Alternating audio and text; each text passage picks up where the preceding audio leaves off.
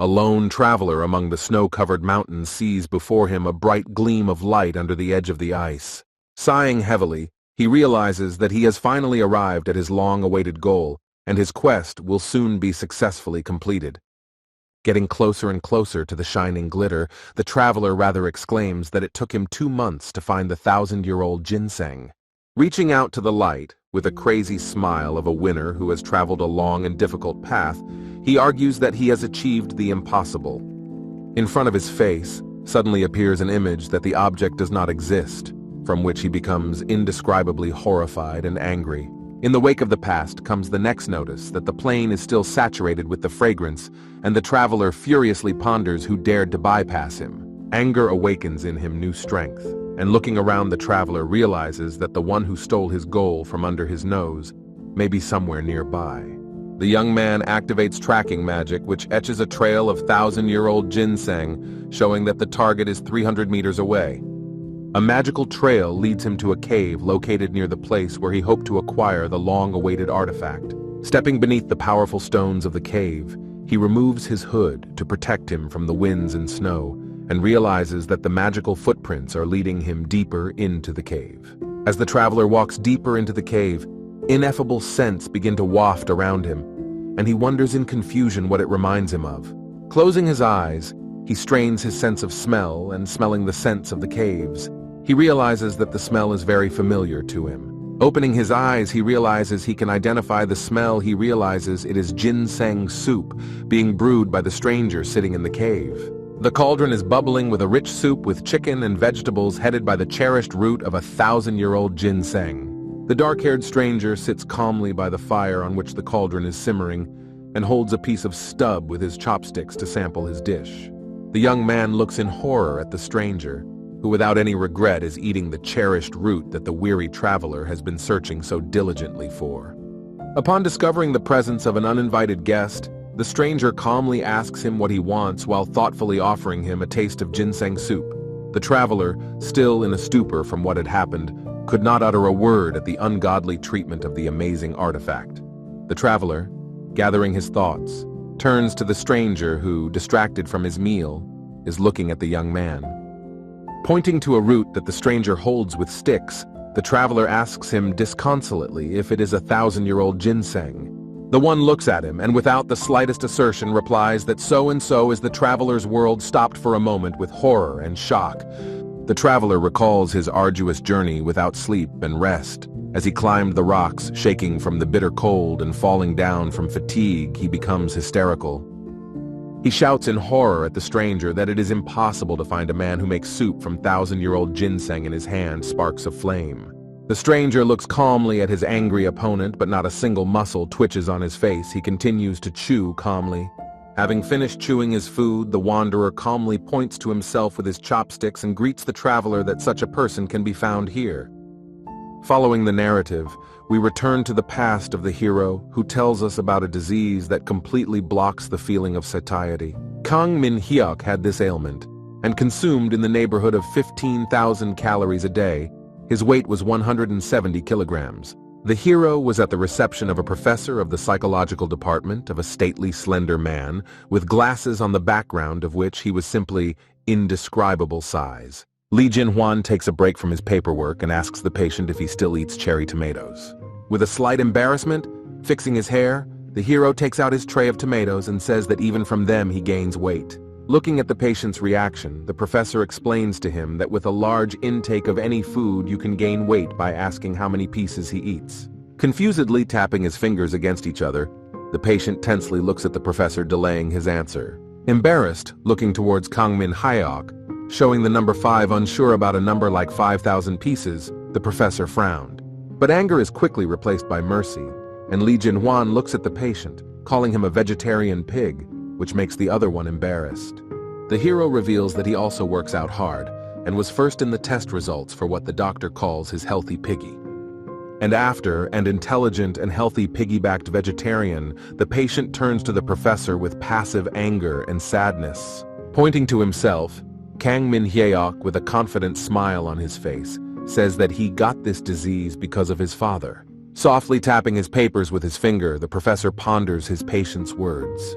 The doctor realizes that this is a dangerous exclamation and hesitates to call the patient a rich, smart, everywhere, in-demand, healthy pig. Smiling affably at the patient, he raises a finger upward, pleased with his cleverness, to which the patient lowers his head. They chat jokingly for a while, but the hour of serious conversation comes when the professor changes his tone and confidently addresses Min Hyuk. Looking at his report papers, the doctor says it's getting really dangerous now. From what the patient looks scared, says he knows. The doctor asks the hero what the hardest thing is, and he, remembering the huge plates of tomatoes, replies that the difficulty is that he can't eat what he wants. Li Jinhuan says that he is still doing well because with his constant hunger to maintain his weight within 170 kilograms is already a miracle. The patient is quite thoughtful about the doctor's words, and he goes on to say that if he eats whatever he wants, he won't have long to live. Bringing his hand to his glasses, the professor turns to the hero, who looks up at him sharply in surprise. Folding his hands in a lock, the doctor with a serious expression says that he wants to offer him a new method of treatment, namely Aten's virtual game. Remembering his past experience with this method of treatment, the hero says that due to the lack of taste in the food in the game, the disease only progressed. The doctor, with a satisfied smirk on his face, tells him that that was in Versar, but in Aten the flavors of food are real and can be truly felt. Kang Min-hyuk looks shocked at the professor, who tells him it's true since he's tried this method himself. Pointing to his tongue, Li Jinhuan excitedly says that in this place, you can eat food in unlimited quantities, and it won't affect your weight in any way. Imagining a huge bowl of ramen, the hero drools and asks if everything the doctor told him is true. Kang Min-hyuk is practicing in the pool of the training hall, as his coach carefully observes his ward's technique with whistle in hand. The hero is breathing heavily. Holding his hands on a swimming shell, his round, chubby head is tightly constricted by a swimming cap. Coach Oh Chang-wook, observing his student's persistence, turns to him and offers him a little break. After waving to the coach, Kang Min-hyuk says he doesn't want to take a break and is going to swim in the pool some more. Watching the efforts of the hero, a man with his hand to his face shouts to the young man not to overdo it in training. Stopping briefly, the hero thinks about the words of the doctor, who during their further conversation looked quite serious. After the doctor's words about the endless amount of food, Kang Min-hyuk, with a crazy expression on his face, can't let go of the thought of doshirak. The hero recalls how during the conversation, the professor said that the purpose of this method is to achieve psychological satiety, but there may be a side effect. The taste felt in the game will want to taste and in reality. But the doctor realizes that there is no other or less dangerous way out. After Min-hyuk finishes his workout, he climbs out of the pool while one man gives him a hand and another man is waiting for him with a dry towel. The hero carefully tries to climb out of the pool while the other people try to help him in every way, physically and mentally. He is helped to wrap himself in a robe after the cool pool water while fixing his hair. The hero thinks only of his brutal appetite. The coach calls Min-hyuk to eat, while the hero thinks that everything is more or less fine during training. However, there is one thing, but as soon as he finishes sports, his appetite hurriedly returns. Looking at a plate of food, he drools. Pointing to a salad of fresh vegetables, one of the employees of the sports center wishes the hero a pleasant appetite. In front of Kang Min-hyun's face are a dozen plates of freshly cut lettuce, which he devours one by one, as well as a tray of cherry tomatoes. The hero happily licks himself after he is done with his truly huge meal. The coach is surprised at his speed of devouring the food. He reaches for a tray of cherries and tells the coach it's easy, and also asks if Aten's game that the doctor talked about is interesting. Closing his eyes, the man replies that this is the most interesting game so far. Min-hyuk, devouring the tomatoes, says he wants to try it too.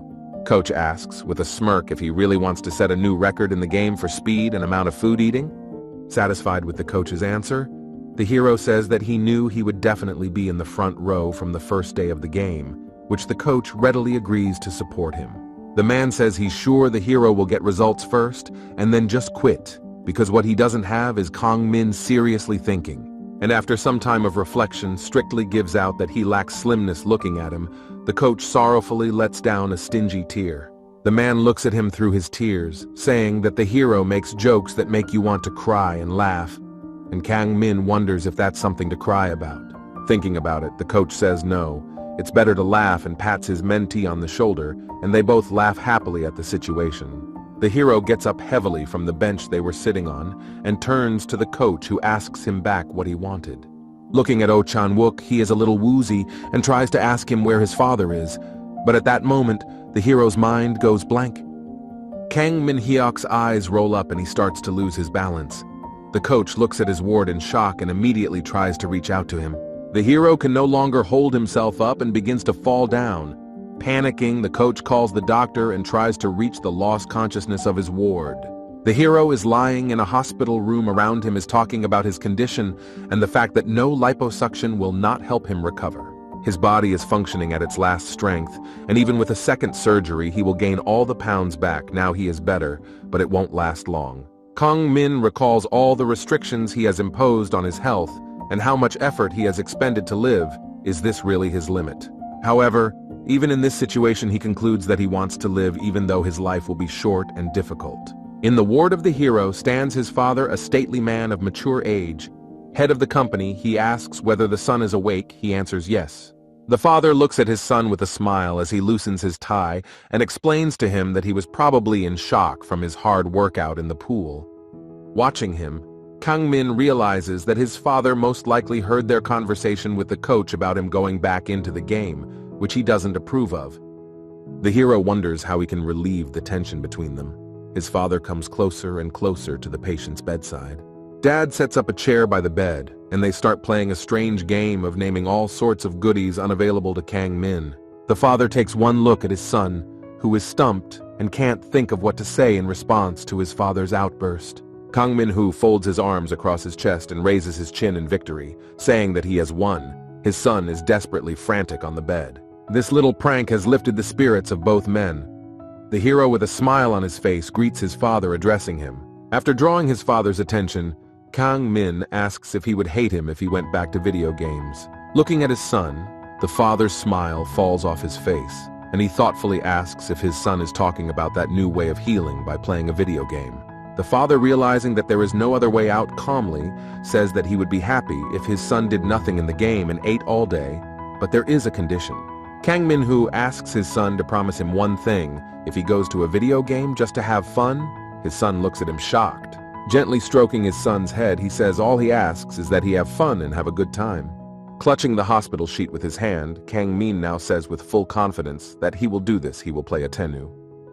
While the hero was in the hospital under the supervision of doctors, specially made for him a super large version of the machine for playing a tennu. Looking at the freshly assembled machine for full immersion in the game, the hero exclaims "Wow," while the coach looks at him meaningfully. The man also points to a group of people standing nearby and introduces them to the ward as a group of medics who will be around just in case. Patting Kang Min on the shoulder, the coach says that it's hard for a newcomer to settle in without support. After pressing the button to open the capsule, the hero realizes that he forgot something and asks the trainer what his nickname is in order to find it in the game. The man is pensive and deep in thought, as if this is some complex issue the ward does not understand why he is thinking so long. After gathering his thoughts, he walks over to Kang Min and quietly whispers in his ear that his nickname in the game is General. The hero bounces away from the coach in horror and even with some squeamishness, expressing with his face his utter disappointment and indignation at his nickname in the game. To make fun of the coach, the hero loudly pronounces his nickname out loud, from which the man becomes indignant and jokingly fights with his mentee. Doctors among themselves, quietly whispering, laughing at what a formidable nickname for the game the coach chose for himself. Without stopping his banter, Kang Min asks if Black Dragon is his nickname, and the coach is all red with embarrassment and tries to quickly shove him into the car. The hero enters the car and sits down in the chair. The car door closes and the system designed for him starts loading. Looking through the digital glass, the hero sees the coach and doctors who are supporting him with all their might from the back of the car. He puts on his helmet and the download completes. An incoming notification welcomes him to A10, offering to start the game. Kang Min agrees. In front of the hero appears his digital copy as well as a notification that he has entered the game for the first time.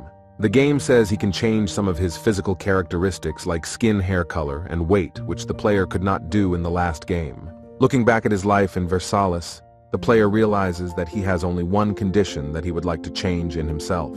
There is some metamorphosis within the game, and appears the same Kang Min, but 100 kilograms less hero literally does not recognize himself. On the face of the player, tears appear on his face. He clutches the clack with full confidence in himself, and in the fact that this time he will definitely succeed in losing weight. Min Hek appears in the game at a small training base with a bunch of stuffed animals and people training to fight on them. The hero turns around to a voice that greets him and tells him he is in the Newcomer village of Arda.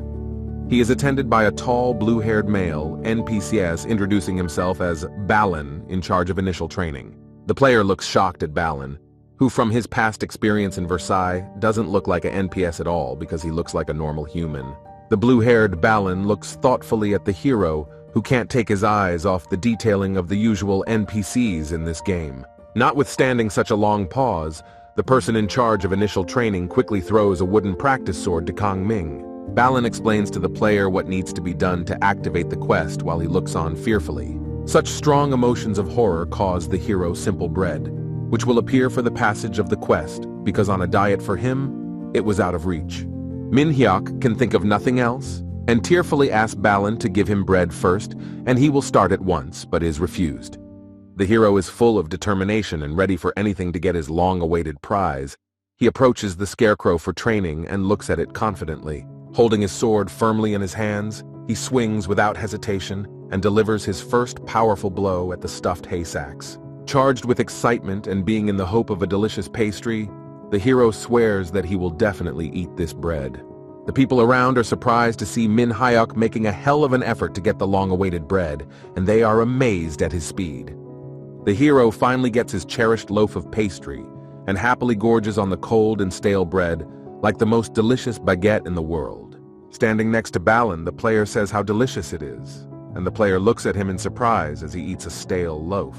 Holding a loaf of bread in both hands, the hero with eyes full of tears says that it is delicious, which interested Balin because usually people complain. The person in charge of basic training tells the guy eating bread that if he hits 50 more times, he will get more bread and water. However, there is one thing, but he will not get more experience points, so he can be free to start his own hunting training. Just hearing the conversation about food again, Min Hyuk skipped further and asked if the man really wanted to just give him bread. He refused and repeated that it wasn't for nothing, because he had to strike the scarecrow 50 more times with his sword to get the reward. Suddenly a notification came to the hero that his satiety had reached its maximum and would not increase anymore, which struck his consciousness. He finally understood exactly what the doctor had meant the day they'd talked about the endless amount of food one could eat. In this world, even if you continue to eat after satiety, your characteristics will not change and you will not gain weight. Kang Min decides that nothing can stop him from rolling up his sleeves and taking up his sword and walking along the training ground. Confident in his abilities, he gathers his thoughts and continues to strike the scarecrow further for the reward of baking.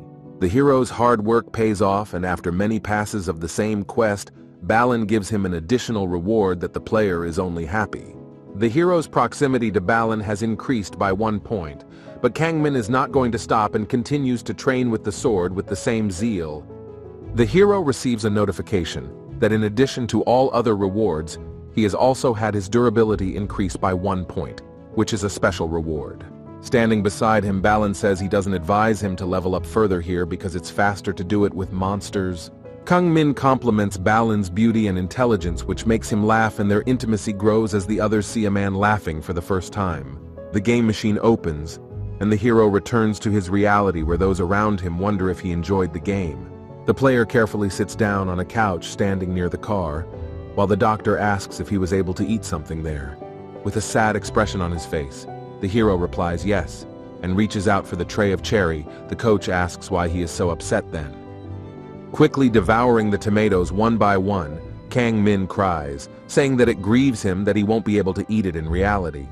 Chewing cherry tomatoes, the hero, with a smile on his face, remembers that it was very tasty. The man asks what he ate. The hero replies that it was stale bread, which the coach sympathizes with because he, like the rest of us, finds this food terribly unpalatable. The player asks the doctor sitting nearby if it is true that he will be able to get back into the game in half an hour, and the doctor cheerfully agrees. With a satisfied face, Kang Min talks about hurrying back and eating more of the game stale bread. The trainer sitting on the couch across the room asks if the Irgok has been trained and entered the beginner's area. Putting tomatoes in his mouth, the hero replies that he hasn't done it yet, and is still attacking the scarecrow on the training camp grounds. The man looks at the hero in surprise, not understanding why he didn't go further, and he explains to him his main goal of the game to eat as much food as possible. The coach sidesteps the narrative by saying that the hero's transition to the rookie zone will take some time because of the bread, and the player purposely calls him a general. At this time, Kang Min is brought a new meal consisting of several servings of fresh salad. He thanks the waiter and reaches for his phone. Slowly eating one after another bowl of salad, the hero stumbles upon an interesting article on his phone that grabs his attention. The people in the article discuss the informal taste preferences of one of the players. The hero scrolls down the article lower and lower. Suddenly he sees something on his phone that caused him a flurry of emotions. Holding onto his t-shirt, he starts shaking a little and breathing deeply. Everyone looks at Min Hyok in surprise, thinking that he has gotten worse. They are terrified to understand what happened and how to help him. At the same moment, the room starts running. The coach calls the ambulance. The doctor quickly gives the order to get the tools out of his bag. However, their fear at the hero's violent reaction was unfounded. He just saw that after completing the quest in another area, you can find chickens.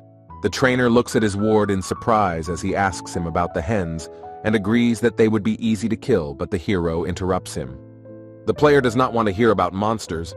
All his attention is now focused on different recipes for cooking chicken and praising its taste.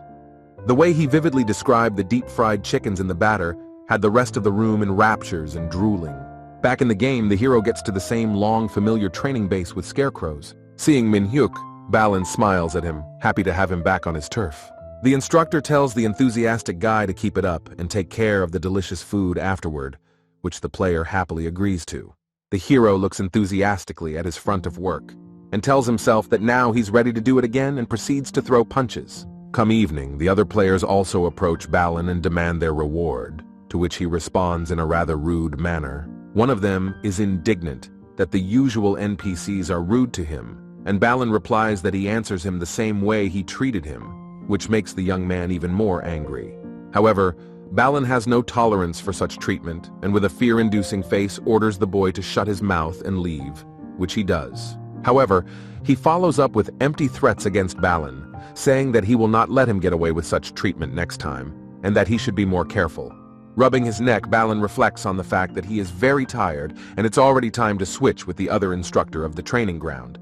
A bald man with a mustache approaches Balin and praises his work and says he can go to rest, to which the instructor wishes him good luck in his work. Looking at Kang Min, the bald man says he looks happy, asking Balin his opinion on the matter. The hero sits quietly under one of the training scarecrows and gorges himself on one loaf of stale bread after another, marveling at their flavor. Balin replies that he hopes that tomorrow he will be just as good. Seeing the instructor leaving the court, the player shouts at him, getting up from his seat. With a quick movement, he runs up to Balin and asks if he's going home after work and if he's had time to eat dinner yet. He says he hasn't had time yet. Then the guy starts mumbling something, and the instructor asks him to get to the point. The hero offers to make a delicious dinner.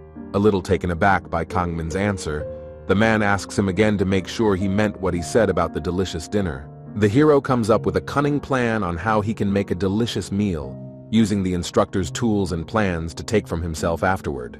Counting that Balin himself will give them away from the location. However, the instructor for some reason hears his thoughts, but still agrees to this adventure. Going to the house, the instructor asks him if he just wants a good meal, doesn't he? The hero lied, but Balin immediately recognized the lie and laughed. Entering the house, the player says that everything in it looks really cozy, to what the instructor, throwing the keys, says that it is very even not bad for him. Lighting candles. Balin reflects that it's been a very long time since he's brought someone into the house, although many of the players have been friendly with him. But all their friendliness had a hidden agenda, and none of them wanted to visit his home, and he thinks he can trust our hungry hero. Looking at the meager set of food that is only enough for a snack, Kang Min asks if this is all the food that the instructor has. He replies that Atina's defenders like him don't need much, and he prefers simple meals as he usually eats alone. The hero is touched by his instructor's sad story and says with confidence that he promises to cook the most delicious meal tonight. But before cooking, the hero's attention is attracted by a huge pile of bread, and he asks to borrow some, to which Balen laughs and agrees. Looking at all the ingredients available to him, the hero realizes that the only thing to make is garlic bread and soup. His eyes are full of enthusiasm. The player slices the bread, pours the warm soup into bowls, and loudly exclaims that it is ready, showing the instructor his creation. He sits contentedly at the table, holding a fork and spoon in both hands. In front of him is a whole pot of hot soup and a few garlic loaves in front of him. In front of the instructor is a whole bowl of soup in a small pot many times larger than the soup for the student, and under the table is a vat with another 100 servings. Sitting at the table with a satisfied face, the hero says he has made as much food as he respects Balen. He thanks him for his efforts rapturously.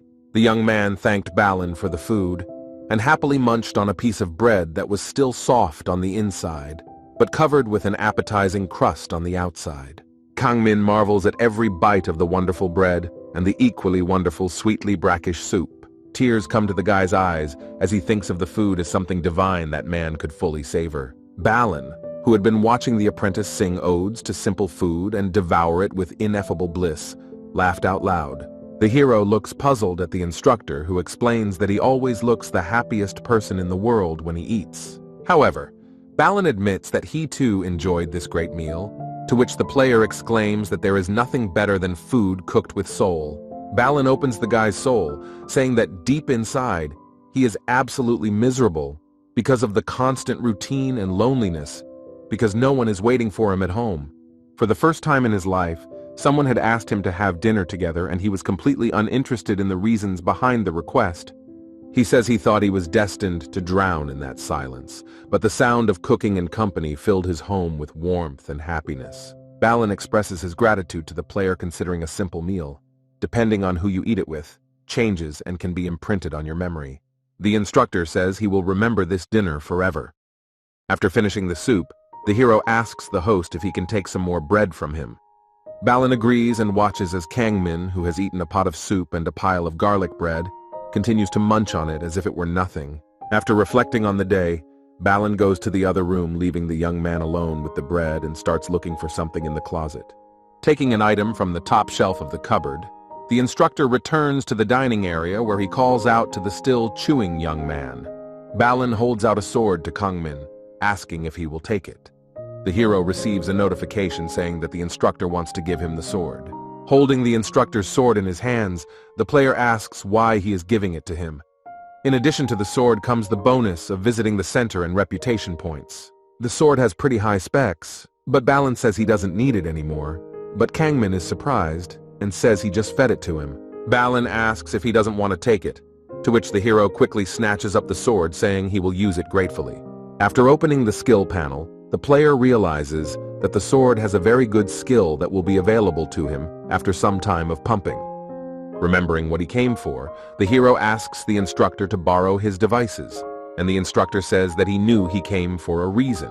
Going out in the morning outside the territory of the training center, hero goes to the field with hens on which many are already trying their luck.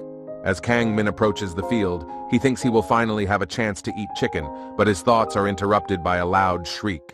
A chicken flies past him, and turning around he sees a wonderful picture of an animal hitting a man and quickly pecking him, taking off his health points. The hero remembers that Balen told him to find an instructor, Rowena, who will stand out from the rest. When Kangmin sees the tall, blue-haired girl from afar, she turns her head toward him.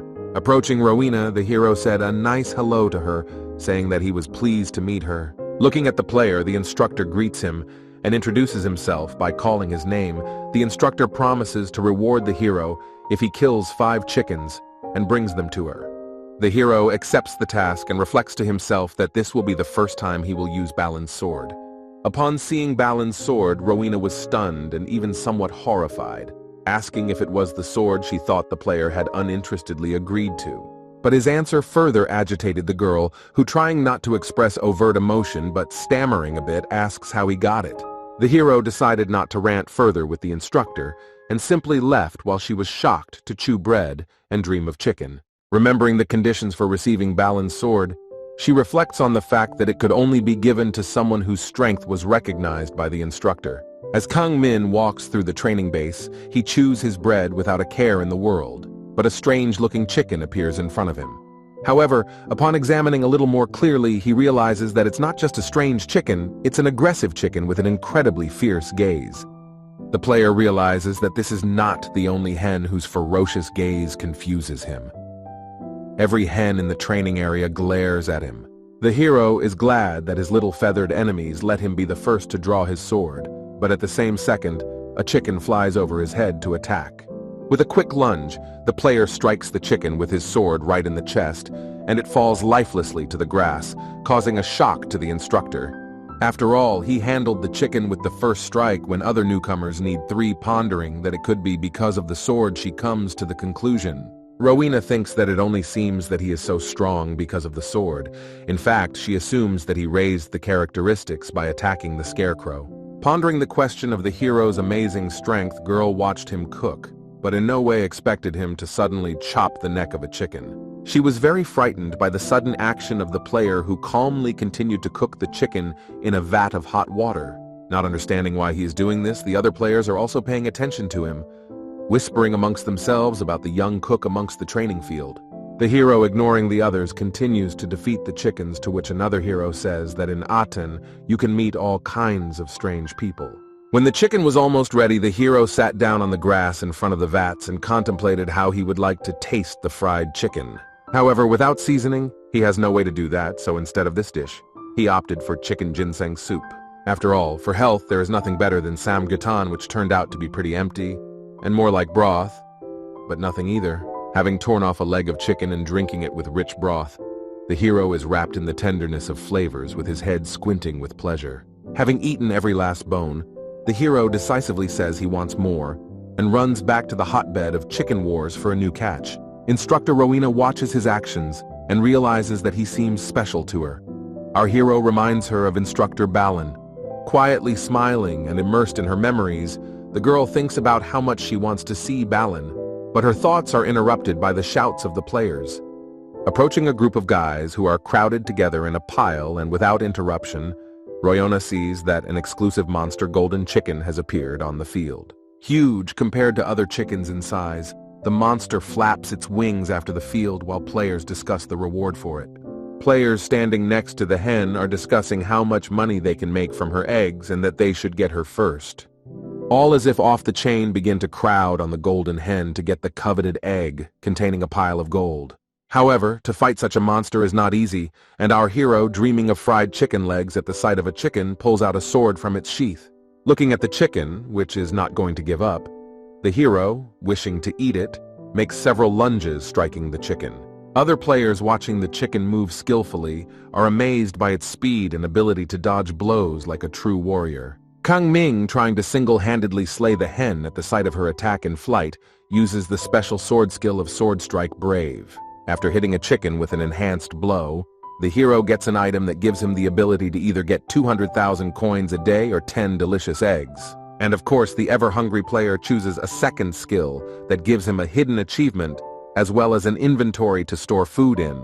The day after receiving the coveted chicken eggs, which in addition brought an improvement in performance, the whole camp is filled with the smell of samgyutan. After eating enough of the oily sangyutan, the hero reasons that Instructor Rowena has the same energy as Balin. In the game, they are famous as reference, however, strict instructors, and Min Hek wants to increase his intimacy with Rowena, hoping for a good reward. Looking at the eternally busy girl player chewing on a chicken bone, ponders what method to choose to get closer to the instructor. The instructor turns his attention sharply to the hero, and they exchange greetings. However, at this point she shows him what she is holding in her hands. Opening the canvas, she shows him the potatoes and gochujang. The player's mind is blurred at the notion of what can be done with it. Shyly fixing the ends of her hair, she asks him how Balin is doing, saying that he used to be her squad leader. Without understanding the coquettish details, the hero directly asks why she herself does not visit him, from which the girl begins to mumble shyly. The hero finally understands why it should be him, and realizes that this way he can easily buy the right products. Trying not to give himself away, the hero, realizing that the instructor's feelings are on his side, thoughtfully says that he is the only alien capable of returning. However, he points out to Rowena that she is not a foreigner, but the instructor misses it, stunned, shrieking how he can get back on the field with the scarecrows. The hero explains that he received this ability along with the sword, and the instructor realizes that he is a player who can see Balin whenever he wants. Rowena speculates on the appetite of a player who will be here for a while longer, devouring chickens while she has a chance to see Balin. In exchange for the pleasant news that it is possible to contact Balin, the instructor gives Min Hyuk the coveted foodstuffs that make him all giddy with joy. Encouraged that now she has a chance to see her lover, she reasons that this time she has a way to make her feelings known. Having at last brought a full meal with seasoned meat and side dishes, the hero thanks the food with great joy, holding it in a ladle. As soon as the hero finishes his meal and tries to find some food at the bottom, the instructor is already behind him, asking if he's busy. The player replies that he is free, and the girl holding a small sack offers him a look at what she has brought. Upon opening the pouch, the hero is dazzled by the unimaginably white light of the rice, which he calls the beginning and end of all carbohydrates and the fear of thin people. Spilling rice through her fingers like gold coins, the girl offers a trade to the guy, offering the whole bag for him to talk to Balin about her. The hero realizes that he can now increase intimacy in Rowena, and tells her that he has even been to the instructor's house, to which she asks how he is doing. After a brief account of Balin's life, the instructor becomes uncomfortable that her lover is so lonely. However, there is an upside to everything. Now she realizes that this may be her best opportunity. She is determined and confident in her abilities.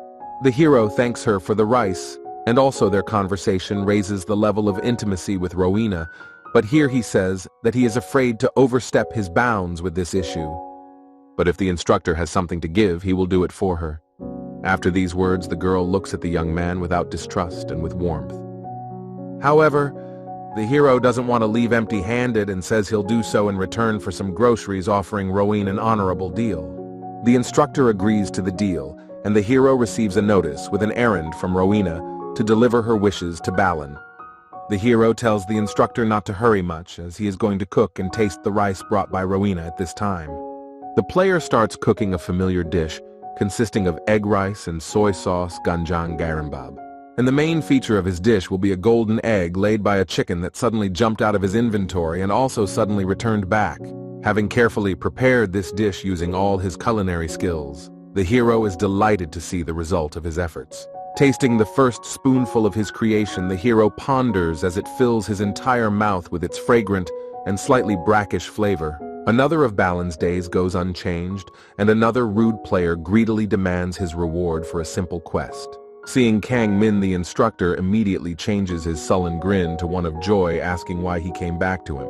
Of course, the player did not immediately give away the purpose of his visit and began to elaborate on his pleasantries, to which Balin, as usual, laughed at his sweet talk. But he doesn't take too long, knowing that the instructor reads him like a blank slate, so he immediately hands him what Rowena asked him to bring. The instructor stares in surprise at the envelope with the letter and the small red rose enclosed, asking uncertainly about Rowena. When he opens the letter, he realizes from the first lines that it's her style to ask if Balin has had lunch yet, offering him a taste of the dish. Rowena recalls her past, in which she was an arrogant young girl under Commander Balin. Everyone thought she was a genius, and her arrogance grew every day until she almost died but was saved by the commander. Reflecting on this, she realizes that it was probably from that moment that she fell in love with her former commander, and the only thing she had to do since then was to get close and watch the object of her affection from afar. But now everything had changed. As soon as Kangmin jogged back to the camp with the hens, Rowena asked him what the instructor had said. The hero replies to her that Balin asked her to say thank you and was very happy that she is doing well. Rowena warmly accepts the commander's words. However, because of her nerves, she still yelled at the guy, asking why he came so late, and he told her that he had cooked the instructor some goodies. The next morning came for, and the hero by habit prepared a whole vat of food and happily ate to his heart's content, but a terrible thing happened. The player was notified that he was no longer able to consume food and generated the passive skill digestion. The hero didn't know that the satiety status can exceed 7, and for the satiety level to drop, a day must pass from which he is in utter despair. In desperation, he tries a few more times to try to eat the coveted spoonful of food, but the game cancels this action, saying that he cannot consume food. The hero is horrified to realize it's as if his mouth has been sewn shut, but quickly remembers the digestion skill, hoping it will help him save the situation. After reading the description of a skill that helps you spend calories more efficiently and lower your satiety level, the hero recalls that in real life he had to eat only healthy food and exercise as much as 4 hours a day. But the game is different from reality, and here he is much lighter. He no longer has such a large body and can do and eat whatever he wants. Calling on the sword, the player realizes that this is how it should be. Because hard work makes food much tastier, he is sure that he will succeed. The instructor notices that the player is doing something completely different than usual and wonders why he is doing cross drills. The other players look at him and whisper, not understanding why he doesn't spend his time catching chickens and leveling up. Looking at the persistence in his exercises, the instructor notices that his eyes are full of determination, but she still doesn't understand why so. At this time, the hero has only one thought in his head, the thought of food. He is desperately hungry, which drives him crazy and makes him move on. After being in endless hunger for 4 whole hours of cross-sword exercises, the hero achieves his goal of lowering the satiety level to 0. He gets a notice that he can eat food again. The hero is incredibly happy, but even more, he is absolutely hungry. Sitting down for his long-awaited meal arrival, the hero is approached by Rowena, who offers him to learn sword-wielding from her. The hero receives a notification about the instructor's offer, thanks to which he is given 3 points of fame and the opportunity to return here. If you agree, the quest will be activated. Seeing the player's reaction, the instructor stammering, trying to come up with an excuse why she suggested it. He explains that when he practiced with the sword yesterday, it was similar, but also, he looked quite a bit lonely. As Rowena watched him, she realized that he wasn't a vain guy at all and he knew how to move properly in fencing. So she expressed a desire to help him. But seeing his pensive and uncertainty, she realizes that she is beginning to lose the face of a cold lady. She yells that many people want to train with him if he suddenly didn't know about it, but the hero only calmly asks if it will be difficult in training. With all the fervor of Rowena's character, he replies that it will be difficult, and so much so that he will eventually just beg her to stop. The hero agrees and immediately activates the quest of learning the art of swordsmanship. Bardi Rowena thinks that for the first time he sees a man so fond of difficulties. After 2 hours, the hero has so exhausted Rowena that she is the first to pitifully ask him to stop because she can't go on any longer. The hero says that otherwise he won't get hungry. The instructor asks him to rest a bit, but the player asks her not to slack off. Rowena speculates that Kang Min doesn't waste a single move and learns everything admirably in anticipation of sparring. When he comes to Balin, he tells him that Rowena is teaching him the art of swordsmanship while quietly eating another piece of bread taken from the former. The player also mentions that in addition to talking about lessons, the instructor also gave Balin an envelope with a letter and a rose. After reading a love letter that brings back memories of their past collaboration, Balin warmly remembers Rowena. Having finished with the letter, the instructor asks if the hero is leaving afterwards, and he answers him yes. The instructor looks at the player with interest, asking if he has reached his goal, to which he frustratedly replies that he has not been able to eat the chicken. After pondering the letter, the instructor tells the hero that he will probably be able to do it tonight, to which the player looks at him incomprehensibly. The hero returns back to the camp with the hens, where he continues the quest to gain the swordsmanship skill. After some time of hard training, the player receives a notification that he has mastered the art of swordsmanship Bardi and unlocked a new skill. After completing the quest, the player and the instructor traveled to the village of Ispan, where she offered him a meal of excellent roast chicken. Coming to the store, they collect food together for cooking, but the player, with his exorbitant appetite, has racked up a huge pile of everything. Having finished all the preparations, the hero proposes to start. At this point, Rowena says that his look is now even more serious than in training. Rowena invites the guest to enter, and he begins his custom of extolling the taste of the long-awaited fried chicken or chimek. Looking at a beautiful piece of not yet fully cooked dish, the hero says that the chicken is amazing, no matter how much you look at it. Humming some tune to himself and holding a chicken fryer and chopsticks in both hands, the hero realizes he can't wait to cook. Pointing her finger at the door and addressing the young man, the instructor says that she has to leave for a while, but she will be back soon. Coming in tired after a little shopping, Rowena says she bought the hero a gift of delicious bread and suddenly interrupts. She had no idea the guy would litter half the room with a mouth-watering 150 fried chickens. In an attempt to defuse the situation, the hero says that probably people who love each other speak the same way, because she repeated Balin exactly.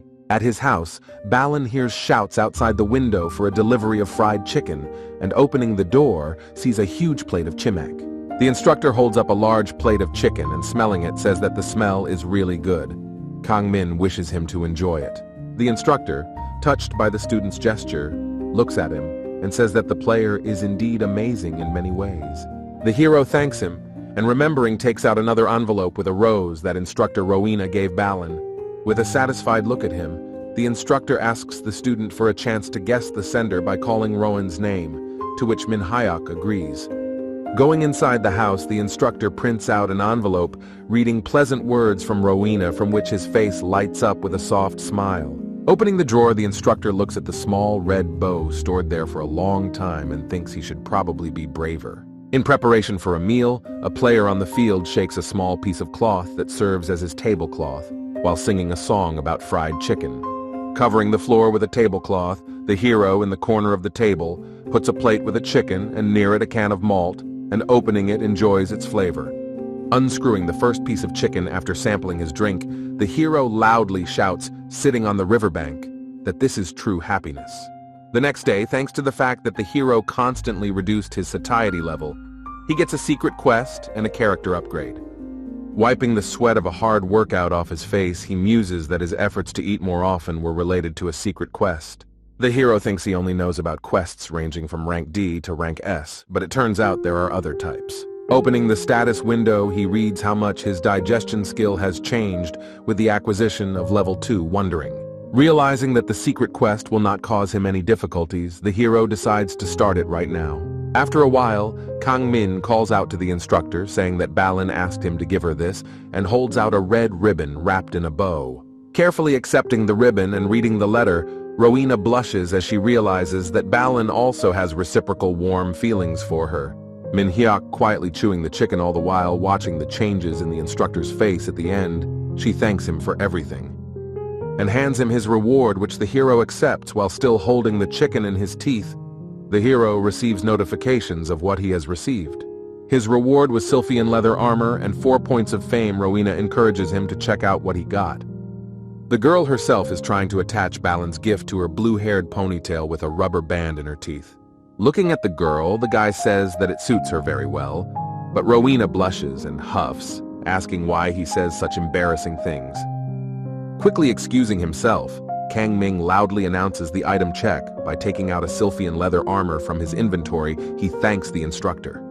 The instructor continues the conversation, inviting the guy back after, but not having time to finish it, is interrupted by a quest notification from the god Athena.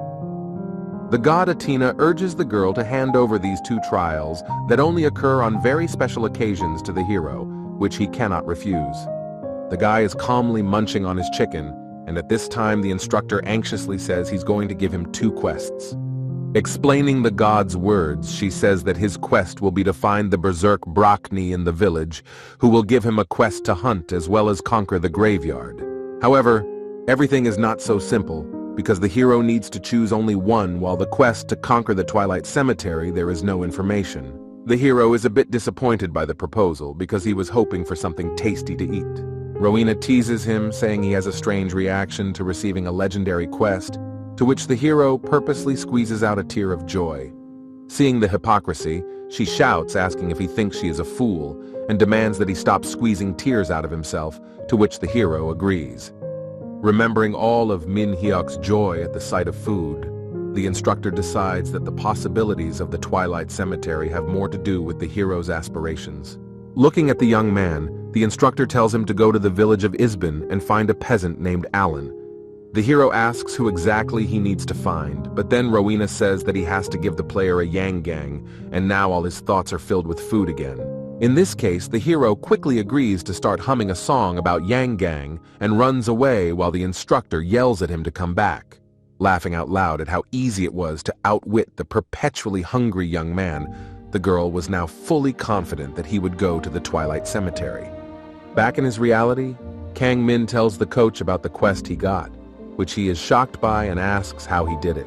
Coach asks the class, saying that berserk is admirable, and confidently states that only a few high-class players are given such quests. While eating cherry tomatoes, Minhek asks the man if it's a good thing he's doing, to which he replies surprised if he's even listening. The coach says it's so rare that some players only save up for it, to which the player holding the tomato responds with understanding. However, afterwards he states with a smile that all he did was eat as much as possible, which makes him happy. The coach looks dejected. The trainer doesn't understand how a person who plays for food can get so many items and quests, and asks the hero if he will do the quest. The hero asks why, and the man is completely stunned by his answer, asks him if he doesn't care that it will make the game easier to get through. Kang Min replies that he doesn't like the fact that he won't be able to eat properly during this quest, which leaves the coach in complete shock. He doesn't understand why exactly he got this assignment and looks at him with a desperate look, dreaming of the same fate. The hero continues to talk about Rowena's words about the meeting that will give him Yang, but the coach can no longer listen to his stories, being in apathy. After a bit of shock, the coach suggests that after entering the game they both meet in the main square of the village, to which the hero agrees. The coach appears in the game in the main square of the village in a red suit on him, people recruiting players for the hunt. A man walks by people who are discussing an unusual rare spear, while the coach ponders how slim Min Hyuk looks in the game. The coach realizes that losing 100 pounds will make a significant difference, and sends a message to the hero to find out where he is now. The player replies that he is on the square, but the general writes that he can't see him, and at the same time bumps shoulders with him. The man he encountered apologizes, and after examining him from head to toe, the trainer concludes that he has perfect facial proportions. Yes, and not only the face, but also the body of the man, closely examines the young man, admiring his figure, thinking that probably he is some kind of model. The coach, still not realizing that Min Hyuk is in front of him, says no problem and wonders to himself who this guy is. But then his world is turned upside down when this young man greets him with the phrase, "Salute, General." The man is shocked by what is happening. The coach turns around shocked at the young man, wondering if he is Min Hyuk, while the hero salutes the general. Still looking at the young man in amazement, the man asks, pointing to his face, wondering if he was allowed to change it in the game. The hero also points to his face, and replies to the coach that he is sure that he, as well as he knows, that changing the face in Aten is impossible. In even greater shock, the coach comes closer to the hero and asks him if this is his real face, to which the hero laughingly agrees. Pulling the hero's shoulders, arms, face, and ears, the man praises Kang Min Hyuk non-stop, telling him that he is really handsome. Having finished with the praises, the men embrace, and the hero, embarrassed and even a little confused, thanks the coach for the compliments. A little disappointed, the player remembers that it's been a bunch of time since he last heard praise for his appearance. The hero recalls a conversation in a hospital room with his father, who tells him that he was never ashamed of him. He was always his pride. Asked to keep these words in mind, Min Hyuk decides that he wants to become his father's pride, and to do so, all he has to do is get rid of his excess weight. Strongly gone into his thoughts, hero, standing in the arms of the coach, reflects on the fact that it was a dream of his life in his eyes. Tears come to his eyes. Interrupting the hug, the coach holds the hero by the shoulders and asks if he needs anything, and upon receiving a refusal says he has good stuff. However, next he offers gold, offering him only 2 million to start with, since the newcomer won't need more.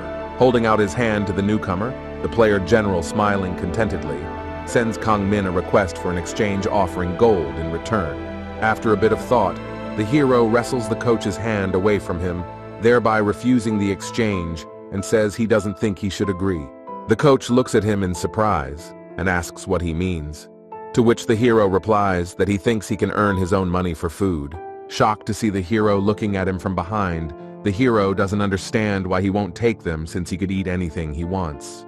Seeing that the coach is puzzled, hero explains to him that this is why he cannot take them. General does not understand what he wanted to say. With a friendly smile, the hero says to his mentor that he knows how important food is to him, which was the reason for the rejection. The hero argues that for some people food is a luxury, for others a simple routine, and some people save it for a special occasion. For some people food is a regular thing, while for others it can be completely unattainable, as for him in life. And so the hero doesn't want to eat everything he can just because he has money. He wants to make sure he can earn it himself. The coach looks at his ward with an approving smile, reflecting on the fact that he has always been like this, and strives to do his best. Friendly grabbing him, coach says he has to tell him one thing, calling the hero the most amazing little brother. Both men laugh merrily, but Min Hyuk interrupts the fun by taking off the coach's hand and saying that he's in a hurry and has to go. His look becomes gloomy, and the general, not understanding why there has been such a change in him, excitedly asks why he is in such a hurry. The hero looks at his trainer very tensely and shouts to him that he should run because the promised Yang Gang is waiting for him. The man has no time to think of all the dependencies in his head before Min Hyuk rushes out of his seat and runs away, but he's already far away. Surprised to look in the direction that the hero ran, the coach does not lower the hand extended to him, reasoning that the player's legs are like lightning. Looking in the hero's wake, he replayed in his head the words said by the player about food as something incomprehensible and chuckled approvingly. Walking around the square, the hero asks other players about the NPS Arlan whom he needs to find, but other players do not advise him to meet him. While walking near the fairgrounds, a man tells him that he doesn't advise him either because he's talking non-stop and running strange errands. Walking along the crowd of people, the hero thinks about the fact that Arlan does not have a good reputation among the other players. Kangmin reflects on the Yangung that has both fans and haters, but for him this dessert is his best memory. The hero recalls the time when his hoarding grandmother was still alive and purposely saved up Yang Gang to eventually give it all to her grandson. The hero remembers the sweetness of the red marmalades, the taste of which can still be felt in his mouth, and runs up to the sweet shop. He finally finds a small bald old man in a cap standing behind the counter, who is the very NPS Arlan. When the hero approaches the merchant, he asks if he is here to ask for directions or to take a secret quest, but the hero says no to everything. And then the old man hesitates, and the young man with his usual face of starving to madness tells the man that he wants to try Yangung. The man is shocked by the young man's statement and says that he made the right choice, saying that nowadays young people are not looking for such food. Turning around the counter, the hero asks if the man did it all himself. He agrees, and holds out to him a sample of the true flavor of the dish. The hero tastes a piece of dessert handed to him by Arlan and just out of happiness says that it is very tasty and increases the level of intimacy with the NPCs. Looking at what a satisfied face the hero left with after trying it, the old man says that he really eats Yang Gang with pleasure. Asking the price of the dessert, the hero asks to be given a Yang Ganga for 20,000 gold coins before eating 20 pieces. In the forests surrounding the village, the hero with a swing of his sword destroys a small monster whose experience increases his level. The player recalls a recent conversation with Arlan in which he asks him to help him out by visiting the Twilight Cemetery, but he lacks the level to enter it. The old man mentions that the boss of the cemetery is a golden pig, and the player immediately agrees, but first he has to complete a quest with chestnuts. Opening the status window, the player checks the level that has reached 7 and the characteristics, but all his thoughts are already occupied with pork dishes. Wanting with all his might to achieve his goal, he cries out in the middle of the forest that he will surely gather chestnuts and eat more Yang Gang. The hero hears a strange scream coming from the depths of the forest and wonders what could have happened there. A girl being in reality looks at the ranking of the best players and stumbles upon a post about an amazingly beautiful girl witch, Alicia. Her beauty is now the most discussed topic on the forums. People argue that she is probably very beautiful in life. On that, the girl wonders whether she is a gamer or a star, saying that such beauty she achieved by untold amount of effort and time. The girl gamer sits quietly in her chair musing over this topic, calling players idiots and eating cherry tomatoes. Lightning Witch Alicia is ranked 12th in the national ranking and is also our beautiful heroine Li Ji-ah. Thanks to her incredible beauty, which is admired by many players, as well as her excellent skills, the girl has earned a place at the top of the Viralis rankings. Once players even said she had godlike control, but that all changed when she was defeated by an unofficial ranked player. It was then, sitting on her knees in front of the winner of the fight, that she realized she was too weak in close combat, which brought her defeat. Since she played as a knight in Versailles, she decided she could just as well play as a mage in Aten, but realized she needed to get stronger. And now, going back to the very beginnings of the game, she realizes that she needs to practice more and become much stronger than she was before. Finding herself at the training base with Scarecrow's girl immediately runs to the chestnut beasts that are rumored to live in the area of this village. Athena does not allow you to create another character on your account, but after reaching the maximum level on the beta version, the girl was allowed to do so. Li Ji-ah created another character named Armin and asked the moderators to change her face to get rid of the adoring crowd. Destroying one monster after another, the girl remembers that she was promised difficulties. However, it is very easy for her here, and the level is constantly growing. Not far from her in the bushes rustles a huge chestnut, which attracted the girl's attention, but approaching it on her face is horror. The girl realizes that instead of a huge chestnut tree in the bushes, there is an even bigger chestnut monster looming over her. Looking at the huge monster with horror, Ga realizes that it is a brown king appearing quite rarely and wonders why now. Grouping up, the girl analyzes the situation, realizing that the difference between them is 11 levels, and the safest way out is to flee. However, she is not going to run away, and deciding that she must finally challenge herself to grow up, she throws herself into battle with the Chestnut King. The girl bursts into battle with the monster and delivers several aimably accurate sword strikes at the Chestnut King. However, no matter how many times she strikes the monster, its health scale remains almost unchanged due to its sheer number. Then the girl realizes that this cannot go on, and in order to win, she must gain more distance with the monster. The king slowed down for a moment, and the girl, in incomprehension, asking herself what was going on, watched the monster that was starting to palm barbs. Many barbs released by the Chestnut King stuck into the ground around the girl, but some hit her as well. Looking at the approaching monster, the girl thinks about the fact that he would have easily defeated the monster if she had played her past character. Even though she knew she could take him down with a single blow, now Ga is completely powerless against her enemy and has critically low health. Turning away, the girl lies in wait for imminent doom. But after a few seconds, she looks at the monster and sees that the hero has come to her rescue. The girl stares in amazement at the young man who literally saved her, thinking who he is, and the player at the same time calmly apologizes to her. After killing the monster with one blow, he points to its head and asks the girl if he can take the huge chestnut that was on the monster. The girl asks in surprise, and the hero points her to the chestnut, to which she agrees, shocked that he slew the king in one blow. Ga offers to pick up the other items because they are rare. He is surprised that he is picking up everything on which Tona says he can't use them. The hero thanks her for letting him take everything, to which the girl smilingly thinks that he has an overreaction to objects. Kang Min waves to the heroine and runs away with the thanks she received, but she still sits in shock, wondering how he got such power. Remembering his strike, she reflects on the fact that he is clearly not of legendary class, but even having a powerful artifact, it is very difficult to kill a king with a single strike. She still doesn't understand how he was able to do it, but she thinks that with a little more experience, she could have killed the king on her own. Clutching her sword, she accepts the fact that it's all to blame for the fact that she still relies too much on magic regardless of physical strength. After resting a bit, the girl walks through the forest, reasoning that most of her health has already been restored, and she can continue with the chestnut beasts. Behind herself, behind the bushes, the girl hears a certain sound, characteristic of only one action that cannot be confused with anything. Looking between the bushes, she sees the figure of the hero who is diligently practicing. The girl is a little surprised. After watching the player's movements for a while, she comes to the conclusion that it is still a training session, but she is confused by one nuance.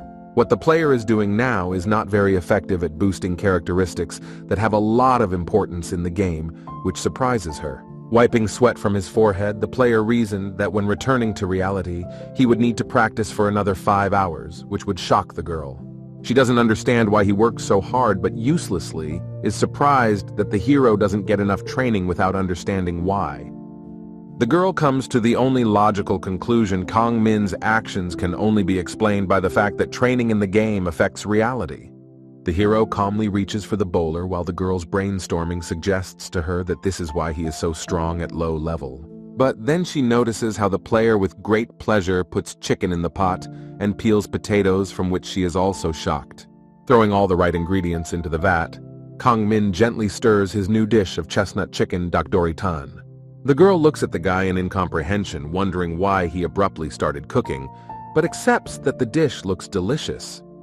The hero proceeds to eat a bite of fresh flavored chicken with chunks of potatoes and chestnut, enjoying the meal. Watching him appetizingly eating his lunch, the girl decides that she doesn't care about all his antics, and the main thing is that what he cooks looks good. At the same moment, the girl remembers what she ate today in reality, and realizes that she couldn't get enough of tomatoes and water. The girl pops out from behind the bushes and apologizes to the player, and loudly and insistently asks him if she can taste his dish. The hero remembers their first meeting, imagining in his head GA with angel wings for her generosity, and offers her some food. She surprisingly asks the truth, to which the hero replies that she gave him a lot of things, and the players sit down to lunch together. The hero hands the girl a plate of food, and she thanks him profusely, never ceasing to marvel at the mere sight of freshly prepared dak doritan. After taking a bite, the girl realizes that it is incredibly delicious, as well as the hero himself describing each ingredient of this dish masterfully. She delights in the flavor of the tender and soft chicken, as well as the texture of the chestnut, which reminds her very much of potatoes perfectly matched in flavor. Admiring every bite of the dish, the girl reflects that it is so delicious that she wants to eat more and more. The hero thinks that she is a good eater. Blushing a little from the spicy dish, the girl wipes her lips and tells the hero that she's been watching him for a long time, asking why he's practicing. She assumes that in order to get stronger, but the hero in her head replies that she's only doing it to make room for new food faster. Revealing all the cards, the girl says that she is the witch, Alicia, and offers the hero to join their guild called Arteon. Not meaningfully looking at her, the hero pretends to let the words pass his neck, and opening the lid of the pot happily announces to her that the rice is ready. Seeing that the hero didn't take her words seriously, she repeats them again insistently, but the player just says he believes her and holds out a bowl of rice. Looking at the beautiful dish, the girl clenches her fist at her chest, imagining the taste of dak doritan with freshly cooked rice, and loses her head over it. With a smirk looking at the hero, she reflects on the fact that he's not even listening to her, and doesn't seem to be interested in what she just talked about at all. Seeing the root of the problem, the girl asks the guy if he's not interested in anything but food, since she just offered him someone else's dream. A little disappointed in her words, the hero asks her with a disgruntled smirk if the game is only fun if you join a guild. She, slightly misunderstanding what he wants to convey, interjects, to which the player replies that the game is aimed at developing your character, which leads mostly just to praising your looks, and so he thinks it's not the only way to get pleasure. Looking at the world around him, he confesses to GA that the only reason for him to play is to enjoy different foods. The girl reflects that when she played as a knight in Versailles, she didn't realize that all she was playing for was fun. But when she began to play for the role of a mage in a 10, she finally began to realize what she was playing for, taking it as something enjoyable. The girl considers for a moment whether she should even bother with the difficult sword training if it's not enjoyable. Looking at the player contentedly munching on the rice with the dak doritan flavor, she realizes that he's right, since the game really should be enjoyable. She realizes that the hero is really playing for what he likes, and asks him if he wants to add her as a friend. The hero thoughtfully considers in his head over her proposal, weighing all the pros and cons, but then the girl abruptly offers him to buy for it delicious. And our hero immediately agrees to it, offering to add now, but the girl asks to wait until she does not enter the main account. Getting up, the player says that at the beginning of the game, he ate 100 servings and can definitely cost her half of the house, on what the girl thanks him for lunch. After saying goodbye, the heroes go in different directions, and the girl concludes that from now on, she will play as she wants. When Arlan comes to the shop, the hero shows him his catch, and he shrieks that it's the first time he's ever been brought so many chestnuts. The old man is especially delighted with the royal chestnut, and tells the young man that he can make a special yang gang with it, in which the hero is very interested. The old man asks him about traveling to the Twilight Cemetery, and the hero says he'll go there once he's reached the level of waving off Alicia's offer. The old man asks him to wait a bit before leaving, and at that time the player notices that it is a friend request notification from GA. Seeing that she is a level 412 mage, the hero looks at the notification in surprise and realizes that the player was not lying to him when accepting the request. The hero was sure that the girl lied to him because, according to Atina's rules, a person can only have one character, and she has two. However, the hero does not change his mind about the guild, and remembers that he still needs to add to the friends of the general old man returns from the comer. After handing the hero a small supply of food wrapped in paper, he tells him to eat some while he works, for which the player thanks him. The hero sits on a bench eating delicious food and talks on the phone with the general, who asks him if he has already tried the coveted yangang. The player responds positively, saying that they are insanely delicious. The coach asks him about his future plan of action, to which the hero hesitates. However, the hero's stomach works much faster than his brain, and remembering the boss pig, he answers the general that he will go to the Twilight Cemetery. The man is surprised and asks if he wants to eat him, mentioning that in the game he is unlikely to find a butcher, but the hero decided to do everything himself. The player starts to continue the conversation by starting a phrase, but then he is abruptly interrupted by the shouts of the general that he is now on a hunt and cannot speak. The hero hangs up the phone and, getting up from the bench, is going to continue his adventure. And the first thing he does is to quickly run to the market. The marketplace is full of people where everyone wants to sell their goods fast and cheap. Among the crowd, a deal is made for goblin claws. The player approaches a young saleswoman, rubbing her forehead from fatigue and heat, and they exchange greetings. When Kang Min comes out of the shadows, the girl looks at him spellbound, thinking about how handsome he is. The hero says he wants to sell the extra items. With a flirtatious smile, she asks the guy to put items on the scale, asking what he wanted to sell. The hero replies that they are chicken feathers and chestnut stings. Pointing to the scale, the girl says that he can stack the goods with a SBDA, reasoning about his level if he sells chicken feathers. However, having considered it low level, she sees at the same moment that the scales on which the feathers are lying show as much as 60 kilograms. The girl already thought the scale was broken, and looks in shock at the guy who continues to unload feathers even after notification of the scale maximum. She looks at the guy with a terrible grimace, not understanding why he destroyed so many chickens if they don't even give experience. Behind Min Hyuk, people are whispering.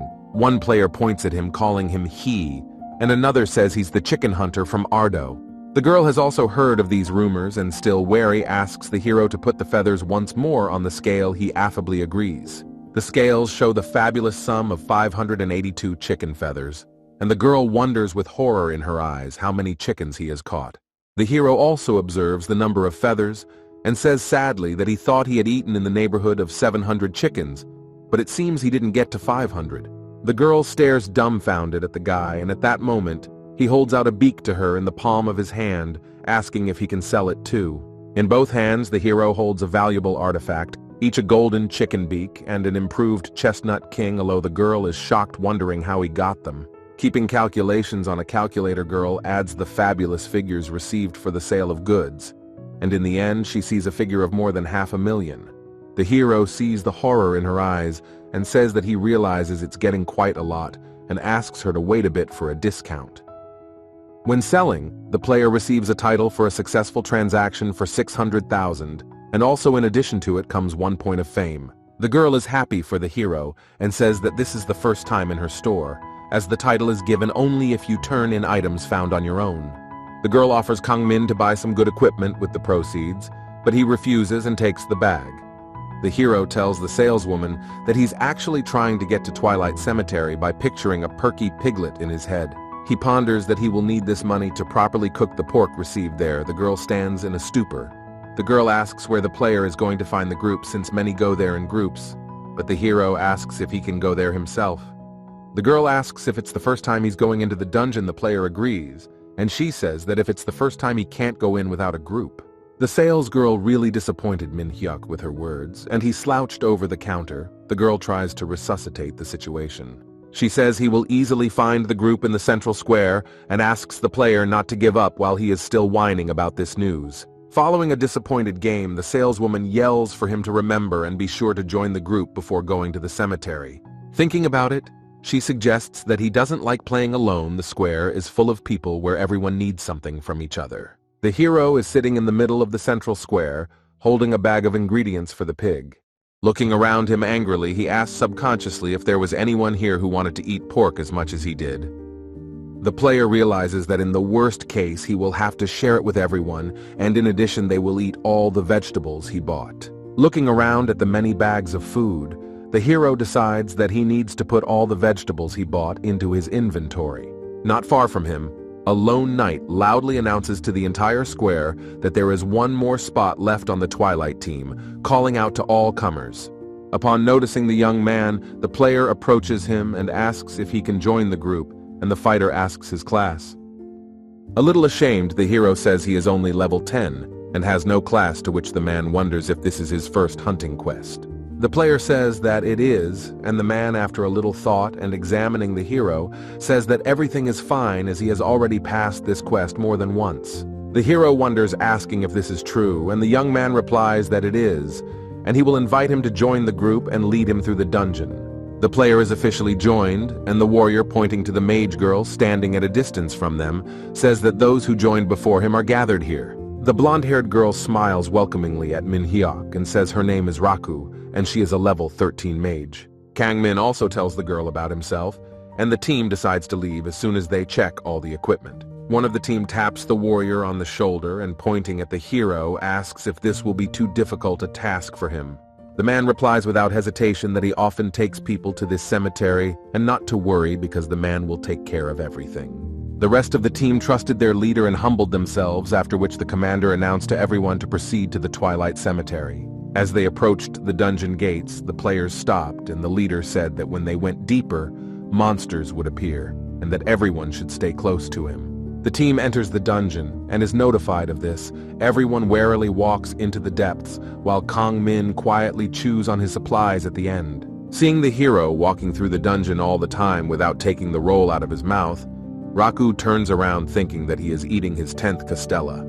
When the girl approaches the player, she asks him if he is very hungry, to which Kang Min replies that he only eats buns because they are delicious. The magician girl looks at him in surprise, after which the hero tells her how to enjoy the sweet bun even more with the help of milk. The girl imagines it in her head and asks the player for a little bite, but before she can finish the sentence, she immediately hears a polite refusal. Hearing such a sharp refusal at the same time as the leader's call, the girl was scared to death, and the man pointed his hand ahead of their path.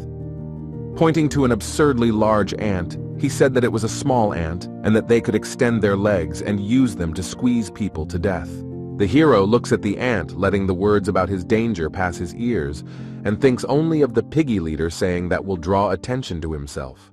Turning to the mage, he tells her to cast magic on the sides and tasks Min-hyuk to help if the girl needs help. There is a fierce fight, with Ant's leader copes with them with sword blows, and the girl magic the hero himself just quietly chewing away. After the fight is over, the player tells the leader that he didn't lie, that he's good at the game, to which he replies that he's already been on this quest several times. Min-hyuk also compliments his good equipment, to which the warrior replies that it's rare for a rookie, and also praises the hero's equipment. Remembering the spear held by their campaign leader, Kang Min remembers that he's seen it somewhere before. The warrior says to go on with the quest. Turning to the campaign leader, the girl tensely tells him to beat as many monsters as you can, for she is running out of stamina. Punching the ant with her last strength, the girl cries out loudly that it is moving towards her, as the monster lunges out of the ashes towards her. The hero grabs his sword and, speaking in front of the girl with one swift blow, sends the ant to rest the girl, thanking him for saving her. Complaining about what's going on, Raku says that Roy promised to take them through the dungeon, but the monsters keep attacking her more and more. Scratching his neck, the warrior says that it's all Min-hyuk's fault for hanging around and making it hard for him to concentrate on the battle. Turning to Cancer, the man says that she is doing very well, but he is very much annoyed by the hero's constant slurping. Looking irritated at the player, Roy says that he didn't mind this behavior at first, but in all the time, the hero has done nothing worthwhile. Min-hyuk asks Min-hyuk to put the food away and help them with the monsters. Turning to the hero once again, he realizes that he did not even listen to him, but calmly ate. Already very annoyed by his teammates' behavior, Roy quickly runs up to him and forcefully throws away the bun he was holding. The hero watches in horror as the bun flies briefly and falls quickly, causing it to completely collapse. Roy repeats to Kang Min that he told him to stop shoving bread in his mouth, to which the hero, under the influence of affect, violently hits him with his fist. The player looks just mad and with all his strength strikes Roy, who from the surprise does not have time to dodge and flies away. The girl stares in horror at the clash between the guys in incomprehension as to why Roy's half of his health is gone after one punch from Kang Min's hand. The team leader is shocked and asks the guy what he's doing and why he hit him, but the hero looks distraught, and a dark aura hangs around him. After gathering his thoughts and calming down a bit, the player looks at the warrior and says that he should not spoil the food because it is not good. Rubbing the places on which the leader has fallen, he asks the hero if he is not too worried about a common piece of bread threatening him with reprisal. Roy says he's not going to treat Kang Min as a rookie anymore since he doesn't even look like he's a player quietly eating the next bun. The leader tells him to take care of himself. Now the mage girl stands shocked by their altercation, and the players continue their journey through the dungeon. Roy tells the rest of the team that next there will be sweet snakes that are stronger than ants, and he plans to kite them from here. Turning around, the leader tells the team to wait here. He himself will bring them here, and then they will attack, saying that soon they will see each other. The girl stands lonely holding her staff, and after trying one last chance asks if she is sure she can't have even a piece of bun. The hero again refuses her. With fear on her face, the girl looks forward and says something is wrong because Roy is not back yet. The hero asks if she has tried writing, opening a chat with the leader in which he replies rather monosyllabically. The mage girl says that Roy has not yet responded to her messages. Suddenly, out of the darkness of the dungeon, a leader quickly picks out a leader, shouting to his teammates, and loudly shouts to them that things are bad. After running away from something truly terrifying, the warrior shouts that a big, sweet snake has appeared in the dungeon, which probably scared him so much. The girl, fearfully holding both hands on the staff, interrogates the leader about the big, sweet snake. The hero is still as calm and with bread in his mouth. After a bit of breathing, Roy says that there were too many monsters around that he accidentally attracted, so he had to run away quickly. Looking fearfully at the other team members, the leader says that now he will need help from both of them. The girl loses her guard. Turning to the player, she does not have time to react to the leader's quick attack on them, and the hero, with a sharp movement, reflects the blow that could destroy her. Roy quickly rebounds, he unexpected parry, and the heroes realize that their leader is not who he says he is. The hero covers the girl with his sword. With a calm but slightly crazed look, Roy looks at Min-hyuk and asks him if he knew it was a trap all along. Out of surprise, the girl starts yelling at the team leader what he's doing and why he suddenly attacked Kang Min all of a sudden. Our hero calmly replies to the girl without taking his eyes off Roy that he did it because he is a Pikashnik, that is, a man who kills other players. The campaign leader asks the player how he guessed this, and the player calmly points him to the spear he mentioned earlier. The hero recalls that he had already seen it in another player's possession when he was standing in the square when he was bragging about his new find to a friend, praising the spear. Leading the reasoning further, Min-hyuk says that unique artifacts exist in a single copy, and if he has it, then he stole it. The hero tells the leader his hunch that he's gathering players with good equipment to steal it, asking if he's right. Stretching out in a sickly smile, Roy replies to the hero that he's very bright for someone who chews bread all the time, but says it doesn't matter now. Looking at the frightened mage girl, the fake team leader says that he only has a useless mage to take care of in battle, and pointing his eyes at the young man next to get rid of the newcomer to the game, not even having a class yet. After his words, Roy makes a quick lunge at the hero, thinking that a level 10 can't parry his blow, and he will defeat him in one blow. However, vanity has failed the former team leader, and he watches in shock as the hero fends off his attack with a light swing of his sword. Roy realizes with fear in his eyes that Kang Min only swung his spear without even exerting himself and prepares to attack. Looking at what our hero is planning to attack, Roy becomes standoffish, calling the hero a pathetic 10th level who overestimates his abilities. Men arrange a fierce battle in which not one of them does not plan to retreat. But then Roy realizes that he underestimated the enemy. The hero knocks the stolen spear out of Roy's hands and then delivers the final blow that brings him victory in the battle. Screaming loudly, the girl runs up to Min-hyuk asking if he's okay, to which he replies yes and asks her about the same thing. The girl rhetorically asks the hero what they should do now, pondering the fact that without Roy they will not pass the dungeon. But the player without any hesitation tells her to go on, as his main goal that drives him is still not caught because the piglet is in place. The hero defeats the sweet serpent with one sword stroke, and notices an apple on his head and is about to eat it, but the girl shouts that it is poisoned. The hero plucks an apple from the serpent's head, and a window pops up showing the apple's characteristics, both positive and negative. The girl walking behind argues that the apple seems like a good object, but is actually junk that takes away experience and can't even be sold at the store.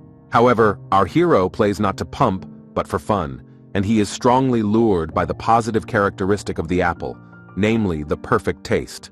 The girl watches in shock as the hero chews an apple that is very juicy and sweet with a wonderful taste of apple juice inside. The player praises the apple by talking about its gorgeous crunch of fresh apple, imagining what a delicious jam can be obtained by processing it. On the bright apple flavor, there is a counteraction, and the player receives a notification about the loss of 5% of experience. However, it does not embarrass him at all. The girl looks at Min Hyuk in shock and hopes he doesn't continue to eat them, and only did it because he's never tasted such a thing. However, after defeating several more snakes, the hero removes an apple from each of them and tastes its voluptuous flavor, from which Raku is shocked.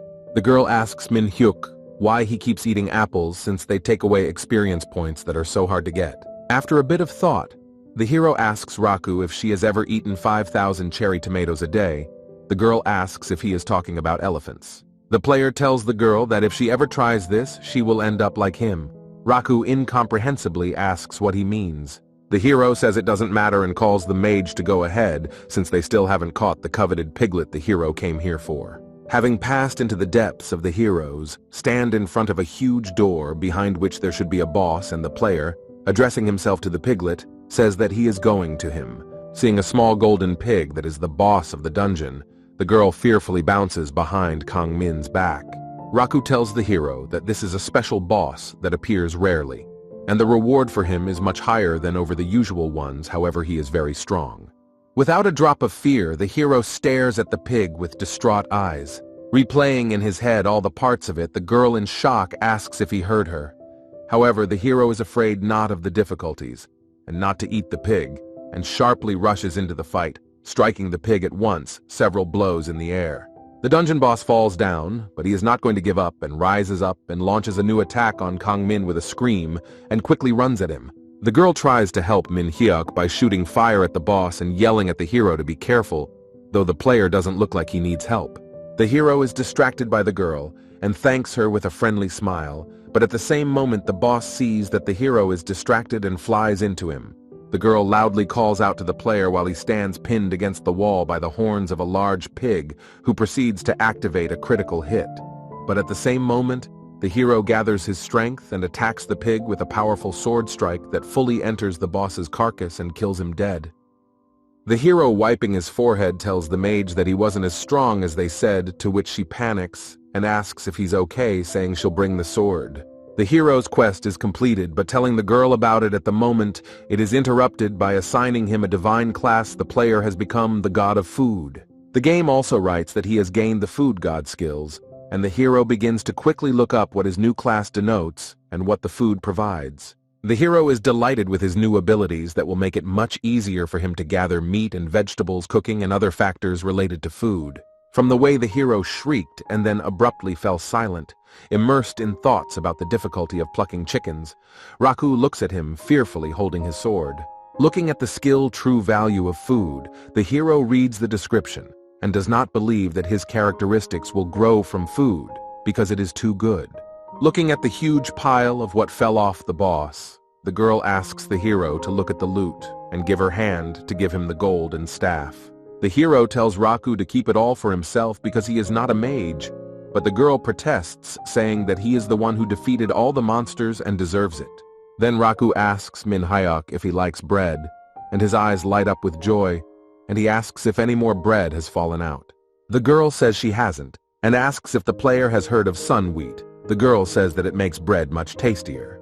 Raku says that wheat only grows on the plains of Bordi, but now they are overrun by goblins, and there is no way to grow and harvest it. Because of this, the village asked for help from the hunters to clear the plain, and as a reward will give the plain with wheat. The player listens admiringly to the story. The girl says that many players refuse because the reward isn't big, but Kang Min likes it and thanks her for telling her. Raku, smiling happily, tells the player that she should have thanked him because it was only because of him that she finished the quest so easily, and would like to replay the dungeon together so that he also took the valuable loot. But she has to leave. The hero replies that all is well, saying thank you to her. The girl thanks the player and tells him to have fun exiting the dungeon and leaving him alone with the cherished piglet. Kangmin touches the piglet and activates his new ability with the command Ingredient Gathering, and the piglet flies away piece by piece into his inventory. The player looking at this reflects on the fact that now this video game he likes the hero decides to have a dinner right in the dungeon. Minhyuk has made all the preparations and looking at the sliced pieces of pork greets her and hopes it's enough for his lunch. The player places a piece of meat on the grill and marvels at the wonderful sound. After thoroughly grilling it, he cuts the pieces into smaller pieces. And not forgetting to dip each piece in sesame oil with the salty seasoning held in sticks, he brings the first piece of pork to his mouth. After chewing thoroughly, the hero takes an animalistic delight in the dish and begins to try different interpretations of eating such pieces. Clutching his head with indescribable happiness, the hero, shrieking with pleasure, thinks that it is too delicious. The hero says that he wanted to cook another meal, but it looks like he'll just eat it all, and then he activates a skill that gives a boost to his stats. By combining different ingredients, the hero also gains 2 extra points to the power of pondering the combination of dishes. The hero reasons that the fantasy combo is another effect of the skill true food value, but doesn't understand what makes the stats grow. Looking at the skill description, the player asks himself if his characteristics will decrease if he mixes 2 incompatible dishes. Looking at the food, the hero says he wants to find out soon, but now he'd rather eat what he's made. At one of the training bases is the selection of the commander shouts to all those who want to join the group to stand in line. Asking each player what he's good at, the man writes it all down on paper. The first 2 talk about weapons, and our hero answers that he's a good eater. Scratching his hand behind his head and looking at the guy, the man thoughtfully says that it's very good. Kangmin smiles at him welcomingly. Seconds later, the man reaches the guy's words and interjects, did he really just say he specializes in food? To which the hero agrees and says that he is not picky in dishes and eats everything that they give. The man laughed and called him a foreigner with a good appetite. The man announces that all the soldiers and new arrivals are going hunting in the afternoon, and the hero immediately asks if they will be fed beforehand. The man responds positively to the player's question, but the others don't like it as they were hoping to go right away and many have already eaten before entering. As they approach the lunch line, Minhyuk turns to the man who was interviewing them and tells him he'll bring his portion, for which he thanks him. The hero looks at the menu with interest and even stutters a little when he notices the hamburgers that were first put on his tray. The player asks for 2 servings, and as well as himself carries the commander a hamburger, fries, and a glass of Coca-Cola with ice on a tray. The man waiting for Min Hyuk at the table calls him over, and they exchange pleasantries, and the commander says he'll be pleasantly surprised. The young man takes the first bite and immediately delves into the delights of describing individually each ingredient of the hamburger. Moving on to the potatoes, he raves about their perfect frying to a golden brown and their perfect pairing with the ketchup. And also feeling a slight thirst, the hero can take a sip of cold cola with ice, which will fill the whole mouth with small bubbles. Surprised by such mastery of cooking, the hero, almost shouting, asks the commander if it is all cooked by a military cook. The man says the strangers think that since it's soldier food, it must be tasty, but he thinks Len makes delicious food. A player sitting holding a hamburger asks who Len is, to which the man replies that Len is the captain of the military cooks. The hero receives a notification that he gets 2 points of strength and health, and he realizes that the stats increase from any good food. He argues that the food he cooks from recipes on the internet is literally nothing compared to a professional dish from a chef. Considering it a nice bonus that extra points are given for doing so, the hero asks the man if he can be registered as a military cook. The captain walks Kang Min into the kitchen and asks Brack if he can help the hero join the military cooks. The player twirls his head admiringly. The player sees that inside the wagon is just huge, thinking it's magic. Brack replies that the team is already full, but the man asks to do a favor. He offers to entrust him with a small job, and as soon as he gets any hope, he quickly runs away, leaving Min Hyuk to the cook. As the old bugger runs off, someone behind the hero asks him in a heavy voice if he wants to be a military chef. Brack stands startled. Turning around, they see a tall, blonde-haired Captain Len. The hero admiringly says that he dreams of becoming a military chef, but the latter refuses him. The captain says that there are no places and that the young man should look for another place, to which the hero asks him to change his mind, because this is exactly what he needs. Crossing his arms, Len says that the cooking buffs are much weaker than the others, and the outsiders want to level up faster, interjecting to ask if the hero is sure.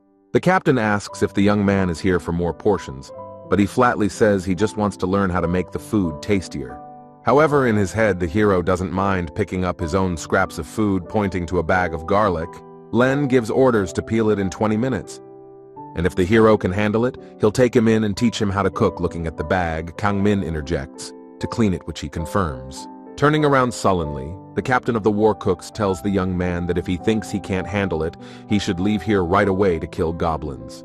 At the same second, the hero, interrupting Len's monologue, uses the command to gather ingredients. The commander interjects him, to which he replies that he has done everything. Aggressively snatching the bag from Kangmin's hands, the captain yells at him, asking how dare he lie to his face. After a second, however, Len stares in surprise at the bag of garlic, asking himself how he was able to peel an entire bag in a single moment. Raising his eyes at the guy, he shockingly asks how he was able to do it, but before he could say anything, the hero, interrupting, rather asks what else to do. Looking at the floor, the captain realizes that now he is obliged to answer for his words, and the hero has a quest to learn culinary skills. The first task of the quest is to learn the skill of slicing. Len explains to the hero how to hold a knife properly and how ordinary people do it. Showing him how to do it properly, Len tells him to pull the knife towards him when slicing and asks him to hand it to him to demonstrate how to do it. Len explains that one of the reasons for slicing in this way is to keep the ingredients fresher longer. The hero diligently observes. The grinning captain looks at the player and thinks his eyes are full of interest, and so he didn't lie about wanting to learn how to cook. Wiping his hands, the captain says that this is one of the basics to memorize, and now he has to cook dinner, to which the hero happily replies. Pointing to the spoiled radishes lying near the stove, Len says that Kangmin can hone his skills on them and not use anything else. Leaving, the captain says that in the vault could be left ingredients, and allows the hero to eat them, to which he responds that the captain is the best, thanks to him. Looking at the leftover radishes, the flax ponders the fact that it would take the rest of the day without rest to slice it all up, though many would give up halfway through. After getting out of the cart, the commander is called by a man who says he heard that Len has taken on a new employee today. The man says it's unusual for the captain because he doesn't like strangers, but he says he promised, and the guy works very hard. The man says he's glad to hear that the guy is interested in this endeavor, and asking what's for dinner, gets the answer, tonkatsu. As he leaves, the man waves and says he can't wait for him, wishing him good luck. Len also responds with the same wish. Walking back in, the captain decides to check on his charge's progress with the assurance that he should have sliced half of it by now. Walking into the room, Len hears a familiar sound and sees in front of him a huge mountain of thinly sliced slices of radish that he told the hero to slice. Looking in surprise at the tall mountain of radishes, the man thinks to himself that it was Brack who sliced it, but stays on the thought that it is the player who is addressing him. Looking at the captain, the player says he still has some radishes left, and a notification appears in front of his face that his slicing skill has reached 100. Len asks, surprised, that he's been cutting radishes all this time, but the hero is distracted by the notification that his cooking skill has reached maximum. The player says that it was. Thinking that later he will look at all the criteria and characteristics of the skill, Len asks if his arm is not tired. Picking up the knife from the table, the hero looks at the captain with a confident smile and says he's fine, and thinks he's starting to get the hang of it. Looking at how the player sharply slices another radish, man admires there that the hero all this time trained tirelessly. The captain believes that Kangmin's slicing skills have grown considerably, and it probably wasn't empty words then in their first conversation. Len claps his hands and tells the player that he did an excellent job for this. The hero thanks him and calls the captain a teacher.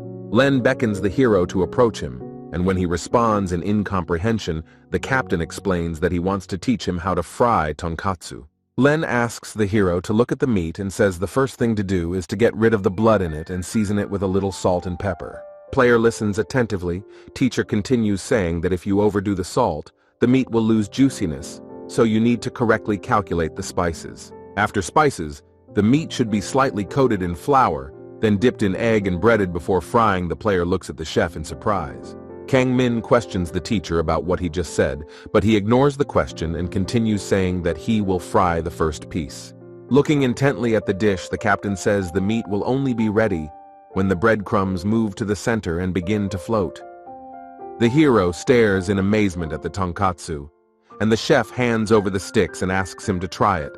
But first, we need to make sure the temperature is optimal. The hero pensively pours the oil he's making tonkatsu for the first time and plans to try hard to get the oil heated up. The chief asks him not to get distracted, and the hero at this time in his head receives notifications about what temperature the oil has reached, to which he is surprised. Len tells his student that the oil temperature has reached the optimum, and Min-hek dips his first piece of tonkatsu into the boiling oil. Looking at the perfect temperature in which the young man dips a piece of meat, the chef reflects on the fact that he didn't even use a thermometer. Reflecting on the fact that he feels the temperature himself, the hero receives a notification that it is time to get, and he, with a shout, ready to fulfill it. The chef tells him that he did everything great, got it just in time for the hero to get a notification that he has finished cooking. The hero decides to try the cooked dish, and the system sends him a question about what he wants to use this time. The hero asks Len whether each dish gives a buff that answers that a person must have a certain criterion and level to get it. The teacher looks at the dish, not understanding where it got so many buffs, and the hero says he recalls some skill gained from cutting. The character opens the skill window to figure out how this happened and stumbles upon a section about customizing the buff for the meal. Deepening, the player realizes that he can strengthen one person's dish to the maximum or distribute it among many, giving everyone a little bit. The hero also stumbles upon a skill called spiritual trance, which can improve the flavor of a dish depending on cooking factors. Also, the hero is learning the skill of finding ingredients which he has not yet washed to improve, however he still really likes its implementation. Len asks what skill the hero has acquired, and the hero replies that many. The chief is shocked, but the hero laments that none of them improve the flavor. Putting his hand on the player's back, the chef says that it turns out he cooked tonkatsu using these skills, and they must be very tasty. After calming down a bit, the hero raises his head at the commander and looking at him says that he's probably right after all. Looking at a tidbit of tonkatsu as a hungry zombie hero asks Len if he can eat it, to which he replies that of course you can. Having chopped vegetables and prepared a sauce, the hero prepares a whole plate of various food, and thanks for lunch sits down for a meal. Cutting off a piece of tonkatsu, the hero hears the crunch characteristic of breaded food and happily looking at the cutlet, he hopes it's great. Taking a bite of the hero is blurred by the allure of the sweet and salty sauce combined with breadcrumbs, creating the perfect combination. The mixture of the crispy layer and the heavy sauce create a splendor of flavor that flows into the delicate flavor of the pork, bringing everything together. But the hero also doesn't forget the cut of vegetables that cleanses the taste buds with its freshness, and on top of that, corn sweetness. The player experiences real, genuine happiness, and the chief behind him asks him to help the others prepare food for the soldiers when he's done. Tired after a hard day's work, the hero falls asleep on the table in one of the rooms. But Len accidentally wakes him up, saying that he has done a good job. Looking at the commander, player Min-hyuk tells the teacher that he needs to eat too, but he sits down at the table and says he's fine. Looking worriedly at the commander, the hero says in a worried voice that in all this time, he has never seen the teacher eat. Len, holding the mug, says he is one of those who supplements food with medication. The hero assumes the teacher is doing this to find a new flavor. Setting the mug of hot drink down on the table, the captain says he's trying to make sure the others like the food he's prepared. However, the teacher confesses to the hero that he has never in his life felt in his mouth the taste of food prepared by him. Looking sadly at the captain, the hero asks if it is related to some disease, but the teacher replies in the negative, saying that it is not that. Then the hero asks in surprise how he could become a chef if he doesn't even know the taste of the ingredients, to which Len says it's dexterity skills. The captain bet everything on his dexterity skills, which, when improved, gave him the ability to increase the flavor of the food he cooks. And thanks to these skills, you can cook like a real culinary artist. However, to get to that level, you need an awful lot of practice. The teacher turns to the young man with a smile, but interrupting himself on the word, says that he will already go to rest, rising from his chair and taking the mug with him. With sadness and longing looking after the departing commander, the hero discusses what it is like not to feel the taste, comparing potatoes with rubber. Looking at the table, the player thinks that since the teacher taught him how to cook, he wants to repay him in the same coin. Standing up from the table, The hero activates the ingredient search skill, which is only available to him 3 times, and chooses to search for Chinese food. The system also asks him to select the buff effect of a given dish, to which he sets the command to bring the dead sense of flavor back to life. It's the next morning, and the kitchen is full of cooks who are preparing for breakfast. In the middle of the room is Brack, and gives commands to his subordinates. While cooking, the hero wistfully thinks about the fact that the 3rd day has passed since the activation of the skill, but he still hasn't heard the notification. With sadness on his face, he thinks about the fact that it's probably still impossible. The other cooks are whispering about how unusually loud it is outside. Clapping his hands, Brack says that he's sure the battles are very serious, and that's why it's necessary to work hard to fill the bellies of hungry soldiers. Suddenly, the ground beneath his feet trembled, and the hero assumed it was an earthquake. But at the same second, he received a notification about the ingredient. People shout that the camp has been attacked by a group of orcs, discussing that this place is far from their village, and the hero realizes that the chieftain's essence is his ingredient. After putting on his gear and grabbing his sword, the hero quickly runs out of the cart, and the cooks are shouting after him, asking where he's going. In the courtyard, there is a commotion of soldiers fighting with orcs, and the hero quickly notices their leader, who is 2 heads taller than his minions. There is a discussion among players on how to escape from here, sounding the suggestion of unlogging, and others panicking how newbies can handle it. The orc chieftain swings a huge sword at the 2 players standing near him. But the hero is not intimidated by this. He thinks only of the essence. An orc runs up to him from the side, but he kills him with a single sword strike without even looking. He is attuned to his target and ponders the fact that he needs her. The hero, with shouts, rushes into battle. Quickly approaching the leader-lying player, turns to him wondering if he is crazy, but he does not hear him. The orc notices the hero's advance and goes straight to the attack, but the hero quickly bounces off his huge and heavy sword. After analyzing the situation, the hero realizes that the orc cannot quickly swing such a heavy sword, and he just needs to catch the moment. Calculating the time until the orc chieftain raises his huge weapon, the hero strikes him with a lightning-fast blow and simultaneously dodges his attack. Looking at the huge green monster, the hero thinks that he relies on strength, so he is at a disadvantage against the fast player. The hero activates the skill of 3 speedy strikes that even show him the orc's weak spots that he quickly jabs at. Unable to withstand the hero's final attack, the orc chieftain falls breathlessly to the ground, and everyone around him starts cheering because their chief knocked out the orc chieftain.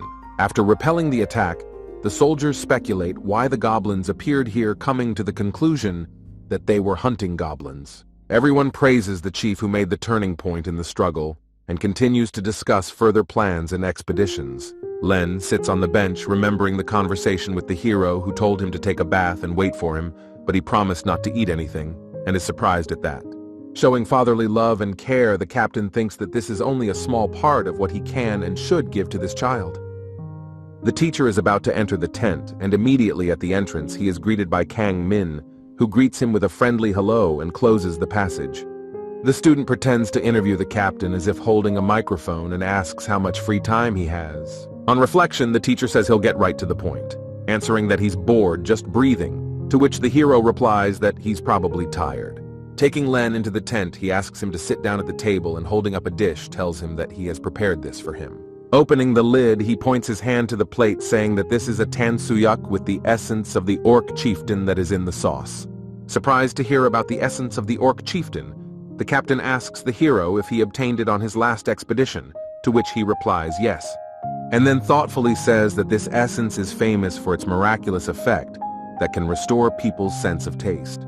The teacher, shouting, asks Min Hyuk if this was his goal when he joined the expedition, saying he still wanted to try tansuyuk. The teacher is usually cold, almost pale, without being able to say anything, and labeling it. The hero says it doesn't matter and let him just eat it.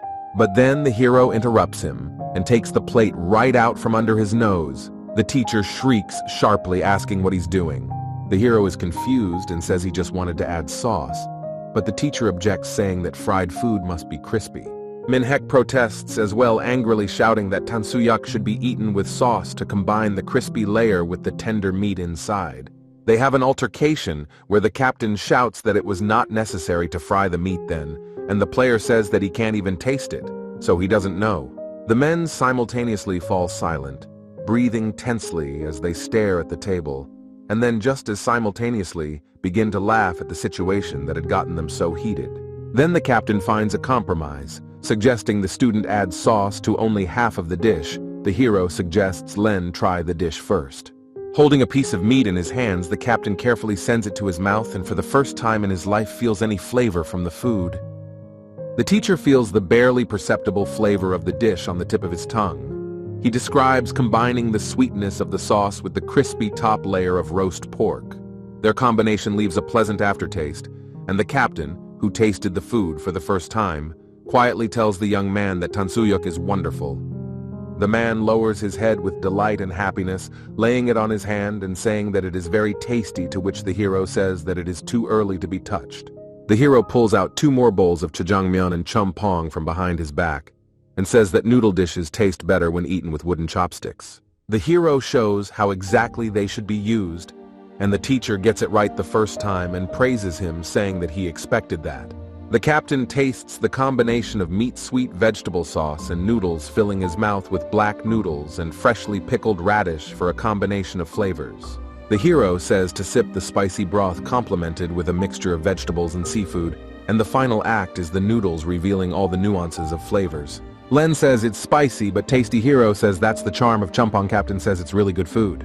The hero asks the teacher to eat as much as he wants. He agrees and tells him to do the same, to which the player replies that of course he will. The heroes have emptied their plates. The player says it was a wonderful lunch, and the teacher agrees with him, saying it was great. The hero says that it's all thanks to the chief's lessons, and he leaves the room asking to wait for him a bit, leaving for something. The player agrees. Minhyuk ponders over what he should try to cook with the wheat obtained in the quest, eagerly going over different dishes in his head. The teacher calls out to the hero, who asks him where he has been, while the captain slips him a small box, asking if he will accept it. The player picks up the box, drawn by his teacher, and opening it for a second locks it, seeing in front of him an awfully beautiful knife on a pad. Len says it's a gift for his apprentice, and then a notification pops up for the hero, and the player stands in a stupor, realizing that it was just a quest. The hero gets an epic item that improves dexterity. Len asks if he likes it, and the player says the knife is incredibly beautiful. The character speculates about the characteristics of a knife with infinite durability, and not understanding what the notification of possible equipment means, pokes at it. His teacher suggests him to combine his sword along with his knife, and when combined, the hero gets a fancy weapon called Ellie's knife. The captain explains that the knife is an artifact for the outfit that is now connected to the sword, and from now on it can transform into any kitchen tool. The hero thanks him, thinking that this will come in handy. Len asks if the player knows who Ellie is, and gets an affirmative answer. Ellie is a beautiful red-haired lady who inherited the skills of her father, who was a former emperor. Also after that, the girl became known as the Empress of Swords, who ruled the nation, and is now praised as the best empress in history. The hero says that the teacher is an amazing person since he gets a sword from her, and Len confesses that she was once his lover. The player is surprised to ask if it is true that the captain tells him that in the distant past he was a chef in the palace of the emperor. Ellie really liked Len's food, but since the emperor was very sick, the girl came to ascend the throne at a very young age, which brought her a lot of anxiety, but she often said that the food Len cooked gave her strength and energy to move on. The girl tells Len that the food is very tasty, but the story ends miserably since an ordinary chef could never be near the empress. Ellie's vassals framed Len, and so he was thrown out of the palace. But before leaving, he met with the girl and made her a promise. It was obvious to everyone that Ellie would soon ascend the throne and become the new empress in the history of the girl, thanks the man for his care. In order not to dishonor her father's title, the girl told Len that she was going to continue to train hard with the sword.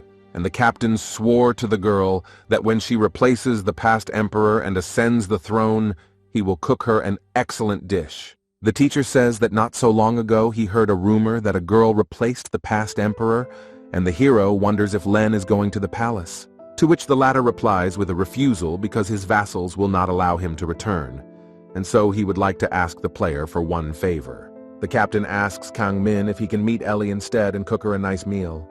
A quest notice appears. The hero looks sadly at the chief, reasoning that reality is cruel, and Len cannot meet the one with whom he dreams to see more than anything else in the world. The hero recalls how in reality he avoided meetings and friends, because he thought they would stop socializing with him and was afraid to show himself in public.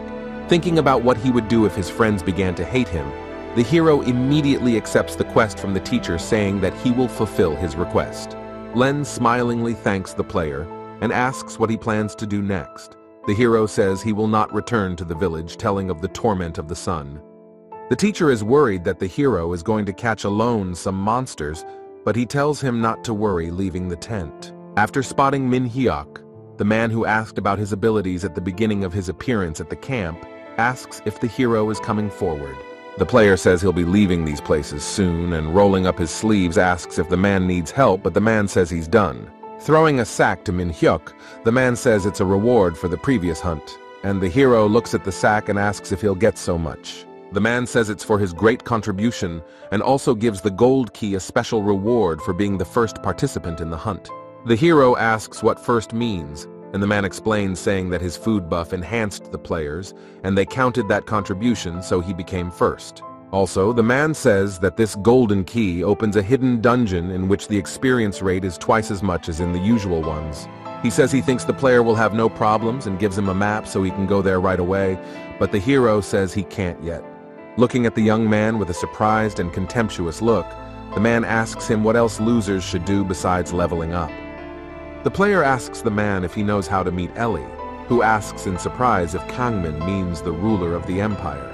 He says that he can see her on a walk, but the hero needs to meet her and share dinner with her, and the man asks him to forget about it. He says that Ellie isn't just some ordinary townie, and the hero thinks that things probably won't be so easy since Ellie is an empress. The player returns to reality and sitting at the computer looking for information on gaming sites and forums to find out how to meet her. While reading an article about some daredevil who tried to get attention by shouting, the hero reasoned that he could just shout that he was Len's student. However, after reading the article to the end, Kangmin sees that this daredevil has been sent to prison for 10 years and decides to look for another way. Stumbling upon the news that the empress is looking for a successor, the hero realizes that if he gets to the tournament, he will have a chance for an audience. However, only those who have reached the 80th level can participate in the tournament, and the hero thinks that he will arouse Ellie's interest by talking about Lena. The player decides he needs to level up, and after killing a lot of goblins, one of them turns to Min Hyuk and shouts that he's a crazy person, and asks him to stop slaughtering his companions in battle, but the hero doesn't listen to him, and with a request to shut up, gives him a decisive blow with his sword. The player looks at the defeated enemy and sees that even from the monsters' Fallout skill books at the moment, Kangming has reached the 55th level. After opening the book, the hero realizes that he got a pretty good effect, but when he tries to use it, the system refuses to let him do so. The notifier writes that the player does not meet the class requirements, and he angrily shakes the book, asking if he can teach cooking, and this one can't. Frowning, the hero slams the book shut loudly, but realizing that he can't do anything about Atina's rules, he's just going to sell it. Turning around and exhaling, the hero looks at the tower doors, remembering the man's words that double experience points can be gained in the hidden dungeon. A little worried hero brings the key to the door, about to insert it, and ponders what kind of dungeon it might be and what is hidden in it. The guardian of the hidden dungeon, Blanc, is a short old man who works the land in the fields and looks after the cattle, rubbing his shoulders and saying that he is very tired. As he walks a little further, he sees Min Hyuk turning his head around and wondering where he went after entering the dungeon. With a smirk looking in front of him, the old man mused on the fact that another loser had entered the dungeon while something had caught the guy's attention. The dungeon keeper was already almost close to the young man, and he reasoned that he was unlikely to be able to do anything before he ran away quickly.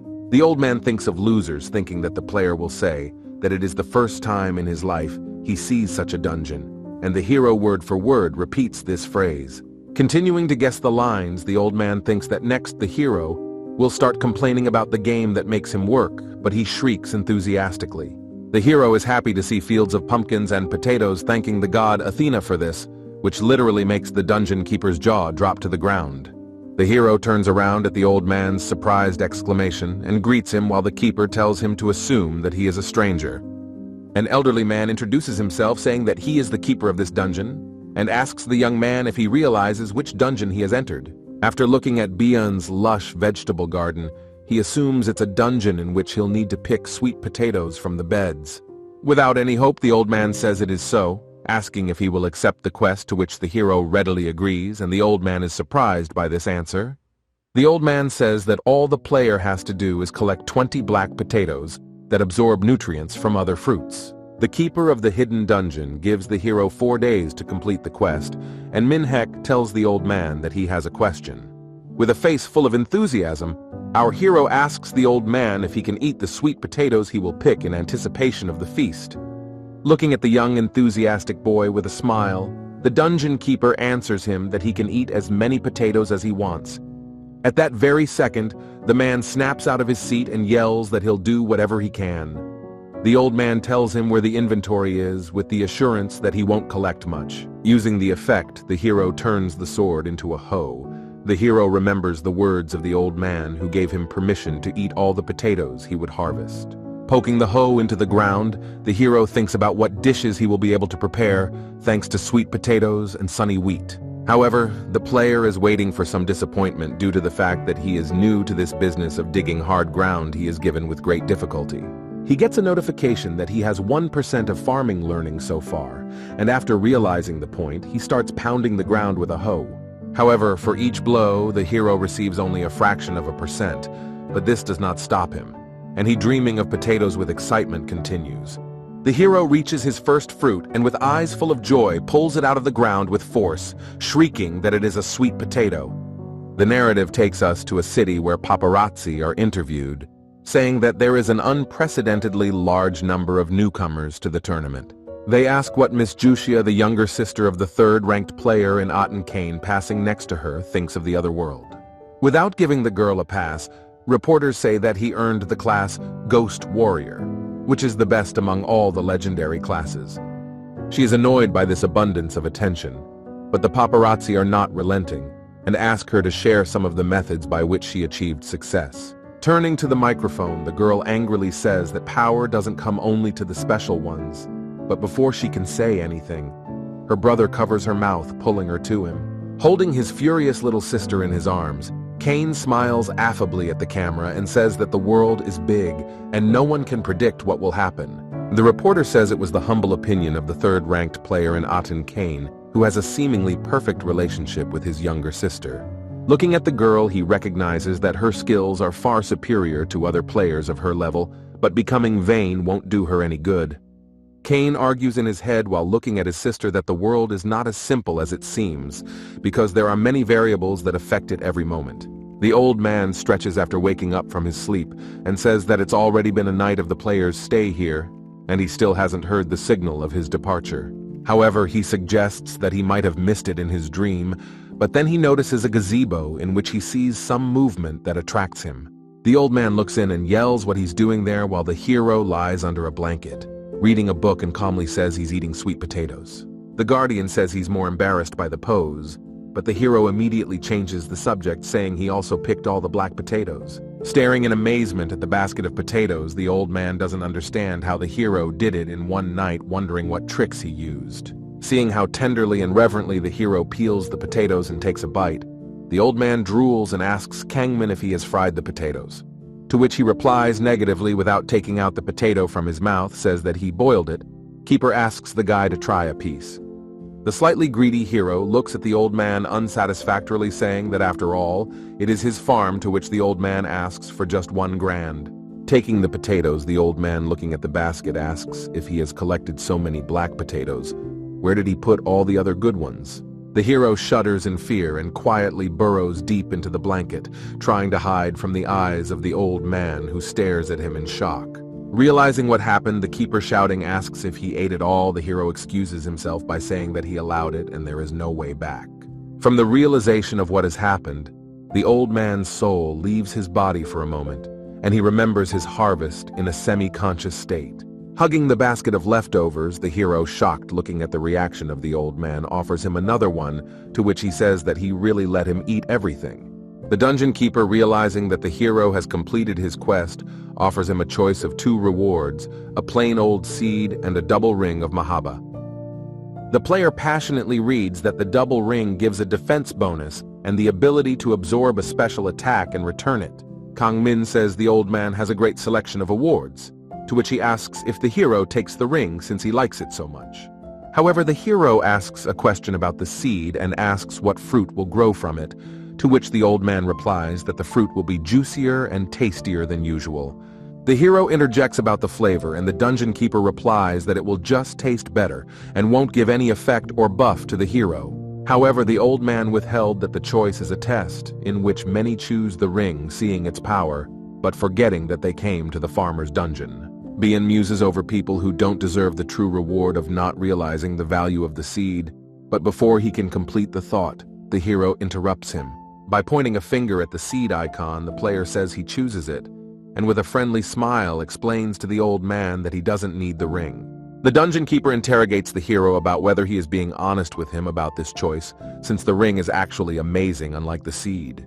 And the hero calmly responds by spreading his hands that even an amazing ring won't help him fill his stomach, so he sure picks a tasty fruit. With burning eyes, the keeper asks the grabbing hero if he is really interested in what will grow from the seed, and their friendship level increases. The hero receives 3 more notifications about increasing his friendship level at this time. The old man is increasingly raspy about his interest in the unknown fruit. Already in tears and hugging the young man, he says that he has the right qualifications and can become a real farmer. The player is shocked. Finally, the dungeon keeper gives Kongmin the box, but he can't stand it anymore and yells at him for choosing a seed that he already knows. Being in complete happiness, the old man says that there lies both items since the hero is worthy to possess them both at the same time. The seed is given a hitherto unknown name, and also a hidden detail, while the old man, wiping away tears, marvels that the hero is a real farmer. The player, looking at the farmer's reaction and description to the seed, ponders whether this choice wasn't an obvious one, forgetting that he's the only one who likes to eat so much. The hero looks at his stats with delight, noting that his manual dexterity has increased significantly and his ingredients have gotten better.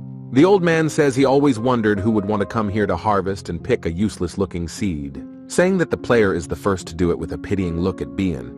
The hero says he did it because the old man's sweet potatoes were very tasty. The old man smiles warmly after thanking the young man and says that he is very pleased to hear such praise and believes that only a hero can be entrusted with the quest.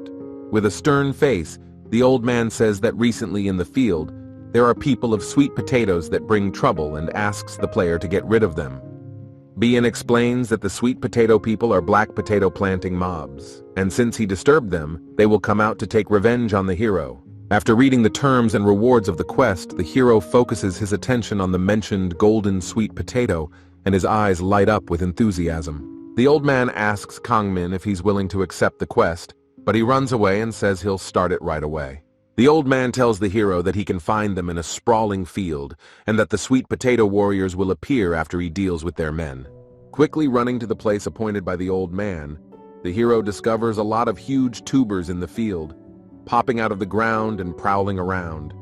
Approaching them, the player, shrouded in an ominous aura, asks if they are the sweet potato people, to which the tubers turn towards the sound with fear.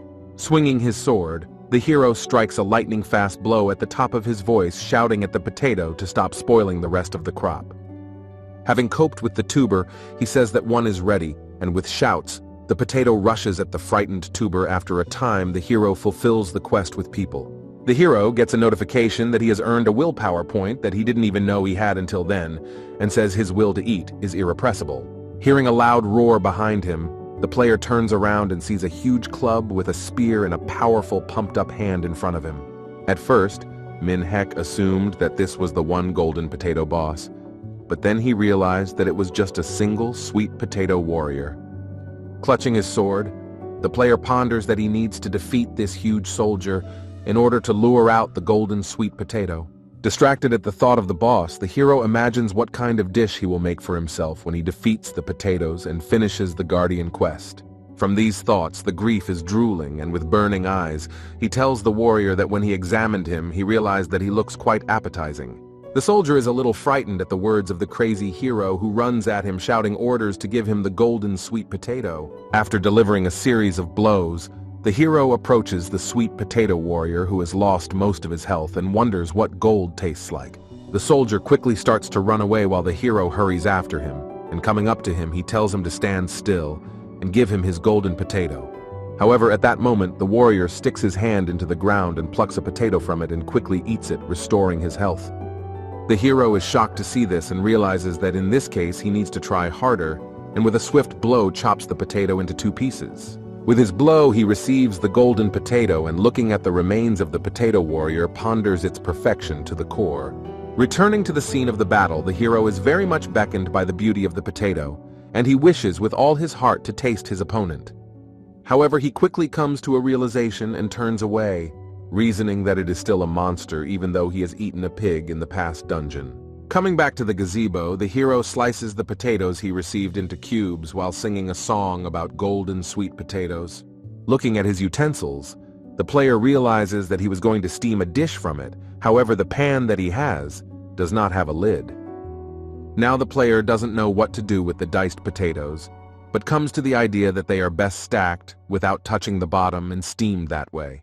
The hero picks up a whole potato from the frying pan and flips it from hand to hand because it's so hot and breaks it open to admire its appearance. The hero describes the flavor of hot potatoes, which are even better when cooled in the mouth, and the indescribable sweetness that cannot be found in sugar. He describes the change in consistency of potatoes when put in the mouth, saying then, it's a surprisingly good flavor for a simple vegetable.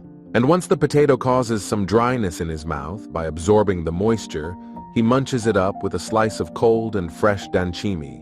Moving on to the sliced potatoes, the hero says that before sprinkling them with sugar which created a nice warm caramel coating around them.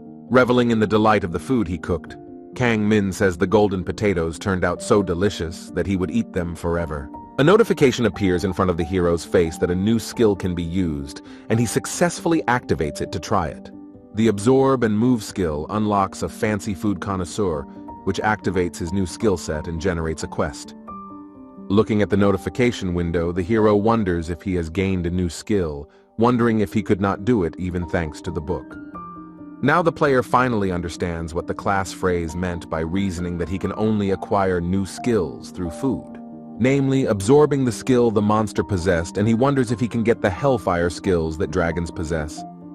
Confidently pondering what if this is indeed the case, the hero comes to the conclusion that he's just wondering what dragon meat tastes like. Having finished eating, the hero comes to Bien and asks him if he has finished the quest, to which the hero replies that he has finished it quickly. The guardian says that this is good and suggests that the young man follow him. He wants to show Min Hyok where he can plant a seed of diligence and care. Satisfied with the old man's words and the fact that he may soon see a harvest, the hero asks if he can plant it at once. But walking a little further, the hero notices a door in the wall which he has not seen before. Then the old man invites him to go inside after him. Quite scratching his nose, the old man says that this time it is a field of potatoes from its size. The hero comes to indescribable delight. 2 weeks later, the character looks very tired in real life. The doctor asks Min Hyok if he sleeps at all for any length of time. The player says that although he is tired, but he is fine. The man asks if he enjoys the game, to which the player replies that very much, especially because of the food. Coach smilingly looks at Kang Min and says he's happy for him, but asks him not to abuse him, to which he agrees, and the doctor invites him to go. The doctor takes the hero to another room where they will measure his weight and find out if the treatment with Athena has had any effect. While the hero is being measured, he asks the coach where his father is, and he replies that he has problems at work and will not be able to attend. The hero sadly reflects on the fact that he is sure that everyone, including his father, is already tired of him. Getting on the scale, the hero reasons that he has done a lot and doesn't even want to think about how disappointed everyone will be if there is no change. The hero clamors to stand on the scale and hears a satisfied chuckle behind him. He asks if he can open his eyes, to which he is given approval. The scale shows 172.5 pounds and 200 grams. The hero asks how much it was last time, and the trainer says that a kilogram more. The hero is a little startled but quite raises his eyes and says that he seems to have lost 1 kilogram. Everyone in the office clapping for Min Hyok. The doctor tells the hero that he congratulates him, and the coach shows his hand to the class and says that he did well. Everyone tells the player that they believe he will succeed at this time. The hero recalls his worst times, where he lost hope of recovery. Then he accepted the fact that he would say goodbye to life without achieving the ability to eat whatever he wanted and as much as he wanted. Let it be only 1 kilogram, but the hero did it, and with tears of happiness in his eyes, he loses all his strength from shock and falls to his knees. Looking at his palms, the hero bursts into hysterical crying, and the coach encourages him to stop crying because it breaks his heart. He asks him to stop bribing him to buy him candy and otten, but he makes a sullen grimace and wipes his tears on the sleeve of his hospital gown. The coach looks at him incomprehensibly, but after a second the hero turns around with a smile and tells him that strawberry milk candy is the best. The man asks him if he will stop crying immediately if you just offer him candy, to which the player replies that now it is necessary to smile. Remembering how thin he was in Versailles, the hero thinks that maybe he will be able to return to his former shape someday. Before he could finish thinking about what he would do then, he is interrupted by the coach asking about the hero, saying that today he would go to the dungeon. The player says that because of harvesting in the hidden dungeon, he has increased his manual dexterity and can pick the fruit planted a few days ago. The coach asks what the hero's dexterity is, and he replies that it's in the neighborhood of 300, which shocks the coach, and he tells him about the blacksmiths. Saying that they have a maximum of 400 in the village, the hero says that's strange and thinks it's because his experience increases eightfold. Looking at Manhwa, the coach thinks that even though his experience is 8 times more than usual, he doubts that it is possible to pump that fast. Coach says that now he understands why, so telling that it may be related to the quests and the rewards of which is an increase in manual dexterity. But there is also another way consisting of focused continuous training, which as well as quests, can increase manual dexterity. The hero ponders the man's words, and then the man puts his arm around him and says that he is indeed his incredible younger bro, which scares the hero a bit. Looking at the huge fruit tree, the old man says it doesn't make any sense, reflecting on the fact that he never imagined it would grow like this. Surprised to look at it, he reasoned that he certainly realized that fruit differed depending on how it was cared for, but he is still shocked that the tree could grow so quickly and the fruit acquire such a gorgeous color, which means the hero's sincere care. The old man is thinking about the fact that even he has not managed to grow the golden fruit, and it obviously must be very tasty at this time the player comes running. The guardian looks at him and asks why he is here since he promised to leave him today, and the hero replies that he will do so after collecting the fruit. The hero, trembling with anticipation and excitement, wonders what fruit has grown out of him, saying he can't wait to taste it. The old man beckons the young man to come closer and, pointing to a tree with 7 fruits, says that it grew from a seed he gave him. The guardian says that all you have to do is stretch out your arm and say a gathering, which the player does, and a huge fruit from the tree flies to him. He enthusiastically stretches out his hands to it, and the fruit bursts, and inside it is a large and ripe watermelon. Without paying much attention to the other effects that the old man tells him to watch, the player is fascinated by the fact that it must be tastier than the other watermelons. The old man repeats a few more times about the effects, but seeing that all the hero's thoughts are occupied only with the taste, he breaks off and just shouts at him about the effects. The hero looks resentfully at the dungeon keeper and says that the effects aren't bad either, reasoning that he's not very wise. The player is sleeping peacefully in the coachman's cart, while the man tries to wake him up and asks him if it is true that he is going to the emperor. Finally, the cabman's words reach Manhwa, and he wakes up abruptly, and the old man tells him to get his things ready, as they will be arriving soon. The hero looks at a huge, majestic city with a gorgeous castle in the middle, saying that such grandeur was to be expected from the emperor's city. Walking down the street, the hero wonders where to sign up for the preliminaries, and at that very second stumbles upon an announcement about it. To the registration desk lined up a huge queue of players of all classes in which stands, and our hero blowing on a hot drink in his hands. Looking into his cup, he praises the potato latte he made from leftover sweet potatoes, saying it's delicious. Wanting to enjoy his drink to the full, the hero decides that he will go last, and the other players in the queue wonder what smells so good. Manhwa discusses the flavors of the dish, in which the pleasant flavor of sweet potatoes envelops the warm milk, giving off its tenderness as well. At first you feel calm and harmony when you touch the soft bubbles of this culinary masterpiece with your lips. Then, with the sweetish flavor from the potatoes and the heat going throughout your body, you taste the flavor 3 whole times. The hero already goes on to say out loud that he can't get enough of the latte's wonderful flavor, but the other players are shocked at his stamina after 20 glasses. The person announcing the queue order asks the next player to pass, and Kang Min is very surprised that the cue has reached him so quickly. The player looks at his glass and thermos with tears in his eyes and thinks he wants more.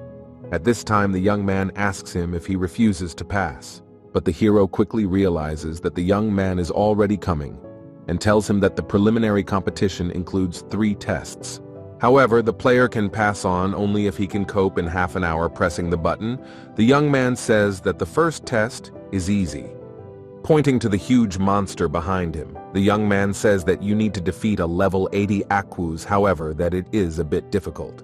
But if the player hurries with this test and correctly calculates the time, he will succeed. Hero with surprise comes closer. In the stomach of the player begins a waltz of rumblings, and so he decides that it's necessary to quickly deal with the monster and swiftly on him.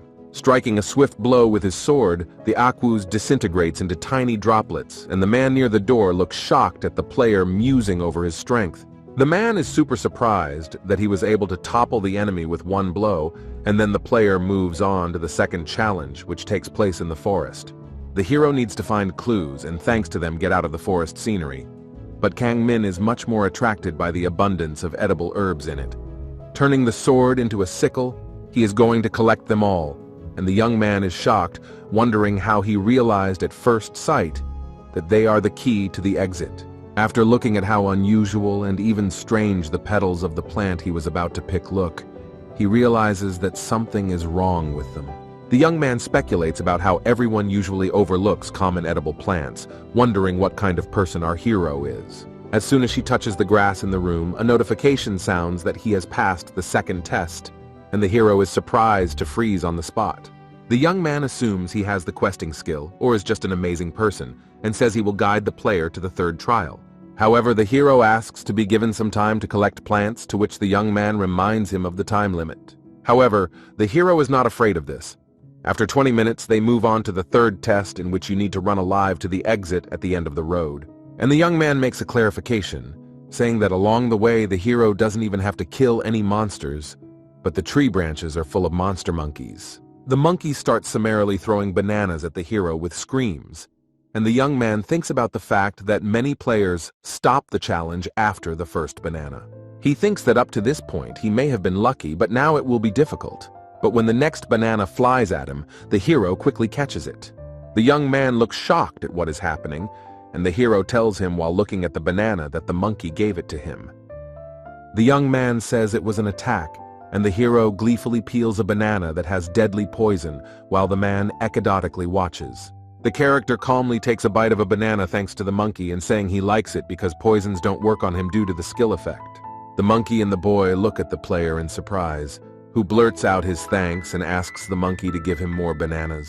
The enraged monster throws a dozen more at him, which the hero easily catches because of his procured manual dexterity, and continues to thank the monkey. A young man tells the hero, who has a huge mountain of bananas on his hands, that he should speed up because there is not much time left.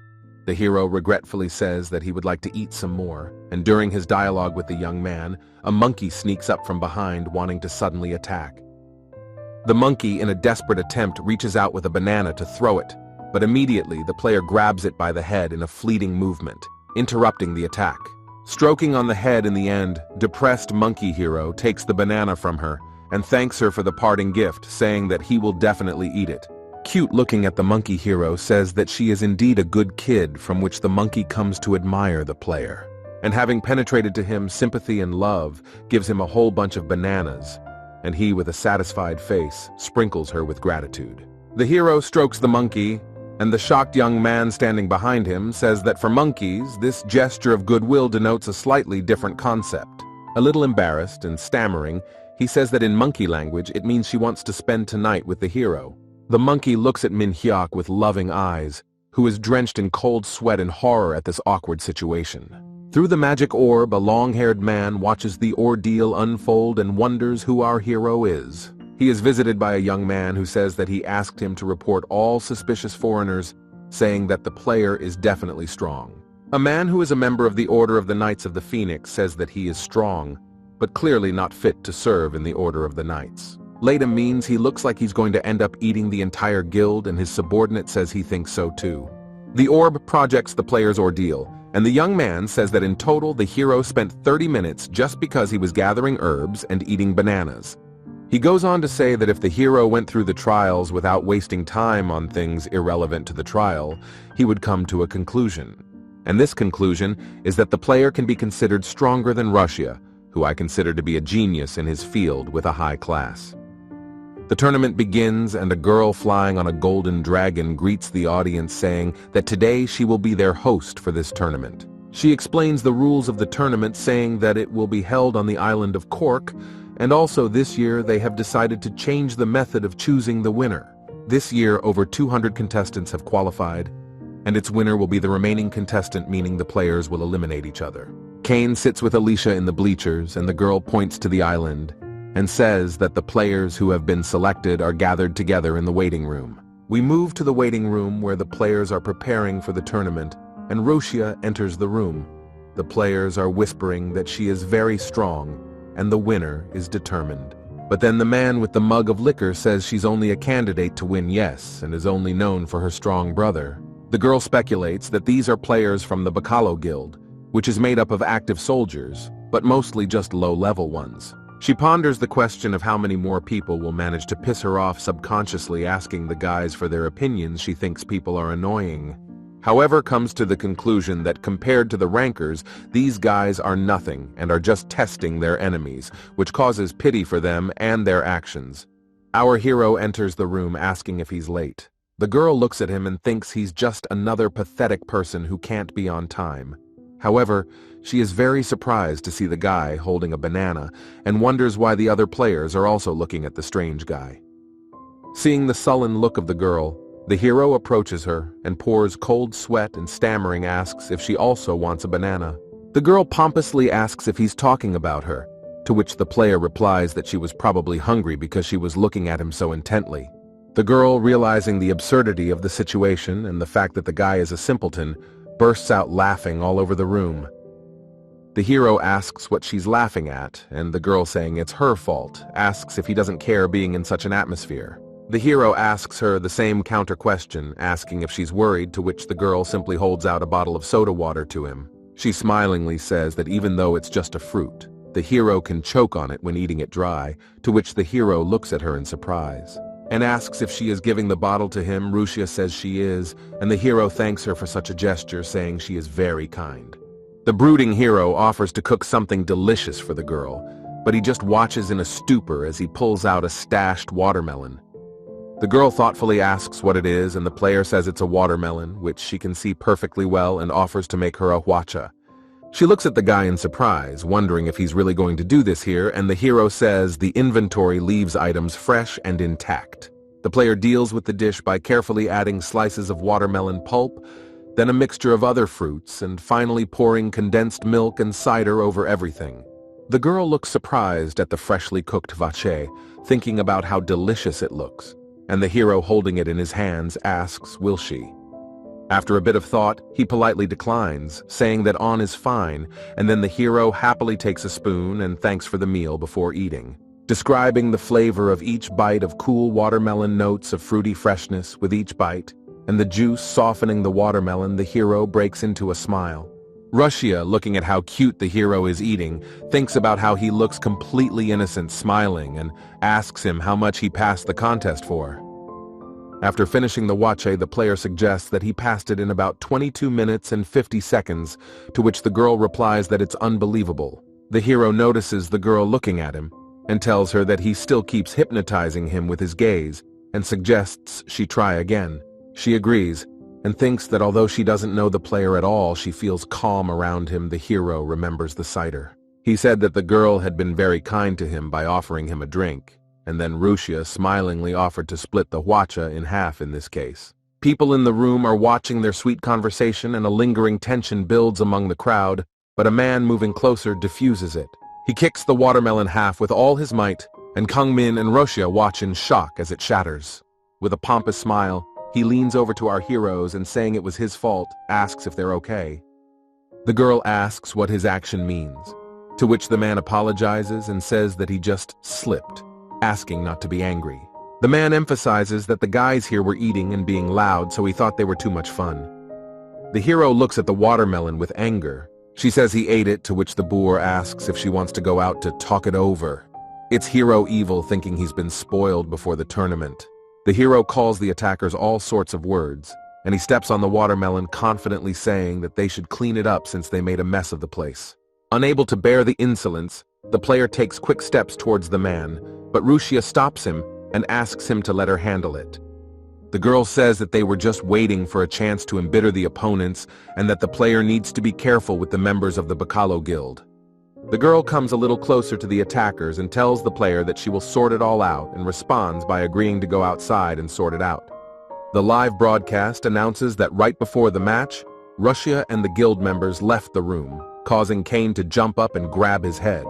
Looking at the screen broadcasting an image of what is happening in the room, Kane loudly shouts to Rushia that she shouldn't go there, scaring Alicia. And she asks what's up, but the player keeps yelling that if she leaves the hall, she'll end up in a random place. This is the Bacalo plan.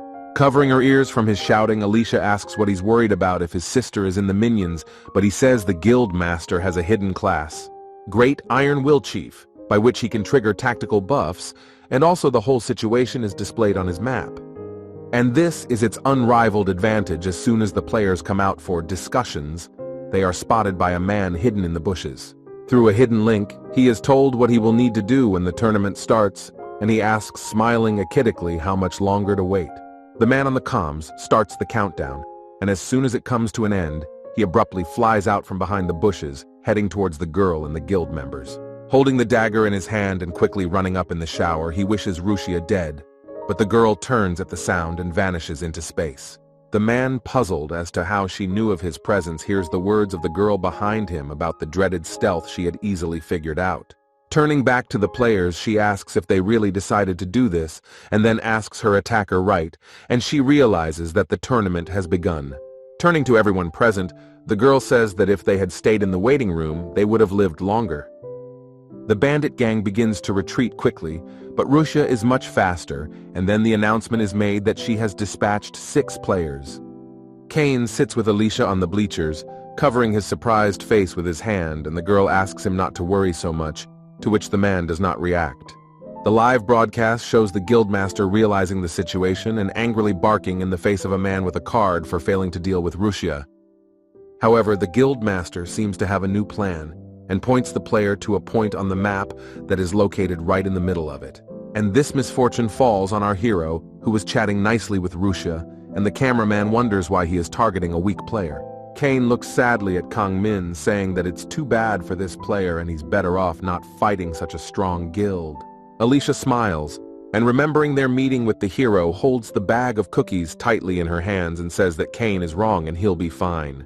With a sly smile, the man looks at the map, envisioning his plan, and thinks that this guy was in the waiting room then, and he means something to Rushia. Assuming that they could be friends or lovers, he is sure that the latter will definitely react. A group of people surrounds the hero. Realizing what's going on, he tells them that they did something they shouldn't. The mastermind is sure that by not catching Rushia, he will definitely catch this guy. With this action, he is going to drive the girl crazy and encroach on her life again. At this time, the hero slowly draws his sword from its sheath. However, the hero, shouting at the crowd, says that they will pay for spoiling the beautiful watermelon that he has grown with his own hand. The master thinks about the fact that no man has yet been able to stand up to this tactic of the Bacalo Guild, and one of the guild members says to start. The hero launched an attack on the player in front of him, but another guild member standing to his left rushed to him with a shout. But the hero reacted quickly and repulsed the attack, which the man is very surprised at, as it could not be done by a man with such a low level of strength. Grabbing the attacker by the arm, the hero throws him to the ground with force and, pressing him down with the weight of his own body, executes justice for the watermelon on him. The other players whisper, asking how the hero got such strength when everyone said he was weak, and stare fearfully at the gruesome scene of carnage. Min Hyeok turns around and with a terrifyingly intimidating face calls the other players enemies of Hwache, causing them to start trembling in fear. The hero runs at the entire crowd at once, screaming that he will never forgive them for what they have done, and the guild members frightenedly scatter. The master looks at the map, showing that all of his minions are dead, and is shocked to wonder how this could have happened. The man shouts angrily, and at the same time he is called by a soldier who asks him what he is doing here, but he brings news about our hero. Watching the broadcast of a rather hilarious fight, a young man says that it looks like the hero is fighting while drinking the blood of a two-headed troll. And looking at Kangmin successfully dealing with all the opponents with a banana in his mouth, the young man says that his health is not taken away by the attacks. The man, remembering what the blood of the two-headed troll is, asks the young man if this potion of healing is not expensive, to which he replies that it is. Expressing his opinion, the young man says that there is no other explanation for this unless our hero drinks the potion like water. Stuttering a bit, Guildmaster Bacalo asks which guild the player belongs to, clarifying if they have contacted the wrong person. At this time, the hero on the battlefield is calmly wiping his lips after a snack, during which he sent a lot of enemy guild members to the other side of the world. However, the master and the soldier were wrong in their assumptions, as the hero restored health to his new skill absorb, transform. A council is held in the empress's throne room, where she speaks out saying that she thinks the competition is getting more and more insane. One of the advisors says that the empress is right, and there is one outsider who handled an entire army talking about our hero. The girl is distracted from her musings and asks the counselor in surprise if he did it alone and if he is a member of the guild. The counselor replies that Kangming has no guild patronage and asks the girl to urgently bring her a magic crystal ball to the throne room.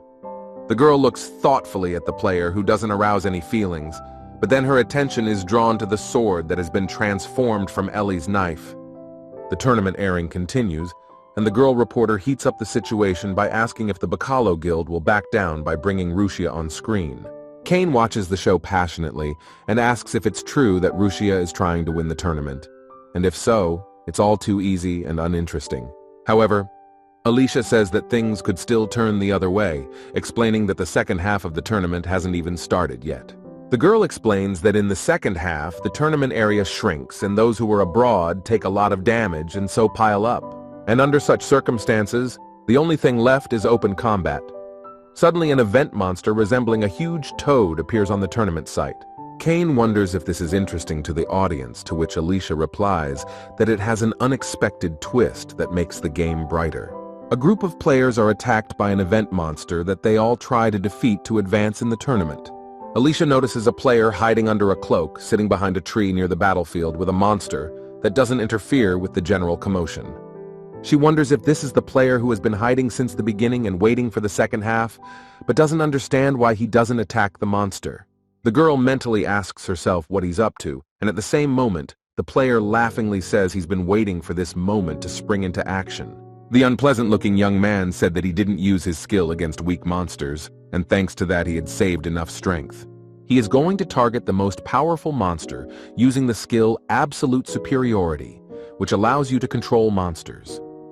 And until the moment the strongest monster appears, he must conserve his mana and lurk in preparation for the appearance of his target. At this point, Rusia advances through the actual battlefield, where she has slew more than a dozen enemies, reasoning that she is bored. The girl, before she could finish the sentence about what she was going to do, turns around at the appearance of a huge 140-level Minotaur monster. She stares at him shockedly, wondering about the appearance of such a strong event monster, and at this time the notification of the radius decreasing comes. The girl quickly flees to a safe zone, reasoning that this mob is too strong for the levels of players judging the task force for this. Approaching a structure in the form of a small shelter, Rusia thinks about the fact that probably the middle of the radius zone is a waiting room. The area gets narrower and narrower, and as they run up to the hall, the people standing around it notice a huge monster screaming in fear of the Minotaur. They ask Rusia why she's running here, reasoning that she's leading a monster and saying it's not a good idea. Turning her gaze to the monster, the girl does not leave the thought that the Minotaur is under control because she did not even attack it. Noticing a kind of magical lasso on the monster's arm, the girl wonders if it is being controlled by him. Seeing a satisfied young man not far from him, the player loudly shouts his success while the Minotaur stopped for a moment, and realizing what is happening, Rusia looks on in shock. The broadcast announces that a jackal black mage has appeared on the field using absolute superiority. People start whispering. They talk about how the penalty for making a mistake is too high, so almost no one uses it. Alicia is surprised that he used such a skill. However, The girl is frightened to realize that a player with this body type will not be able to hold the Minotaur, and everything will end in a banal massacre. Rowena sees a notice in front of her that the radius of the circle is narrowing again, and realizing that she can't keep running, she decides to buy time. The girl pulls out 5 kunai from her inventory and with a sharp jerk backwards throws them towards the Minotaur, hoping to slow it down. However, the knives only bounce off the monster's body, and the girl is shocked to realize that it didn't do any damage due to the huge difference in levels.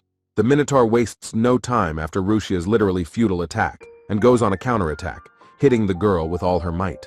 Rowena flies several meters away from such a blow and crashes into a tree, becoming stunned and losing most of her health.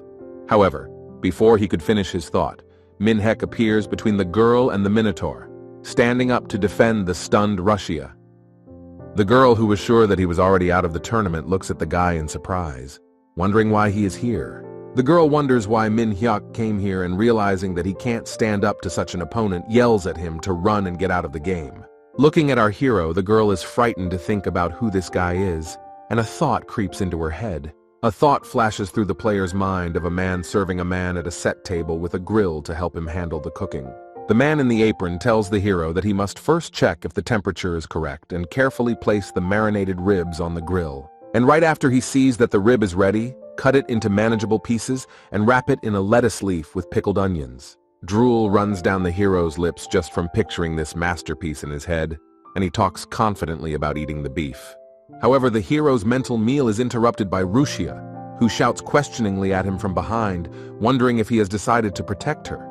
Confused by the situation, she realizes that the question is unnecessary, and it's already clear, replaying in her head how the hero got her attention by offering her a banana. Remembering their sit-downs at the counter and the player's cheerful laughter when he sat quietly next to her and was so friendly to Rowena. After shedding a bitter tear, the girl squeezed her eyes shut and forcefully shouted to Kangmin not to be reckless in a fight with a serious opponent. He turns around in surprise, but before he can say a word, the girl interrupts him, shouting at him not to sacrifice himself trying to protect her. Not understanding what the girl meant by the story of sympathy, the hero turns around and asks Rowena what she's talking about. And distracted by the words of the girl, almost misses a blow with an axe that could have killed him. The player, looking at the ground, realizes that the monster is strong.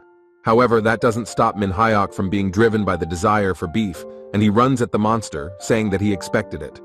Seeing that the Minotaur swings his axe at the player, the girl mentally asks him to dodge, but the hero holds back the blow by jumping aside. With a fierce roar, the huge monster strikes the ground with a powerful blow, causing it to break apart and diverge in different directions, forming a gap.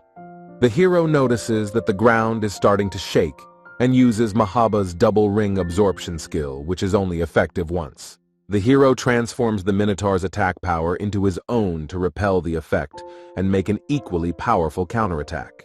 The hero screams loudly from a force that is hard to control and thrusts his sword into the ground, thus transferring the destruction of matter to the Minotaur. The one with eyes full of rage looks at the ground and is distracted from the player, which he takes advantage of in a leap, bringing his sword over the monster's head. In flight, the hero stares intently at the Minotaur and rather says that it looks very tasty, which makes the monster break out in a cold sweat. After the hero's powerful blow, a notification pops up on the air scoreboard that the Minotaur has been defeated, and also describes the rewards the player will receive. There are shouts of joy, and at the same moment the tournament ends. Rowena runs up to the hero, wiping sweat from his forehead, and asks if he's okay. The girl carefully asks if he's hurt, and tells him to get ready because they're about to be moved to the stadium where the broadcast was being held. The hero asks if it's true, and without waiting for an answer says that in that case he needs to gather ingredients from the monster as quickly as possible. The player happily considers all the beef parts he got thanks to the battle with the Minotaur, and the system announces the transfer. Just at that very second, Kangmin, Rowena, and a few other survivors appear at the stadium where they are congratulated for finishing the tournament. While the group of people are in the center of everyone's attention, the girl reporter says that they will soon tally the scores and announce the places received. The hero comes to the girl and, apologizing for worrying, asks her if there will be no more cows, to which she says that no, and the tournament is already over. He looks at the floor pitifully, and at the same time they start announcing the winners of the tournament. which the girl emphasizes to Min-hyuk. The first 8 spots starting from the 10th have already been announced, and neither player nor Rushia have heard their names among them, expecting first and second place. The girl reporter, with a stretching pause, announces that Rushia is in second place, causing the girl's fist to clench in frustration. The girl sadly holds on to her scarf, thinking about the fact that all her efforts have not yielded the desired result, wondering what was missing.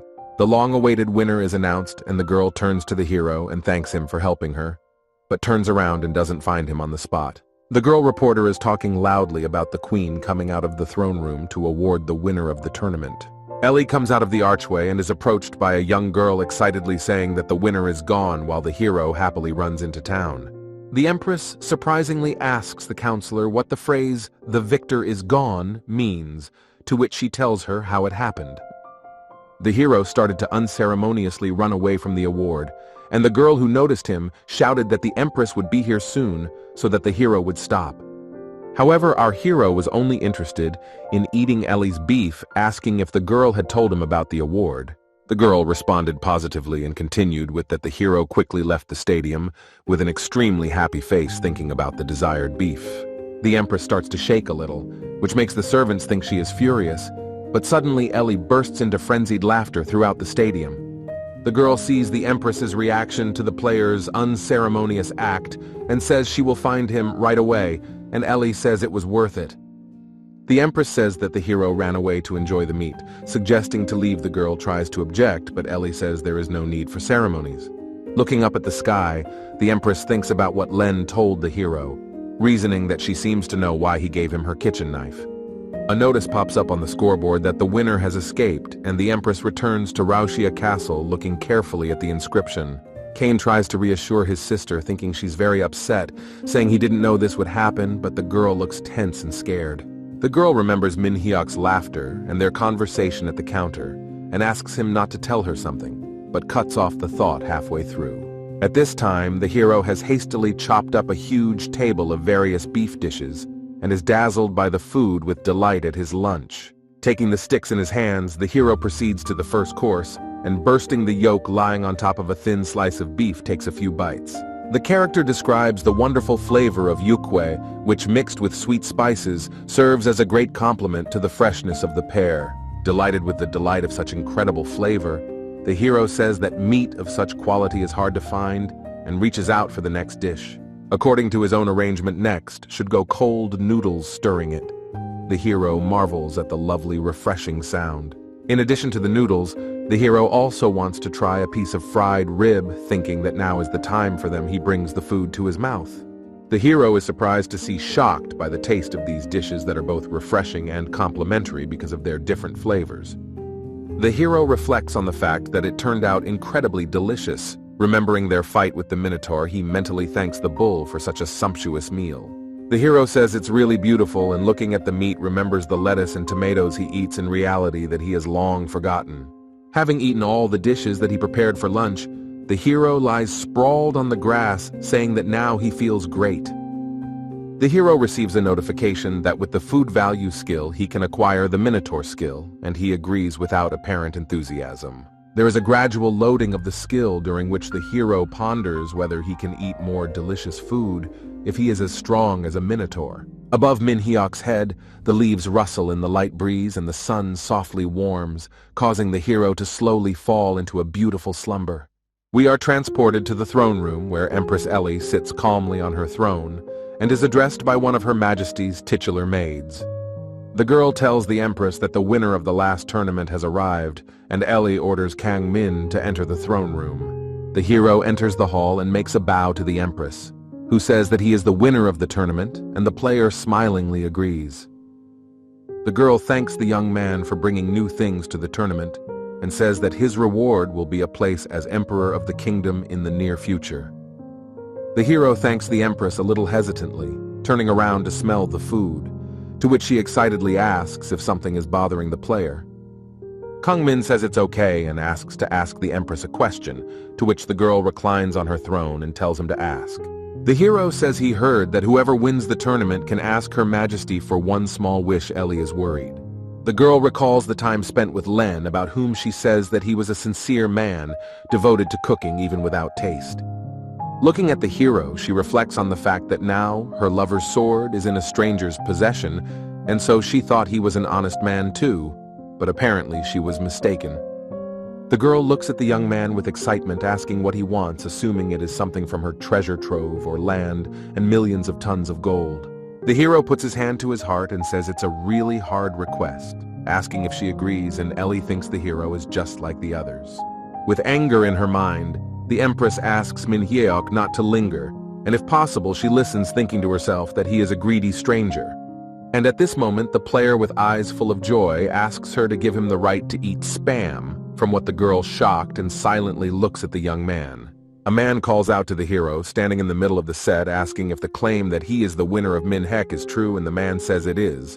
The man asks the player to follow him, and the player inhales the vapors of the scent, thinking about what he has smelled since he came here. Walking closer, the hero realizes that he no longer has any doubt that it was the smell of spam, presenting a variety of dishes with it.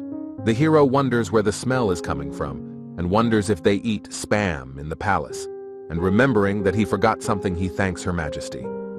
The hero thinks this spam must be great, and speculates that the empress must be very hungry, remembering their conversation, in which Ellie strongly rushed the young man to answer because the smell is impossible to resist. However, the queen chuckles quietly at his request.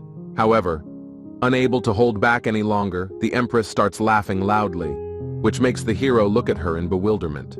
The player is confused as to why she is laughing, asking himself if he said something weird, and how he could have asked for another at that smell. The hero is distracted by the notice of intimacy with Ellie, and the respect boost, wondering what respect has to do with it if there was usually intimacy. Suddenly, the empress asks him if what he wants to eat is definitely spam, to which the hero quickly forgets the notice and says it is. The girl says that it seems the chiefs were preparing it, suggesting the young man to join them, to which she is distracted a little excitedly by one of the servants. But she abruptly tells him to shut up, and he frightenedly shuts up. Ellie tells the hero to follow her, and he shockingly agrees. The empress leads the hero into a room with a set table on which there are a bunch of all sorts of goodies, mostly consisting of fast food. The queen asks Kang Min if it's enough for him, while the hero marvels at the abundance of spam dishes and says it's incredible. But then the player makes a sad face for a second, and thoughtfully the empress asks him what happened and why he has such a reaction. The hero says he wouldn't dare say that in her presence, but she replies that he can speak freely since he's not familiar with that kind of conversation.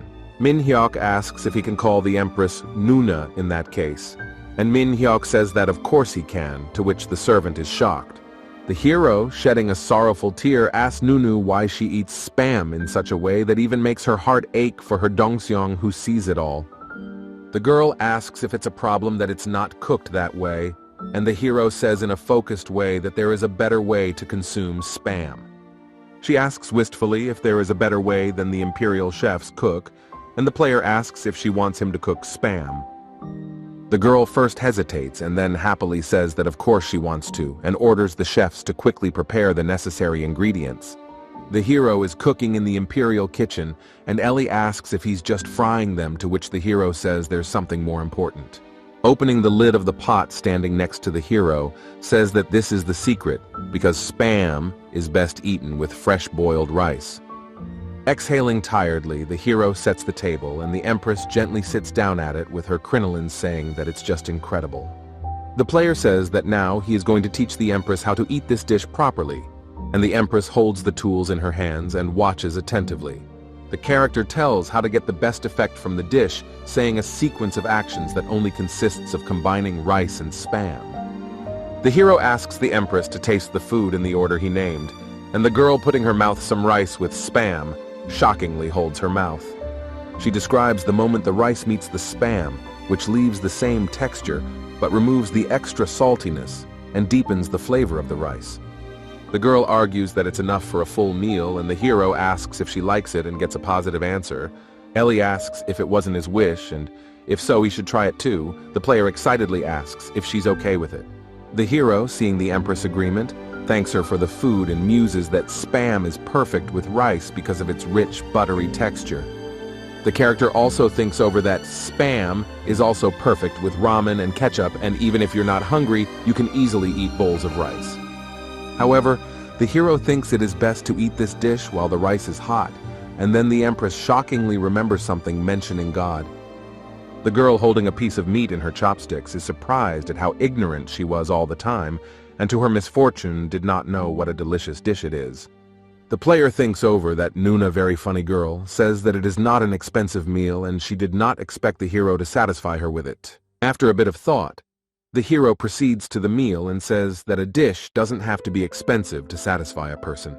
H argues that food is good not because of the price, and in fact it tastes good to us because it is prepared by people who make us happy. Listening to the hero's reasoning, the Empress remembers Len, and a small tear appears in the corner of her eye, after which she tells the player that he is right. The hero turns to Nuna and says he came here as a winner, but he had another purpose. Ellie asks what he means. The hero says that he came to the palace at the request of Captain Ren, formerly Len, to which the Empress makes a sad face, remembering her lover. Stopping the pulling groove, the girl asks the guy what Ren asked for, to which he says he promised to cook Ellie a great meal. Nuna says that this dish was just excellent, but the hero, stammering a bit, says that it was too simple a dish for the captain's request. To which the girl asks what skill the player has, and the player replies that he is learning sword farming and magic offering to tell his skills. The girl says thoughtfully that usually outsiders choose one field of endeavor, but she realizes that our hero is not like the other players. She thinks it's incredible that the hero is strong enough to win. Min Hyuk replies that it's all due to his nutrition and perseverance. The girl asks if she can ask for any dish for the hero to fulfill the request, and he answers her that of course she can. The player speculates on what dish the Empress will choose, thinking that it will not be too luxurious because she likes even Spam. However, Minhek realizes that he may have to cook something that he has never even tasted in his life, which will be quite difficult. And then the Empress begins to speak, and the hero hears with a sinking heart that the girl asks him to cook his hui of flounder. The hero imagines how he pulls a fresh flounder out of the abyss of waters, and with sweat on his face, imagines the face of the chief who says he can handle it. The player interjects, and Ellie, remembering her past, says that she once hated her father because he demanded that she be strong. The girl talks about how the emperor made her spicy soup with homemade HUA after they went fishing together for the first time. Nuna says she knows he did it then because he loved her very much, and she still remembers the taste of that dish her father made. The hero looks wistfully at the Empress and ponders the question of whether the food she speaks of is as expensive as foie gras. However, Min Hyuk realizes that the fact that Ellie is an Empress doesn't negate the fact that she may also like to eat expensive food. And the player clearly understands the fact that his teacher could not cook such a dish, and this is the request. The girl asks if Kong Min will help her taste that flavor again, to which Kong Min says he will do it and cook the dish she asks for. The hero has a quest related to the captain's request for a reward of ancient ingredients, and Ellie invites the hero to follow her. The player asks where she is calling him, to which the girl offers to teach him swordsmanship techniques for which the Empress is famous. The girl takes him to a place behind the castle and explains that they are now in a training area where each doll has a different ability. She says that the hero's respect will increase after destroying each of them, and after they themselves recover, the player gasps delightedly. The Empress says they are special because they are only found in their empire, offering to start, on which the hero, frustrated and tiredly, breathes. Looking at the young man, Ellie realizes that he is not motivated in any way and offers to give him ingredients from the Imperial Palace for each completed meter. Min Hyuk's eyes immediately light up and he's ready to get down to business and offers to do so, to which the Empress says he's now ready. Reaching for the sword, Ellie asks to be allowed to show him for starters, and he is in awe at the thought that he is about to see the famous Nuna swordsmanship. The girl thoughtfully holds the sword in her hands, examining it, and the hero wondering if she's going to use a wooden sword. In one blow, the Empress shrieks and blows apart several dolls standing around her with a simple wooden sword, something the player didn't expect. He looks rapturously at the remains of the dolls, and the girl, throwing him the sword, asks if he has memorized everything she showed him. He can't find the words. Then the girl, realizing that he cannot so quickly, explains to him in order. After a while, the hero, panting, says that it is very difficult. Laughing, the Empress says that the first time is always difficult and that she gives him a week and recommends practicing here as often as possible. He says he understood her words come the first day of his term, and he strikes the doll countless times with unprecedented diligence. Kangmin works hard day after day on the training ground tirelessly, and after a specified period of time, the Empress returns. The girl walks through the archway to the set, hoping that the hero has handled at least half of the dolls and catches him destroying the last of them. The hero, though very tired but happy, greets Nuna she can't find the words of shock with which to respond to the player's greeting. Seeing the girl looking at the dolls, the hero says he will clean everything up, and Ellie realizes that the dolls were supposed to be restored, but the player destroyed them. He says pitifully that they got like this during training, and the girl draws the guy's attention to the chafed hand that stains the cloth with blood. The player only now notices the wounds, and the girl ponders in wonder at the power of healing that has not kept up with the speed of the hero's training. The girl also notices the hero's flaming sword, which can only mean that he has reached the maximum percentage of training. Seeing the girl's surprise, the hero looks at her with shining eyes, and she is shocked to think that Kangmin has done an incredible miracle. Despite his bloody hands and fatigue, the hero enthusiastically asks Ellie if he will get the ingredients by continuing to train in the same manner. The Empress looks at Minhyuk with a smile, and now she is 100% sure that our hero is a true disciple of Ren, telling him, of course. The player is quietly cooking, and the girl quietly sneaks up and asks if there will be spam again, to which he angrily shouts that she frightened him. The girl says the spam at the palace is really good, and asks how many meals he's going to cook with so many ingredients. To which the hero replies that he was only planning on mixing everything together, and frying the girl hesitates and tells him to take something first. The girl hands the hero a small vial of imperial elixir that allows the Empress to assign the hero to a position and adds respect. The hero holds it in his hands, wondering how tasty it is, and Ellie tells him that it is his reward for his long effort. The hero asks if he can use it at any time, to which she says it's his reward, and soon the player is done with cooking. The player decided to add elixir budakige, serving it on the table. The Empress asks what it is, and the player explains what the dish in front of her is. Picking up a single spoonful, the hero offers the Empress a taste and says to start with the noodles and ham included. The character describes the noodles as a slightly spicy ramen with vegetables that is slightly sweet, but doesn't create a cloying taste in the mouth, as well as pieces of soft, juicy spam that is radically different in characteristics and flavor than what is cooked in a frying pan. He goes on to say that the broth becomes much more flavorful as the soup simmers, and just one bite gives a heavenly delight.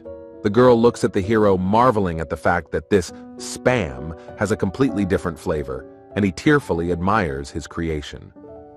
The player says that after that you should proceed to the egg roll, and mixing it with soup and rice, the Empress will get a fantastic taste.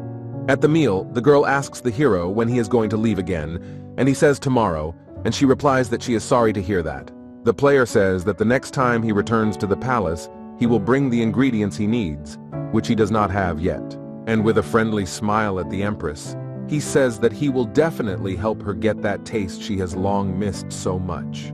The Empress looks surprised at Kangmin, who explained the reason for his departure, and thanks him heartily for those words. Talking about the dish they ate, the girl makes a comparison, saying that it wasn't as spicy, to which the player replies that it didn't take long to boil. Ellie watches the hero wash the dishes, and says she wants to give him something in return, asking Kangmin to give his hand to her. The girl takes the young man's hand in hers and kisses it gently several times, after which an engraved brand of intimacy appears on the back of the palm. The hero looks at his hand in surprise, and the Empress thanks him for bringing back memories, saying she enjoyed his presence in the palace. On his way out of the castle, Minhyuk says goodbye to Ellie, remembering her words about rubbing the branding if he needs her help. And in that case, she would come to him, and they would meet again, but now she would just wait for him to return to the Imperial Palace. The hero looks at the map and is shocked to realize the fact that in order to enter any sea, he must be above level 200th. Sitting down on a rock for a break, he reasoned that it would be difficult to get there now, and that he needed to raise his level before doing so.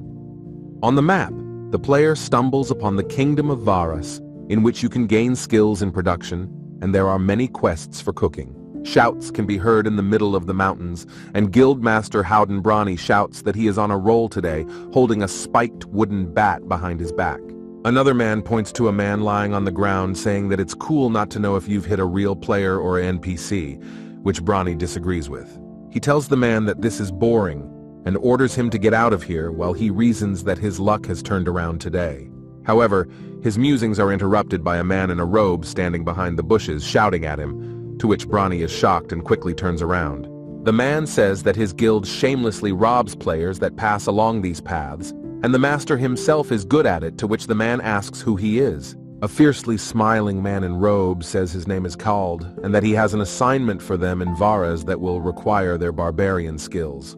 Walking down the street of the kingdom of Varus with a pack of chips, the hero talks about how warp wraps are very convenient for traveling between different locations. Looking around, he sees many talented people engaged in arts and crafts, thinking that this place can be called a village of creators.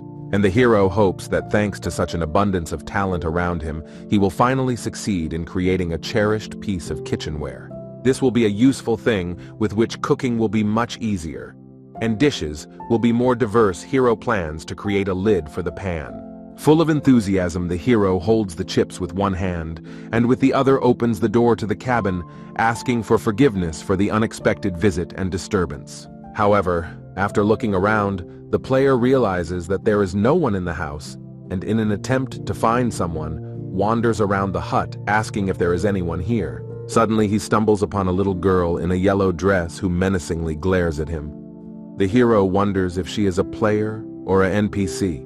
The girl points to the chips and also menacingly asks if they are tasty, to which the hero, showing the packet, says that they are very tasty. The player asks the girl if she wants to try them, to which the girl sadly says no, saying that Hyomin doesn't want to. The hero is a little confused by the line about Hyomin, and he wonders, looking at the distraught girl, if she might be a NPP after all. However, realizing that he needs to save the situation, he asks if she wants to eat delicious food, to which she says it will upset her stomach. After thinking about her words for a bit, the girl pulls out a handful of chocolates from her pocket and offers Min Hyuk to take some too. He asks admiringly if she doesn't want to eat them. The girl replies that her father gave them to her and told her to eat them, but Hyomin hates to eat them. Surprised to see the girl, the hero asks if she likes chocolate, to which she replies that she hates eating at all, which is more shocking to the player. The hero looks at the chocolate in the girl's hands with unrelenting thirst, wondering why she doesn't like this fine chocolate, and with a sudden movement eats it all. The babe begins to frighteningly beat the player, saying he shouldn't eat out of her hands, to which he admits his guilt, but couldn't go against his instincts. Candy wrappers start falling out of his mouth, which he almost ate, and the girl asks him if he's a pig. The hero remembers that he forgot something and introduces himself to the little girl, asking her what her name is and where her parents are now. The girl sadly says that her dad is always working, which makes her cry almost every day, and her mom is no longer alive. She talks about how her Uncle Ron usually plays with her, but he's out for a second, to which the hero is surprised and is going to play with her too. The player puts the girl around his neck and, holding her, says that he will play with her until Uncle Ron comes back, which makes her eyes light up quite a bit. They are having fun running through the streets. The girl gently holds onto the hero's hair, with her hands clutching his hair ponytails, but then someone yells at the little girl. A huge bearded red-haired man looks shocked at their games and asks the player who he is, at which time the girl says it's Uncle Ron. The hero tells the man that he's glad to meet him, and the girl runs up to him with satisfied eyes, saying that this man rode her on his shoulders. Ron looked at the boy warily, musing that he had managed to cheer up a little girl who all day long did nothing but hide and be sad. The hero looks incomprehensibly at the man, who looks at him with a judgmental look, and tells him that they will continue the conversation inside the house. They enter the house, and after a while, Hyomin falls asleep in the player's arms as the man apologizes for his absence, asking what he came for. Hero says there is no problem, and he enjoys playing with the kids, to which the man says he is in a tough spot right now and won't be able to give him a job. The hero asks Ron in a surprised and heartfelt manner what happened, and he begins to explain his difficult situation to Min Hyuk with a slight hesitation. He says that the girl's father is a wanderer, and because of that, Hyomin is living on her own. One day he forgot about the deadline for one of the deliveries because of his worries about the baby. And because of this ridiculous oversight, a notice came that the merchants would stop trading in this place, but he couldn't leave the girl alone. Ron can't do this because he himself once lost his child in one unfortunate accident. The hero looks at the man with pity. Ron says he's dealing with it now and therefore can't give the guy a job apologizing for such a spontaneous inconvenience. But the hero is not upset by the situation, and with eyes full of pity for the difficult lot that fell on the shoulders of the man, offers him his help. Ron asks what the player meant and explains that maybe he'll understand if he apologizes and discusses the situation because he cares about Hyo-min. And the hero joyfully recalls the saying that a child is nurtured by the village, which means the universal contribution of the inhabitants to the development of the child. The hero enthusiastically asks why not talk him into it if there's such a chance, at which Ron covers his eyes with his hand and asks if it's normal at all.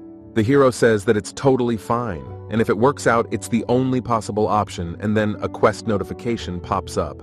The player also wonders why Hyo-min's father left the child alone in the village, and Ron tells him that he was a foreigner working as a blacksmith.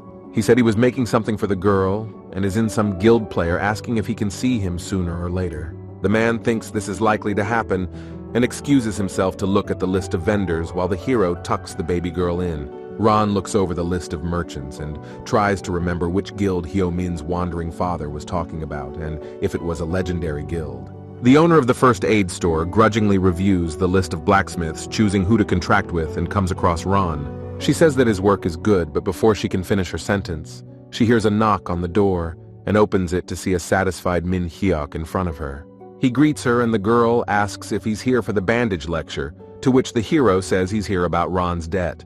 Hiding behind the door, the girl asks if he has not come to break the contract, to which he answers in the affirmative, saying that, because of him. The girl shouts and closes the door, saying she doesn't want to discuss it, but the hero also loudly asks her to listen to him, to which the girl resists, and says she doesn't need it.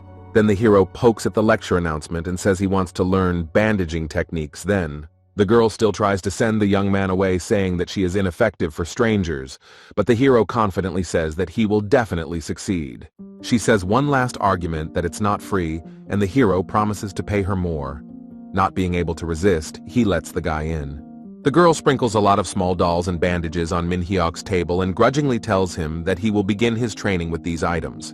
She explains by example, showing that first you have to cut the little dolls with a knife to simulate real human wounds. The next step is to carefully rewrap the torso and open wounds. She nimbly wraps the doll up, to which the hero looks on in shock. Showing him the neatly rewound doll, the girl says to proceed to repetitions in order to grow the percentage of the player's training in this matter. After giving the initial briefing, she asks the hero to now give it a try, and he happily agrees, raising his hand in the air. He asks Mei Ken if she has ever tried to treat a child, but the girl with her hands on her hips stares at him disinterestedly. The girl says that even though the player is trying to be friendly with her, but this trick will not work for him. The hero pityingly says he didn't mean it. A little weirdly winding up the doll, he talks about how kids just get hurt a lot, and he's just wondering if Hyo-min needs any help. The girl asks if the player talks about his sister, and Ron says that she is not his sister, and now Ron is looking after the girl while her father is away. She thinks fondly of Ron, but then frantically asks the player if Ron has a child, to which he looks surprised. The boy says it's not true, and that he just cares for her as his own, but the girl says she doesn't know what he's talking about. The hero long explains to her the whole situation, and she replies that she did not expect that he made a mistake because he was looking after the child. Saying she had no idea, she recalls that there are now rumors that Ron has abandoned blacksmithing, and the player explains that it's because of the baby. However, she then says that she was in huge trouble because of that package, and the hero replies that she's in the right to be angry, and he just told her. But the hero will be very grateful if she renegotiates the contract with him. The girl says finish the guy's practice and come back a couple or 3 more times. The next day, the hero comes to her store again, and Mei asks him if it is true that he is adapting quickly, to which he is surprised. The girl says that it is impossible to learn it without proper concentration and dexterity, to which the apprentice appeals to her again with a request for a contract. Looking at the student's actions, she thinks that she can't get away from his mesmerizing actions, but runs away, saying that it doesn't matter. But suddenly stopping on the way, the girl blushes with embarrassment, and the hero, even from behind realizing what just happened, starts laughing. Having prepared on the table all the kitchen utensils he needs and a package of pancakes, the hero fairly shouts that all preparations are complete. The girl asks in surprise what it is, and the hero, calmly putting on gloves, says that now he would like to prepare something to eat. The hero is cooking, saying that first you need to knead the dough and wait for it to rise while the girl is watching him closely. And after the dough is ready, you need to add in each piece of sugar with nuts as a topping and fry in a little oil. Upon realizing what the hero is cooking, the girl joyfully shrieks that it is a hot pot, describing the sweet and appetizing aroma and the delicious appearance of the dish itself. The girl is already thanking the guy for the hotdogs, but he abruptly yanks the baking tray away from her and yells for her to reconsider her decision on Ron's contract. The girl objects, saying it's none of his business, to which the hero replies since there's nothing to be done, he'll just eat all those hot pots by himself. The girl boils inside, musing about the unprecedented impudence of the guy, but suddenly her attention is drawn to something that delights her mind. The girl wonders how Min Hek does it as he eats the hot pot so appetizingly, making it seem like the most delicious food in the world. Notwithstanding, the girl says she'll take Ron's situation seriously, and the hero remembers Ellie giving him those pancakes, giving him instructions. The hero agrees with the girl's decision and, holding out one pancake to her, wonders what the hot cake is saying that the one held out is special. Taking a bite, May feels the sweet tang of the hot cake, soft dough, and hot sweet jam running through all the layers of the fresh warm pancake. In addition to all this, the nuts inside add a savory touch, and you have to be careful not to burn yourself on the rich and sweet filling. The girl marvels at the taste, admitting that it is the first time she has eaten such a fine hot pot, and the hero, not giving up trying, asks her not to forget the contract. The girl asks why the hero is so helpful to Ron, and after a bit of thought she replies, "The player just wants to help a friend because he knows how hard it is when work doesn't go right, wiping a bit of sauce off his lip." Without looking at the girl, who is listening to him admiringly, Min Hyuk says that people in the village must help each other to survive. Looking at the young man, May reasoned that even though he was a stranger, he was different from the others, even though he was interested in inefficient bandaging. Even though he had an ulterior motive for this, the player is still trying, and in addition to that, he also wants to help others wholeheartedly. The hero enthusiastically asks if it's true, to which the girl replies that she only did it because of the delicious hot cake Min Hyuk gave her. The hero, looking at her, says that it's just adorable and that other people should be as open-minded as May, to which the girl asks the hero. She wonders if he will also go to the others, to which he replies in the affirmative and holds out a piece of paper explaining what needs to be done. While Ron is sorting out the boxes, a woman approaches his shop, addressing him, and he finds her and addresses her as Madame. He says he's sorry for what happened, but the girl interrupts him and tells him not to worry and to proceed according to the contract. The man doesn't understand why this happened, and the woman explains to him that Ron's friend came and explained the whole situation, and the man remembers the player. A little surprised and stammering, the man asks the woman if she really understands his situation, and she says she knows how difficult it is with children. In addition, the madam has received information that the hero has dressed her child's wound, and she wonders how she can repay him for his help. The woman tells Ron that in addition to this, the player goes around the house and helps them do the work to convince people not to break the contract with the blacksmith. Madam says that Min Hek was very nice to everyone, helping everyone in need in their small village, but she didn't see it personally. He tries to reply something to the madam, but on the other hand, the other traders interrupting him shout that if he had a problem, he should have told. Brett says people can misunderstand a situation if they don't know the problem, calling Ron complicated. He says he should have said sooner. Ron apologizes to them all, and Brett asks him if he can deliver goods to them again since he is the best blacksmith they know. After hugging his friend, Brett asks him to tell the player to come by again because he's a good worker and very friendly, calling him a kind stranger. Ron is full of happiness and wonders if this is really happening or if the hero is just a wizard not believing that things are finally working out.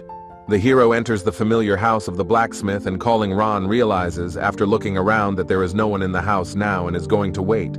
However, after quite a long time, no one has appeared in the shop and the hero is already grumbling quietly under his nose with a dissatisfied face. Unable to stand the wait any longer, Our ever-hungry hero, listening to his stomach rumbling, grabs the kitchen utensils and screams that the cravings weren't enough. Minhek gets to cooking, and first thing he does is finely chop kimchi, planning to fry it in a pan with some oil. The next item in his recipe is to add a small bowl of rice, and of course not to forget to fry one hen's egg in oil. The hero says that if you forget about the last step, which is almost the main step, the dish will never turn out as perfect as it is now. The hero, looking at this delicious dish and squinting at its beauty, thanks his grandmother who gave him some kimchi for helping him with his work. Reflecting on the fact that he had a productive day today and helped a lot of people, the hero picks up a spoonful of food, thanking for it as usual. However, he does not even manage to bring it to his mouth, as at the same moment the little girl bursts into the room with a scream, shouting our hungry hero. Hyomin recalls her real life, where she's lying in the hospital in serious condition, and her father is told he has no choice but to wait. The female doctor says it's all because baby Hyomin is afraid to eat, and the girl's father realizes that it's really a consequence of the disease. He bitterly tells the doctor that if all this continues, his daughter's condition will worsen, asking when it will end. Holding his head, he apologizes for his emotions, saying he's just nervous. The doctor says he understands him, but there's no other way out now. The girl suggests that Hyomin's father try virtual treatment with Athena, which in some cases helps to advance the treatment. The man sits the girl by her little hand in a chair, and the girl asks sadly why he is crying, looking at her. Wiping away tears with his hand, he says he's not crying, and he won't be able to stay with her, and she says that while he's gone, she'll play with Ron. Also with the piggy oppa, Dad asks who it is, and the girl tells how the hero ate candy right out of her hands and how he rode her on his back. Her father says he's sorry to leave her, but he sees that she likes it and asks her to be smart, to which the girl, smiling happily, agrees. Back in the game, the girl walks briskly to the blacksmith's house, thinking that she will have to ask Uncle Ron to play with her today. When she opens the door, she quietly peeks behind it and notices Min Hyeok at the stove, watching him closely. She wonders what he's doing. She realizes that the hero has made her own fried kimchi and rice for lunch, and remembers how her father used to make her this dish too. However, now it is painful for her to eat food because her disease makes her vomit constantly before the food can be digested in her stomach. However, she wonders why everything is so shiny and scaring the hungry hero with a rumble points to the plate and says she wants to try it too. However, the hero gets greedy, saying that there is only one egg in the dish, to which the girl angrily reminds him that he ate all her candy. The hero calms down, saying he really did, and calls the girl over to the table. He gives her a spoon and asks her to hold it for a bit. She stares intently at her plate and scoops up a spoonful of rice and kimchi, on which the hero puts a piece of egg and says it's right to eat them together. The girl recalls a moment from her real life when her father brings her food to her room and realizes she is sick to eat the food. After that, she immediately starts throwing up and all the food comes back, and also lately her hair has been falling out a lot. The father brings a spoonful of rice to the girl's face and asks her to try at least one bite, to which Hyonim turns away and shouts that she hates to eat. When the father does persuade the girl to eat at least a little bit, she turns around looking at him angrily, and it makes tears run down the father's face. The girl mentally returns to the player, who says with a welcoming smile that this piece is indeed very tasty. Looking at the girl, he asks her if he can tell if it's something special, while she gazes admiringly at our hero. The girl is surprised by Kong Min's words, wondering if this piece of food really has something special in it. And is it true that it's actually so delicious? And maybe that's what makes the piggy oppa so pleased and radiant baby tasting the dish. Confident in his culinary abilities, the hero begins to tell what a delicious combination is in his dish, but the girl says it's weird. The player, shocked and even frightened by the girl's reaction, interrogates her, saying, does she think the flavor of this dish is strange? However, the baby quite says that the thing is different strangely, that she does not get sick from eating as it always happened normally. She happily says that she is not in any pain at all, and even better, she feels great, at which the hero looks at her with a smile. The hero says that of course delicious food is wonderful, and asking them to repeat after him, they both shout the slogan, delicious food is the best, raising their hand in the air. When he finishes praising the food, the hero tells the girl that she can eat more if she wants to, and she eagerly pounces on a plate of rice and kimchi. The boys are eating the dish, but suddenly they hear a sound and look back at the traveler with a bag who has entered the house. The hero sees his surprised face and wonders who this guy is, then apologizes, saying that Ron is not at work right now. The player looks surprised at the man whose eyes are filled with tears, and then he abruptly falls to his knees and shouts to the girl that she is finally eating. The traveler hugs the girl tightly, saying her name, and begins to cry with happiness, amazed to see the girl at the meal. The man can't stop crying, repeating the girl's name and being happy that she is eating, from which the girl turns to the man calling him daddy. The player, shocked by the situation and not knowing what to do, looks at the man, and then he comes to an even greater surprise hearing the girl's words. After recovering a bit, the traveler raises his tearful eyes to Manhwa and tells him thank you, continuing that he is very grateful to him. The hero points to himself without realizing, and the man explains that he heard he was taking care of his daughter, but was worried about her still not eating anything. Now the hero has reconstructed the picture of events in his head, and the man tells the girl that she has done it and must henceforth eat well. Realizing once again that he's forgotten something, the man puts his hand on the girl's chest and introduces himself to the player as Hyo-min's father. The hero looks at the man who wipes tears from his eyes, that his game nickname is really Hyo-min's father, realizing that he really does love his daughter very much. The player briefly tells the girl's father what happened in his absence, and he agrees and says that he was thinking about how to repay him. However, Manhwa says it's unnecessary and he doesn't need anything because he did what he had to do, but the girl's father is undeterred. Looking at the girl, the hero realizes that he caught some kind of connection with her because she and he were here all alone because of his treatment. The hero finds a similarity with her in the fact that he too cannot eat, as he has already overdone it, and then the father of the girl asks the player to let him repay him. The man says that even before Hyo-min's treatment, he knows about the famous blacksmith playing a tennu, asking if the hero has ever heard of the dragon sword. The hero says that of course he heard, remembering what he knows about the sword, its creator, and the fact that it was sold at auction for fabulous money, because it was an artifact with the strongest attack and buffs, and the hero says he thinks it's easy to cut beef bones with it, which the man is shocked by. With a surprised face, interjecting about the beef bones, the player explains to him that it takes something powerful, but the man still doesn't understand him.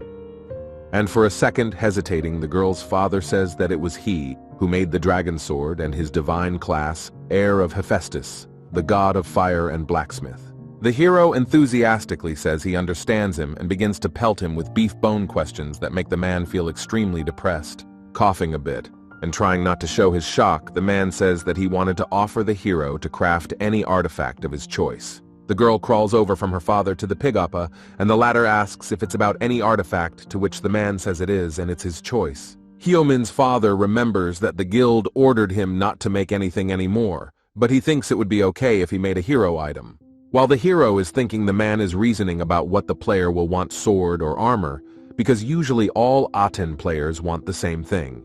Getting up from his chair, the hero loudly announces that he would like a frying pan in which it is convenient to correct the food during cooking. Maximally surprised by Kang-min's choice, the man sits with his mouth open, realizing that our player is clearly not interested in fighting and power. The player specifies that he would like a skillet that is used for cooking as a household utensil, asking if the man understands. However, without giving up hope of advising something reasonable, the man asks if the player wants a frying pan and not, for example, armor or a sword. The hero agrees, and the girl's father explains that there will be no buffs in it, and it will just be a kitchen utensil, to which the hero nods happily. The man thinks he's kidding, assuming how much longer this will go on, and asks him to think a little more about his final answer. Offering to do more buffs if that requires, the hero thinks for a second, and then the girl's father happily exhales, thinking he'll come to his senses. And then our hero gives out that he wants a thing for frying anything, from which the blacksmith literally hits the frying pan on the head from the waste of his talent. The man interjects all the requirements for the pan, and the hero, seeing his sad look, asks if it would be too difficult to manufacture. The man replies that that's not the point and promises to make it. Whereupon the player turns to Hyo-min, satisfied, and they high-five each other.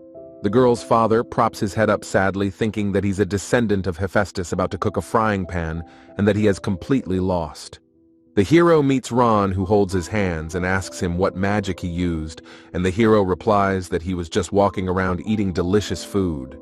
The man says he's very grateful to the hero since he's already renewed most of his contracts, and the situation with Hyo-min is also getting better thanks to him. And at the same moment, The hero receives a notification that he has completed the quest, solving the problems of blacksmith Ron, and can receive his reward. The man holds out a small wooden plate with a lid to Min Hyuk, saying it's his reward for helping them in their mutual distress. The hero opens the lid and, seeing in front of him a large cut of fish, tofu, meat, vegetables, and mushrooms, rapturously looks at the contents. Having examined everything closely, the hero assumes that the composition of this object must be a set for making chan, Korean pancakes.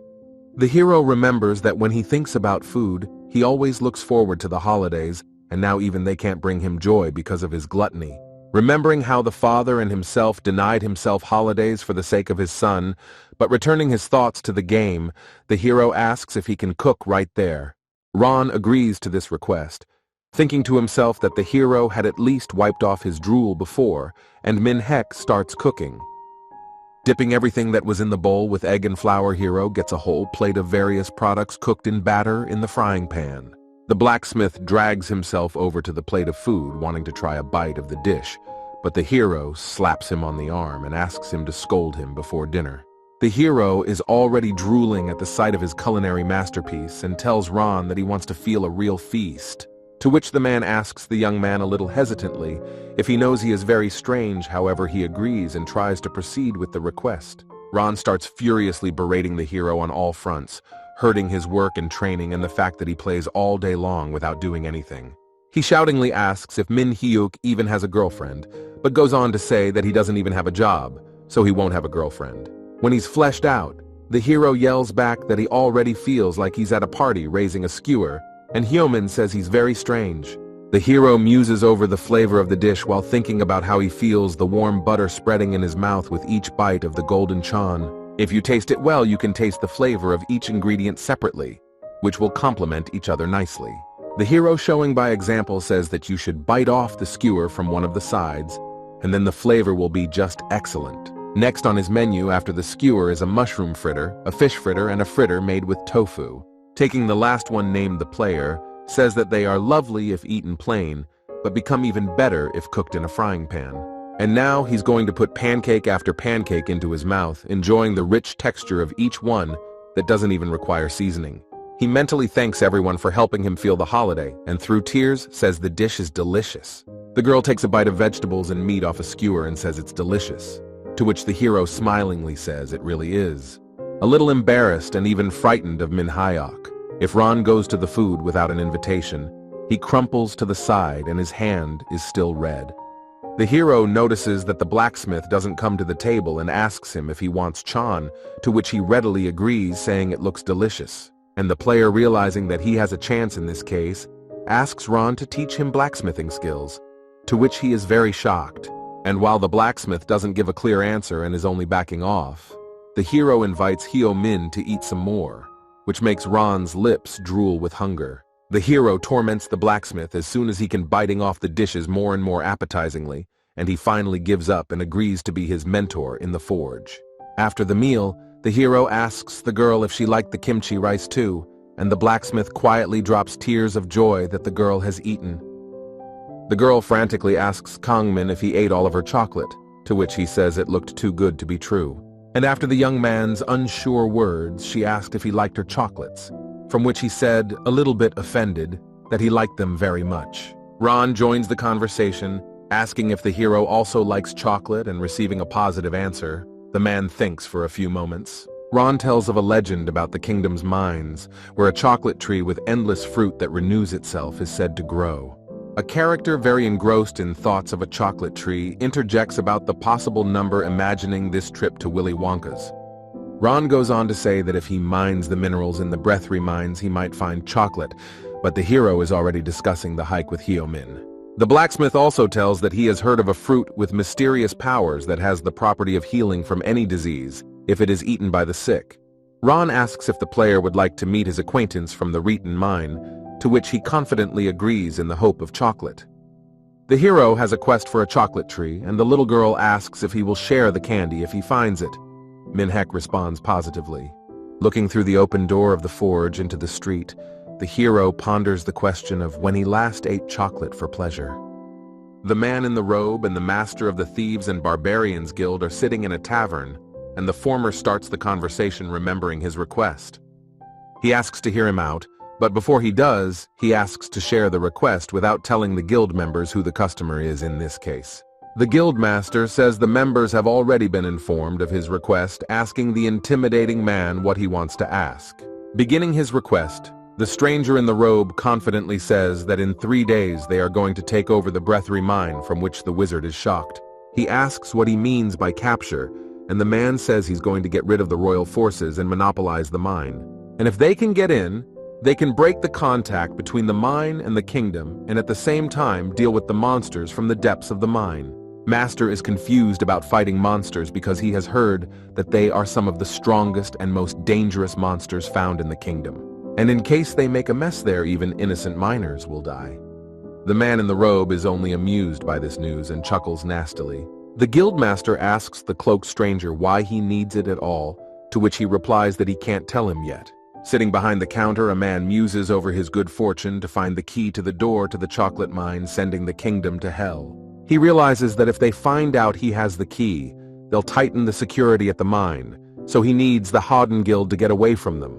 From the materials stored behind this door, only 3 people in the world are capable of creating artifacts truly worthy of attention.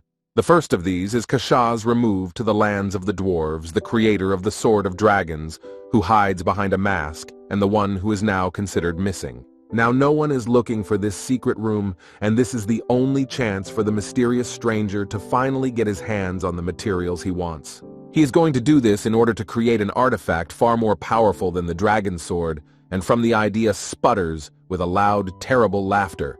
We are transported to the buildings on the mine site, where there are cries that someone from the crew has escaped again. It was a friend of the blacksmith that arrived yesterday. A short-cropped miner asks the captain if he didn't know about it, to which the latter says it's unbearable. Scolding the boy, he says that he promised to work but ran away, calling him a lazy asshole, to which the miner reacts with understanding to the young man's deed. Especially hard work in their 5th team, where the captain even fought the guards. But the support from the group did not get any more. The royal guards don't change the tools until they break, which keeps the miners from working properly, and he himself would like to get out of here someday. Another miner calls out to a captain named Reeton and tells him that a newcomer has been added to the 5th team again, to which the man reacts a little surprised. Then the miner points his hand at Minhyuk, saying it's him, and he tries to say hello, but the captain is shocked and thinks he's an idiot. After recovering a bit and realizing that he has no choice, Reeton asks the young man what his level is and what he does in the game. After finishing his chocolate bar, the hero wipes his lips and says that he is now at about level 90 and is mostly cooking. However, to all of this, he is still engaged in agriculture, wields a sword, and knows how to make patches, which makes the captain completely disappointed. Reeton asks if there is anything special, and the hero tells him about his super appetite. Then the captain realizes that routine is not for the guy.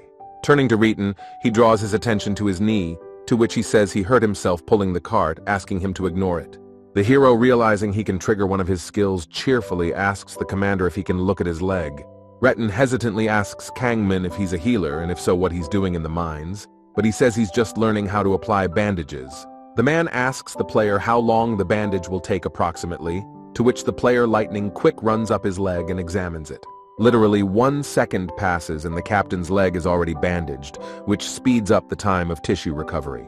Reeton is startled and falls to the ground, staring at his leg, and asks what he did, to which the young man asks how he feels. Waving his leg, the captain says that the pain is gone and the bleeding has stopped, and now he can move again thanks to the young man for his efforts.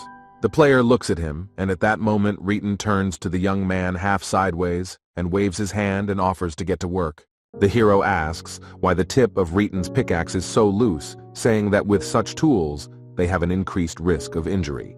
With sadness on his face, the captain of the 5th team tells Minhyuk that they couldn't get proper support from the kingdom. Seeing their dismal situation, he offers to try to fix them. Reeton asks when our hero had time to learn to be a blacksmith as well. The miner, who has already had time to rejoice, makes a sour face, hoping for nothing. Gathering his thoughts, the captain says it's okay, suggesting the young man get to work, thinking that this pickaxe won't last long anyway. The hero confidently asks for a second and stops Reeton, grabbing him by the belt. The young man complainingly says he can't get hurt, it's bad for his knees. At these words, the old man's heart gives a little twinge and he tries to find the words and says that he will give Kang Min a chance to try to fix this old pickaxe. The hero looks at the pickaxe and asks if the commander used it in that condition, to which he says he was thinking of throwing it away. The man points the hero to an anvil standing nearby and says that he can fix it there. The hero obeys and goes in the direction of the anvil. The man looks at the guy, wondering if he should trust the pickaxe to the newcomer, but then realizes that even if it falls apart, it won't make any difference. However, he still worries over whether it's right to trust the equipment to a novice, blacksmith worried that he's not hitting his tool correctly. The hero looks at the pickaxe and thinks he needs to fix the glowing parts that also glow when he uses the dexterity skill. He already knows this because the same thing happened when the player was learning how to apply bandages. At that time, the dolls also had certain points illuminated. Weighing all his considerations, the hero decides where to strike while continuing to hammer away at the anvil with his pickaxe. The old man watches Min Hyuk's smooth and professional work in amazement, musing over the fact that he said he only learned it yesterday. And appreciating how filigree the hero does his work, the old man wonders how in such a situation his movements can be so precise. However, the old man realizes that he is staring at the guy too much and hides his face in the palms of his hands. At this point, our hero finishes fixing it. He presents the captain with the pickaxe and the shocked captain says it's incredible, marveling that the old tool even shines. The man surprisingly asks if the young man is not the best at fixing things, to which he cheerfully asks if he has been burned by the notice. The captain says it's hard to find talented blacksmiths, and he assigned a buff Reeton asks if the hero is a talented blacksmith. The one rather asks if the captain really thinks so, to which the latter replies that he did a great job and also praises his handiwork. Behind the captain's back, there's already a whole crowd of gawkers who are also curious about what's going on, and one of them says that the guy could have used agility. Several miners pounce on the hero at once, sweeping the commander away and asking him to fix their work tools too. The hero was a bit taken aback by their onslaught, but when he came to his senses he agreed and asked them to come closer to the anvil with their tools. However, the captain still smells a catch in it, not understanding how the buff can appear on the first try, and plans to take a closer look at the kid. Hyomin's father, who's exhausted at work, says that Hyomin is eating well at the hospital and doesn't need to worry about her health right now. He thinks that it's all thanks to Min Hyuk, and if he needs help in the near future, he'll do what he can. However, with sadness and trepidation in his voice, he stammers several times and yells furiously to the sky why of all things he chose a simple skillet. The man chuckles hysterically and asks if it was just false hope when he created the dragon sword. After turning the pan in his hands, he realizes that although he is finishing the work, the man has a feeling that there is something missing in the pan. After thinking about it, he realizes that it must have special materials, and also to fulfill the hero's request, he must make it non-stick. So that the hero does not complain, he plans to add a couple of useful properties to it, remembering a material that fits in all properties. During this time, Kang Min has been working in sweat on his blacksmithing, and is now showing off his creations to their admiring owners. Someone in the crowd of fans shouts out to the hero that he's awesome, and he shyly thinks he just hit it a couple times. The people surrounding the player from all sides shower him and his work with compliments, saying that the fifth team of miners now has its own talent.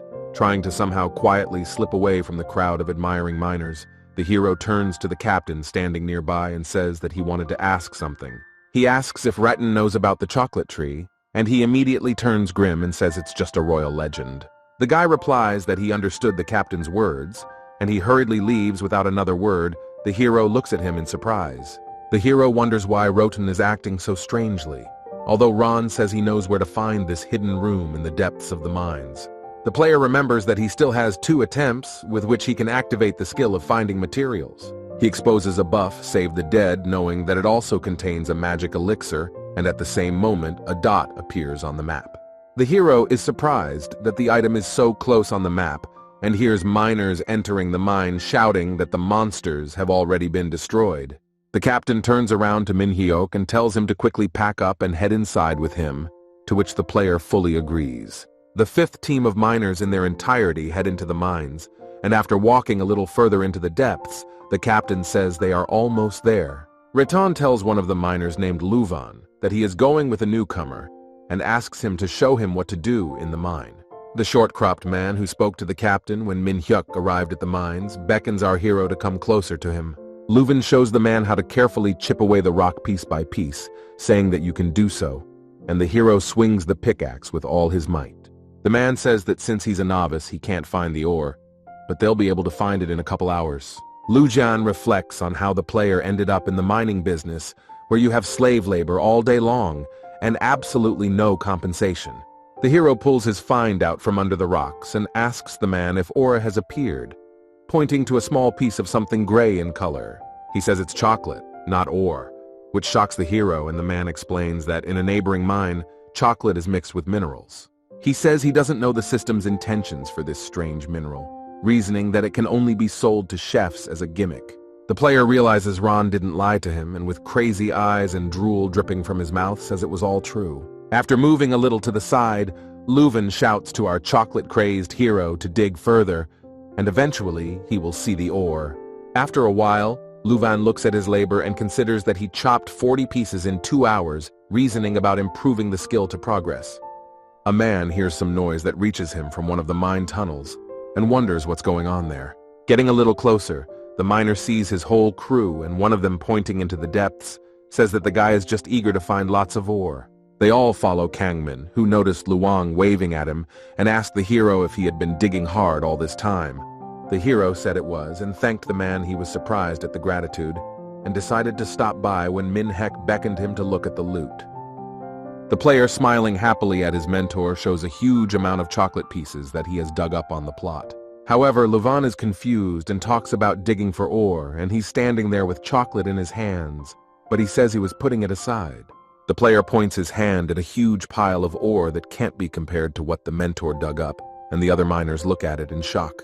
Min-hyuk says he found it a lot, assuming he was just lucky, and the place was very rich in fossils. Leuven rubs his head and says that the player is really very lucky, mentally wondering how this is even possible. The man muses a bit sadly that he has put all his energy into developing these skills, and even he has not been so successful. But then Leuven notices the hero's hands wiped into meat and asks where he liked it so much that the young man answers that he just worked non-stop. He shockingly asks Kangmin if he even knows what a vacation is, to which he replies that he really needed to dig in fast. But the man does not calm down, yelling at the young man that he may have hurt himself, but the hero replies that everything is fine and he will just put a bandage on himself. Leuven reflects on the fact that mining isn't the best job, but it pays, hoping that Min-hyuk didn't do so much work just because of the chocolate. With the player's spirit infused, Leuven shouts to the others that they too need to keep up with the newcomer, encouraging them to work harder. The character recalls a line from the movie Forrest Gump about life being a box of chocolates, saying it's a great comparison. As he looks back on his past life, he realizes that his box has been empty for quite some time. Now, however, things have changed, and it doesn't even matter whether the chocolate is sweet or bitter in its hitherto empty box. The tired and sweat-drenched hero looks at a piece of chocolate with the joy of knowing that he is satisfied with any flavor of it. After all, the great thing about his chocolate is that it has now become a meaningful part of his life and has filled the empty box with new flavors. The people gathered around the hero say that he is incredible and did a previously unseen scale of work on the first day and put his whole self into it. However, in the mind of the hero rushes only thoughts of chocolate sweets, and the other members of the 5th team of miners cannot even stop him. The captain says that the hero has perfectly restored the tools and thanks him for it, saying that it will help a lot in their hard work. The captain asks Min-hyuk for a moment of his time, and taking him away from outside eyes and ears, asks him to sit across from him. Rayton awkwardly asks the young man if he remembers what he tells him and admits that he lied to him, to which the hero looks at the old man in surprise. After a brief pause, the captain says that the chocolate tree he is looking for does in fact exist. The hero remembers the map and assumes that the material he was looking for with the skill should definitely be in the chocolate tree. But he doesn't understand why the old man is saying this now, and the man explains that this news could be a threat, but he doesn't think the player would do that. After gathering his thoughts, the old man says that he brought him here to apologize to the young man for deceiving him. The hero receives a secret quest in which he can get a special chocolate when mining ore, and is very surprised to find it in his possession. Immediately afterward, however, the player is overwhelmed with joy at the thought of chocolate and the old man says it will be wonderful if the young man finds it. However, there is one. But in the legends it is said that only the holder of the room key will be able to find the right path to the chocolate tree. The hero asks if he can't find the tree for lack of a key, to which the old man replies that he told him everything he knew himself, saying that he realizes the hero doesn't have the key, so he doesn't know what to do. He said he understood him mentally, reasoning that he was sorry. However, the hero can't help but think that he really wanted to try this special chocolate from the chocolate tree. However, if Kang Min works hard to raise his level, he might get it someday, because nothing in the world is impossible. He tells the captain that the only thing left is to work hard until he gets the key, asking him if he will help him afterward. The old man smiles delightedly, and the hero asks him if it was a positive answer, to which the captain answers him that he will certainly help. With quick, almost soundless rustles, a trail of movement from the person using the invisibility potion travels down the mine. Guildmaster Hawden is checking for people in the dungeon before he can quickly get out of here while the potion is still in effect. While watching the captain and Min Hyuk chatting, Bronny considers them as a player and an NPP, but makes a fatal mistake and kicks a rock. They look around sharply and Reeton asks what's wrong, to which the player says that everything is fine and he just heard something. At this time, Bronny stands behind the hero's back and, listening to the conversation between the men, notices a foil under his foot, which almost gave him away with its rustling. Picking up a piece of tinfoil, Bronny thinks about how anyone could even eat chocolate ore, and the hero once again draws the captain's attention to the rustles. After calming down a bit, Reeton asks Min Hyuk why he helps the miners when he said he was a cook when they first met. The player says he was curious about the chocolate tree and it's good that they can help each other. To which the old man replies that players are usually interested in martial arts, and the hero tells him that he wants to enjoy the game. The captain says he understands him, and now he knows why he works so hard, and Bronny smiles reassuringly at the end of his work. The guildmaster ponders the fact that there are 30 units in the entire mine, and only 2 here, both of which can't fight. He happily realizes that the NPCs do not have enough combat power, and the players would cause him unnecessary problems. However, this time luck is on his side. Thinking that everything will go smoothly, Guildmaster Howden decides that now he should go prepare for the upcoming battle. However, he overestimated his confidence and relaxed too much, and as he bounces off the wall, he claws a large pile of heaped-up rocks. The player sitting behind her turns around and sees a whole wall of stone flying at him. An old man screaming reaches out to Min Hyuk, trying to help.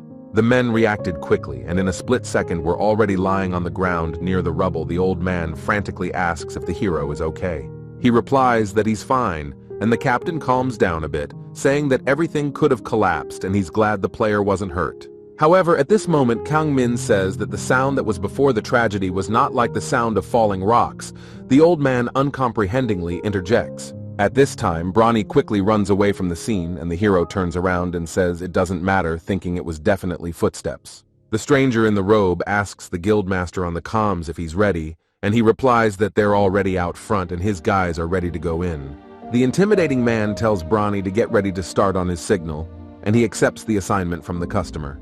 The man smilingly holds out his hand in front of him with the key on it, and activates the use of the legendary key, unlocking the path to the legend. After activation, the system sends him a notification for the player to be careful, as the mine monsters will be very many. Men in the mine watch the hero unrestrainedly pounding rocks with a pickaxe, speculating on how much longer he'll last, and why the player is so persistent. All the while, Min Hyuk imagines a special chocolate, saying that he mined this week's dark chocolate and iron ore, and milk chocolate that appeared to him to be silver ore, reasoning that he could find even more delicious kinds of chocolate in the mine. At that moment, a piece of gold ore falls at the hero's feet, and the system informs him that it can be transformed into a special chocolate. Noticing the young man's find, Luvan asks if he has found gold ore and says that it can be sold for quite a lot of money. He says that to get more out of her, it is better to sell her on the market than here, and at this time the player quickly pops a piece into his mouth. The character describes the chocolate, saying that with the first bite, you can feel all its sweetness followed by the pleasant crunch of the nuts in your mouth. Min Hyuk realizes that it's actually a crunchy chocolate that goes with literally anything you put it in or add to it. Clutching his hand to his heart with a face expressing utter delight, the hero thinks that he would like to try this chocolate in all sorts of combinations. Luvan asks in surprise what he has done, and he says that the notice changes depending on the chocolate, but he doesn't understand why he ate it. The player tells him that it's probably better eaten as chocolate than as gold, but he keeps asking if he knew how much it was worth. Luvan yells that the hero can just buy it outside, not knowing that he's already being paid by the system for it, and the hero asks how much that piece cost. After scratching his chin a bit, the miner replies that by today's standards, a piece of gold ore is worth in the neighborhood of 5 million coins. After a bit of thought, the hero happily replies that it is indeed splendid, to which Luvan shoutingly asks if the hero is such a rich man. Scratching the back of his head, Riton slowly approaches the arguing players, and on the way calls all the curses of the greedy soldiers of the kingdom. Luvan asks if they have again refused to increase their help, to which the old man says that although their output has increased, they still do not have enough.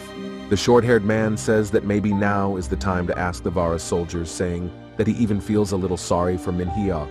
With a droopy look, he speculates on why he should continue to work without support when the mine's efficiency has increased because of him. The captain sadly says that they can't do anything in this case anyway, and suggests that the boys get back to work. Miners hear roaring from the depths of the mine and come to see what happened there, where to their misfortune they run into a pack of monsters. Wolves. Luvan is pondering where the wolves that never existed in this location could have come from, and the captain is trying to bring people to their senses. Looking at a whole pack of monsters, man realizes that he cannot deal with all the monsters, and Minhek is a simple worker, also not help him. The man realizes that it would be a waste of miner items, and activating the skill of attracting monsters decides to sacrifice himself. Luwan turns to Minhyak and yells at him to leave quickly, but the hero doesn't even move from his words. Turning around at the monsters, the short-haired man sees that the monsters are already angry and are furiously running at him. However, it takes just a moment and Luvan is on the floor, and in front of him stands the hero who repelled the attack with a pickaxe and saved him from death. Without having time to realize what happened, the player only shouts the hero's name and informs him that the monsters are attacking again, running with particular ferocity. However, the hero is not frightened by this arrangement, and he quickly copes with a bunch of wolves, activating the skill-raging sword. Luwan looks at Minhyuk's movements in shock, not understanding what's going on since the hero said he's just a cook. But interrupting the man's musings, the hero abruptly shouts that he has almost lost her, to which the man fearfully asks what the player is talking about. And then the hero calmly shows Luvan a piece of new ore and joyfully imagines what chocolate tastes like from it. The hero ponders quite maybe it will be a flavor of soft white chocolate or mint, to which the miner says that now is not the time to relax. And we need to get out of here. The guildmaster is at the entrance to the mine and his minions are tying up the miners, and he gives the order to block the exits. He hopes to wall the miners in so they can be eaten by wolves, but at the same second a group of miners run out of the entrance and yell for Brawny to wait. They yell not to block the exits because people are still getting out of the mine, to which he stares in surprised outrage at how they survived. The master, realizing that his original plan has failed, decides to kill the miners with his own hands, ordering them to surround them. The huge guild warrior Lars orders them to kneel down, saying they are taking this mine, but the miners look at each other incomprehensibly. He asks how old he is, and the hero, who is on the verge of hysterical laughter, asks how old he is. And Lars is discouraged by the calm and questioning interjection of the player as Luvan quietly walks behind a wall stone in the mine. Kang Min sneers at the enemy, saying that he is acting like a child bullying people, while the man quietly advances into the depths. Looking furiously at the young man, Lars asks him if he even knows what the phrase "take over" means, and calling him names swings in for a hard punch. Luvan manages to get there just in time, and in the second when the blow should have reached the hero, presses the button that forms a barrier. The arm of an enraged bandit is imprinted into a glass wall as the hero examines it from the middle of the mine. Lars starts freaking out, asking what the player is doing. The man outside explains that the wall is used by royal soldiers when fighting monsters. To keep them from lashing out at this time, Lars says he's sorry to hear that because he wanted to wrestle Kang Min, and says that since the hidden door is open, the hero will be exhausted from fighting monsters, and then he will break this wall and come to finish the hero. Asking what he will do then, but the hero just calmly answers that now everything is clear to him, with a thumbs up to show that he has an idea. Min Hyuk rather says that in that case, he'll just call his Nuna for help. All the members of the Howden Guild and the miners along with them stare at the hero in shock, as he tries to digest what he just said in his head. But then Lars starts laughing and shouting that he is certainly not scared of his Nuna, asking jokingly if she is also number one in the ranking. Tapping on the glass wall, the barbarian asks if his hero can hear him saying that he's not afraid of anything, and it doesn't matter if he calls someone or not. With a sinister smile looking at the man, the hero says that he will regret his words yet, and on his hand glows dimly under the glove branding. Lars suggests his guys to deal with the miners before an unknown Nuna appears on the battlefield, to which they quite agree. Luvan fearfully asks the hero what they will do and whether his Nuna can handle the attackers, to which he asks to let him think. After a second of deliberation, the hero cheerfully offers the others a snack for the 100 men gawking at him in surprise. He asks if they're going to eat now, and the hero replies that it's the perfect time, asking Luvan to chop the ingredients for him.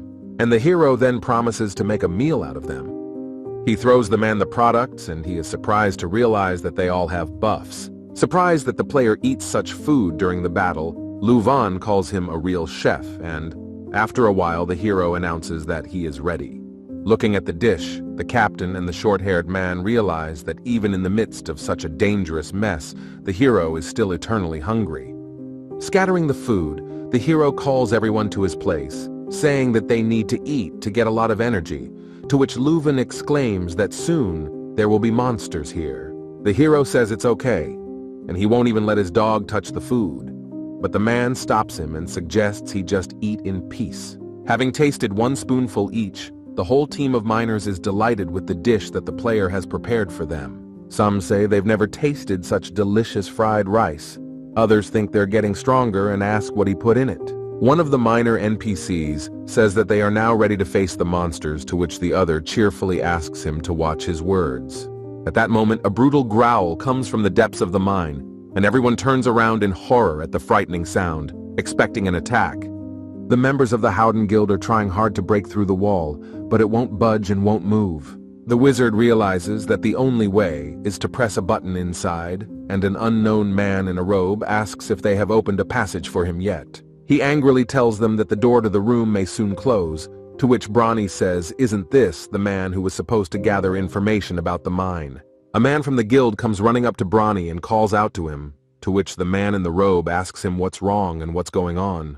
Bronny starts to aggress on the guy, saying that he's already fed up with him, but the subordinate master says that now is not the time for that. Then he abruptly turns around and asks what the problem is then, and sees Empress Ellie in front of him in armor and with the Imperial Guard. Looking at Ellie, Bronny shockedly wonders what she's even doing here, while the girl points her hand at the man in the robe. She grabs him with magical slings, and saying that he's most likely behind the deed, lifts him a few meters up. Everyone whispers in shock that their customer is Calda, a second-ranked blacksmith from Ares' guild, from which the master covers his face with his hand. Kangman runs out of the mine and waves to Ellie, shouting that Nuna has come much sooner than he expected, followed by the rest of the miners. He replies to him that of course she came quickly if she was called by her little brother, from which Calda is in complete shock. The girl throws the terrified customer to the ground and advances towards the hero, who shouts that she is the best and the one who thanks him for not forgetting about the promise. Min Hyuk says that he certainly couldn't forget the promise he made to Nuna from their conversation, and Luan tries to quickly write down the scoop. He says that before shipping out he wanted to raise the level in the mine, and Ellie, calling him impatient, asks if anyone gave him trouble. A little wrinkled, the hero starts a sentence saying that the case was so, and in a whisper leans over to the Empress, telling what happened. Ali interjects that he tried to take over the mine, damage the miners, and hurt Min Hyuk, to which Kald says they misunderstood each other. The hero plays back to the Empress bits of dialogue that he recorded when he met the bandits, to which the bandits angrily and fearfully anger themselves and the player. The girl looks at her little brother's abusers with a heavy, dark gaze as she ponders everything Min Hyuk has shown her. She says angrily that they have angered her, and not wanting to fall under the Empress's wrath, the Howden Guild lords scatter to wherever they are. The girl asks the captured Calda if he really wanted to appropriate all the useful materials, despite the fact that there were miners inside. The one sitting on his knees with bandaged hands says that it is so and he deserves to die, but asks the Empress to take pity on him this time. He promises her to create artifacts that will be the property of the Empire, thinking that if he goes to prison the only way out is to delete the character. But really hoping that doesn't happen, Ellie turns around to Manhwa, who is watching this all with popcorn in hand like a movie. The girl says that only he will decide what to do with them, and the hero remembers about the key that must still be at Cald. The hero asks the man if he has already used the key to unlock the door, to which he answers in the affirmative. Filling his mouth with popcorn, the hero rather asks, then at this rate he can just enter the secret room with the chocolate tree. And literally through tears the man says that such materials can only be used by a professional, to which the hero replies that it is none of his business. The empress, judging Minhyuk's answer, says that if he really wants to, he can enter the place, to which the hero jumps happily. As he leaves, the hero turns to Nuna and attracts her attention by saying that you can't let the bad guys slip away, to which Ellie replies that she understood him. Once inside, the hero is notified that he has entered the legendary land and his time here is limited to 1 hour. The system notifies the young man that he has entered the legendary chocolate paradise, and looking around, the hero sees a lot of different chocolates. With a smile lifting his head, the hero realizes that the legendary chocolate tree is not a fiction, and it exists, something he wasn't sure about because of the key. However, he realizes that now is not the time for reflection, as he has only 1 hour to explore the vast territory of the chocolate paradise. The hero touches a huge tree located in the middle of a legendary location and activates his gathering skill. In his hands appear pieces of white chocolate that have medicinal properties as well as dark chocolate. The properties are the same. And also the hero is offered the SS rank material, Holy Branch of the Spirit King, the same material with a special property that Ron talked about. To top it all off, the hero wraps himself around the tree and is shocked that he can put an entire chocolate tree in his inventory. The hero receives a notice that he will be able to pick chocolate from the tree every day, and he imagines Calde's shocked face thanking him. The hero ponders that when he returns, he will brag about it to Retin, but for now he plans to go into chocolate bliss eating everything.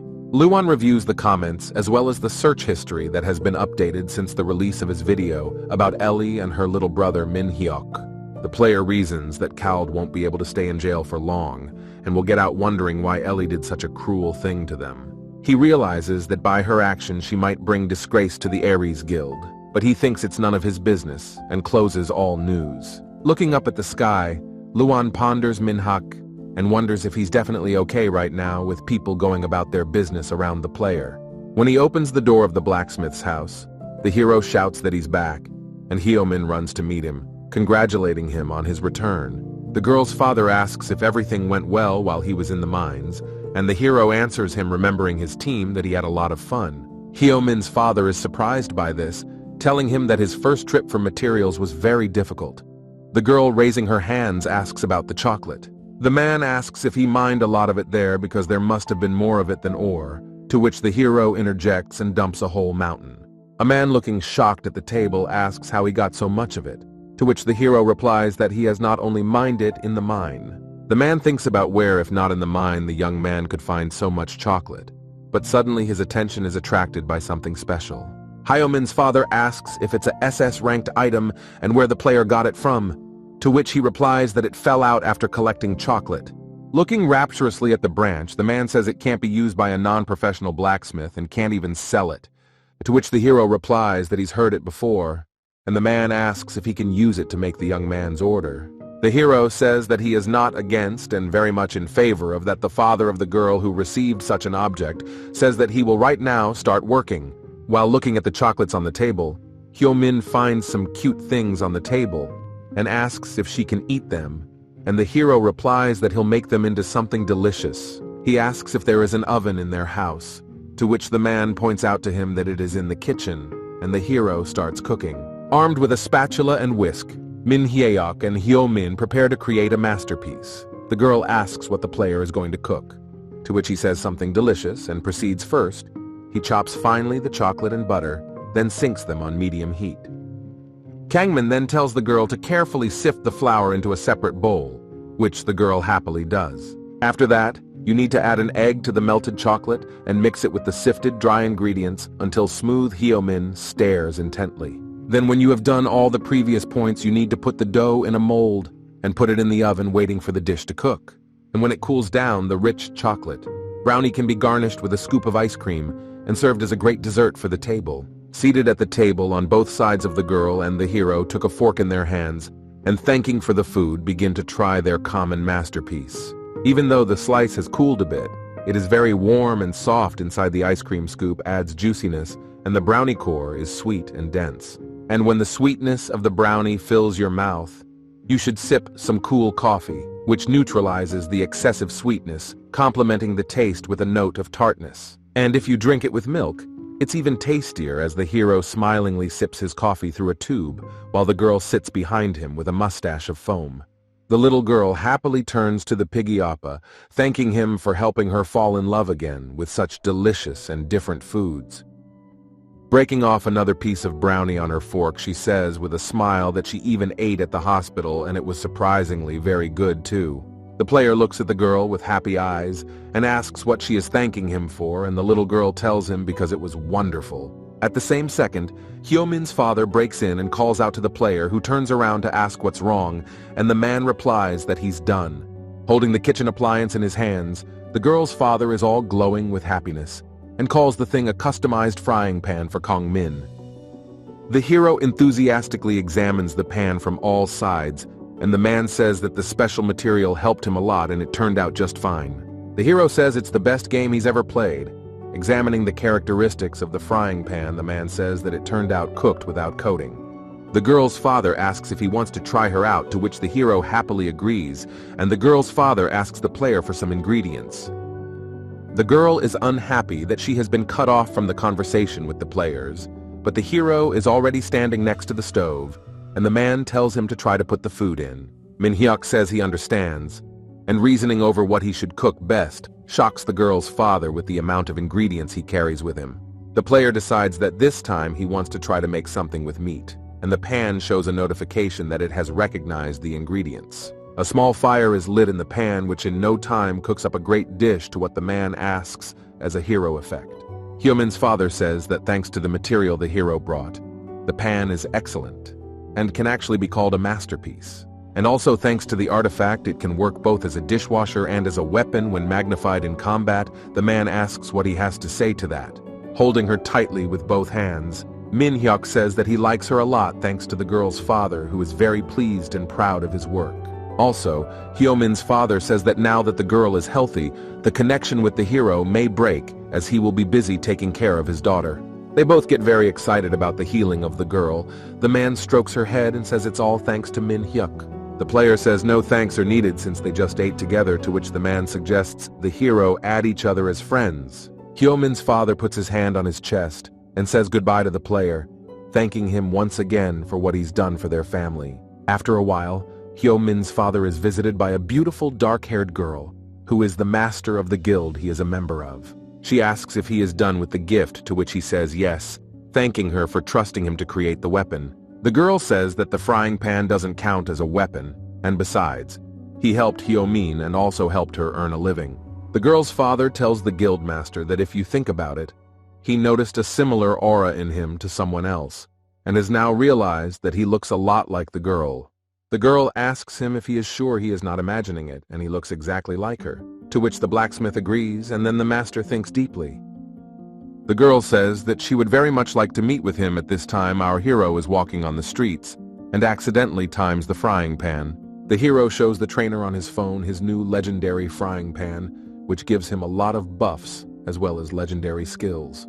Holding onto the player's large shoulder, the general says that he also wants such an item, because with it, he can use any type of magic. However, the trainer realizes that he probably couldn't control it because of his low dexterity, and asks the hero if he will soon reach the 100th level. He answers positively to what the general advises him not to forget about reputation quests, to which the hero replies that he already knows it.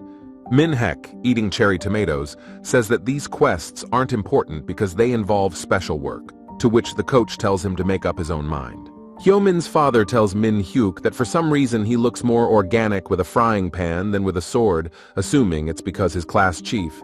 However, standing with a frying pan tied behind his back, the player points to himself and says that his class is not chief and that he is actually a shik.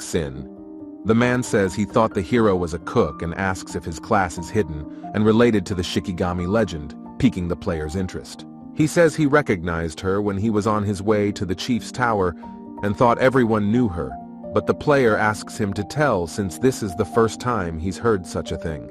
The girl's father says that in ancient times there lived a man with amazing powers that he used because of his love of food, even giving up the title of emperor because of this, and one day he asked a fire dragon to cook a piece of meat using his breath. He also collected nectar from the guardian fairy flower and dipped rice dumplings in it, and ate them to name a few of his absurd journeys. Listening to all this, the hero wonders if it's tasty and eventually decides that he wants to be friends with such a person. Also, this man once asked a certain golden hammer to make kitchen utensils for him from the mineral of the gods Amantadium. In the end, Hyo-min's father says that the man from the legend did just like our hero Min-hyuk, who asked him for a frying pan. Keeping in mind that they are very similar, the player asks to share more stories like this with him if the man knows any. And Hyo-min's father suggests to Kang-min that maybe instead of listening to his stories, they should take a walk through the chief's village together. The hero thinks about whether to tell the coach about it, and he says he has to go because he has an appointment with a friend. Kang-min sadly tells the general that his Tonsin is sitting alone eating tomatoes and has no friends, for which he apologizes. The coach asks the hero about the fact that it turns out he should stay with him, to which he replies that he is just mocking him. Min-hyuk reflects on the fact that he's a little jealous of Hyun because he wishes he had a friend to meet too. Because when he started compulsively overeating, he thought it was a problem to see anyone, and so he decided not to go out with friends. Remembering them, the hero realizes that he didn't want them to see how he had changed, so he started avoiding them out of fear, and he wonders how they are now. The player, realizing that he can ask this even right now, is trying to remember his login and password from the app in which they corresponded. As soon as he logs into the app, he gets thousands of notifications that scare him, and he wonders why there are so many of them. Opening his correspondence with Jin Ramen, he looks at the message and immediately realizes with joy that it was Ji-hyo who wrote to him. He recalls a girl telling him about how she got the nickname, and he asked her to get a hot dog, to which she reacted sharply. Looking through their one-sided correspondence, the hero realizes that Ji-hyo wrote him at least one message every day. The hero wipes away tears, realizing that they are doing well, and sees the last messages inviting them to play a Thankyou, surprised that the three of them are still together. Remembering his in-game character, the hero contemplates meeting the guys in the game, reasoning whether to call them. However, after thinking about this possibility for a bit, he interrupts himself saying that he shouldn't do it, and he was wrong to think about it. In the middle of the battlefield lie a pile of monster bodies, and a man walking down a forest path yells at someone asking how they were able to catch so many. He turns to Jin, the same girl who wrote to Min-hyuk, and the same girl who is the guildmaster of Hyo-min's father's guild. She asks the men who turn out to be members of the Legends of Khan and Legends of Locke guilds if they have just arrived. Getting up from the stump, the girl asks if they found anyone suitable, to which the man replies that he didn't like anyone. The girl wonders how hard it is to find a good healer, to which the blue-haired player says that it wouldn't be a problem if Locke had chosen the priest class. They start fighting amongst themselves, and Locke says he doesn't like being a priest, to which the girl says they also lack a cook. Khan says he couldn't find him, and the girl, reasoning how much needs to be done, says that they shared the duties, and it would be nice to find the chief. She thinks about it, but someone interrupts her musings with a phone call, and the girl asks the guys to wait to answer the call she received. She greets Robin, who calls her, and Khan, asking who it is, gets an answer from Locke that it's a new member that Jean found in Versailles. She asks on the link if he's raising his level, asking what level he's at now, saying he's done a great job. Although the 300th level can be obtained in a month, from which men look at her in shock, thinking that it would be good to raise the level with food. At the entrance to the dungeon on the Screaming Hill stands a young red-haired man asking if any fools are to be found here. Another young man asks the dungeon guardian if he can enter the dungeon himself, to which he says he needs at least one assistant. The red-haired young man reflects on the fact that he doesn't need a team, because thanks to this, he will only lose experience points and reduce the reward. Opening an ancient sheet of parchment, he reads a description of a hidden quest that tells him to pursue the evil power of an archmage to fulfill. The man decides that he wants the full reward for this quest, and thinks he needs to find someone who won't be interested in getting it. Pondering over this question, the young man feels a pleasant smell, and turning his head sees our hero sitting at the cooking. A guard comes up to Min-hyuk and says he can't eat here, asking him to find another place to eat. But he's surprised because it's not forbidden in the gorge. The man says that's not the case, and the red-haired young man is shocked to wonder how anyone could even eat pancakes before entering the dungeon. Watching the hero deftly flip the food in the skillet, the young man is surprised to realize it's spicy kimchi pancake. The hero eats his dish with pleasure, saying about its amazing flavors that mentally take him back to rainy days. The young man realizes that the player is just obsessed with cooking and thinks he's not sure of the outcome if he goes out tonight. At this time, one of the guards promises the hero that he will go with him into the dungeon if he shares, but the player says that he must guard the entrance. The guard, shocked by Min-hyuk's refusal, says that he's actually right, and the young man reasons that he's a fool. And the second the hero offers the guardian a trade, the latter wonders if he can't find the team because he's just a cook. He also thinks the player looks like a rookie going to clean up the dungeon with him and decides to take out the hero if he asks about the reward.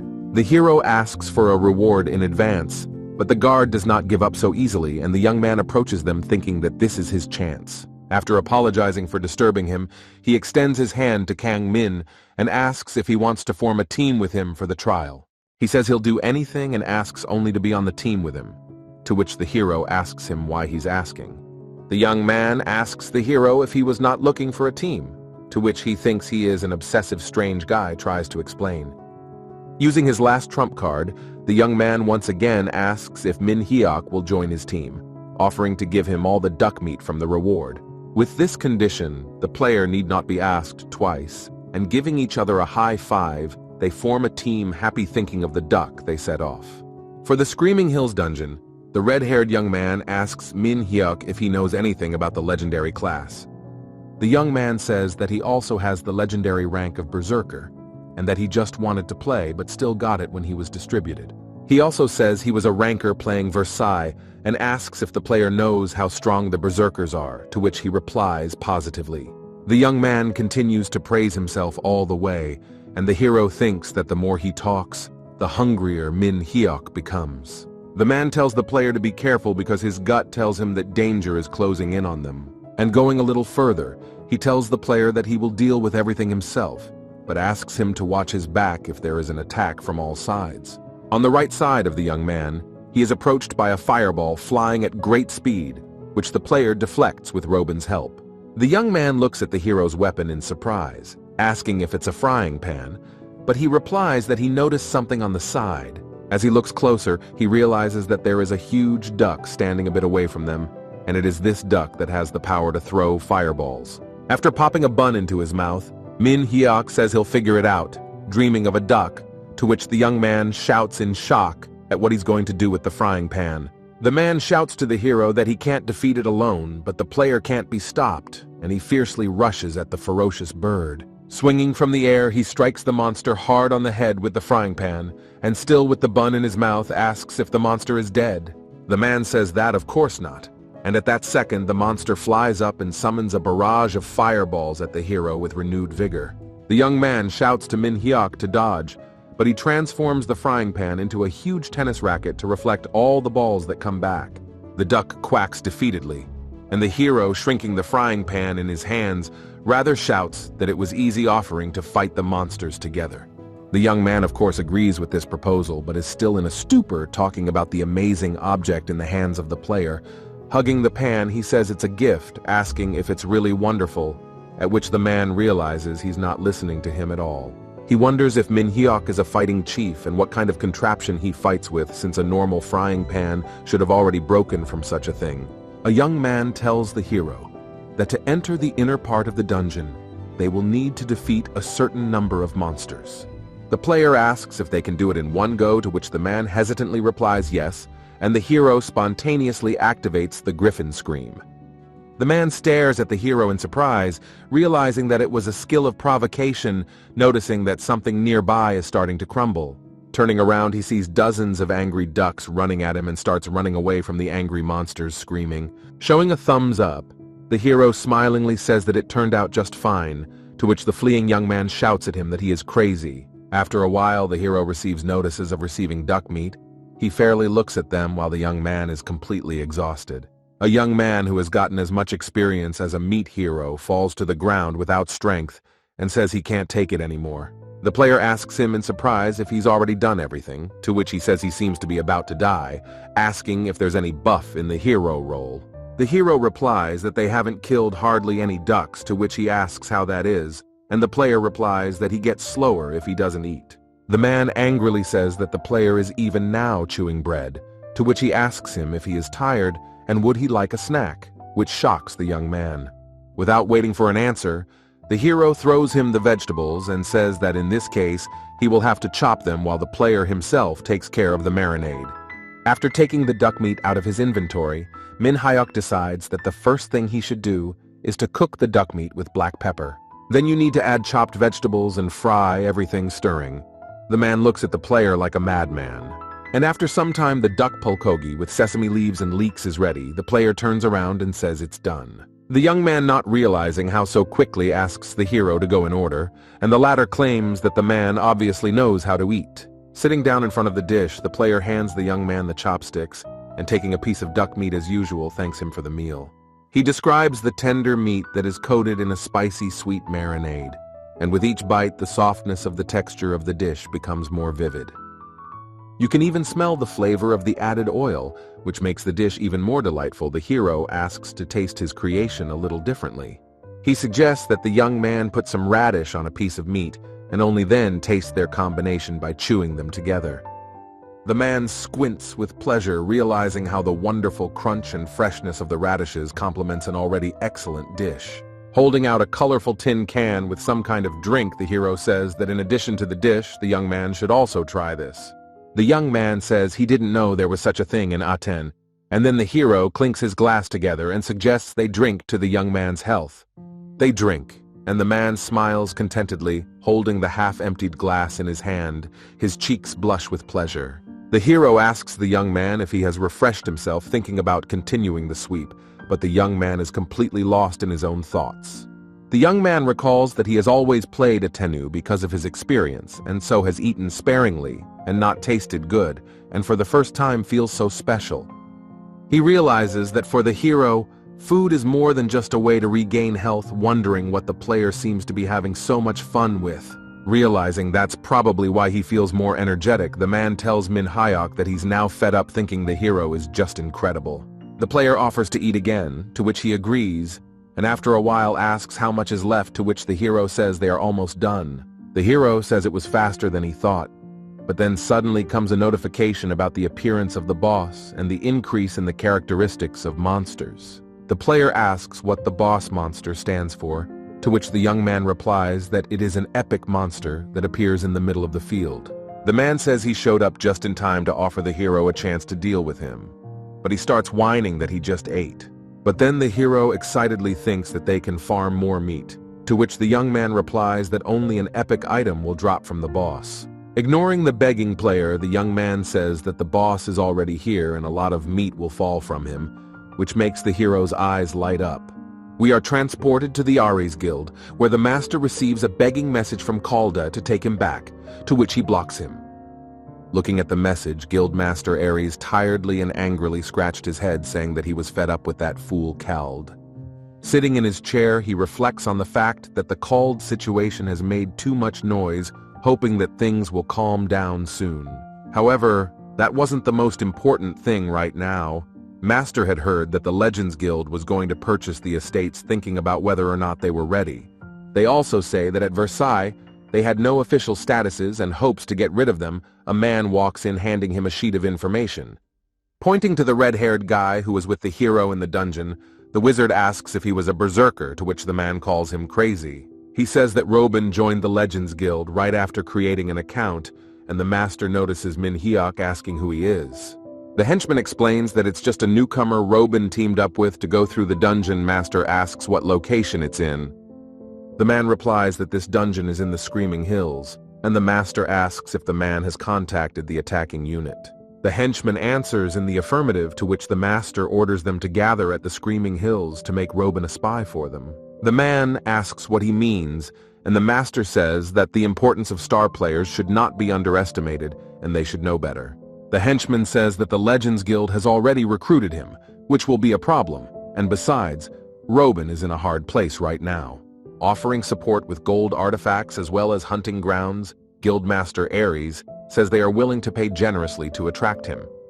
Still unsure of the success of the mission, however, the man asks what they will need to do if Rowena does turn down such an offer. Turning around in his chair, Guildmaster Ares ruthlessly, and without a second thought, orders the man to finish Rowena off in that case. Rowena and Minhek are running through a burning field into a dungeon, and upon stopping, the man asks the hero to look at what's happening ahead of them. Looking in the direction indicated by Rowena, the player sees a crowd of people fleeing from the fire, and then the boss monster Golden Royal Duck appears on the scene. One young guy in the crowd stops and, confidently looking at the monster, asks to leave it to him. He jumps on the duck, wanting to slay it. However, his reckless bravery was in vain, and the morning overtook him, blasting him with fire to the point where he was reduced to a pile of ashes. Rowena looks sternly at Kangmin and tells him to stay out of the way while people are screaming frantically behind his back. However, all the words of the young man fly past the hero. He looks at the goose with hungry eyes, imagining how delicious it is. Rowena tells the hero that now is not the time to drool, but the hero remembers all the boss monsters he's seen and they looked very appetizing. So he thinks about the fact that maybe this goose should be much tastier than the others, and smiles dreamily. Rowena tries to shout at the boy, but he's already imagining what a tasty prey he's got and flies at the goose with all his might, ignoring what's going on. The young man is angry, asking himself how it is possible to work with this guy. At this time, the hero is already approaching the goal. She unleashes a powerful jet of flame that would have incinerated the hero in a second, if he hadn't lightning fast blocked the blow with his huge frying pan. The other players stare at Kangmin in shock as they discuss in amazement what kind of miracle pan he has in his hands, marveling at it. At that second, the hero gathers all his strength in his fist and swings his unconventional weapon, which stops the barrage of attacks, and the goose stares fiercely at the player. The man realizes that the hero just deflected a blow and says it's his turn, but after walking a couple of meters, he sees that the fire is burning through a tree. Rowena's health streak begins to rapidly diminish, and, angry at the duck, decides that he must strike it down. He swings to strike, but something prevents him from doing so, and as soon as he realizes it's a shield, the duck reacts and counterattacks the young man. After flying a few meters away, the young man sees our hero approaching the duck and shouts at him that it is dangerous. Seeing the hero bouncing high above the boss monster with sword in hand, he wonders what happened to the frying pan. At this time, the hero activates Ellie's defense. The hero applies the flying sword skill, which cuts through the air in front of him in several places. However, jumping back to the ground, the hero is shocked to realize that it didn't work, and his blow only slightly grazed the golden duck's shield.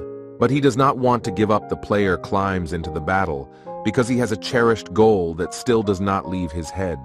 When attacking a duck, the hero activates a swift kick, and with shouts that he wants to eat the duck, he throws a huge number of swift punches. His efforts were not in vain, and with this powerful attack, Kangming breaks through the duck's shield, causing the rest of the dungeon to stand astonished. The hero receives a notification that the great duck has fallen, and he has defeated the boss monster, after which his team is rewarded with a 1,000-year turnip.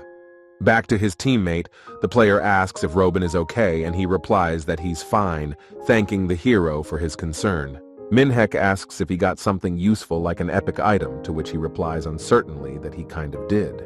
Holding a reputation in his hands, he wonders what he should do with it, wanting to share it with the hero, to which Rowena says he's happy for him, to which Rowena is surprised. With a satisfied smile, the hero talks about how wonderful it is that Rowena was able to get the epic item he wanted so badly. Not expecting to hear such a thing, the young man is imbued with a sense of duty to Minhyuk, and gives him his reputation and says that it belongs to him now. The hero looks at Rowena in surprise, holding a turnip, and asks how much he wants for it, but the young man replies that he has no intention of selling it.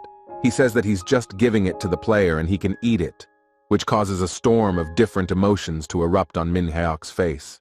The hero can't believe his luck, and Rowena reminds him that he's got a bunch of ducks, and he's helped him a lot, thinking that a man should give in. While contemplating his generosity, the young man accidentally notices the hero starting to peel a turnip with a vegetable peeler and stares at him in shock. He asks if he's not going to use it as medicine, because it'll be much more than if he just cooks it. However, The hero says he's going to make some kaduga out of it, telling the guy it'll be delicious, but the guy can't hear him anymore out of shock. Robin angrily interjects what he said, and the voice in his head tells him not to be aggressive, to which the hero recalls the crunchy kaduga.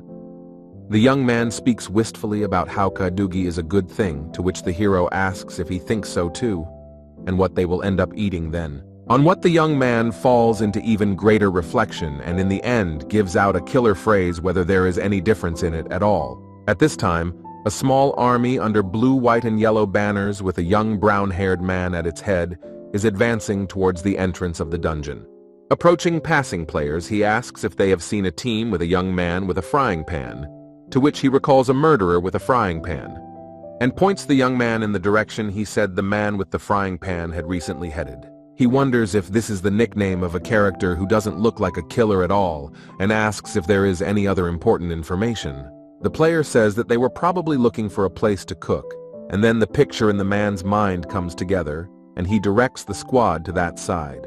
Approaching the young men from the blind zone, the detachment smells a wonderful smell of soup with sundae prepared the day before by our hero. The young men chat quietly about the food, while the troop wonders if they added seasoning to it, and why they are eating the soup now, assuming those did it to get buffs, but people still can't stop discussing soup and its lovely fatty sausages. The hero carefully rolls the rice into soup, and Robin takes the first bite and says that the dish is very hot, but that makes it even better. The soldiers are on edge. The player cheerfully says that the soup with sundae is delicious because the meat turned out great, as well as the sausages offering to try a piece of kaduga. Robin, as if deliberately taunting hungry players in ambush, takes a terribly appetizing bite of freshly made kaduga. The hero says that it will taste best to take a bite before each spoonful of broth, to which the young man replies that he knows a lot about food, and the soldier's tears flow. Robin asks if this kadugi is made from millennial turnips, saying that probably only made it even more delicious. The soldiers discuss that only a madman would make a meal out of millennial turnips, saying it's like they're having some kind of private party. And one of the guys says that in spite of that, it looks very tasty. The commander asks not to be surprised, they just have to interrupt their retreat, because he'll deal with the rest himself. Guildmaster whispers to Captain Hilton, asking if he's found Robin, and he says yes. The master asks what he is doing now, and Hilton, stammering a little, says that he is eating soup with sundae, to which the master is rather surprised. The man asks the captain to cut the nonsense and focus on convincing him, and if he doesn't agree, Hilton already knows what needs to be done. Sitting on the ground in the middle of the field and having emptied about 6 pots, the young people discuss that it was a magical and simply beautiful meal. Robin wants to say something about the millennial turnip, but at the same moment he is interrupted by a voice from behind who greets them.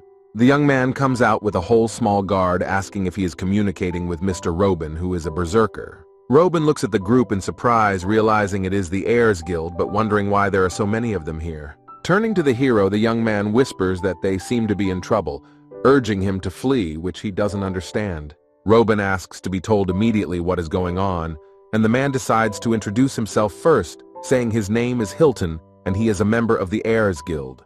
He calls the young man the Legend of Versailles, Crazy Hunter Robin, and says he would like to invite him to join their guild. The young man laughs, asking if everyone remembers him from that damn game, to which the hero friendly asks if Robin also played at Versailles. The young man interrogates them about the offer, saying that they know he's playing for fun, while simultaneously writing a hidden message. However, Hilton is not convinced by Robin's words. The man tries to stall for time. At this time, Jean asks him if he is sure. Hilton begins to lure the young man with artifacts, support, hunting grounds, and gold, but he no longer listens to him and quickly writes to Jean. They have a quick correspondence where Jin tells him to decide his own fate, asking about the hero, but at that moment Hilton notices the correspondence. He asks if he is corresponding with the Legends Guild Master, and Robin realizes he can't play the fool anymore and he knows everything. In a whisper, Hilton tells the master that Robin is not attracted to their terms, and he wonders what the guild gave him. The captain gets the order to eliminate Robin, asking what to do with the second player, and is about to order the mages to prepare to attack. Robin confidently turns around, deciding to continue the small talk and sneak away, but at that moment, a magical attack flies over his head. And then Robin, realizing what happened, starts shouting, asks what he is doing, and Hilton orders his soldiers to repeat the attack. The young man doesn't have time to react to the attack, but the hero quickly rushes in, reflecting the blow back with his huge frying pan. The ball flies into one of the mages, who flies away a few meters, and the other one, looking at what is happening, says that this can't be. He looks at the hero angrily and wonders what kind of frying pan he is, preparing to attack, but Rowena is faster than him and stuns him from behind with his sword. After the young man, who quickly counterattacked the mage, begins to run away from the battlefield, and the soldiers are ordered to quickly catch him. Running away, Rowena realizes that his Mil and Min Hyok's strength isn't enough to repel the attack, and frantically ponders what they should do now. Spotting a place to attack, the young man realizes that the player might be able to pull it off, and running up to the hero, he holds out his hand and shouts for him to run after him. Not understanding what Rowena is up to, the player runs after him, dodging attacks of burning magic balls, asking the young man where they are running to. Hilton gives orders to his capture team to grab the players and whispers that they've escaped, which the master is not happy about. He yells at him that they didn't expect this from a chief who's probably already level 200, and the frying pan is a disguised artifact. After calming down a bit, Guildmaster Ares asks Hilton how the situation is, to which he replies that they are trying to catch up. He angrily asks if they can catch them, as they would not want to miss them. At this point, the players run into the dark zone of the dungeon. Hilton tells the master not to worry, because the players will be like caged rats in hearts, furious at the thought of catching them and taking the frying pan. The players run for a long time through the dark zone, but at a certain point, Rowena is exhausted and falls to the ground behind their backs, shouting for them to stop. Turning around, they see behind them a large, outfitted group of men who say those trying to escape like rats off a ship. The hero picks up Rowena, who muses over the fact that the guild is persistent labor, and they have more people this time than they had before. Holding out his hand to Rowena, Hilton tells him to leave the Legends Guild and join Mr. Ares, as this is his last chance. The young man sneeringly asks if he will become Ares' bloodhound, saying he's not interested in being the dog of a weakling, and showing Hilton an unflattering gesture. He says he just wants to enjoy the game and not work for someone else, to which Hilton angrily looks at the young man and says that he will answer for his words. The captain orders his group to take out the players, and they begin to move lightning fast towards Rowena and Min Hyok.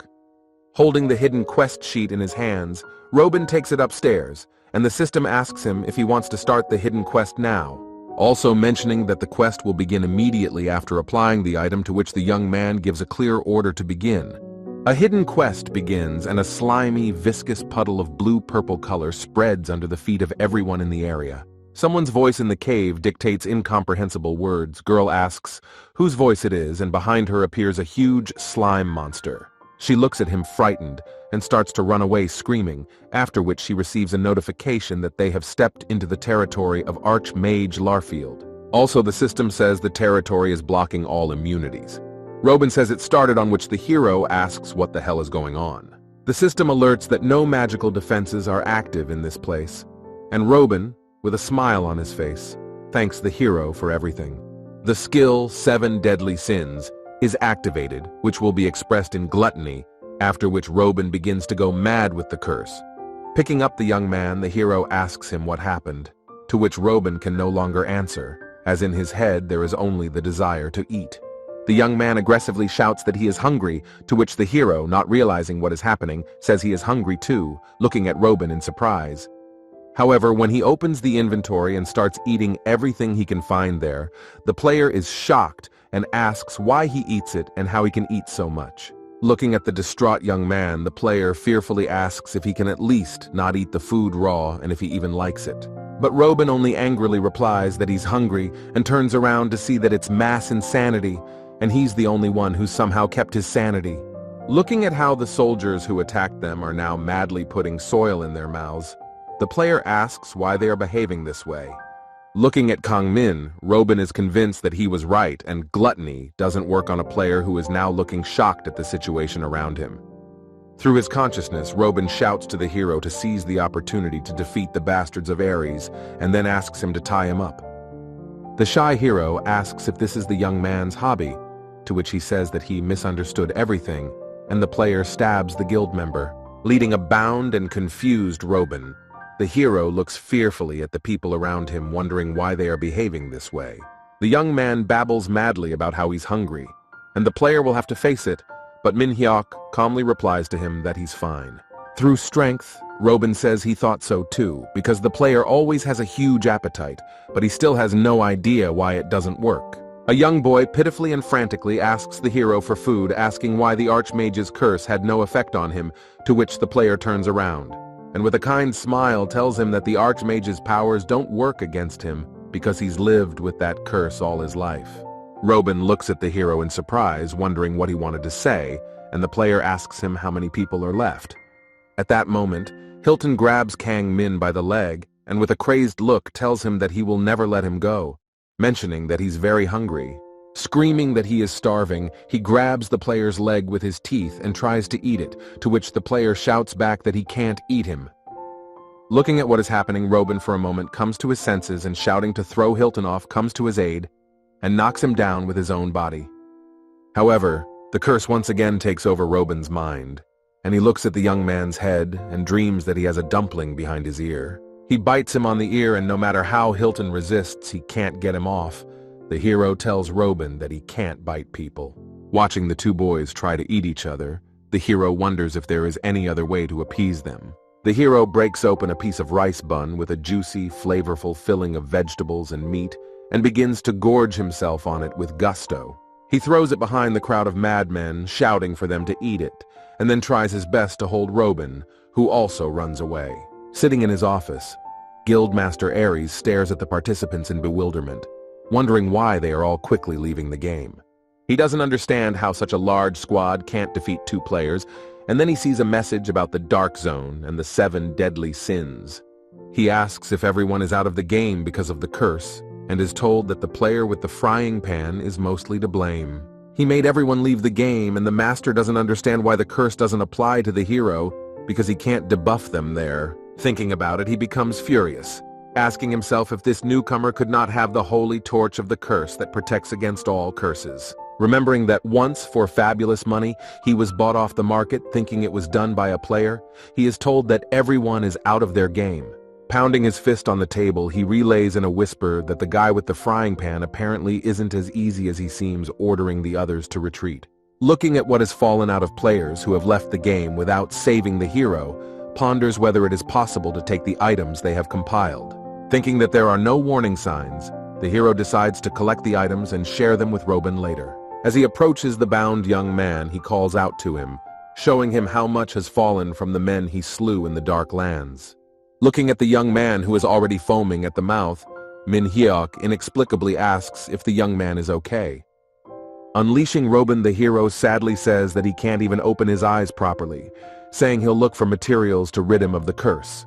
However, as soon as he loosens the ropes, Robin lashes out at the hero with fury, but he uninterestedly sets up a frying pan to face his attack. The player considers whether to use material tracking and ends up dragging a friend on a rope along the ground, saying it's worth getting out first, and then necessarily consider how to cook the duck he received. However, the hero's attention is attracted by a very bright light. The hero receives several level-up notifications and an alert that he has overcome the judgment of one of the 7 deadly sins. And because he's overcome his gluttony, a hidden field opens up while he ponders it. Robin begins to make human sounds. Min-hyuk turns around and asks the young man if he's come to his senses, to which he grudgingly asks what the hell he's tied up for. Untying Robin, the hero says that it is a great relief to mention that he will no longer search for the dumpling that the young man saw in his dream. The player asks if he can finally untie him, to which he says yes, and asks why his nose is bleeding, to which the hero frowns. The boys hear a strange sound near them and see a huge toad, surprised by its sudden appearance. Robin says he doesn't know much about hidden fields, but it looks like the toad is a boss and needs to wait a bit of time before attacking it. The toad squawks loudly, and the players, not knowing what to expect, watch as it jumps over them and emits a flurry of some incomprehensible liquid. They manage to quickly recoil, and looking at the ground the toad spit on, they realize they need to be as careful as possible. Shivering a bit, Robin tells the hero to be careful because if they get even a drop on them, they'll melt too. The young man worries that they don't have a plan, asking Min-hyuk if the skillet can handle such a thing, while the player at the same time tastes an obscure liquid on his tongue. A shocked Robin tells the player to spit it out now, not understanding why he tasted it, but the hero says the smell is familiar to him. The character gets several notifications that say he didn't get poisoned because of a previously gained ability and gained skill points. For having tasted for the first time the poisoned soy sauce of the royal toad icon that appears before him right after the notifications. Robin says that in any case, the toad will become aggressive if Min-hyuk pulls out his frying pan with the handle he's already holding with one hand. However, the player, as usual, ignores all the warning words of his comrade and rushes into battle, which Robin is not happy about. The hero pensively speculates that if the poison is soy sauce, he can add it to the rice and mix a little egg with it. It would also be great to add a little kimchi to everything, or use to make a soup of something cooked or wherever you need a sauce. And also, upon reaching a higher level, he will go to the sea, and there he can use it to marinate sea crabs. Imagining how to start by biting into the side where the caviar is, and then adding the rest of the sauce to the shell to mix the crab meat with the rice. And for all that he just described with such enthusiasm and desire, all he has to do is get some soy sauce from a king toad.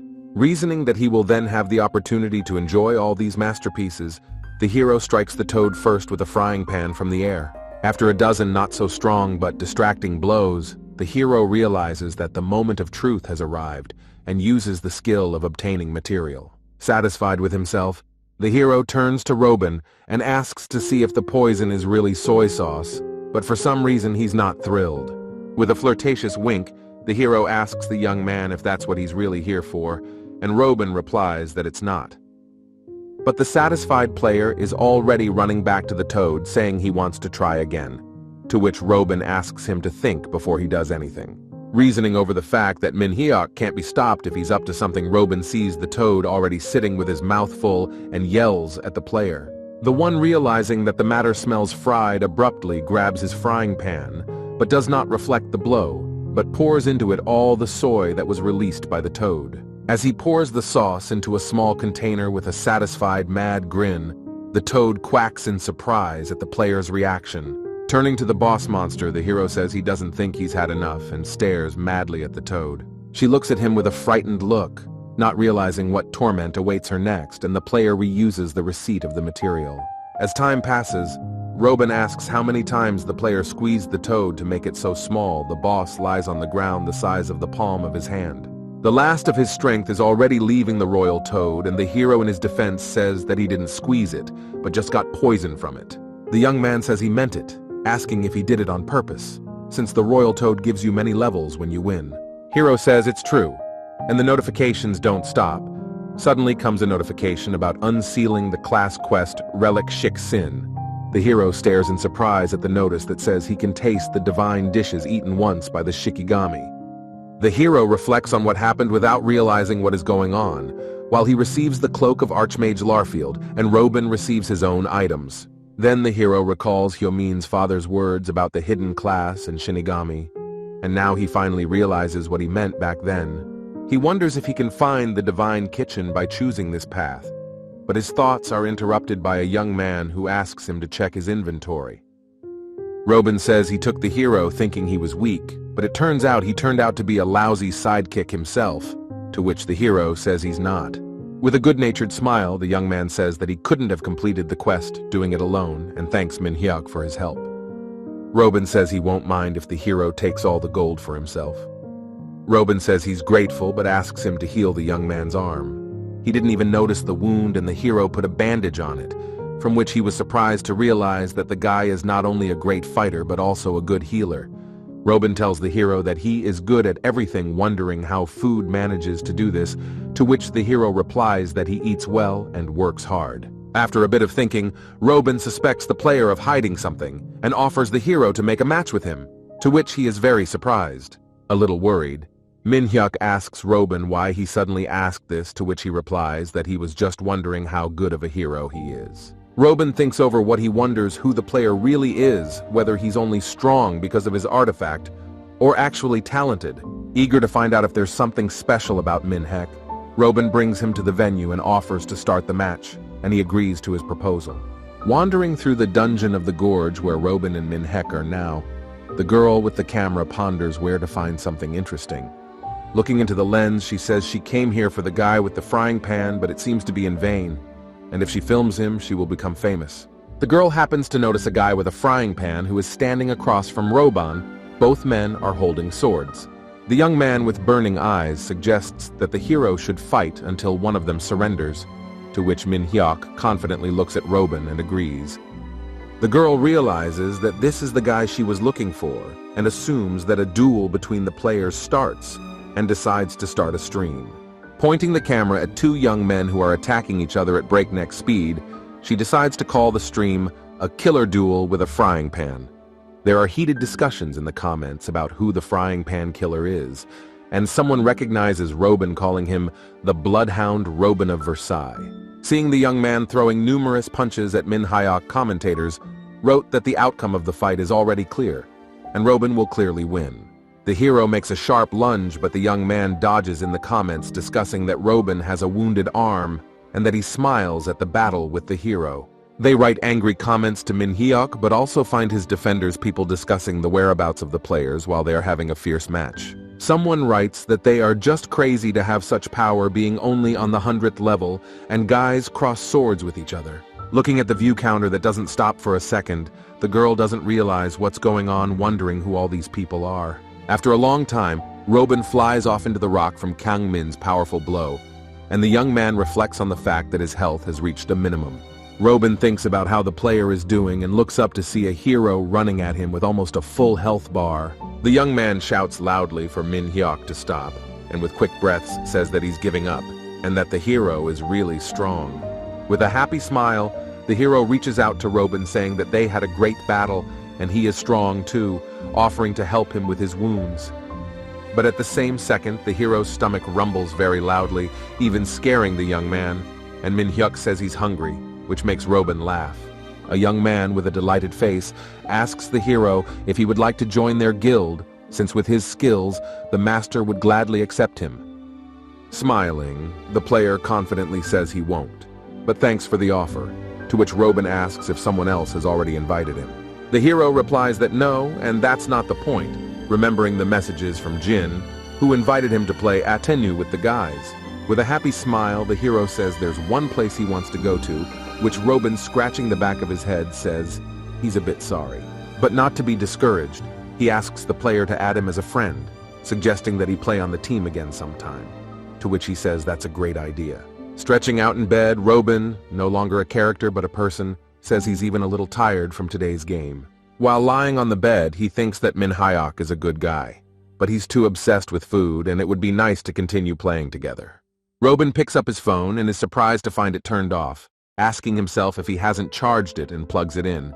Seeing the messages from the guildmaster, the young man wondered what she wanted to talk to him about, thinking about what to read. Seeing that Jean had thrown him the stream, he wondered what it was all about, wondering if he had done something wrong. He reads a huge correspondence with his guildmaster and is shocked to stumble upon a report that Kang Min is a friend of Jin's. Looking at the message in surprise, Roban thinks about the fact that he didn't expect the guildmaster and Min-hyuk to be friends, and then his phone starts ringing.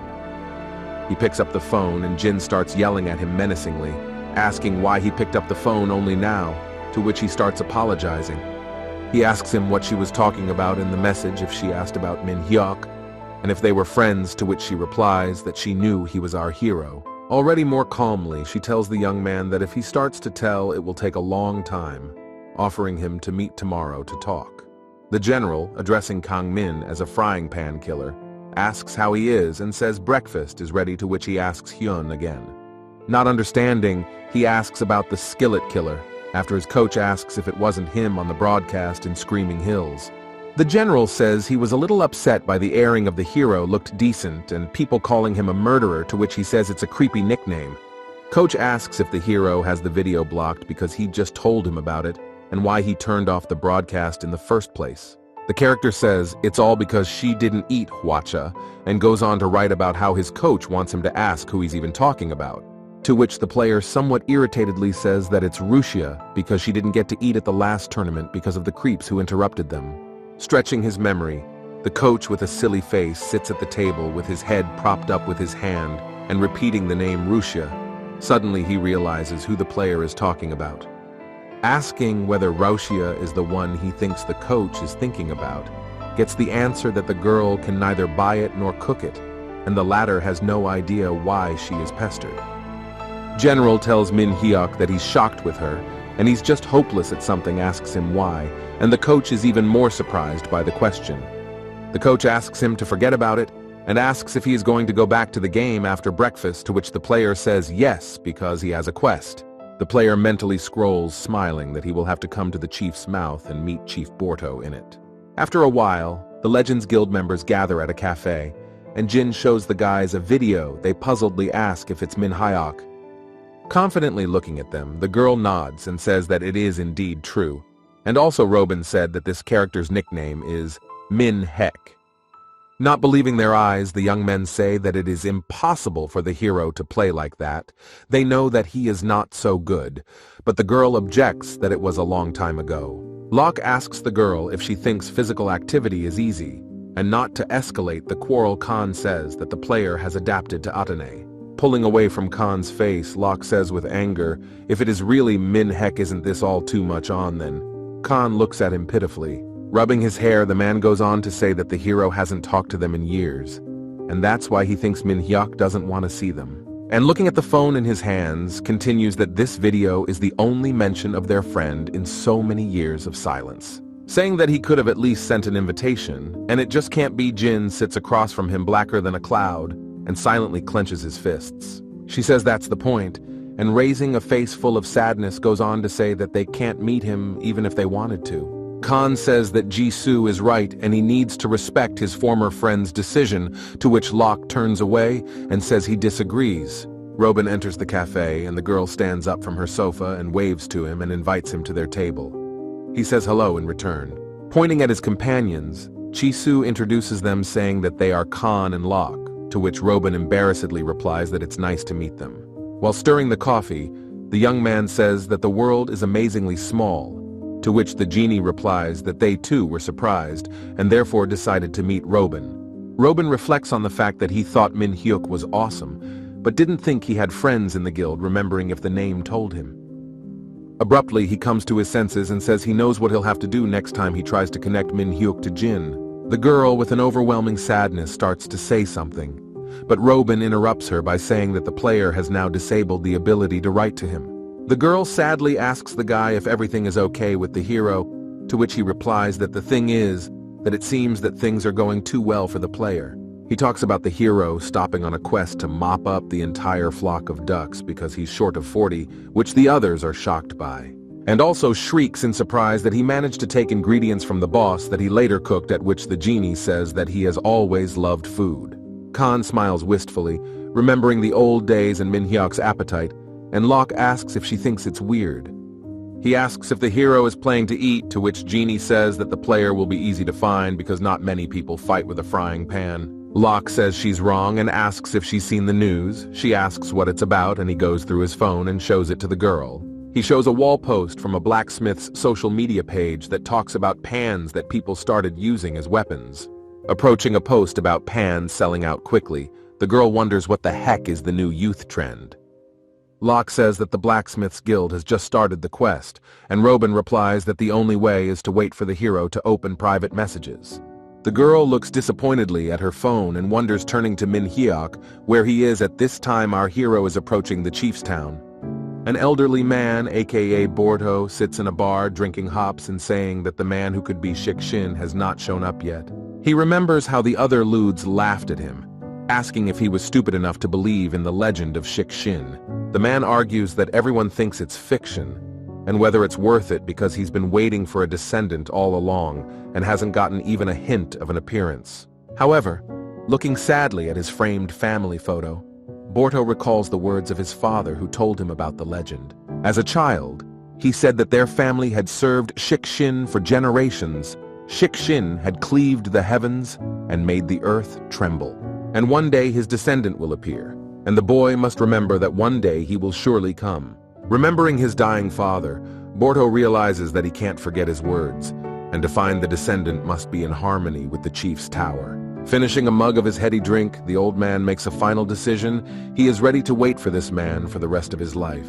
Hearing a knock at the door, The tipsy man thinks that no one comes here at this time and unlocks the door and asks who is there. In front of him stands our hero, who has already eaten half of the appetizers on skewers and says hello that he has come to find the relic of Shin.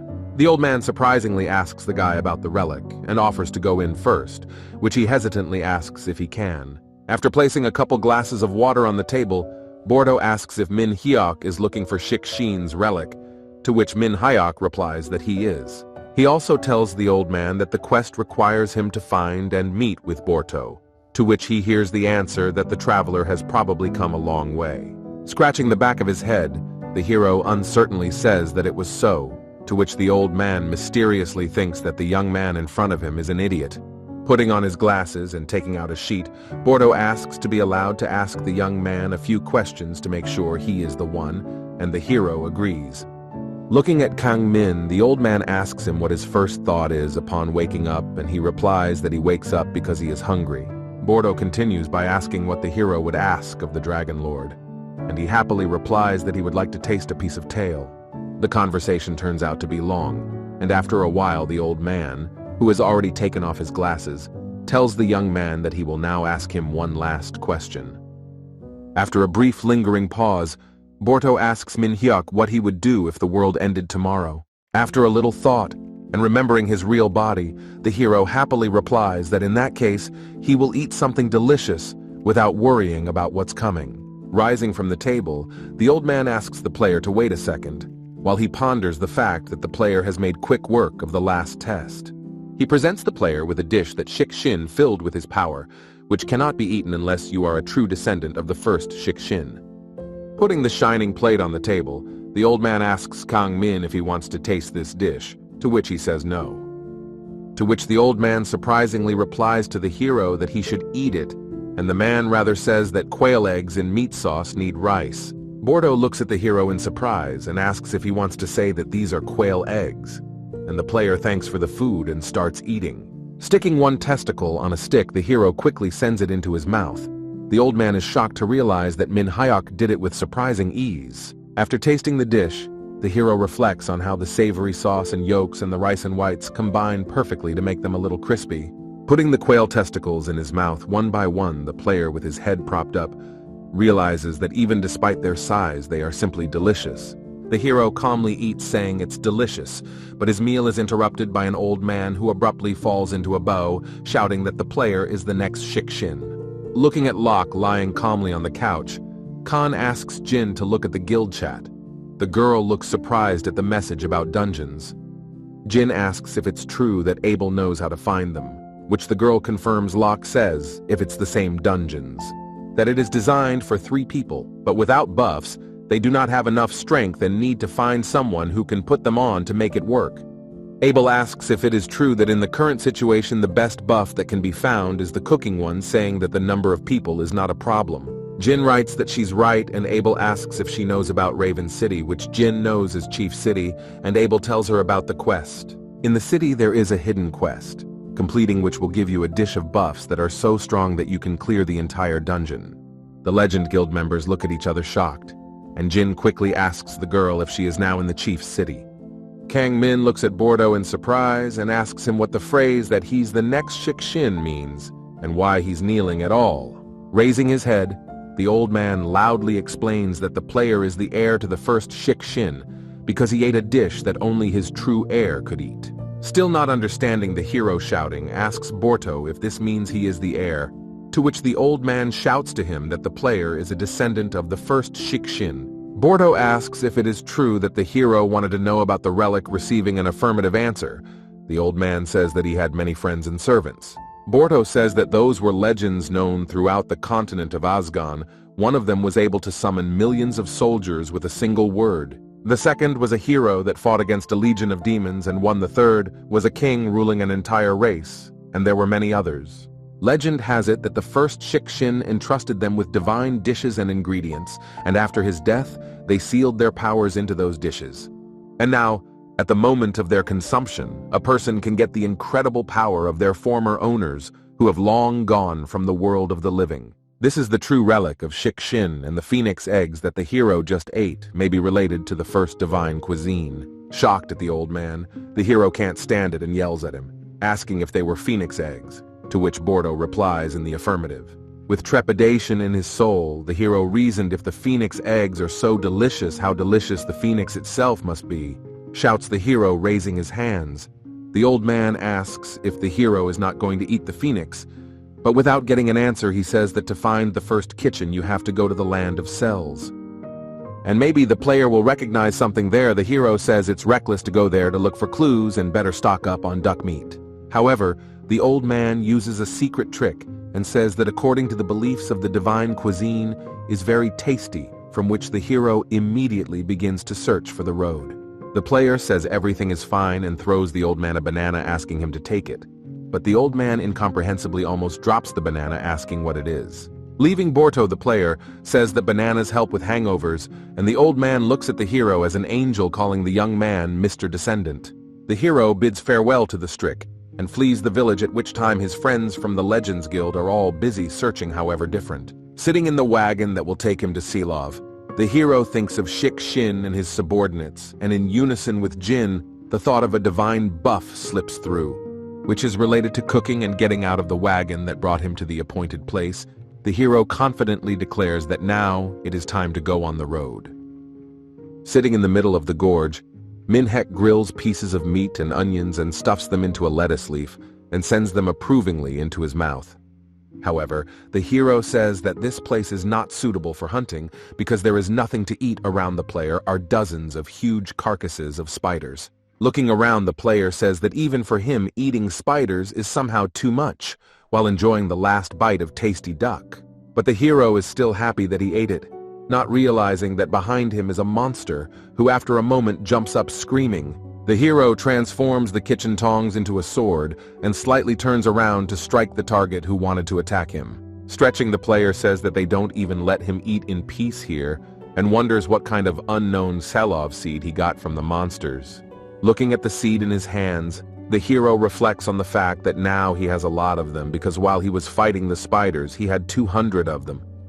By typing Atinas into the search engine, the player also finds no information and hopes to catch someone who can give him some information.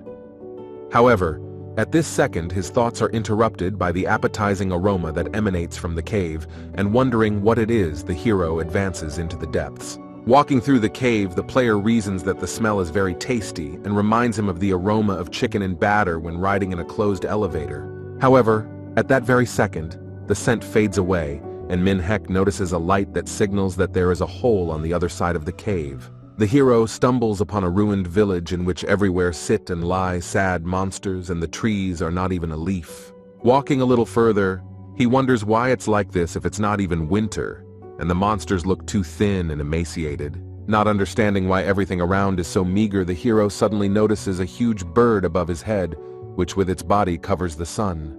The bird turns out to be a phoenix with fiery feathers flying from it, and asks the hero if he is a descendant of Shik-Sin Arlan. Phoenix lands near Kang Min and immediately receives a notification that he has met the legendary monster Phoenix Guide, raising glory. The hero looks at the phoenix, asking if it is true, and himself answering that it is so, looks at the bird, imagining dishes from it, reasoning that it is delicious. Looking at the delighted and confused hero, Phoenix says he'll ask again if he's a descendant of Shik-Sin Arlan. The hero says it is, to which the phoenix calls himself Chronica, saying he is the phoenix guide who guards this monster paradise. Turning around, the hero does not understand why the phoenix called it paradise. Remembering the monsters, thinks that the name is not appropriate for this area.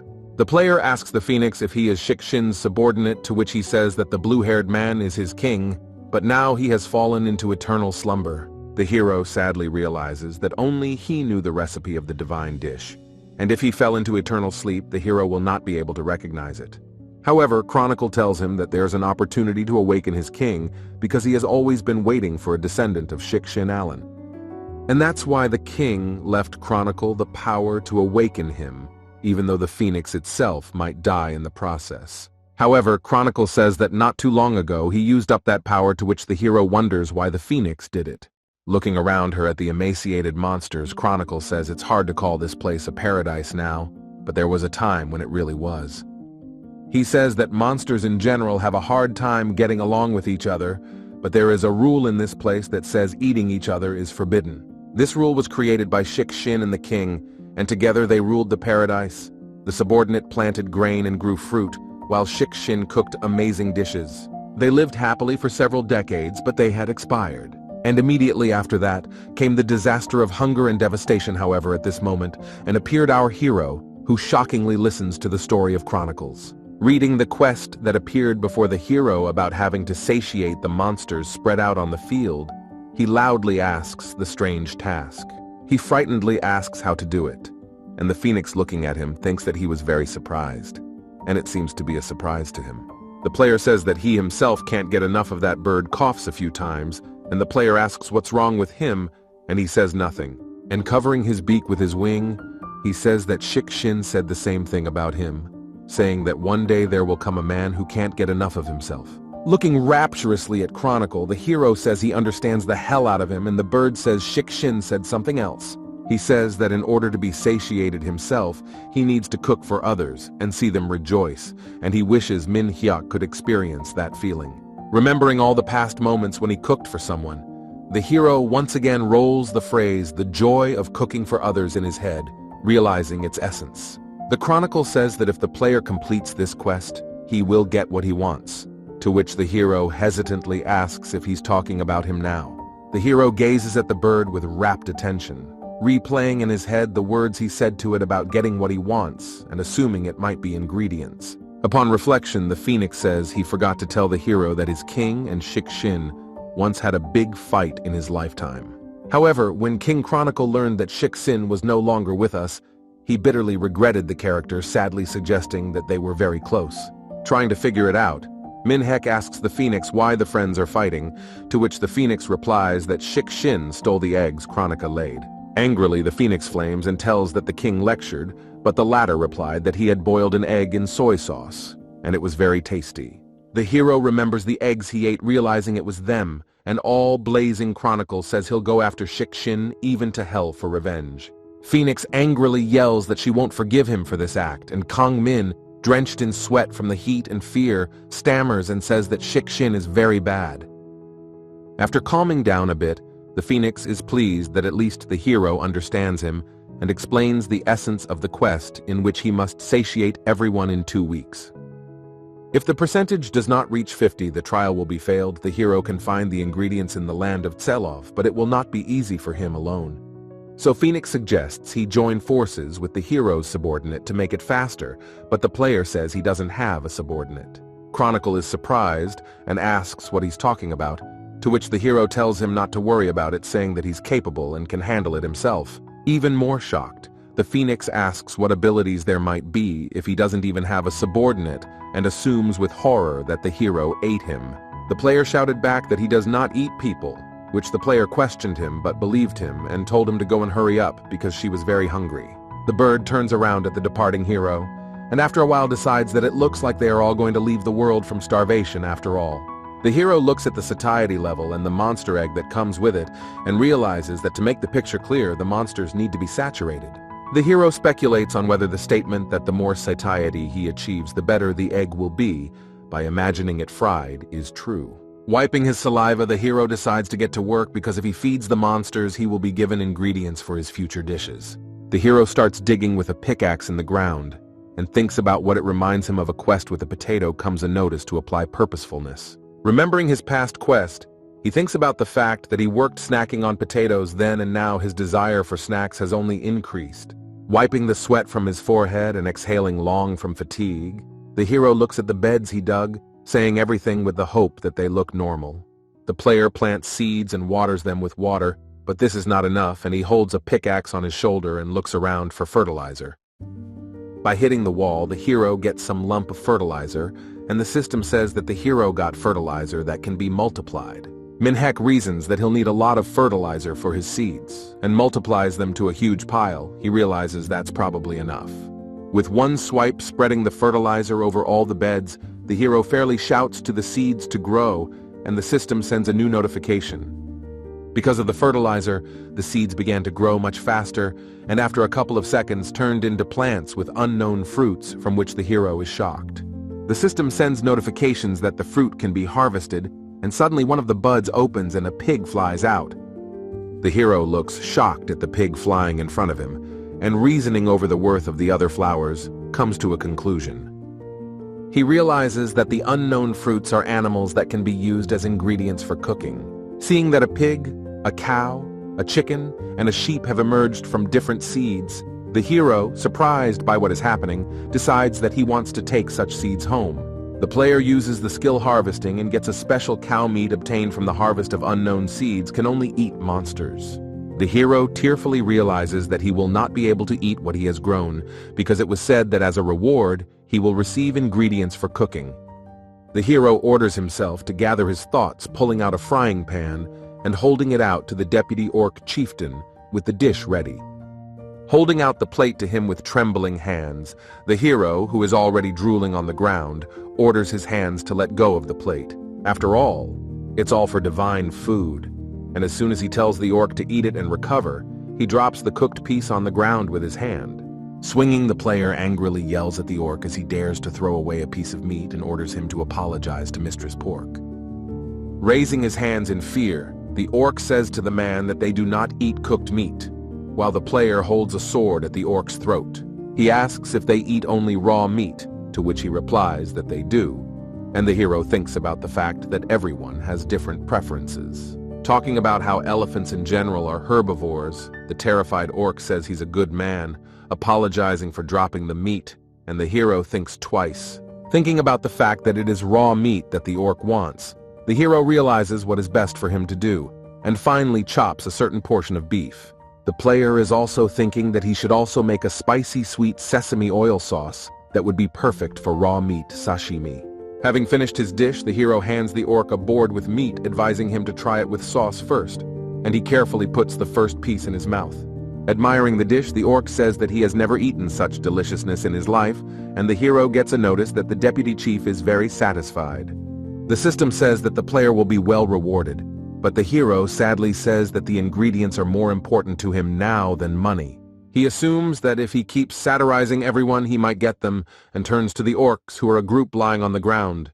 He calls them to dinner, and everyone who tries his dish says it's delicious, and it's the first time they've ever eaten such deliciousness. One of the orcs actually says that the other is crying, and the hero wonders if this is the feeling Shin is talking about at this time, increasing satiety levels. The system gives Manhwa the next dish, and to his complete surprise, it is salted mackerel that has been languishing in salt for about 100 years. The hero imagines how fashionable it is to fry it on a fire until golden crust, and then dip a fat piece in soy sauce and wasabi. He realizes that the esteemed Shin was a gourmet, and just imagining this dish in his head makes him happy. However, after reading the description of the item to the end, the hero realizes that in order for him to cook mackerel, he needs to gather other ingredients. Picking up a skillet, he decides that he will definitely increase his satiety level and gather all the ingredients of the divine home table. The deputy chief approaches Manhwa, addressing him as good man, and says that the orcs asked him to tell him that his food was very good. He says they'd like to thank him, but they have nothing, and other than thank you, they have nothing to offer a good man. Reflecting on the fact that the orcs apparently do not know about the reward for the quest, the hero comes up with an idea with the help of which he can quickly satiate everyone. Turning to the deputy orc chieftain Manhwa with a good-natured smile, suggests to him that they help him plant his field. However, all the orcs abruptly begin to pretend that they are in pain, and the hero, calling them lazy at heart, is going to resort to extreme measures. He asks them if they think there's no reason to help him anymore since they've had enough of his food, saying he's sorry to hear that. And actually, in gratitude for their help, he would like to feed them again separately after he feeds all the monsters in paradise. And with all this, he's going to feed them food that is many times tastier than what they ate. Then the orcs start screaming that they are filled with energy.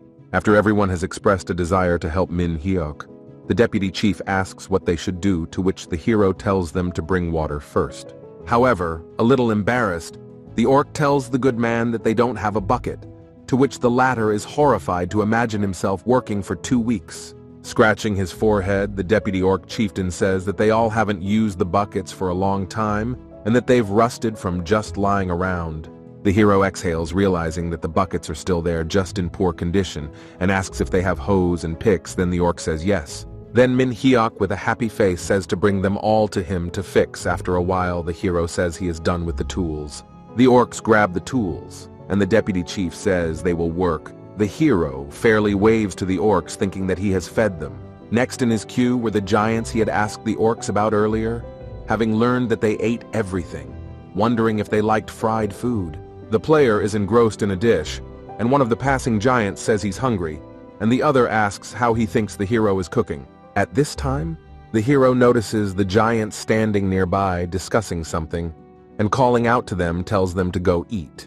He waves his hand at them to attract them, and tells the giants to go faster as the overcooked beef won't taste good, but right now it's awesome.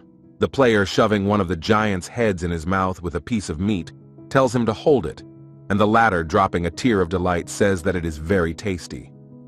The second head of the two-headed giant asks if it's really that good, to which the hero tells them to tell the others to go eat lunch too. After a while, a whole crowd has gathered around Min Hyuk's mini kitchen and is trying to get closer. The system says that the giants are fed.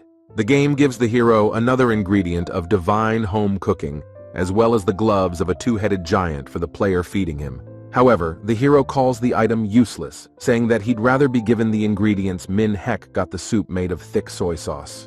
Looking at another ingredient of the divine table, the hero is happy that the orcs are helping him and considers the need to involve the giants as well. Turning around on them, the hero asks, since they have eaten, if they want to help him, to what he hears the refusal, as they are giants and they do not work. However, through some tricks, the giants are already at full force with their picks, and the hero says that it is necessary to push to make everyone taste the delicious food. A little ashamed of his words, one of the giants says that they work for food and to feed the others, which the other shamefully supports. The player decides to take a look at how the egg has grown and sees in front of him a hulk of a unique level, but it's not even the final stage of growth yet. The hero is thinking about the fact that he is almost out of grain, and it would be necessary to catch farts, but does not want to, and then he gets an idea. The player recalls the rules of the quest, which say that monsters cannot leave here, but there is no restriction on them entering here. Once, outside the territory of the paradise, hero inhales lungs full of fresh air and whistle activates the skill of Griffin Shout, luring monsters. At his call come hordes of monster spiders, and the hero, calling them his darlings, invites them to follow him into the cave, quickly running away. Running into paradise, Min Hyuk shouts to the orcs, calling them guys about the request, saying that if they catch the spiders, then they will get the ingredients for cooking. They look at them with hungry eyes, and the deputy chief shouts to the orcs to get on, to which the two-headed giant says they are with them too. Crowded together, they quickly massacre a whole horde of spiders, and after the victory, the two-headed giant, pointing at the huge pile, says they've got them. The hero, clapping happily, says the guys did a great job, reflecting on the fact that he has very strong monsters that made quick work of it. The player looks at the notifications coming in one by one to receive the nori spinach omelet and sprouted bean salad, all ingredients. He cheerfully tells the orcs and giants that they are good, suggesting that they plant the grains, water them, and fertilize them so that the crops will sprout. Saying goodbye to them, he says that he needs to leave for a while. The player sits under the tree crowns outside the paradise in front of the mini kitchen. Opening the pot, he says it's finally ready, putting out all the dishes for the divine home table, saying it's time for dinner. Sipping the first spoonful of soup, the hero squints with delight, saying that it's flavorful and spicy, and that soybean stew soup is great. It's also a combination of tofu and pumpkin slices. Min Hyuk decides to add some rice and effortlessly makes a rice bowl. Realizing that the soybean paste is already done, Min Hyuk wants to wrap the piece in nori, because that would be something different. Nori is delicious on its own, but if you dip it in soy sauce, the flavor becomes more exquisite. And Min Hyuk feels like the ocean is running through his body. The soy sauce itself turns out to be the perfect complement. Other than that, the omelet is so soft, and even the flecks of green onions inside are lovely. It's all so savory and delicious that it keeps the tongue lolling. This kind of food is really becoming the best for Min Hyuk. And at that moment, Min Hyuk remembers that there's also a mackerel that he should definitely try right now. The mackerel is perfectly fried. Min Hyuk grabs a golden brown piece of mackerel and places it on top of the scalding rice before putting it in his mouth. The flavor became less salty. This is what is worthy of being called food. The display notifies you that you have successfully tried Shik Shin Allen's divine home table. Meanwhile, Chronic can't sleep anymore because she's hungry. She hopes that Shik Shin's descendant Min Hyuk is working hard. But it doesn't turn out that way. Chronicle notices that Min Hyuk is sitting by a tree enjoying his own lunch instead of feeding the monsters. And the Chronicle claims that the descendant is worse than his leader. Min Hyuk, who just started eating an apple, is confused by these words. Chronicle gets incredibly angry at the sight of Min Hyuk. She claims that Min Hyuk is only wasting his time with gluttony. Eager to get rid of the misunderstanding, Min Hyuk explains that he's almost reached the required level of satiety, and so he decided to take a little break. But the Chronicle assures that since not even 2 weeks have passed, Min can't claim to have almost reached the required level. She's sure that Min is lying even after his excuses, so she assures that she can find out if Min is telling the truth or not. Without waiting for an answer, Chronicle takes off, claiming she can check the size of the egg and all will become clear. Upon landing, the size of the egg surprised Chronicle greatly. The display said that judging by the near maximum value, the egg had enlarged greatly. Meanwhile, Min Hyuk tried his best to run to Chronicle to hear the claim that there was no lie on his part. Chronicle apologizes. However, Min had fed all the monsters seen here, but the satiety level never rose above 95%. And then Chronicle explains that the last thing left to do is to prepare a meal for her personally. So she asks you to take care of her. Excited to solve this problem, Min Hyuk claims to be up to the task. But it turns out it's not that simple. Min Chronicle replied to Min's dish that it didn't suit her taste. At the meat tenderloin, Chronicle exclaims about the strange smell. Min Hyuk doesn't feel sick at all because he knows what food smells like. Seeing the broiler carcass on the plate, Chronicle seriously wondered if Min Hyuk was really asking to eat these poor creatures. Looking at Min Hyuk's Chronicle, Min Hyuk concludes that although it's not a water filter, it filters just as well. And Chronicle has heard a couple words of that sentence, so she clarifies what Min Hyuk is saying. He scratches the back of his head and walks away, saying he didn't say anything at all. A moment later, Min Hyuk looks up into the sky and notices 2 dragon cubs playing with each other. While looking at the dragon, Min Hyuk begins to analyze Chronicle. He realizes that although Chronicle is a monster, she is first and foremost a bird, and birds feed on maggots. On the display, Min opens Atena's chat room, where players discuss the Persian who took the photo with the maggot in the cave in the land of Selov. Meanwhile, the orcs discuss the size of their bellies and conclude that this is what is called satiety. Chronicle is starving and looks after Min Hyuk, who has traveled to the land of Seolov. She hopes Min will find good ingredients there. The old chieftain Arlan was never able to satisfy the Chronicle. He had some good dishes in his arsenal, but some were just a little too salty. Also, Chronicle worries that the inexperienced Min is in a position to satisfy taste preferences, because if it succeeds, the reward will be impressive. In addition to the relics, Taming would also receive a pet as powerful as Chronicle herself. But this outcome seems almost impossible to her. During her musings, Chronicle notices something. It turned out that Min Hyuk, whom the orcs kindly refer to as a good man, had come. Seeing in Min's hands some oblong white masses, Chronicle wonders what it could be. Looking at the oval objects, Chronicle begins to guess that from the country of Athena, Min brought silkworm larvae. And while the maggots are stewing in the pan, Min Hyuk decides to chop some green onions and garlic.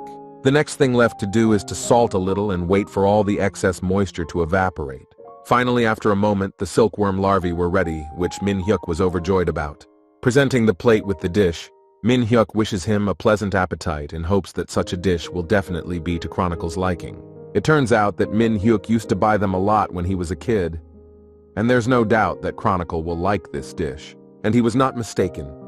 This taste penetrated right into Chronicle's soul and made him immerse himself in maximum pleasure. The flavor of the grubs was juicy and also savory, with a slight crunch all the time that you have to chew. Min Hyuk succeeded in feeding the Phoenix Lord. After thanking him for a hearty meal, Chronicle assures him that he can now give the king's reward. This is the final reward of the quest. At the same moment, Chronicle flapped her wings and a huge fiery flame rose up lightning fast. A hero emerges from the flames and immediately greets Min Hyuk, and the display announces a meeting with one of the 7 legends. It turned out to be a taming lord named Balzac, and Min Hyuk is sure it's Shik Shin's subordinate. Min Hyuk gets the title of the man who met a legend. Balzac has information about one of the 5 divine dishes of Shik Shin. And then Balzac starts thanking Min Hyuk for being able to feed everyone, even Chronicle. Now it's time to present the reward. This was the armor Shin was wearing. It can restore XP and mana.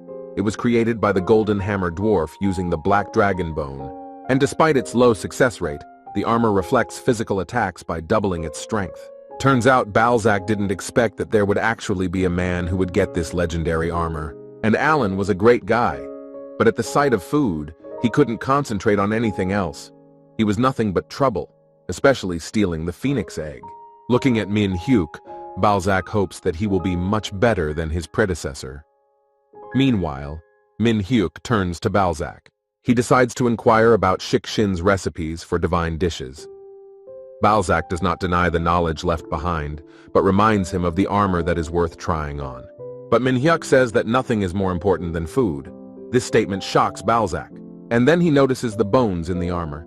They're good for a soup that's not very tasty, but still, Min Hyuk is sure that this armor is a good thing. Min Hyuk starts begging for Shin's recipe while drooling. And Balzac already thinks Min is worse than Arlan and asks him to stay away because everything has its time. But the restless Min Hyuk assures us that rules are there to be broken, so it's worth giving the recipe right now. Shifting fearfully away from Min Hyuk, Balzac threatens that if this continues, it won't accomplish anything at all. Meanwhile, Min Hyuk is willing to do whatever it takes to get what he wants. Trying to ignore it, Balzac demands to check the egg. Min Hyuk turned around and noticed that the egg had become much bigger. A few minutes ago, it was a legendary egg and now the level is unknown. And Balzac specifies that you should now go to another monster paradise and choose a pet. Pointing in the direction Balzac says that there are many different monsters there. You have to watch them and choose one of them. Then put it in the egg. After explaining, Min Hyuk asks if it's really a real restaurant courtyard. That makes Balzac feel bad. He assures that the pet can't be eaten. But this is not to Min Hyuk's liking. He gets nervous and asks the reason for the ban. Balzac tries to keep his emotions in check and says that he needs the pet to help him. But Min was finally getting frustrated. He really wanted to taste the dragon meat. Balzac assured that there would be a divine food treat upon his return. Arlan's divine food was just great. Using artifacts, he cooked golden pork ham cooked in Balkan lava. While Balzac was talking about the ham, Min Hyuk immediately drooled. And Balzac is offering to taste such an exquisite, divine dish. After this offer, Min Hyuk assures that he's going immediately because he's willing to do anything for food. It turns out that there will be 2 attempts to learn the monster's abilities. Balzac says to be careful. After a while, Min Hyuk arrived at the legendary Monster Paradise. The display notified that Min Hyuk was the 35th player to enter this land. Examining the area in front of Min Hyuk, many varieties of monster animals opened up. This kind of variety really pleases Min Hyuk. He's excited about so many presumably tasty monsters. Min Hyuk likes the monster that looks like an angler more than the others. In his mind, he's steaming it in hot sauce. Realizing that he can't eat it, Min Hyuk goes on to look at the other monsters. In the cave, he sees a tail that caught Min's interest. When Min Hyuk looks inside, he realizes it's a real dragon cub. If Min chooses a strong creature as a pet, it will probably forage for food. I already have a picture in my mind of a dragon roasting a piece of meat. So Min decides to find out the characteristics. It turns out that the dragon cub is not developable, but can display flame magic up to the 4th grade. Buff rates and other characteristics are good, but there is no potential for development. This prevents you from taking the dragon as a pet. Min Hyuk's biggest regret when he leaves is that he won't get to taste the dragon meat. He decides to look at the other monsters. While pulling up, Min Hyuk notices a pink tail in the bushes. This interested Min Hyuk as much as the dragon's tail. When Min Hyuk sees the pig, he's surprised that they live here too. And then he wonders what they're eating now. While looking at the pig's face, Min Hyuk notices how sweetly it eats. So his appetite grows even stronger. Min Hyuk realizes that he can't wait any longer and decides to eat a hot dog. He opens his inventory and takes out his appetizing snack. Opening his mouth, Hyuk is already anticipating the taste, but he notices the piglet's piercing gaze. She immediately makes a pitiful look and gently grunts, showing with all her behavior her desire to taste the hot dog. When Min Hyuk realizes this, he calls the pig a trickster and claims that he hasn't been born yet and is willing to share his food with him. But the piglet is not discouraged and continues to manipulate his eyes. Min Hyuk is amazed at such a sad face. Calling himself a pig, Kang Min-hyuk wonders if it's possible to lose to a pig. But then he says that it's definitely not possible. This statement does not please the piglet at all. He changes his facial expression to furious and exhales heavily. This behavior scares Min-hyuk, and he immediately tries to find out what this piggy is up to. He also demands not to get too close. But the piglet isn't going to obey Min-hyuk, and so it immediately approaches. He puts his foot right on Min-hyuk's leg, trying to figure out what the pig wants. Min-hyuk suggests that we follow him. As he follows him, Minu feels uneasy about the unknown. He passes by other piglets who do not pay any attention to the presence of a human being. The piglet stops in the grass and grunts convincingly. Min-hyuk asks if he's right about looking in the grass. Taking in the 5-petaled barb, Min-hyuk reads the characterization where it states that among the hundreds of ordinary ones, it is rare to find just such a one. Surprised that the pig was able to distinguish Barba, Hyuk guesses that he has been offered a bartering deal. With a shake of his head, Hyun mentally decides that such an exchange sounds good, but he wants to see all the abilities of such a monster. At that moment, the piglet raises his paw up and points to the apple that is hanging high on the tree. Min-hyuk takes out an apple and looks at the characteristics. It turned out to be the apple of a baby dragon. It was grown with the energy from the dragon. Looking at the tree, Min-hyuk begins to assume that the pig has the ability to search for special ingredients to cook with. Having made such conclusions, Hyuk decides to thank the pig for his work, assuring that now he deserves a hot dog. This generosity even brought tears to the piglet's eyes. He grunts to show his appreciation for the generosity. After giving the piglet a treat, Min-hyuk is amused by its appetite. He notices the pig wagging its tail in pleasure. Deciding that it's possible to use the pig's abilities for good, Min-hyuk offers more hot dogs to look for more ingredients. After reading the pig's characteristics, Min-hyuk concludes that it's a bit strange. Both attempts to recognize the monster are exhausted on the pig. The more the piglet's owner eats delicious food, the faster the piglet itself will grow. Min is wondering what the potential is for. Having made the decision, Min raises the piglet and is delighted that he can find tasty ingredients. So it is certain that the growth will be immediate. And lastly, Min-hyuk shares that the pig itself can be used as a food stockpile if needed. Finally, Min claims to choose a piglet, and the display immediately activates that choice and prompts you to come up with a name. The name Piggy Baby comes to mind, but the piglet is clearly letting me know it's not appropriate at all. Accepting this, Min-hyuk suggests another nickname. The example is Pink Pig. This name makes the pig furious. And then Min suggests we call Piggy Piggy. Here the piggy gets all indignant and drools to show his displeasure. After thinking of names for the piglets, Hyun Min has to keep listing them. Bean comes to mind, but he thinks it's a dog's name. But it was to this particular nickname that the piglet responded with a positive grunt. After looking at the piglet, Min-hyuk comes to the conclusion that this is the nickname he likes. Therefore, it activates the selected nickname and the display immediately notifies you of this selection. Back at Balzac's place, Min-hyuk has to explain his choice. He says that Bean has specific skills. It also grows from its master's meals. Surprised by these skills, Balzac can't help but ask if Min thought that fast growth would help in his quests. But Min doesn't like that question. He asks if Balzac knows why people have pigs and cows. Balzac replies disappointedly that they eat them. And Min confidently confirms Balzac's words. Looking at Bean, Balzac decides to clarify something. He asks not to confirm that Min is going to eat this piglet afterward. But Min immediately presents the piglet with vegetables and licks himself. Deciding that there is no point in answering, Min asks Balzac to give what he promised. Bean is puzzled after this dialogue between people. Keeping his word, Balzac creates a true divine dinner with many different dishes. After thanking him for the food, Min-hyuk keeps his eyes on the meat, which looks delicious. And Bean also prepares to eat, picking up the cutlery in his paws. Min is angry and asks how Bean dares to mess with his food. But Bean is not a simple piglet and shows his displeasure too. But here, another important point of acquiring such a pet comes to Min-hyuk's attention. Turns out everything Min eats is duplicated by Bean. That's why she's so confident about joining in the meal. So Min has to agree to this nuance, and he suggests we each eat our own portion. First, Min-hyuk decides to try a piece of firm pork leg. He immediately puts it in his mouth, and Bean does the same regardless of the animal the dish is made of. After entering a momentary pause of enjoyment, Min-hyuk wonders how long it's been since he's eaten pork leg. After all, It's a delicious treat that can be enjoyed endlessly. This soft and greasy texture drives Min-hyuk crazy. He knows that it doesn't feel greasy if you dip a piece in the seasoning. Looking at each piece, Min-hyuk remembers that it was cooked in lava. That's why it's so juicy, and even the skin is cooked perfectly. Picking up buckwheat noodles, Min assures me that no one would eat pork leg without such an important ingredient. And a spicy, sweet aftertaste spills into Min-hyuk's mouth. It's really great not only for Min but also for Bean. And the last thing to add is a sip of cola. Min smirked and asked if Bean could drink cola too. She immediately shows a bottle of Coke, thus confirming the duplication of everything Min-hyuk has. It gives an incredible delight to the connoisseurs of delicious food. After the dish, the body has gained resistance to any kind of poison. Also, the search for ingredients is increased to 5 times of use, and Shik Shin Kitchen is added to find out the recipe of the dish you are asked to cook.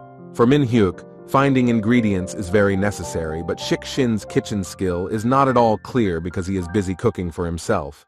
But there's also the joy of treats. If Min cooks a delicious meal for someone, it's duplicated for him. It seems Arlan really wants Min to know the joy of sharing. And Min agrees to such a reward, assuming that Bean will also be satisfied. And Balzac assures me that this is the dish Shik Shin made for his offspring to help. And the next quest is based on finding other divine dishes. Before saying goodbye to Min-hyuk, Balzac assures him that he'll have to work if he wants to eat, which Min-hyuk couldn't agree more. Min-hyuk thanks Balzac for the quest and bids him farewell. And Balzac is lost in a fiery abyss, displaying a smile. Back at the tower, Min-hyuk notices that Bean is not feeling well. Realizing that Bean is tired, Min sends her to rest. Borto immediately meets a descendant of Shik Shin and asks about the dishes of the divine table. Overjoyed, Min exclaims that the food was delicious.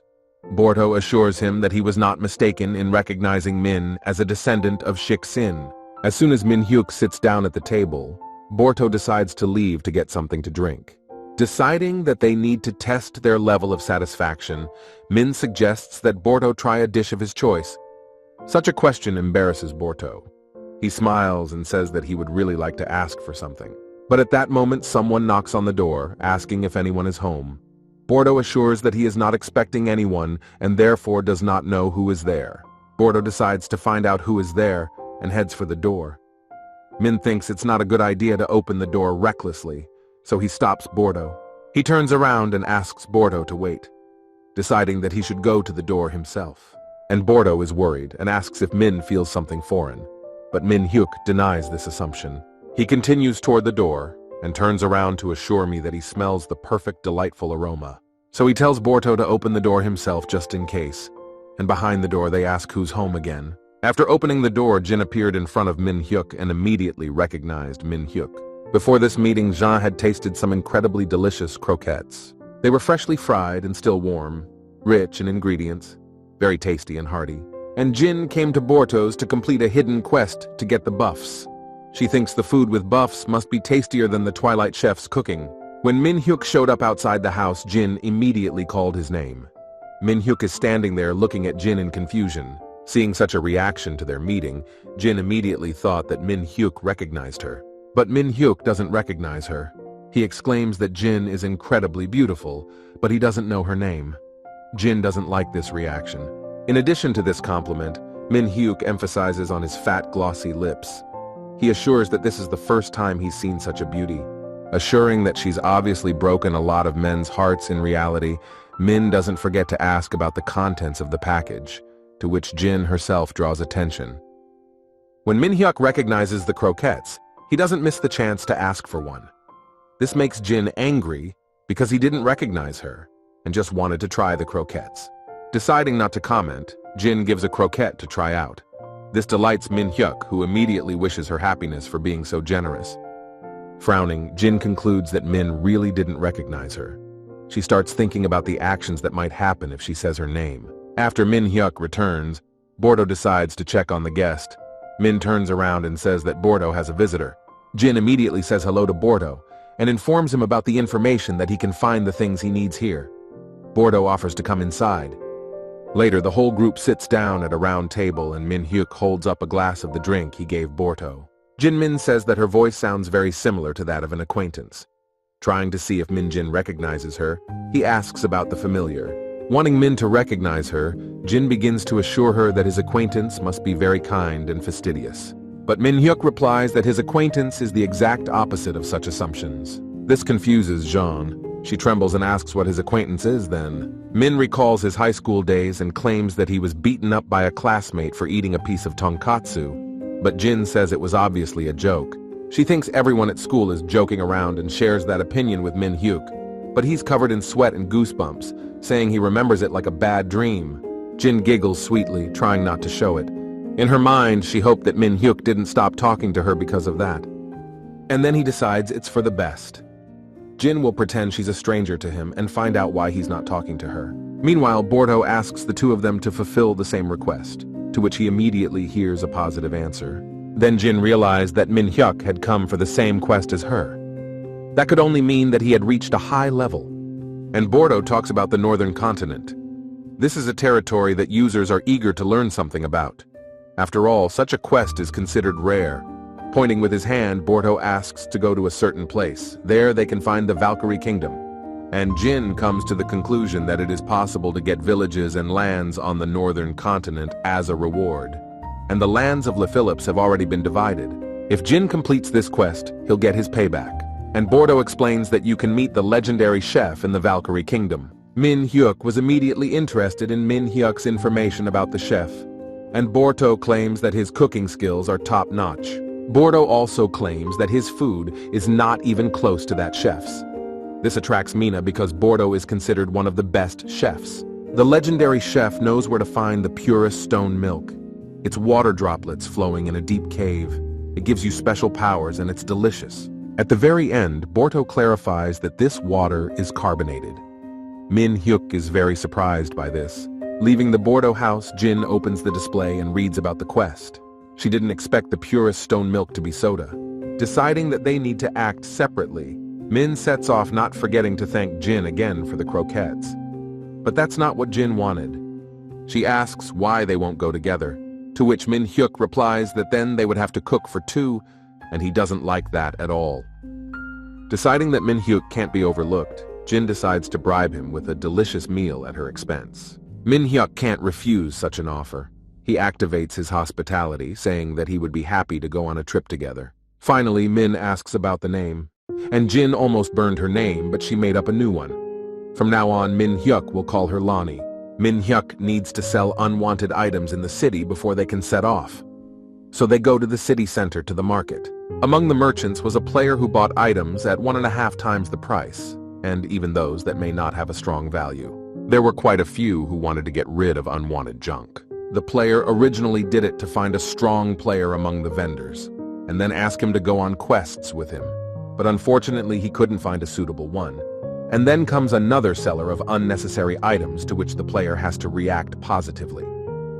Turns out it was Min. He chews again and asks if he can sell a lot of items. Behind him is Jin, who feels bad that Min doesn't remember her. Feigning joy and goodwill, the player assures that he can buy absolutely everything. Seeing the frying pan on his back, he accepted Min like any other fan. After looking at Jin, the player decides that she looks strong, so he needs to find out her level.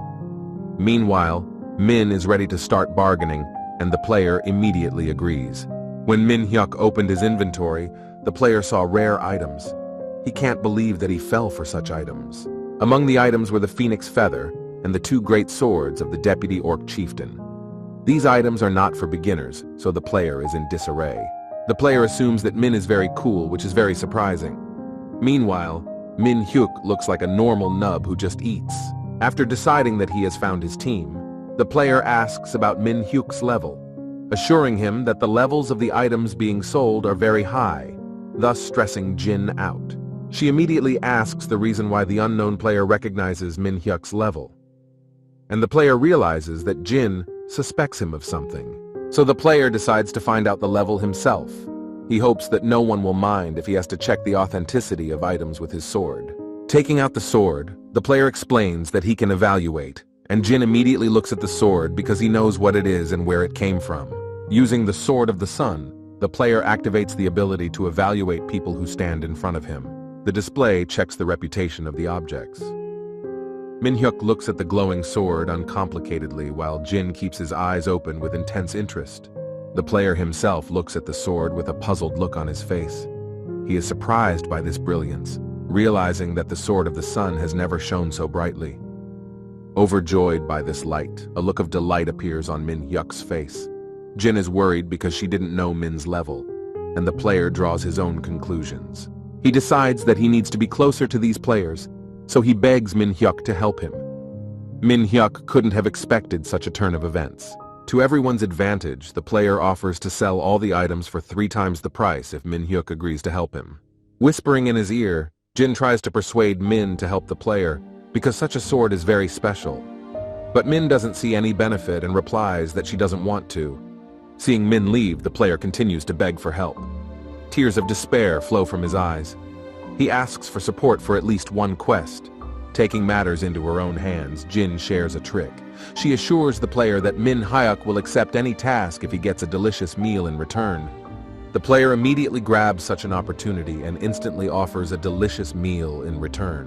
When Min-hyuk hears this, he immediately snuggles up to the player and starts asking about the problem. He assures that as a human being, he can't leave him to his fate. It turned out that between the warring empires of Philips and Clotis lies the northern continent of Valkyrie. Both empires tried to conquer it, and the only obstacle to their ambitions was the excessive concentration of monsters in this area. There was something on the continent that the empire didn't know about, namely the Valkyrie Kingdom, and the blessing of the god Zeus protected that kingdom.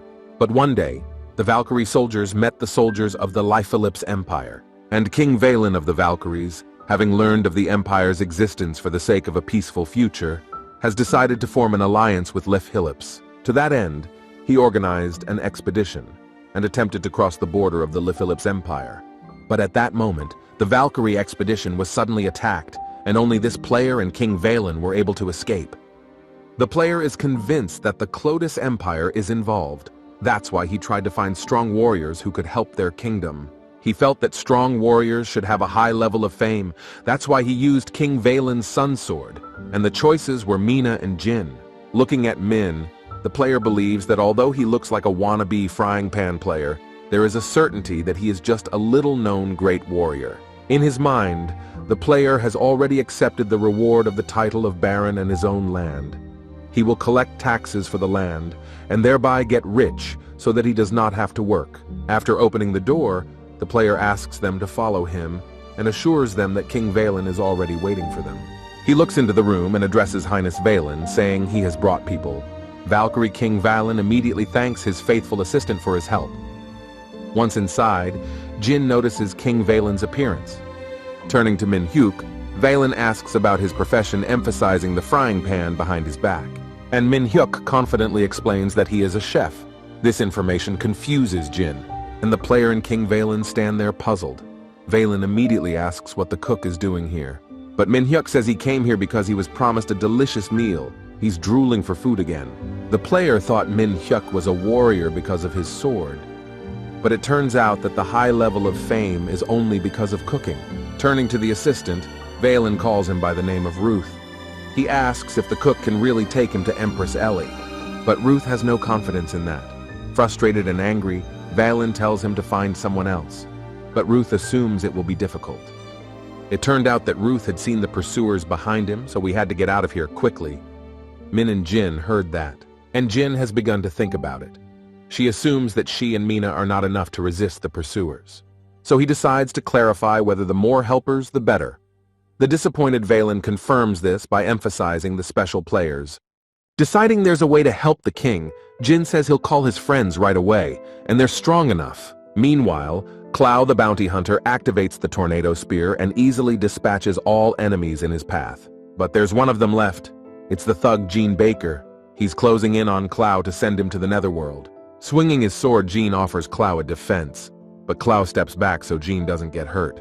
Deciding it's time to say goodbye to the annoying Gene, Clow activates the blast spear. The display notifies the elimination of thug Gene Baker.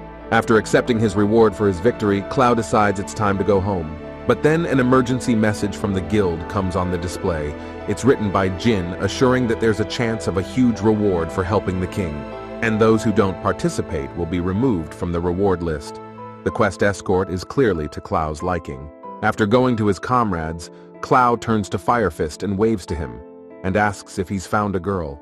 In the hat stands Firefist, master of the sport of bare-knuckle fighting, and Asgul, the god of war. Fireman explains that he's decided not to date Nami anymore. He needs a smart girl to match the one who defeated the Rubber Man. And Claw asks about Rock and Khan. Firefist knows that Rock and Khan have gone to clean another tower and obviously haven't seen the quest message. Turning to Clow, Firefist asks if it seems that they are in for an incredible adventure on this quest. He himself is looking forward to it. It turns out that Clow wants to have some fun too, and they start laughing loudly together. Meanwhile, Asgul stands aside and watches as he is directly overlooked by his comrades. Meanwhile, Ares receives a message from the head of the Iris Guild. This quest is based on the capture of King Valen. Ares didn't just betray and side with Claudius for no reason. They seem to be stronger and have the former head of the hitmen on their side. The leader's name is Almighty Lumad. He uses his powerful sword against which few can stand. And Ares realizes that if Ellie doesn't enter the battlefield, there's no way Claudius loses. And another reason Ares went to Claudius's side is because of Valen's skill. It raises levels, not just boosts them. And Ares can't pass up a chance like this. While he's thinking, an assistant walks in with a message. With his head down, the aide assures me that King Valen's whereabouts have been revealed. He was in the village of Labelle, but it seems that the king is recruiting because there were not 2 but 4 of them, and one of them was carrying a frying pan.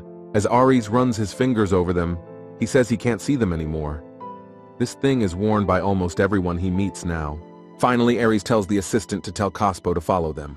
With a bow, the assistant obeys his master. At last, Ares frowns and wishes those pans disappear forever. In the meantime, Valen and his assistants are on their way. Ruth drives the carriage with the horses and the others sit inside. After talking to Valen, Jin was finally convinced that it was the Valkyrie King Valen. After a moment, Valen lowered his head, remembering that he was very hungry. It had been too long since he had eaten anything. Then he hears a slurping sound and sees Min Hyuk eating something. He wonders what it is, but he doesn't say anything. Jin also notices Min's meal and calls him rude for not giving him a treat, and asks for a taste. And Min Hyuk has to share because he remembers the treat of croquettes, and Min Hyuk has to share because he remembers the croquettes. Looking at the passed egg, Valen realizes that it is hard-boiled, tender yolk and a pleasant flavor. He drools at the sight of the delicacy. Realizing that he needs to share with the whole company, Min Hyuk offers the egg to King Wallen as well. But Valen thinks he can't stoop so low. He turns away and assures them that he doesn't want to, and thanks them for the offer. This answer suits Min Hyuk quite well, and he continues his meal. This confuses Valen. He remembers that everyone is taught to offer 3 times, and doesn't understand why Min Hyuk didn't insist and continue offering the egg. But Jin convinces King Valen to eat. She offers to try an egg because he's obviously hungry while hiding from his pursuers. After these words, Valen wants to reward Jin as soon as he returns to the kingdom. With a groan, he wants to agree to the meal, but Min intervenes, and Hyuk assures Jin that such food does not please Majesty Valen. Jin agrees, but Valen resents the interference. Immediately, Jin apologizes for his words, but Valen assures her it's okay. Mentally, Valen is upset and doesn't understand why Min stopped her. After a little thought, Valen says he really doesn't like that kind of food, but he hasn't eaten anything for a long time. And in the kingdom, the people are waiting for his return, so Valen cannot afford to starve. Those words upset Jin.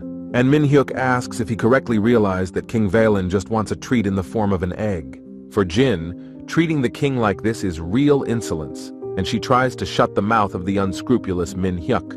Min Hyuk then has to step over himself and give King Valen a drink.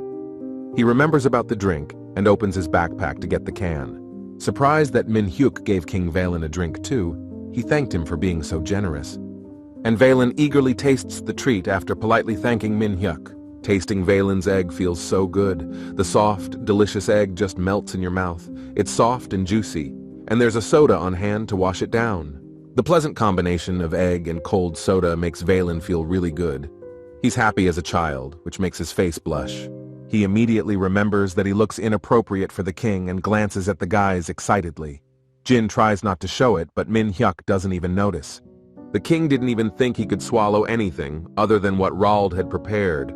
This snack suited him just fine. It turned out that Rald was the cook of the royal palace, and outside of Valkyrie he was called legendary. Min Hyuk was interested in this information. And then Min Hyuk had an epiphany. He realized that the legendary chef who knows about the purest stone milk is Rald. Meanwhile, Valen shares that he really misses Rald's food, and he says that his sushi is especially good. Min Hyuk certainly needs to know where Rald gets the fish for sushi. That's when Valen realized that Min Hyuk would be in these parts for the first time, and he explains that in the Valkyrie North, there is the Dragon King Sea. This information suggests that if there is a sea, the quest Ellie gave him will be completed. He should definitely try that fish. Valen asks if Min Hyuk is really a chef by profession, and when he hears a positive answer, he decides to come up with a good deal. If Min Hyuk can make a meal that satisfies Valen, he will be allowed to taste Rald's food in return, as well as level up. After hearing about the skill level increase, Jin wonders if King Valen has such a unique ability. She needs to figure out what level this quest is. Min Hyuk tells her that it's a hidden S-level quest. And then Jin remembers that she's already heard about Min Hyuk's good skills, but she didn't know that he was good enough to feed the king. When Min Hyuk agreed to the deal, Jin became very curious if her comrade could satisfy the king himself. Thinking about it, Min Hyuk tries to remember where his last skill he received and what it was called. The new skill is creating a recipe. After receiving the recipe for King Min Hyuk, he realizes that it is very complicated, and he is also missing some ingredients. So the display suggests exchanging the missing ingredients for the available ones, but the level will drop. Min Hyuk refuses this offer. There is nothing left but to cook with the available ingredients. First, Min Hyuk starts peeling the vegetables. Then you need to pepper and salt the meat. Min Hyuk also adds a little olive oil. After that, Min Hyuk melts butter in a pan to fry the steak. Next, the vegetables need to be added. Finally, the dish is ready. The display notifies me that for 10 days, all stats will increase by 5% and skill levels by 2%. Seeing the buffs, Jin opens her mouth in surprise. She had no idea that Min Hyuk really cooked so well. Seeing the dish, King Valen says it looks good, and with the permission of those present, he will begin his meal. Even though Min Hyuk cooked without preparation, the dish looks appetizing. Valen thinks Min can cook. He tastes a bite and closes his eyes to experience the full flavor of the dish.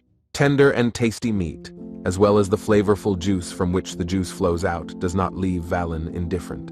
The meat was moderately seasoned and the sauce was excellent. King Valen is satisfied. He enjoys every bite, realizing that it is incredibly delicious. Wiping her lips with a napkin, Valen thanks the dish and assures Min Hyuk that it was good enough. Lest anyone forget the status of King Valen, says that there is still a long way to go to fully satisfy him. But Min sees the empty plate and doesn't believe it.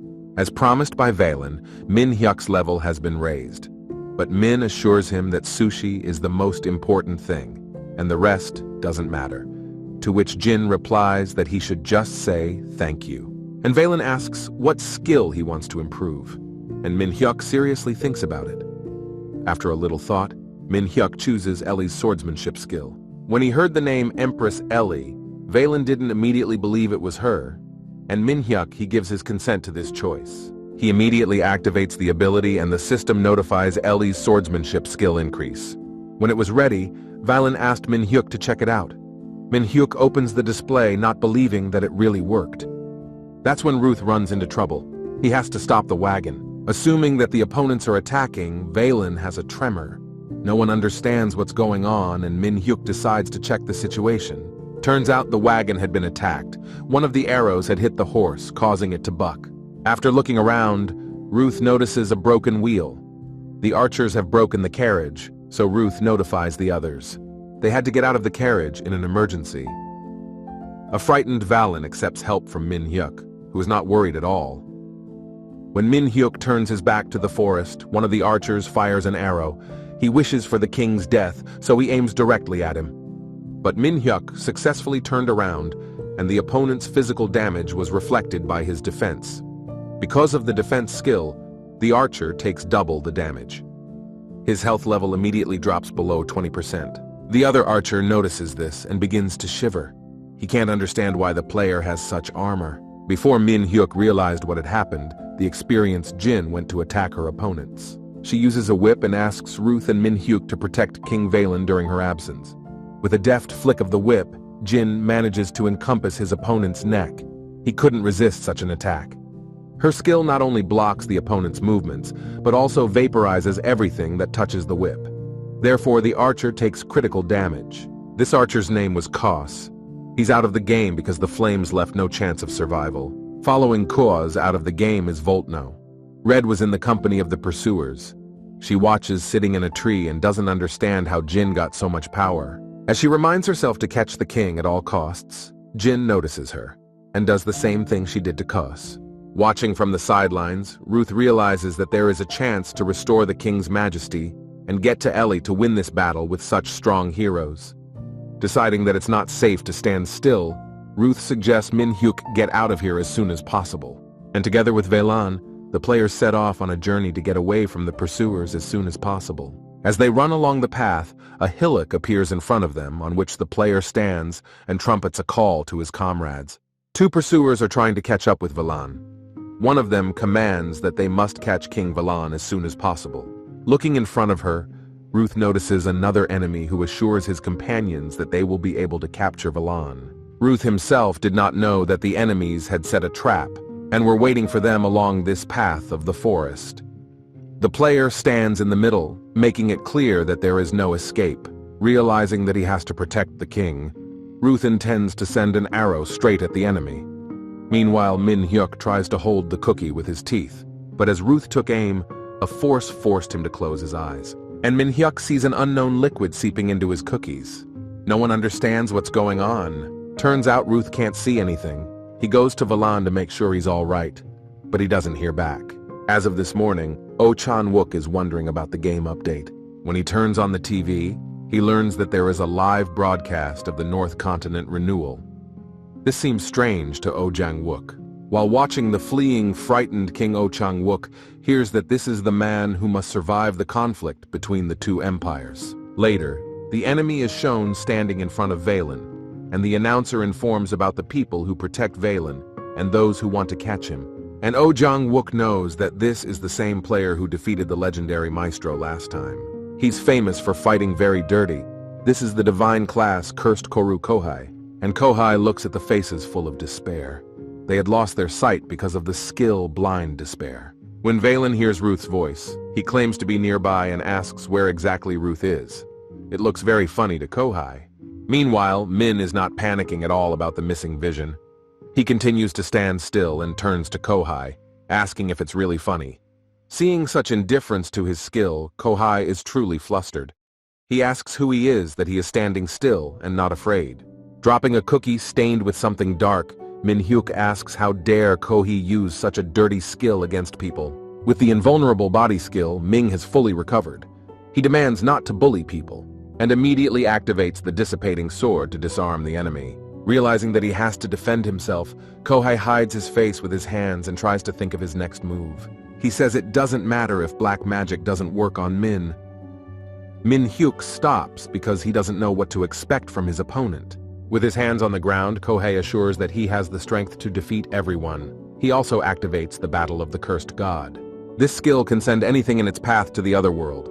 But Min is not the least bit afraid and pulls out the frying pan before the dark magic approaches. Putting the frying pan in the face of dark magic, Min-hyuk is confident of his victory. This reaction from the player shocks Kohai. He can't believe that Cursed God battle can't defeat some frying pan. Meanwhile, Ruth's eyesight returns. He sees Min-hyuk confronting Kohai's abilities with a huge frying pan.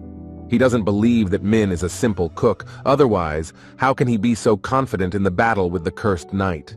Min-hyuk asks Ruth if his eyesight has returned, to which he hears a positive and exciting answer. And then he asks to leave here as soon as possible, saying he'll follow him too. When Kohai hears this, he realizes he can't let the king get away and asks where they're going. In order to catch King Valen, Kohai decides to push Min-hyuk away to get to his goal. But Min-hyuk realizes that he can't let the knight win and activates the scattering sword. Seeing Ming's actions, Kohai activates the cursed shield summon and scatters his opponent's body, leaving only bones and skull. But there is some sort of flash, and Min immediately appears next to his opponent, sending him to the netherworld at the expense of his sword. Hearing the screams, Min turns toward King Valen to see what's going on. It turned out that the king was left in danger, because there were other opponents besides Kohai. The two players, rejoicing in Mina's employment, decide to send Valen to the next world at the expense of their bow. Seeing his opponents, Ruth has no choice but to put his back to King Valen's defense. His body trembles and his body slowly deteriorates. When Valen sees this, he can't believe what Ruth has done. But Ruth assures King Valen that there is no need to worry because he is quickly cured. But mentally, Ruth knows that to use the defense skill there isn't enough mana. Turns out there are even more archers.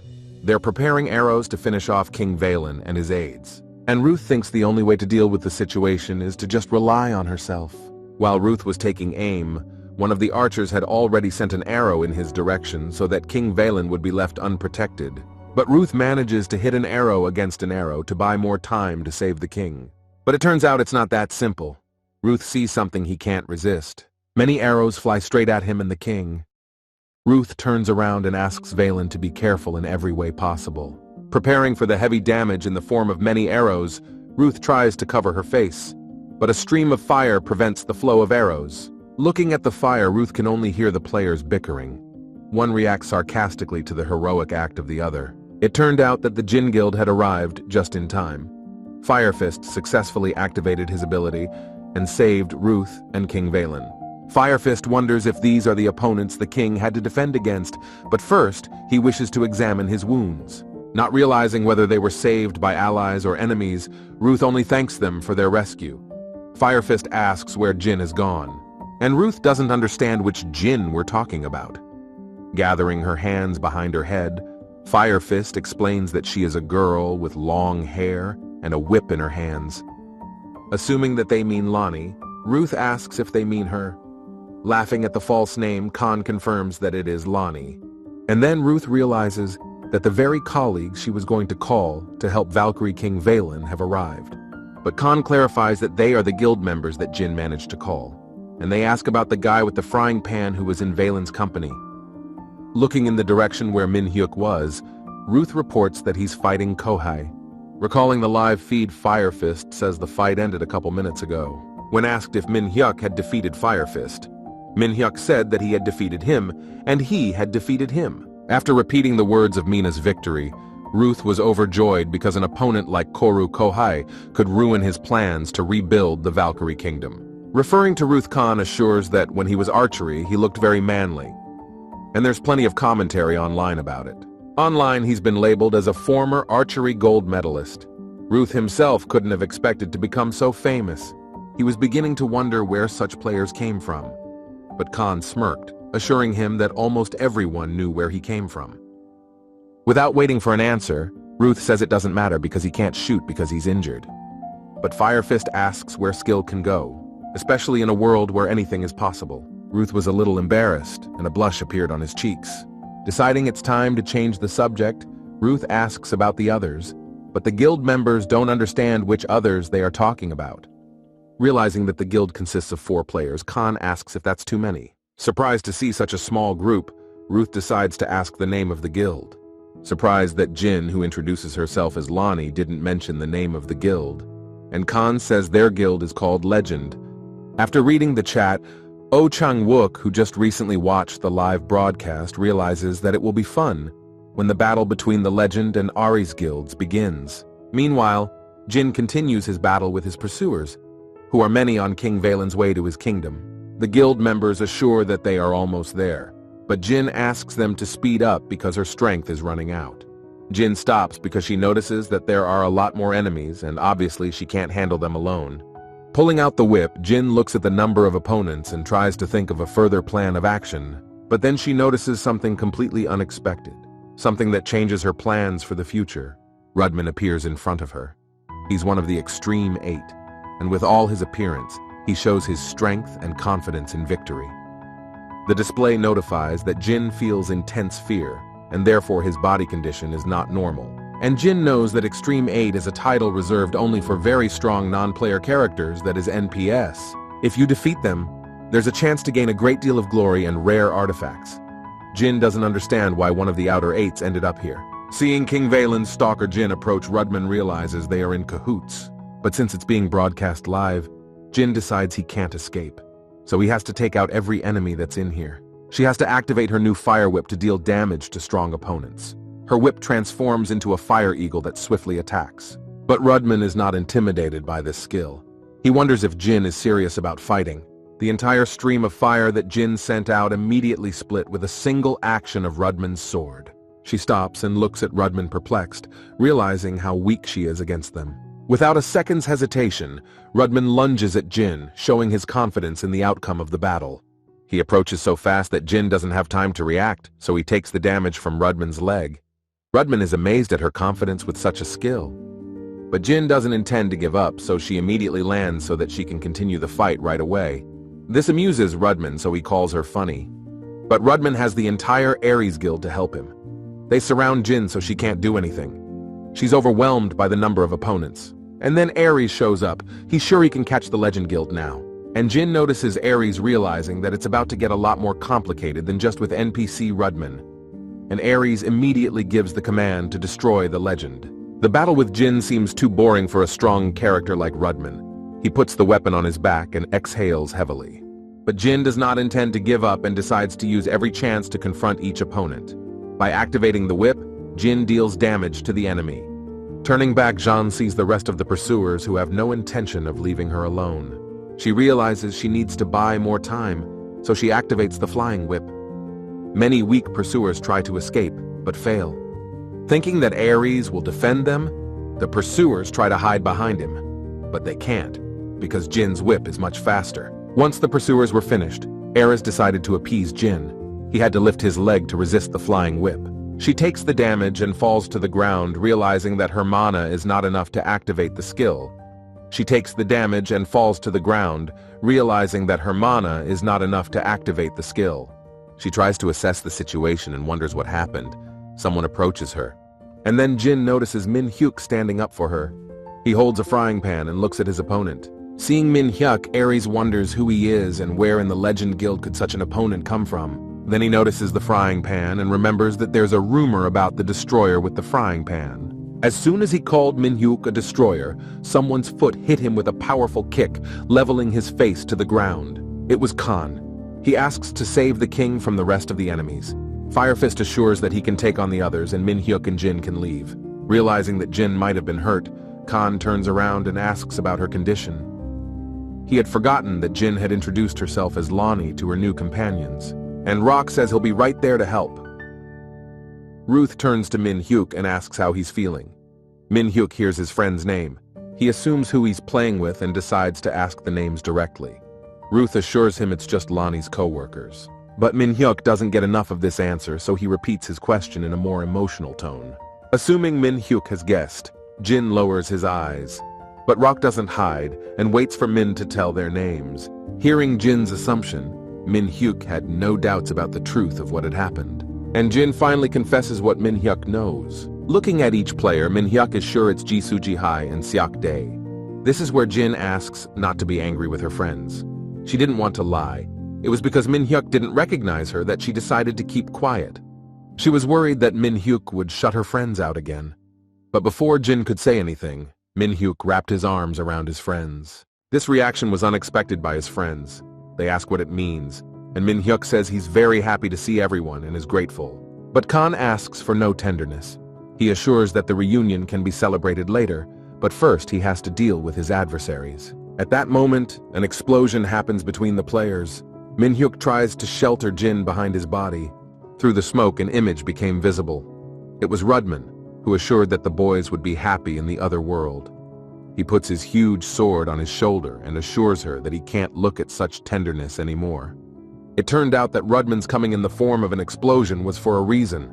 Min Hyuk was injured and couldn't get up. Rock tried to help his friend. The rest of the Legend Guild members went on the attack against Rudman. While enduring the pain, Min Hyuk can't understand why the life scale isn't going up. Meanwhile, Fire Fist is off to do battle with Rudman. Chloe was also trying to deal damage to a strong opponent who had the power to ruin the entire guild. And Asgal, God of War, decides to do damage from above, but Rudman manages to counter such an attack. Seeing this, Jin tells everyone to attack from a distance. She activates a point attack. Rudman stands still and feels multiple streams of energy from all sides trying to destroy Rudman's NPCs. From such a flow, a massive explosion occurs and Rudman is no longer seen. and Jin doesn't understand why it doesn't show up that the subject is out of the game. She can't believe that Rudman is still alive after such an attack. Turning back, Jin tries to see if her guild members are all right. Before Jin can see, a hand is swiftly reaching for her. Turns out it was Rudman. He grabs Jin by the neck and asks if she thought she was fooling him. Meanwhile, Min-hyuk is trying to recover from his recovery from rock. He calls for Jin without knowing what's happening to her. He remembers how the guys were constantly texting, but Min-hyuk didn't think they could take on that appearance. He was scared, so he decided not to respond to the messages. Then he realized it was the wrong decision. Immediately, Min-hyuk tries to get up to apologize. Rock sees his helplessness and asks him to be careful before standing up so abruptly. By using the legendary armor skill, points and mana are restored. Min is sure to apologize right now. In order to do so, it is necessary to finish the battle with Rudman. Min-hyuk activates the evil sword skill and swiftly moves towards the enemy. While Rudman is choking Jin, Min-hyuk pierces his pain point and so the damage increases to 100%. Rudman can't live after that damage. A stream of blood comes out of his mouth. Rudman's trembling body starts to fall and Min-hyuk turns to look at Jin's condition. She sits on the ground and looks at Rudman, who is finally destroyed with Min-hyuk's help. The display announces that the Sword of the Empire, Mr. Rudman, has been sent to the Netherworld, after which Min and his comrades receive their rewards. Meanwhile, the rest of the comrades stand in the distance and look at Min-hyuk with appreciation. Looking at his sword, Min-hyuk realizes that he raised Ellie's swordsmanship skill just in time at the expense of Valkyrie Kingdom. But then Rock shows up and with an angry look on his face assures Min-hyuk that he's bad. And Min-hyuk himself realized that he shouldn't have been alienated from his friends who could accept him in any form or condition. Repeating the same phrase, Rock throws himself on Min-hyuk's neck. Min-hyuk clearly didn't expect such tenderness from his friend Rock. Sensual Rock asks what Min-hyuk has been doing up until now, and why he hasn't answered his phone. He says he was worried all the time while he was looking for Min-hyuk. Turning to Rock's real name, Min-hyuk apologizes to Jisoo and returns the hug. He smiles and assures me that there is much to tell his friends. Back in the real world, Min-hyuk meets Oh Chan-wook, who is sitting on a chair and asks about the live broadcast in which Min's punch was at its best. Min-hyuk immediately asks how Min-hyuk knows the guys in the Legend Guild. Seeing Oh Chang-wook's upset face, he asks what happened. And Min-hyuk decides to talk about the guild's acquaintance. Oh Jang-wook asks if he understood Jin-han and Rock correctly. After showing the phone, Min-hyuk claims that it's his classmates that he was in a close relationship with. After seeing the photo, Oh Chan-wook can't believe his eyes. He raises his eyes to Min-hyuk and immediately lowers his eyes to the photo and tries to realize it. Shy and modest, Min-hyuk shares with Oh Chan-wook his desire to meet in person. From this, Oh Chan-wook doesn't even know what to say, so he just looks at Min-hyuk with surprised eyes. A second later, he's pouring tears of admiration and courage, and Min-hyuk feels uncomfortable with this reaction. After calming down, Oh Chang-wook takes Min-hyuk's hands and warns him that his friends will see him in this form. But Min-hyuk says it's okay, and clarifies that he can't be alone forever. Oh Jang-wook once again sheds a tear. He praises Min-hyuk for making such a brave decision. Meanwhile, in reality, a Jin named Jisoo, a Rock named Ji-hai, and Khan with the real name Seok-dae are looking for Min-hyuk's house. After Ji-hai asks if anyone lives in such a backwater, Seok-dae stabs him on the back in an attempt to remind him of an important aspect. He explains that Min-hyuk is actually from an underprivileged family. Meanwhile, Ji-hae rubs her back where she was hit. Folding his arms across his chest, Seok-dae asks to remember Min-hyuk's answer to the question about his family. It turned out that the thoughtful Min-hyuk had assured that Dad was in the construction and food business, and was now planning to go into electronics. But the guys didn't believe it, and Seok-dae scratched the back of his head and said that his father really works hard.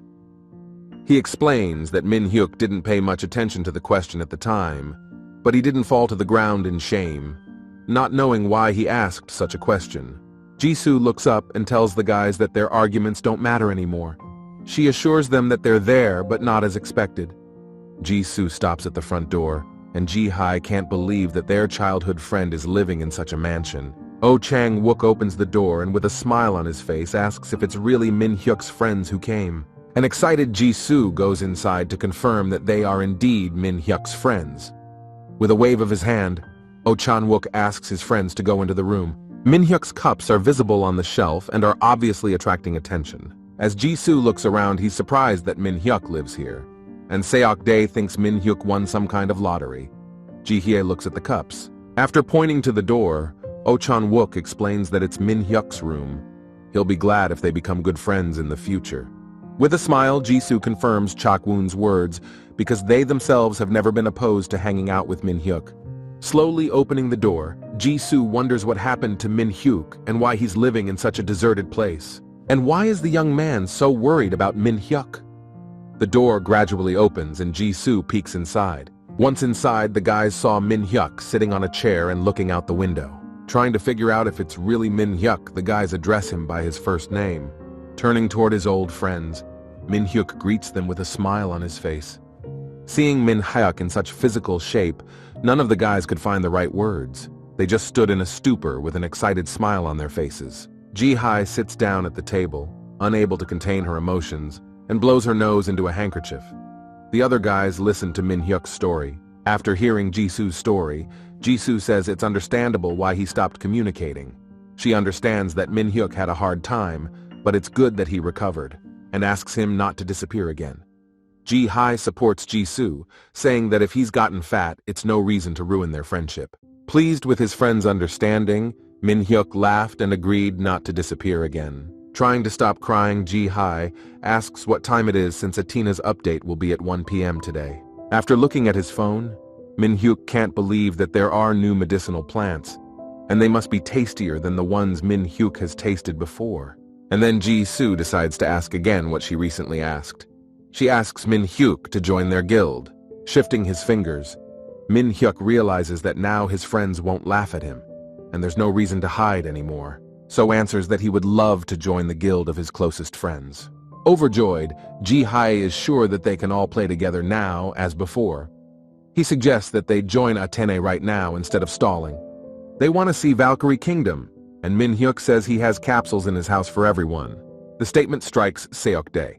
After all, multiple capsules in a house is nonsense. He says he realizes the question is incorrect, but he can't help but ask. He wants to know what Min-hyuk's father does. Min-hyuk is surprised by this question and asks if he hasn't told him before. He explains that the father is the president of Ilhwa Group. Seok-dae opens his mouth and can't answer because he couldn't expect it to be Min-hyuk's father. He turns away and can't understand why he was ashamed to open up about it. Ji-hye gets up and asks him to stop talking and go to the capsules.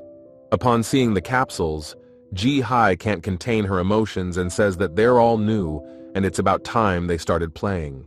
And the guys along with Min-hyuk immediately enter the pods to appear in Aten. The display notifies that they have entered Valkyrie Kingdom territory for the first time. And Ji-hye and Seok-dae, who play under the nicknames Rock and Khan, are exploring the Valkyrie Kingdom, which is so huge. The people have been informed that their guild heroically saved King Valen, which is why they are so warmly welcomed by the people. And Rock suggests we go after the award as soon as possible. He thinks that the title of aristocrat should go to Jeannie, and Khan agrees. Then Jean gets an idea. She intends to carry it out right away, so she looks very serious. Jin says she has a favor to ask Min-hyuk. Min-hyuk is happy to be able to help his friend and asks what's wrong. An agitated Jin asks if Min-hyuk could cook food that gives buffs to guild members, and explains that the last time Min-hyuk cooked for King Valen, she analyzed the food. She increased her characteristics and skill, and also clarifies that it's not for free. The ingredients for cooking will be provided and Min-hyuk just needs to cook. And if there's any other reward, Jin will try to give it too.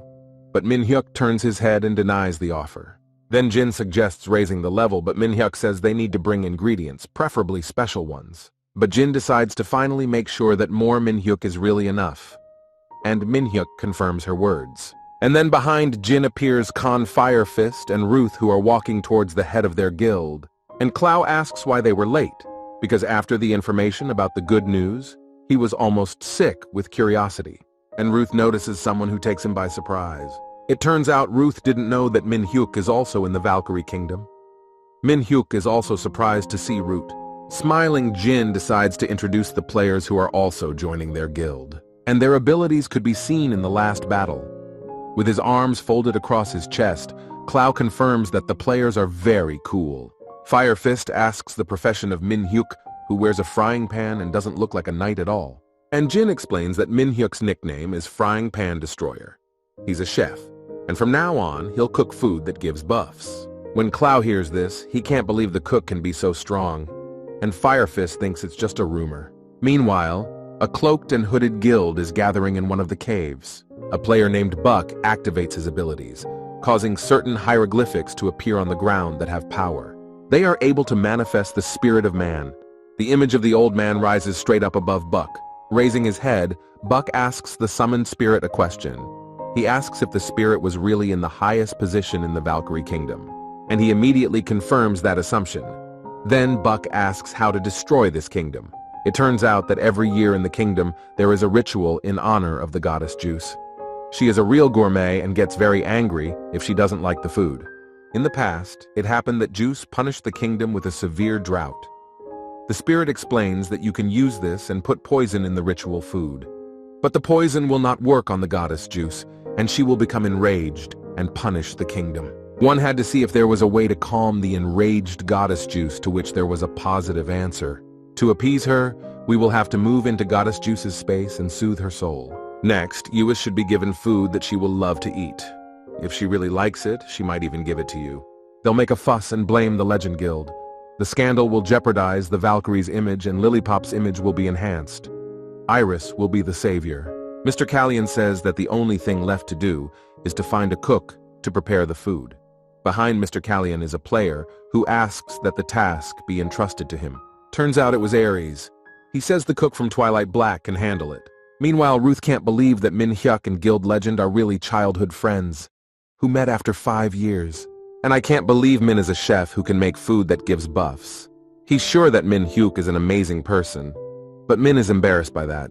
Min-hyuk and Ruth notice some players running by. Min asks why it's so noisy and what could have happened. After introducing the ritual, Ruth explains that the people are preparing for the ritual. Min-hyuk decides to find out the details. And Ruth explains that every year, a week-long ritual is held to thank the Yuis for protecting the kingdom. And they also say that Yuis appreciates good food. That's why she only eats food prepared by the legendary chef Rald. It turns out Min-hyuk remembers that Rald is the chef who Sushi King Valen promised to serve. Rald seems to be a marvelous cook, even for the goddess Juice. Min-hyuk's mouth watered at the thought of the food. He's sure that the sushi will have the perfect flavor. After being informed about the ritual, Min-hyuk decides to suggest that Jin wait for the ritual to finish.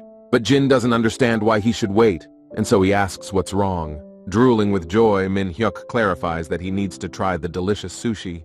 Meanwhile, King Valen kneels and addresses the goddess Juice right in front of a table with various dishes.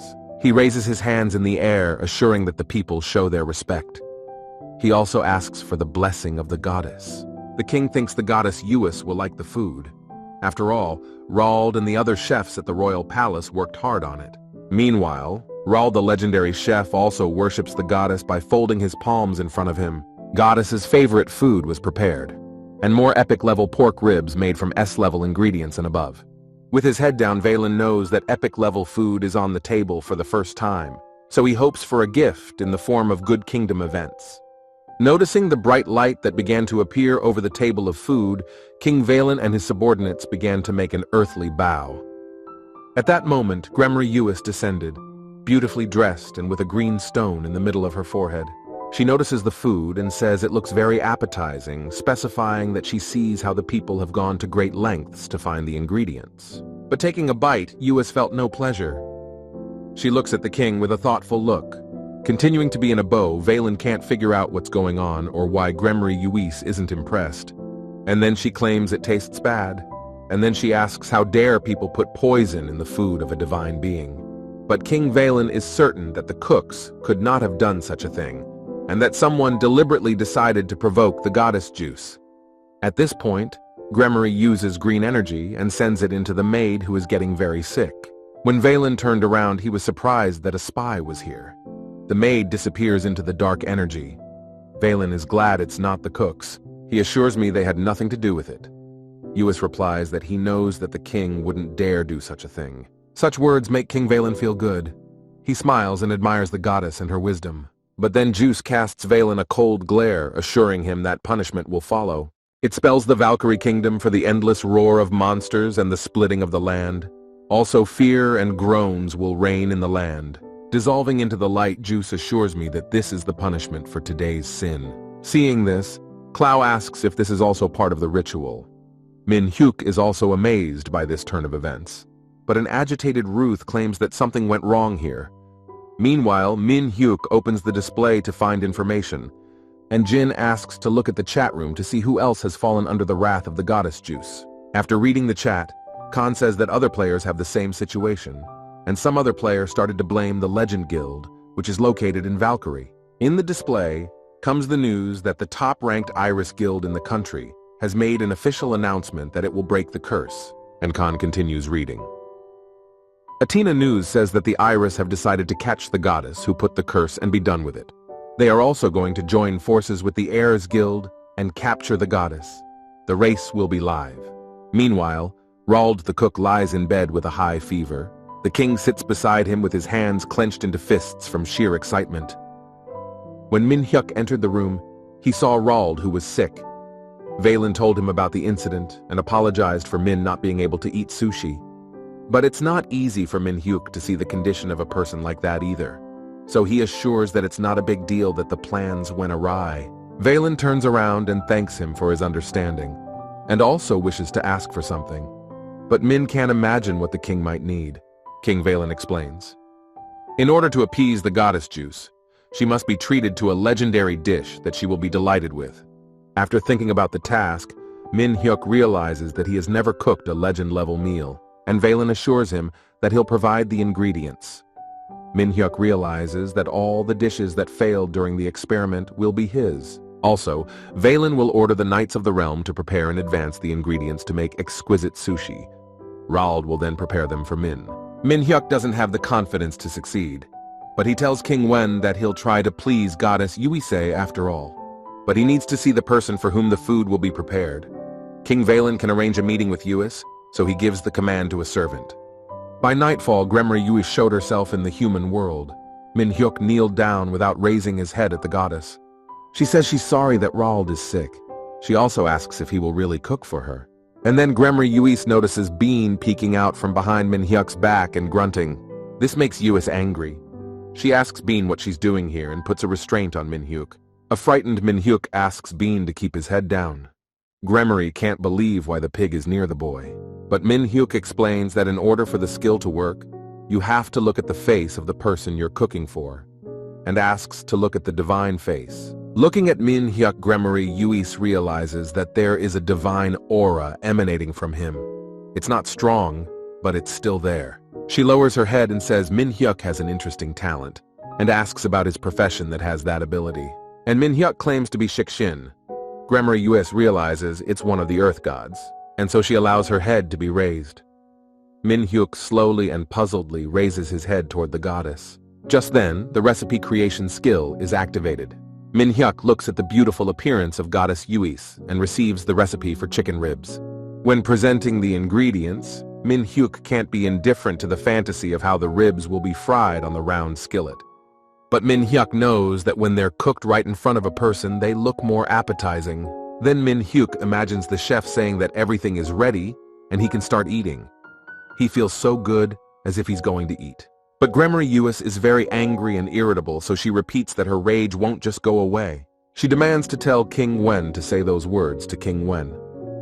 Min Hyuk wipes his mouth after fantasizing about the ribs he's cooked. Soon the northern continent will meet the second curse. With these words, Yuis sits down on a chair and imagines that the dish will indeed be cooked. It turns out that Yuis herself has only made the legendary dish once. She remembers what Min Hyuk looks like and assumes that he can hardly surprise her.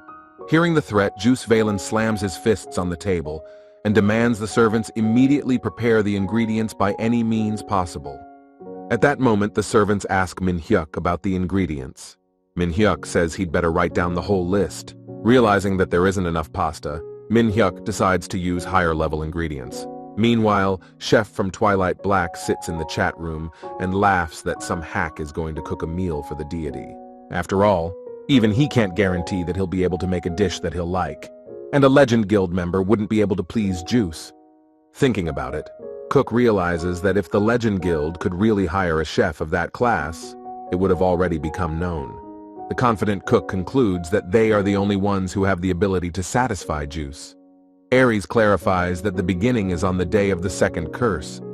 He's confident that a win is guaranteed for them, and so it's a good idea to raise the hype even more. Meanwhile, Min-hyuk is preparing a dish that will knock Goddess Uis out cold. After seeing the dish, King Valen and Ruth are surprised by Min-hyuk's abilities, and Valen decides to check if the epic-level food is really ready.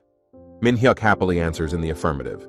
They can't believe Min did it, and Min explains that the ingredients were level S, so the dish was more refined, plus his skills. Min-hyuk turns to Valen and says that he will soon be able to make the legendary dish, and Valen confirms that assumption. Placing his hands on Valen's shoulders, he assures her that he understands the difficulty of the request, but Min-hyuk must save the Valkyrie Kingdom. Smiling, Min-hyuk says he'll try his best to prevent the curse. Meanwhile, the reporter tells us that it was the Iris Guild that had been carefully preparing for days to capture this dungeon. They started attacking. Meanwhile, Ruth realizes that Min-hyuk has been working for the 4th day. In fact, Min-hyuk continues to work hard to prepare the dish in sweat. He's thinking about how to realize the legendary dish. A worried Valen decides to ask Min-hyuk if what he has in mind will work out. Min-hyuk continues to work hard and answers King Valen's question with a positive cry. He's sure that there's still a little bit left. Meanwhile, the Iris Guild continues its offensive. The armored players are confident of their victory. A tired Min-hyuk continues to cook a variety of dishes, assuring everyone and himself that there is only a little bit left. And the correspondent assures that on the live broadcast, which is conducted directly from the dungeon, gathered 38% of the audience. Realizing that Iris is left to deal with the boss room, Seok-dae and Ji-hai are sure that they can't win in such a battle. Deciding to check with Jisoo, Seok-dae wants to come up with a backup plan. After all, Iris can really take over the dungeon, but a tense Jisoo is asked to believe in Min-hyuk's abilities, and the Iris Guild is already heading to the boss room. Even though it's a goddess dungeon, the team actually manages to deal with all the opponents. They realize there are only 4 people left, all to keep Chef Bleck safe and sound. But the losses are too great, and one member is convinced that something must be done. And then Aries decides to make a decision that should help them win. Opening the door to the boss room, Aries states that it's time for Iris to go on the attack. Inside was the enraged spirit goddess Aries, who was going to massacre anyone who decided to come close. Before the players knew it, the green energy of Uis's soul began to enslave them. Calling a comrade named Carrion Ares, asked to complete this mission for him, and it is necessary for the sake of all Latina players. He asked to save the northern continent. At that moment, Carrion approaches the spirit to deal damage. He swings in and does the damage, confidently declaring that he will leave his name in history, and exclaims that he'll do anything to make good prevail, and then delivers a critical blow to the spirit. And when he decides to inflict another one, he just doesn't have time, because the spirit instantly disappears, leaving behind only a glow. While Carrion is trying to figure out if he was able to catch a soul display, notifies that the Juice were able to be pleased and all penalties are cancelled. Approaching a trembling Carrion, Aries praises him for the disappearance of the curse, and in the chat room, the audience exceeded 40%. But Carrion shows that he was not the reason for the curse's disappearance. Aries doesn't realize this and looks at Carrion in bewilderment. Clenching his jaws, Carrion can't believe he's lost. He continues to shake with rage and desire for his glory. Meanwhile, Gremory Uis sits on the throne and looks at Min-hyuk, who addresses her. He's happy and satisfied and assures her that the dish is ready. He also asks her to taste it. And upon seeing the chicken ribs, Uis wonders how the cook could know that she was terribly eager to try chicken ribs. The dish is still steaming, and the cheese makes you hungry. Gremory Uis is sure that the cook has indeed brought a legendary level meal. Spitting saliva indicates to bring the dish directly to her. After Gremory Uis took the dish in Min-hyuk's hands, the exact same dish appeared. He specifies that he has the ability to copy and savor food prepared for others. And if Uis doesn't mind, he'll have his meal with her. Gremory Uis approves in gratitude for the 4 sleepless nights Min spent cooking. Min thanks for his kindness and understanding. Trying not to be cheeky, Min-hyuk asks permission to call his pet, who urges to be let out to try the dish too.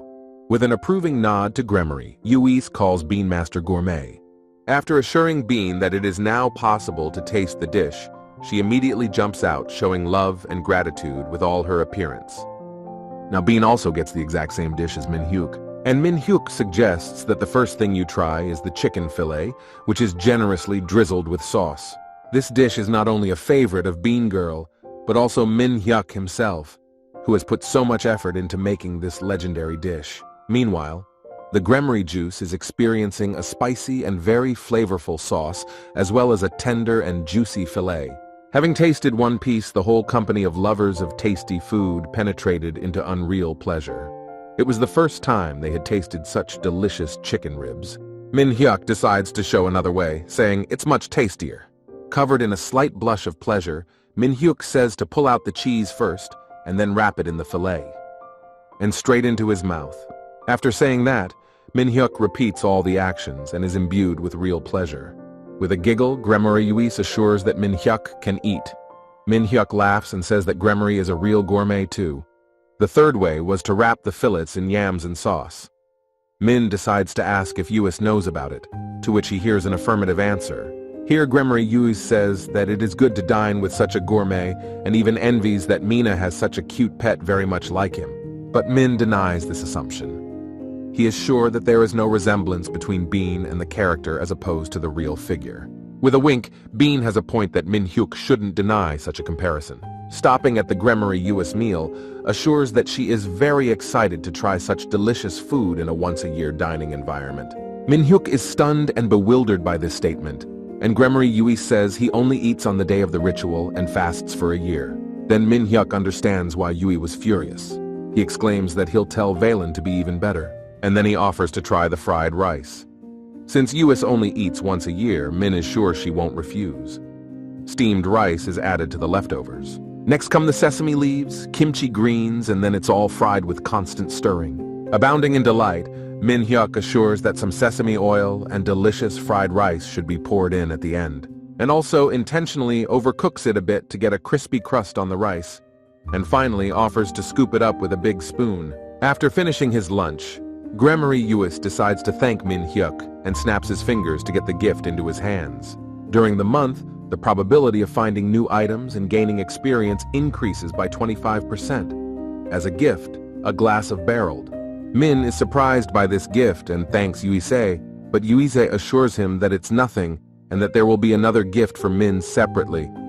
Min-hyuk didn't expect a separate gift. He takes his eyes off the glass to see what kind of separate gift he's talking about. Min receives a Pandora's helmet as a gift.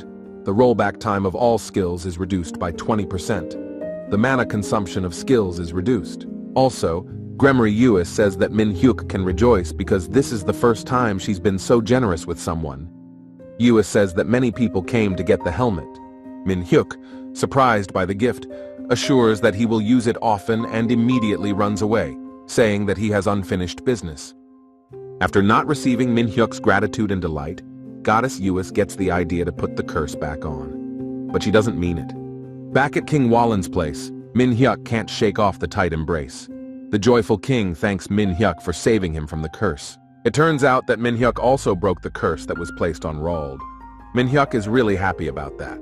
Rald himself came to thank Min-hyuk. He says he's feeling fine. And Valen has already told Rald that Min-hyuk was able to prepare the legendary dish for the goddess juice. Rald admires Min-hyuk's ability. The humble Min-hyuk doesn't pay much attention to it because he can't wait to taste the legendary sushi. So he starts hinting at Valen's promise. Rald realizes what he's talking about and says he knows about the promise. Min-hyuk tries not to be cocky and shows understanding for his recent curse. He assures him that everything is fine and he can wait even though he's very hungry. In his mind, Min-hyuk can't stand it and is willing to do anything to eat sushi.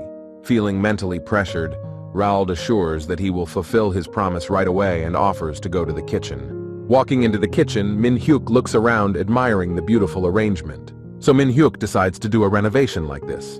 Meanwhile, Rald tells him that King Valen likes sushi.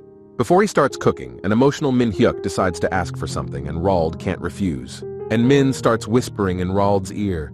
He wants this request to remain a secret. Rald asks why, and Min assures him that it will taste better. And Min re-enters Rald's kitchen. His face is glistening with anticipation of the delicious legendary food. It turns out that Min-hyuk has decided to recreate the cafeteria setting, and Rald has to play along by pretending to be a waiter. Taking a seat at the table, Min-hyuk asks when such a cozy cafe appeared here. Meanwhile, Roald replies that he had to do a lot of work on the interior, and then he asks what Min-hyuk will order. He immediately shows the menu that has the legendary sushi set, to which Min-hyuk accepts without hesitation. It turns out Min-hyuk really likes playing the guest. Meanwhile, Roald is convinced that Min is a very strange person, but he's patient and doesn't show it. As he set down the sushi board, Roald clarified that his order was ready. There was a whole variety of Japanese food on the board. Min-hyuk can't stay indifferent at the sight of such beauty. He says that these colors look incredibly appetizing, and Roald lastly specifies that all ingredients are SS grade and wishes you a pleasant appetite. The first thing Min-hyuk decides to do is to try the flounder sushi and wishes himself a nice appetite. For Min-hyuk, the flavor seems juicy and spicy. The spiciness of the wasabi adds a touch of spice, and the sweetness of the rice at the end leaves you indifferent. The second will be fatty salmon sushi, salmon onion capers, and wasabi. Min-hyuk is sure he can eat it every day, and the tuna sushi that was third on the list seemed very tender and pleasant to the taste. Next up was the eel sushi, tender and flaky fish fillet with sweet sauce. And lastly, it's omelet sushi. It looks simple, but in fact, its flavor determines the level of the chef. This sweetness and tenderness is reminiscent of the most delicious dessert. The omelet and rice feel like a whole. While savoring every bite, Min-hyuk says that this sushi is really good, to which Roald says it's really good. Assuring that Roald is the legendary chef, Min decides to ask about the purest stone milk. Roald's reaction seems to indicate that he is familiar with such milk. And Roald decides to ask how Min, who is not from these parts, knows about the milk of stone. And Min says he was asked by a man named Borto. He recalls Borto's words that they are drops of water falling in a deep cavern underground and at the bottom of the sea in a place almost impossible to reach. And Roald doesn't know how to get it, but he assumes there's someone who can help. This information leads Ming to deep thought. He knows who we're talking about. It's about the Dragon King of the Sea that's not alive. And Min-hyuk suggests that it's the king who lives in the sea of the Valkyrie Kingdom. Also, Min-hyuk remembers what it takes at sea to fulfill Ellie's request. But Roald assures him that it's difficult to meet a Dragon King who isn't alive.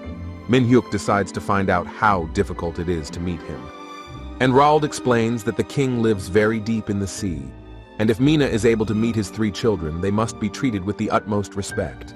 Each one has incredible power. Min decides to set off as soon as possible and gives thanks for the sushi last. Roald is worried about Min. He asks if Min-hyuk is going to go to the sea. Min confirms that he has to buy a few things on the way. Roald hands over the important item. It's a chewing gum that allows you to breathe underwater. Each one lasts for 1 hour, and you can get more at the store. Grateful Min-hyuk is sure that the person who gives delicious things is the nicest person, and immediately thanks him for giving such a gift. This touches Roald, so he thanks again for Min-hyuk breaking the curse. In the morning, Min packs up and buys everything he needs. He realizes that he has bought a fishing rod and chewing gums, but there are still some things left over. The display keeps notifying that Bean is asking to be summoned. After summoning her, Min decides to find out what happened. But Bean is not going to explain herself and immediately sets off with an angry expression on her face. Min doesn't know what's going on, and so he immediately goes after Bean, who still doesn't respond to his urges. Meanwhile, Bean stops by the mailbox, and Min remembers that the artifact he personally ordered has arrived. Turning back to Bean, Min states that she has increased her levels enough and can now carry artifacts, so the order is personal to her. Proud Bean puts on a silver hepas pot and a hepas spatula. Seeing Bean in her armor, Min assures her that she turns out to be very pretty. Bean hides the items and continues to enjoy the compliments. Having decided that everyone is ready, Min immediately goes to the sea, not forgetting to take with him a fishing rod and chewing gums. Meanwhile, in the Sea of the Dragon King, the life of fish and jellyfish flows. It was a peaceful and beautiful sea space, but at one point, it changed very much. Rumors of Archimage Rayfield's massacre began to circulate. He became the Lich King of the Undead. After attacking the Dragon Palace, the Dragon King then won in that fierce battle. But he was badly wounded and over time became quite weak. He started to become violent like this. The past Dragon King was good, and was quite good-natured towards the rabbit and his sisters. They weren't his own children, though. Rabbit wondered if it was true that a character could change completely because of physical pain, but it seems there was another reason. One day, an octopus servant came to the Dragon King claiming to have found a way to cure him. The king is interested in hearing the details. The servant tells him what it will take. Meanwhile, Rabbit sits beside him and looks at the servant tensely. It turns out that only Rabbit's liver is needed for the cure. This information leaves Rabbit in great fear and bewilderment. Hearing this way, the Dragon King scratches his beard and mood thoughtfully. And then Rabbit falls down, assuring that if Majesty can gain health at the expense of his life, he is willing to do anything. But the servant octopus makes clarifications assuring that the liver of the rabbit's sister is needed and his liver is not suitable at all. The sister's name is Chebita. She immediately appears in the mind of the shocked sister rabbit. Lowering his head, the Dragon King says he regrets it and lets the wobbit go on her way. Lowering her head, Rabbit shivers in dislike of the circumstances and is about to leave. After closing the door behind the rabbit, the turtle is spotted by the king, who assures him that he has come just in time. First, the king calls the turtle Raiden, then clarifies that his name is Raufel. He smiles in response, and it becomes clear what the human form looks like. The Dragon King himself is Archimage Rafild. He tells the news of his cure, specifying that Chibita's liver is Lovesa's treasure. It's a treasure that amplifies divine power. Archimage Rafiel believes he can become stronger with it, and asks about Chibita's whereabouts. Raufel assumes that she went to the Cave of Predators to get medicine for the king. But Rafield assures me that due to the side effects of soul-swapping magic, this body will soon fall into disrepair, and asks that you bring the liver as soon as possible. Meanwhile, somewhere on the beach, a young man approaches Grandpa Ben to inquire about going to sea today, to which he hears a positive answer. Ben says there's one fish that must be caught, and then Min Hyuk shows up with a mouthful of boiled corn. He asks Beng to take him fishing with him. Beng agrees and asks if Min is really a foreigner and wonders if they're already here. And Min Hyuk says he's a foreign chef. He exclaims that he can make a delicious meal out of the fish he catches. That pleases Ben. He says he can go to the ends of the earth with a cook like that. And Ben says you can catch some valuable fish. Flounder and diamond sori are worth a lot. He'll catch enough fish to feed himself. They go out to sea, and a happy Min Hyuk exclaims that he caught another fish. He pulls the line to get the fish off the hook. After praising, Min Beng can't believe it's his first time fishing. Drooling, Min says he's really quite capable even in fishing. A disgruntled Ben says he's been fishing for years, but he's only caught 5 fish a day at most. But Min Hyuk didn't understand what happened and assumed that Grandpa Beng was just sick. So he decides to feed him what he's been wanting for a long time and activates the skill. With his recipe creation skills, it's clear that Beng wants to try crab noodles, and Min Hyuk immediately offers it. For Min Hyuk, the noodles are easy to make. First boil the water, then add the seasoning and add the peeled crabs to the broth. And when the shells are boiled, put the noodles, bean sprouts, and peppers in it, and at the end, add green onions. You have to eat it before the noodles swell. It's driving Ben crazy. The spicy and scalding broth perfectly harmonizing with the crab pepper and sprouts. It's just the perfect flavor for Ben. And Min Hyuk is sure that if you eat crab meat, it's a real taste fest in your mouth. While trying to chew the meat, Min Hyuk tries to explain that noodles should be eaten with kimchi. Beng didn't really hear Min Hyuk's words, but he understood what he was saying. Immediately, I decided to try combining noodles together with kimchi. Such a flavor opened up more delicately for Grandpa Ben. An overjoyed Bang exclaims that the last spoonful of kimchi noodles is a real treat, and thanks Min Hyuk for the tasty treat. In a moment, the display notifies you of a skill boost. Grandpa Ben didn't know there were buffs in the food and reads the notification with surprise. Realizing that Min Hyuk not only has excellent fishing skills, but also cooking skills, Bang assumes that he can catch that rare fish with him. Bang hasn't been able to hook that fish for years. With his head down, he asks Min Hyuk to listen to his story, to which Min immediately agrees. Turns out Ben wasn't always a fisherman. He was a wanderer who traveled the world freely. He also had a son who threw a feast for his father once a year. The story sends shivers down Ben's spine. He says that when his son went fishing for fish for a meal, he was snatched up by the hunter who devours everything. The hunter feeds on fish trash and simpletons like Ben's son. With clenched hands, Ben says he went out to sea to avenge his son. But there's a problem. With his head down, Ben explains that the hunter's favorite fish hasn't been hooked in years. The hunter lives deep in a cave where only strangers are allowed. The hunter's favorite treat needs to be fished out, and Baeng is confident that Min Hyuk can help catch the golden salmon. As soon as Min Hyuk imagined the tender salmon meat, he immediately drooled. He was curious about how special it would taste. And Ben reminds me of the hunter monster. It's the mollusk golem on which all the mollusks of the world are gathered. It has a hard shell and the strongest destructive power. This information makes Min Hyuk's body tingle. He asks if all the mollusks in the world and abalone too, and Bang answers in the affirmative. Min Hyuk exclaims that he's going to help Bang avenge his son because he has to try the fried clams. And anticipating a delicious lunch, Min Hyuk asks about golden salmon's special abilities. And Ben knows for a fact that salmon enhances the skills of whoever eats it. And Min Hyuk is assuming it's about divine power type indicators. Then you can check it with the ingredient tracking skill. Min Hyuk's eyes glisten with a strong desire to try the golden salmon sashimi. Seeing such assertiveness and determination, Ben is struck by such a strong desire to help a poorly acquainted old man.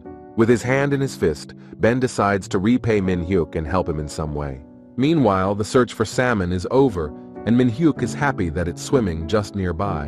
And then the display informs them that they've arrived at their destination. And it becomes clear that the golden salmon is not just near, but right below them. An excited Min Hyuk turns around to inform Mr. Bang of salmon's whereabouts. He can't believe that salmon is right underneath them, because he's convinced that the golden salmon is not easy to find, and when he does, he misses it. At that moment, the salmon jumps out of the water right in front of Ben's face. When Bang sees salmon, he can't understand how it's possible, and Min Hyuk just admires the sight of her. When Min Hyuk sees the spear, he tells Mr. Bang to use it for fishing, because a spear is better than a fishing rod. But a worried Bang clarifies that the mollusk golem likes live prey, so it will have to be fished with a fishing rod. Min Hyuk decides to try to create a recipe. It worked even though Min Hyuk was worried that this skill was not suitable for a living creature. The necessary ingredients were also in the inventory. The only thing left is to change the float to put the bait on. Now Min Hyuk is sure they can eat salmon and shellfish. Just when the fishermen assumed the salmon had swam away, the float swiftly went down. The fishermen are shocked by the supposed catch. Bang sees that Min Hyuk is having a hard time holding the fishing rod and tries to help him by making it clear that he needs to grip it tighter. Min Hyuk is amazed that salmon is so strong. But Ben assures that there is no need to be afraid, because although he is a bad fisherman, but he can boast of his strength. When the fish fell on the boat, the display began to notify that the legendary golden salmon had been caught, and Min Hyuk was receiving the title of King of Fishing. Looking at the salmon floundering around the boat, a joyful Bang praises Min Hyuk for his catch. And now it's time to tie the fish up with a magic rope and go down to the sea. Not wanting to share the chewing gum that allows you to breathe for an hour underwater, Min still gives one gum to Mr. Ben. He puts all the gum in his mouth, crying in pity for her loss.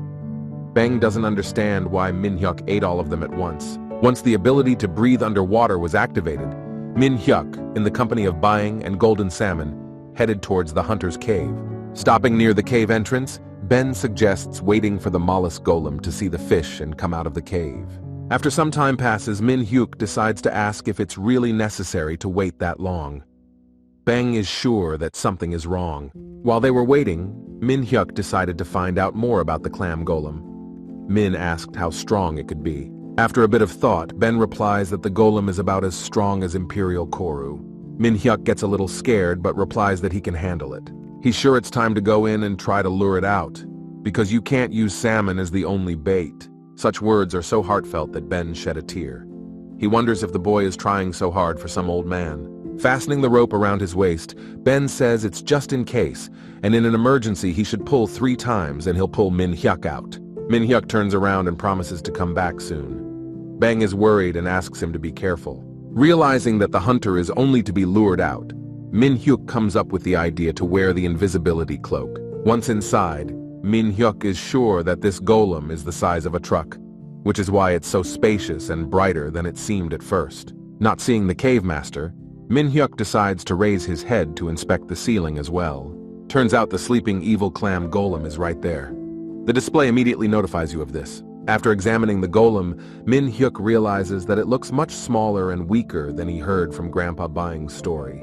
After deciding that such a golem could be easily caught, Min Hyuk notices how it opened its eyes and mouth when it saw the golden salmon. But Min Hyuk has no intention of sharing salmon and immediately strikes with his sword to damage the golem's head. But the golem is not damaged, but rather interested in whoever dares to disturb it. Min can't believe it's so strong that even a sword bounces back, and decides it's time to try out a new skill. It's an invisible sword that immediately makes contact with the golem's head. Min Hyuk feels uneasy. He realizes that he used a skill that is not affected by the defense, but for some reason he only slightly hit the shell. At the same moment, Golem jumps down from the ceiling, and Min Hyuk manages to jump aside. It becomes obvious that the mollusk golem has spotted Min Hyuk and intends to deal with him right now. He swiftly spreads his arms up and down, approaching the intruder of his piece. In order to avoid getting hit, Min Hyuk puts up a defense made of a giant frying pan. But the golem's fist is so strong that it leaves a huge mark on Min Hyuk's frying pan, and the HP drops by more than half. Before Min Hyuk could think of what to do next, Golem swiftly brings out his fist to deal damage to his opponent. Before Min Hyuk can step back, he takes a fist punch. His health immediately drops by 30%. But Min Hyuk has no intention of just giving up and losing. He decides to confront his rival Golem, and activates the effect of Eternal Armor, which immediately restores physical strength, and then delivers a critical strike with an invisible sword. He shouts that he must try the fried clams. There is silence, and Min Hyuk feels like the golem has been destroyed, and the golem begins to let out a powerful roar. Clam Golem's experience points are temporarily increased by 30%. Continuing to hold the sword inside the golem, Min Hyuk sees the eye begin to glow brightly with a red color. With a bright beam from its eye, Golem damages Min Hyuk. Min Hyuk thought the battle was over, but the clam golem had just begun to use its skills. After being hit so hard, Min Hyuk falls down and hits the stone wall of the cave. He lowers his head as he suffers the most severe damage. After opening his eyes, Min Hyuk realizes that this is the first time he's seen such a strong monster. But there's nothing more he can do against it. Deciding that the task is not passed, Min Hyuk doesn't immediately notice a bright light right in front of him. But when it gets even brighter, Min Hyuk notices Bean. The clam golem doesn't understand what's going on, so he stares excitedly at the bright light. Bean is determined to take down the golem in defense of her master. The tormented Min Hyuk doesn't understand how Bean is here. She's not afraid of such an opponent and is confident that she can save Min Hyuk. And Min Hyuk doesn't understand how such a small pig could stop the clam golem. So he asks Bean about it. The golem continues to stand still, and then it becomes clear to Min Hyuk that he's just afraid. But it's not clear why he's afraid. And then Bean promptly pounces on the golem and pushes it away with her carcass. Assuming that Golem will kill her with a single blow, Min Hyuk gathers his remaining strength and goes on the attack to protect Bean. As Min Hyuk approaches, he swings his sword and accompanies the blow with a loud shout. Before he can react, Golem takes a punch from Min Hyuk and is left without an arm. This makes him realize that it's still possible to defeat the Golem, so Min Hyuk activates the invisible sword again. It also activates the angry sword and deals repeated damage to completely destroy the enemy Golem. After this damage, the clam golem's eye stops glowing.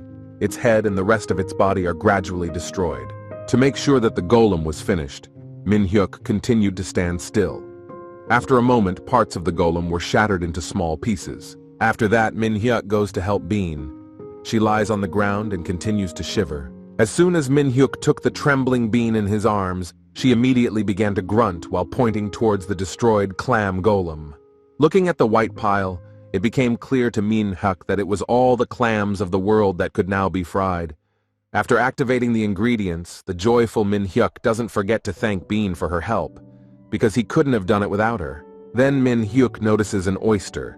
He doesn't understand why it's the only one with a white shell, but the display is already announcing the discovery of the purification oyster. After keeping it in his inventory, Min Hyuk assumes that its flavor must be special. He looks forward to tasting it. Min Hyuk sees something shiny and tries to figure out what it is. It's not food, but something that looks like a pocket watch. While looking at the finds, Min Hyuk recalls Jin's words that he shouldn't throw everything away, but rather give it to her to determine its value. When Min Hyuk decides to take the find with him, he notices that Bean has gone somewhere else.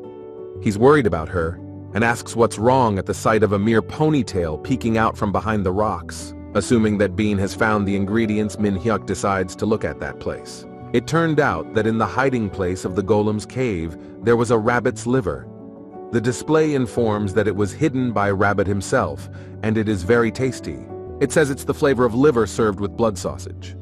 Min-hyuk asks Bean exactly if it can be used as an ingredient. Without hearing a reply, Min-hyuk activates the special skill check sealed in Rabbit's liver.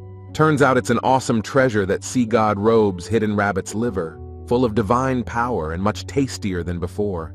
Surprised that such items also exist in the game, Min-hyuk assumes that it was just added during the update.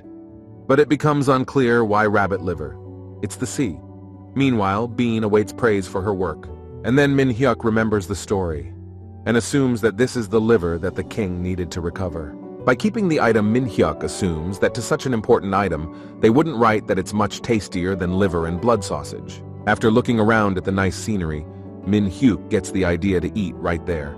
Bean continues to wait for praise, grunting unhappily in response. Anticipating the flavor, Min-hyuk is excited that these clams are great to fry. After cooking, Min-hyuk decides to try the oysters first. He knows they can be made into batter and soup, or just put them in kimchi. But I've come to the conclusion that it's best eaten raw, and that white rounded meat is just crazy.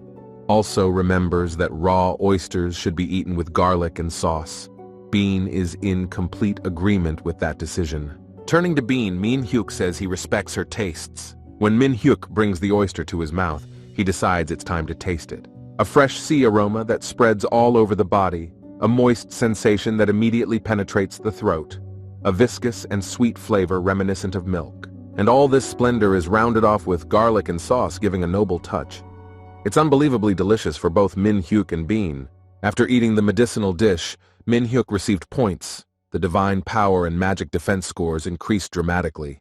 There's only one piece left. After finishing the oysters, Min-hyuk puts on his gloves, saying he'll clean the clams for Bean himself. Bean anticipates the taste of the clams. He opens the clam and marvels at the excellent preparation. The clam is very large and meaty. Forgetting that he had to clean it for Bean, Min-hyuk comments that to start, he should drink the juice and eat the clam in one gulp. Bean is shocked. The meat is juicy, very tender, and has a certain aftertaste. Min-hyuk enjoys the flavor as he imagines the many shells surrounding him. Min-hyuk believes that scallop with cheese is a favorite of both adults and children. It should be put in the mouth right after the clam. While enjoying the taste, Min-hyuk feels the sweet and fragrant scallop, and it's literally the best thing in the world. The bean reminds him of himself. Next up is abalone. It's so wiry and soft.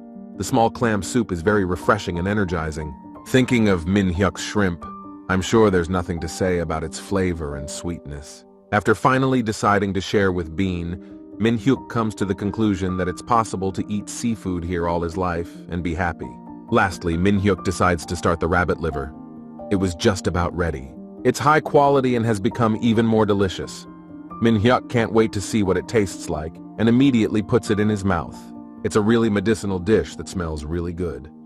Bean, meanwhile, records every comment of her master. After the meal is over, Bean reminds them that it's all thanks to her, and Min-hyuk finally salutes, assuring them that it's time to finish eating and leave. Min-hyuk remembers that the entrance to the cave was destroyed.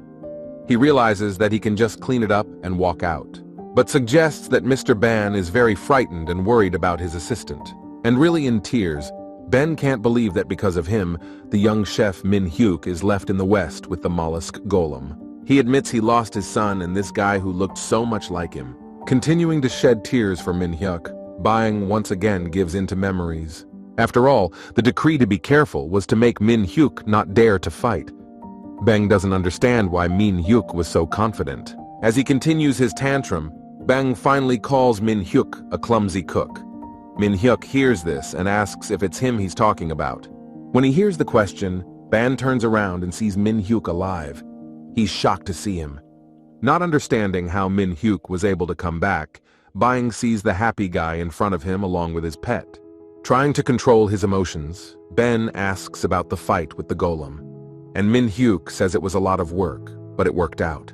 Not paying attention to the fact that Min-hyuk got a big reward, Bang remembers about his son's pocket watch and asks only about it. And Min-hyuk immediately hands them over to Bang. Ben's body continues to shake with emotion. He sees his son's watch and slowly holds out his hands, mentally regretting the loss. He immediately opens his pocket watch, and besides the hands there is a picture of Father Ben holding his favorite son by the shoulder. His eyes are wet with tears and his face is slightly red. He looks at his watch and says with pity in his voice that it was his gift to his son. This information confuses Min-hyuk. He can't believe that this watch was inside the clam golem. Trying not to show tears, Bang asks for permission to keep the watch. A sympathetic Min-hyuk certainly agrees. Taking Min-hyuk's hands, Ben says that when he lost his son, he realized that strength isn't the most important thing. But he realized it too late, and it didn't make any sense. The display says the chain mission is complete, and Ben says he has nothing, but he wants to do something useful for Min-hyuk himself. Swearing by the goddess Athena, Bang calls himself Ghost Spear and claims to follow Min-hyuk forever. Min-hyuk is shocked beyond belief. He can't believe it's possible. It turns out Min-hyuk is taking this as another hungry mouth, and there's no way that can be allowed. Ben thinks he's a hero and is willing to be betrayed, but Min-hyuk says that it's okay and nothing is necessary because Bang has suffered so much and it's time to take care of himself. Bang is totally against it. He says he'll live for Min-hyuk and will do anything for him. This statement doesn't please Min-hyuk, who doesn't like to share his food, and Min repeats that personal happiness should come first.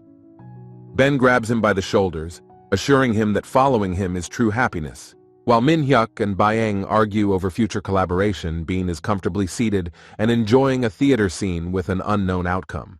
And the display again notifies the offer to subdue Ghost Spear. Ben hugs Min-hyuk and Min-hyuk has no choice but to snuggle. And Min-hyuk has to remember Jin's words. She was talking about the title of aristocrat. In the moment, Jin tells that Min-hyuk will get the title and lands as well as personal servants in the guild. Between bites, Min-hyuk looked at Jin with an interested face. She claimed that servants could be trusted to manage the land. But Min-hyuk is worried about one thing. He asks if it really means there will be more mouths to feed. Jin is silent and just smiles, and explains that you don't have to get the title, but if you get an idea, you have to go to her and it will work out. Min suggests that Bang's respect is important, and Min-hyuk thinks that Bang can be taken in as a servant and entrusted to work the land. And Bang is willing to do absolutely any job. He exclaims that he can even hunt monsters, but Min-hyuk asks him to make coffee. Bang didn't expect such an uncomplicated request, so he asks again. But Min-hyuk explains that he can't trust an old man to do a difficult job. So when they get back to land, they just have to make coffee. Seeing Min-hyuk's worried face, he asks if Bang wants to do it. But he says he does because Min-hyuk is like a son to him. With a giggle, Min-hyuk asks to take the necessary paraphernalia that Bang will have to use. The display announces that Ben swears eternal loyalty, and Bang receives Min-hyuk's wish skill. He realizes this isn't the job he wanted, but he can't say no. So he sarcastically reminds himself that he's just Ghost Spear. Meanwhile, Raufel is headed somewhere and assumes that Chiari has become suspicious of something. After sinking to the bottom of the sea, Raufel notices that all that remains of the mollusk golem's cave is a clump of rocks, and then assumes it was a predator attack, but realizes that Chibita's liver was inside. Looking to the side, Raufel realized that some foreigner had done everything in place of the golem. Looking at the picture of Min-hyuk asking for 200 cups, explaining that so much is needed to improve his condition, Raufel doubts that this is a foreigner as well. Min-hyuk decides to ask Ben what he knows about rabbit liver. Raufel is very interested in this. He tenses up and continues to eavesdrop. But Beng doesn't know anything about it. And Min-hyuk says he found it in a cave and it was delicious. Raufel's hair stands on end, and Ben wonders if Min found her by accident. Raufel decides to come up with a new plan. He decides that Chibita is no longer needed, and now needs to return with the stranger to Dragon Castle and use black magic to remove the liver. As soon as Raufel comes out of the corner and greets the Earthlings, Ben realizes who he has to talk to. Min-hyuk doesn't know him, so he stands there puzzled. Realizing that Raiden is a danger, Ben immediately covers Min-hyuk. He says he knows that Raiden is the second of the Dragon King's children and also a warrior. His face is tense because fighting such an opponent is difficult. Confirming Ben's words, Raufel claims his name is Raiden. He says he is very happy that the Earthlings have visited the Dragon King's sea. Min-hyuk remembers which Dragon King he's talking about, and the information about his son makes Min-hyuk think. Min-hyuk concludes that the Dragon King's son is genuinely benevolent. He immediately decides to ask about the oil, and specifies that the king must be aware of the oil. With a smirk, Raufel, who pretends to be Rodden, realizes that this is the clue. He immediately assures that the king really knows everything and will escort him to him right away for a private conversation. But Min-hyuk didn't expect a quick response, and talks about the warning not to go out with someone who offers treats the first time you meet them. And Raiden realizes that this is something to lure Min-hyuk. He assures me that the palace is full of seafood that can only be tasted at the palace. Min-hyuk agrees, blushing with joy. It's the kind of restaurant at the Dragon Palace that Min-hyuk admires. Raiden assures them that after the meal, he will take them to the source of the oil. And Min says he's too excited because it's food from the Dragon Palace. Raiden assures them that the food will be here soon and that they can have tea in the meantime. The shark hands over the mug, and an excited Min-hyuk asks if the shark will get angry when asked to tear off a piece of fin to taste. The smug Raiden thinks Min-hyuk is just a simpleton, and there can't be any problems. He doesn't even know that Raiden put Baid's poison in his tea. Raiden is sure that Min-hyuk will drink it now. As soon as Min-hyuk takes a sip, his body will go numb, and then Raiden will wait for Mr. Raffield's orders. Hiding behind the door, Raiden and his subordinates peek at Min-hyuk while waiting for the tea to be drunk and his body to go numb. In the moment, the tea mug shatters, meaning that the trap worked exactly as Raiden had planned. Confident of the plan's success, Raiden instantly opens the door. But Rodden's plans didn't materialize. Min-hyuk and Bang have dealt with the shark and now stand waiting for their next opponents. He's serious and asks if Raiden is playing with his food. The skill of the invincible body resists all unknown ailments, and Min-hyuk says that if he had just a little bit more, the servant could have gotten hurt. Grandpa Bang was moved by those words. Min-hyuk, determined to hear the truth, asks why he had to lie about oil and seafood. Raiden is confident of victory and asks about the meaning of the question. After giving his subordinates permission to attack, Raiden says that it won't be long before Min-hyuk and Bang pass out and the liver is taken.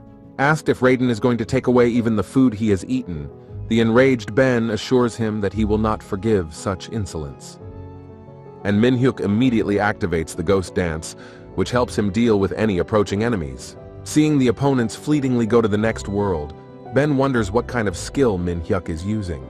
Without delay, Min-hyuk goes to fight Raiden, who wants to rip his belly open. And the display activates the use of additional abilities when fighting the ever-living monsters. Min-hyuk wonders what kind of skill he has activated. Also, the attack and defense power against the ever-living monsters increases depending on the divinity scores. Min-hyuk is trying to figure it out. Comes the notice that you need to save the Dragon Palace, which was saved by the food god Chinjai, and again in a critical situation. The reward is a snow crab. As he continues to struggle, Min-hyuk presents a huge snow crab. He is amazed at this expensive gift and remembers that his father is very fond of crabs. Barely having time to hurt Min-hyuk, Rodden asks if there's time to think about anything else during the battle. And Min knows a way to deal with an immortal. It's the praise of the deity. Pandora's helmet skill is activated and becomes equal to the helmet wearer's strength. Turning to Bang, Min-hyuk explains that these things are eternal, so the attack will work well if the divinity level is increased. Having easily disposed of the servants, Ben sets off to fight Raiden. Seeing Ben approaching, Raiden can't understand how it is that the servants lost after one blow. He continues to confront Ben and tries to figure out how a regular old man got such powers. While Rodden was pondering about Bang's powers, Min-hyuk takes the opportunity to go on the offensive, wanting to take out his opponent with his sword. As Raiden dodges the blows, his whole body turns blue. He screams in pain and can't move. Without realizing what happened, Min-hyuk turns back and sees Raiden's soul rapidly separating from his master's body. Min-hyuk looks at his face and sees that Raiden is alive and sound asleep. Min-hyuk doesn't understand why he fell asleep. Yi Bang shares that it's a soul-swapping spell, but Min-hyuk asks what kind of soul-swapping spell he's talking about. With this skill, you can control the body of another creature. When receiving a blow, the powers of that soul fall. Such magic can be used by an archimage.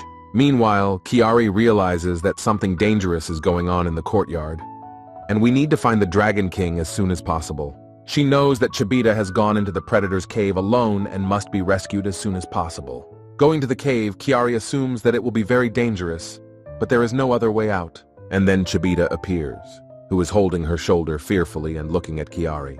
Throwing herself into Kiari's arms, She assures him that she was very worried about Chibita and asks if she was really alone in the predator's cave. Tears spill from her eyes. Chibita apologizes to her sister and says that she wanted the Dragon King to heal quickly and become his old self. But the predator was in a bad mood. Chiari excitedly exclaims that it's good that Chibita is back safe and sound. Lowering her head, Chibita puts her hand over her heart and assures her that she has lost her precious liver. Turns out Chibita can pull out her liver whenever she wants. She hid it at the entrance to the cave so the predator wouldn't take it. But someone did take it, and assures me that she kept it very carefully because God Robes said to give it to the man when he came. Chiari doesn't know which man we're talking about. It's about someone who saved the Dragon Palace from danger and suddenly disappeared. He admired the seafood and waved goodbye, promising to return later. And Chibita cried. She kept the liver in case the man came again. But it's gone and it hurts her heart. And it's sad to live without a liver. Assuming that without Chibita's liver, there may be another way to save the Dragon King, Chiari decides to go to him and inform him of what has happened. Taking Chibita's hand, confident that all is for the best, Chiari enters the palace. Entering the room, Chiari addresses the king, clarifying that she and Chibita have come. Archimagus Refilled, who pretends to be the Dragon King, is happy that everything is going according to plan and meets the rabbits with a smile on his face. He assures them he was waiting for them and immediately sends a sharp instrument right into Chibita's stomach. Chiari didn't expect it, so she couldn't protect Chibita. And Chiari asks why the king waited for them, since Chibita's liver is no longer inside. She tries to help her sister Chibita, who is trembling in pain. But the king doesn't believe and tells him not to lie and to give up his liver as soon as possible, because only it can save him. He says it will help him become the same as everyone wanted. Chiari doesn't know what to do, and Chibita comforts her sister as she continues to endure the pain of her injury. Raising his head, Chibita states that if at least this way he can help the king, it's okay. And in defense of Chibita, Chiari exclaims that she should not suffer for the sake of the king, and that for his sake and fought with the predator where she lost her liver. But the king is angry and says that anyone who prevents him from being cured must fall as a lifeless body, and immediately activates dark magic. And Chiari is not going to give up on the king, so she uses her powers to resist the king's dark magic. But dark magic is so strong that Chiari's skills are not enough to resist the energy ball flying at her. Seeing this, the Archimagus in Incarnation states that the daughter turns out to be nothing of the sort. But then suddenly a sharp blade flies at the king and grazes his skin a little. It was Minhyuk. He sent the blade at the king and then immediately activated the return of the blade in his hand. After returning, the Archimagian embodiment realized that such immense divine power could be dangerous to him. And at the same moment, the king's face begins to darken, covering the air with purple energy. And then it becomes clear to Chiari why the Dragon King has become so ruthless and greedy. Everyone saw that behind the face of the king was Archimage Refilled. He realizes that he is in a difficult situation, and his opponent is very strong. Minhyuk himself didn't know it was Raphael. He came to taste the king's crab, so he asks where the Dragon King has gone. Standing behind Minhyuk's back, Chiari tries to figure out how it happened that Archimage Raphael was hiding instead of the Dragon King. It turns out that on the day Raphael broke into the dragon's palace, the king did his best to drive him away. But since then he had become very cruel. Chiari realized it was very strange, but only now did I realize that Archimage Refilled had taken over the Dragon King's body. This whole situation didn't please Minhyuk at all. He paled at the realization that there would be no crab from the king. Grasping her heart, Chiari lets her head go and makes a heartbreaking request to Minhyuk. She cries and trembles in fear, saying that she would do anything for Minhyuk as long as the Dragon King was alive. The Dragon Palace must be safe for its inhabitants to live in peace.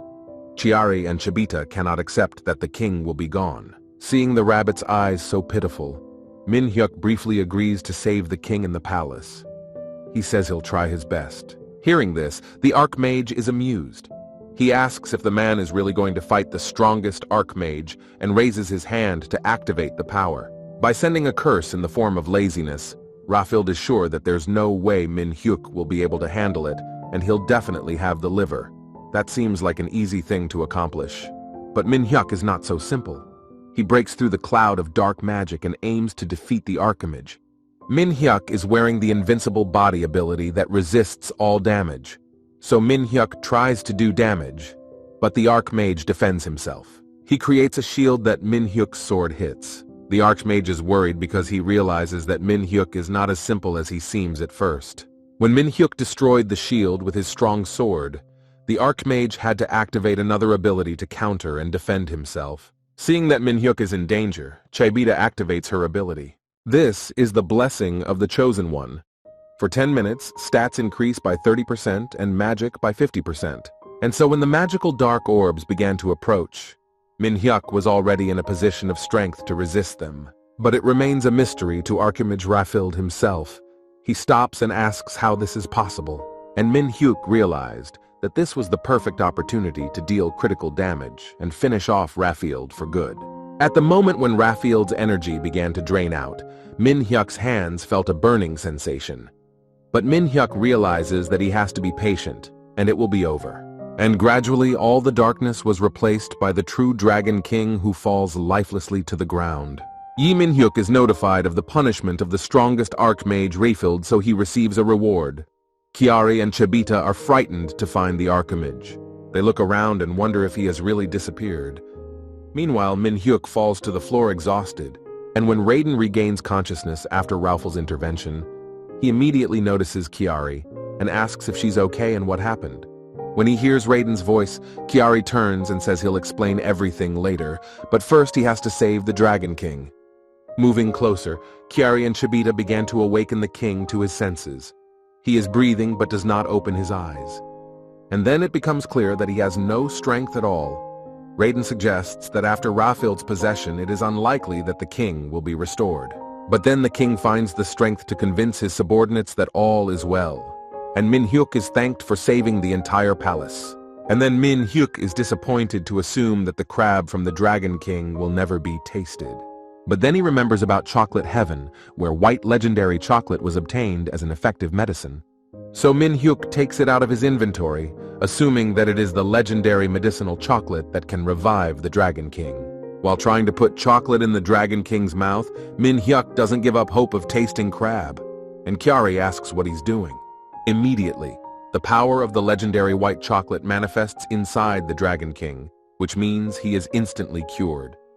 And the display notifies that the Dragon King is recovering due to the healing effect. He glances at Min-hyuk and says that the chocolate has a tremendous power that's hard to believe. He asks what that power is. Min-hyuk is amused and happy that the Dragon King has come to his senses. He exclaims that there is something special about chocolate. Rising up, the king turns to the rabbits claiming that he is definitely fine now. Overjoyed to be back, Kiari and Chibita immediately set out to lavish the king with their big hugs. Looking at King Min-hyuk suggests that this isn't the best situation to ask for a crab, but the display notifies him of the reward. A happy and calm Kiari brought tea to the king, and the latter, scratching his chin, accepts it, thanking him for his concern. And then the king asks Kiari to bring the very thing. This request makes Kiari very uneasy. She asks if it's really possible to give it to the stranger, but the king immediately reminds her that saving the entire palace is something to be thankful for. After accepting the reward chest, a happy grimace doesn't disappear from Min-hyuk's face. After pointing to the chest, the king asks to open it. A happy Min-hyuk decides to ask what's inside, and the king says it's a thank you gift. Min-hyuk hopes that it's a crab that can be cooked any way he wants and will be delicious. After thanking King Min-hyuk opens the chest and looks at the gift with a surprised expression on his face. It turned out that inside was the great sword of the ancient water dragon Baraka. He immediately pulls out his chest and the great sword begins to illuminate everything around him. Looking up at the Dragon King, Min-hyuk can't say a word but only looks at him with a grateful face. Laughing at this, the king wants to hear Min-hyuk's opinion and says that he needs to check the skills of the great sword. After seeing Min-hyuk's good abilities, he comes up with the idea to combine Ellie's kitchen knife and Baraka's sword. Min-hyuk exclaims that he doesn't even have to taste the crab since it's such a gift. The king heard that and asked about the crab. Min-hyuk replies that a crab was promised for completing the task, and the Dragon King decides to find out Min-hyuk's profession. It's an exciting question for him because he doesn't know what the king has to offer, but does not hesitate to claim that he is shik, which is very surprising not only to the rabbits, but also to the Dragon King himself. The Dragon King exclaims that Shin's descendant has finally arrived, which is very significant. But Min-hyuk doesn't understand this reaction and looks puzzled. Turning to Chibita, the king decides to clarify the point. But Chibita and Chiari have already realized that the mission of giving the liver to the descendant has been successfully accomplished. Opening his arms, the Dragon King states that they have waited so long for Shik Sin's successor, and claims that the rabbits were sent by god robes to protect the king and the palace. And Chibita is the only one who can communicate with god robes. At the order of god robes, their palace was waiting for Shik Shin, who had saved the Dragon Palace long ago, to arrive. And there was a lot of treasure prepared for that. Assuming that this was what he wanted, Min Hyuk's eyes even got wet. The palace kept them since there was no news, and since Min Hyuk is Shik Shin's descendant, the treasure now belongs to him. Dropping the sword, Min Hyuk heads towards the crabs, confidently realizing that you really have to be kind to get your crab. Ben is worried about the sword. After grabbing the crab, Min Hyuk sincerely thanks him for the treasure. And the Dragon King realizes that only now Shik Shin looks happy and turns to Chiari. He says that Shik Shin needs to be escorted to a certain place. Min Hyuk lets go of his emotions and looks at the king with a puzzled look. They enter a cave with red drops dripping from the ceiling. Chiari says they're here. Min Hyuk looks around. Seeing the red slurry, Min Hyuk guesses what it is. And Chiari turns around to look at Min Hyuk with an approving look. This is the real Gongchan elixir. Min Hyuk has heard of it, so he knows what to do. Chiari reminds him that drinking the elixir will make him stronger, and that it's another gift. Min Hyuk immediately scoops up the ladle, anticipating the carbonated taste. After trying it, Min Hyuk realizes it's cola. The display informs him that his strength has increased by 25% and his dexterity by 30%. This drink is more carbonated and refreshing than regular cola, and it's as cool as if it just came out of the fridge. For Min Hyuk, it's a real tasty treat. He sits down on his knees and decides to take as much as he can. Chiari stands behind him and waits. Later, he asks where Min Hyuk is going to go, and he's going to the Lithilip's empire, and Chiari tells him to be careful and that the palace will never forget him. Upon seeing Ellie, a joyful Min Hyuk calls her Nuna and exclaims his arrival. Koru stands behind her and is amazed to see the empress being addressed in such a manner. Empress Ellie receives him with equal joy and asks him about his next journey. A servant stands behind him and asks him not to lose his reputation. They hold hands and discuss his trip to the sea.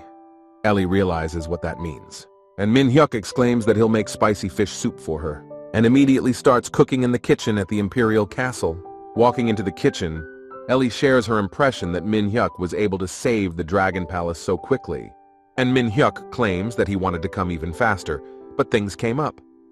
Sitting at the table, Ellie suggests that Min Hyuk had a hard time. Min Hyuk claims to have done his best for Nuna and offers to put the noodles down, to which he hears a positive response and appreciation from Ellie. While the soup is boiling, Min Hyuk decides to put out an appetizer and presents it to Ellie's table. She looks at the plate puzzled, trying to figure out what's on it. It turned out that Min Hyuk had posted an image of the phoenix to please the empress. After scratching Min Hyuk on the back of his head, a happy Ellie assures him that her brother is quite agile, and Min Hyuk loves that kind of compliment, and then suggested to try the fish from the Dragon King's sea as soon as possible. With a smile, Ellie invites Min Hyuk to join her. Min Hyuk assures Nuna that she's the best, and Ellie says that eating together is even better. Such a statement surprises Min Hyuk. It gives him something to think about, and Ellie wishes you a good appetite, and also confirms that Min Hyuk really likes to eat, and the boys begin their meal. Min Hyuk lifts up a piece of fish and offers to look at that shimmering color, and the longer you chew it, the better it tastes, and if you dip it lightly in butter, it tastes just perfect. And Min Hyuk is sure that when you say white meat, flounder comes to mind. This aftertaste is a masterpiece. Also, the soy sauce and wasabi accentuate the flavor and make it more distinct. Min Hyuk remembers that the soup is boiling, so he rushes over to the stove. Beautifully arranging the dish on the plate, Min Hyuk asks Nuna to try it as soon as possible, and Ellie assures me that this dish looks quite appetizing. She admires Min Hyuk's creativity and cooking skills. Hoping that the soup is really exquisite, Min Hyuk watches Ellie's reaction carefully. The hot soup spills all over your body, and the deconstructed remains of the fish give a more pleasant texture to the soup. The spicy spices make you even more appetite, plus the rich vegetable broth and warm rice make for an incredible experience. When Ellie has eaten a couple spoonfuls, Min Hyuk asks her opinion, hoping that the dish turned out really good. Meanwhile, Ellie is going through memories from her childhood that are making her face red. She has a very sweet smile and her eyes are already wet. In the morning, she and her father sit on the bridge and fish. Ellie frowns, not understanding why her father tells her to be stronger and takes her fishing. After a while, a big fish is caught on his father's hook. He pulls it out of the water. He says now they can have sashimi and spicy soup. He can't say he cooks well, but they won't go hungry. But Ellie is perplexed by this and asks if the king is supposed to do such things. She assures me that she is not the least bit hungry and grits her teeth. The father continues to hold the fish on the line and looks at his daughter in bewilderment. Then she starts laughing, assuring him that her words are at odds with her actions. Ellie blushes and continues to frown. Stroking my head, my father assures me that to become stronger, it is also important to consume nutrients on time. And as a father, he wants Ellie to grow up healthy and happy, because that's the real path to strength.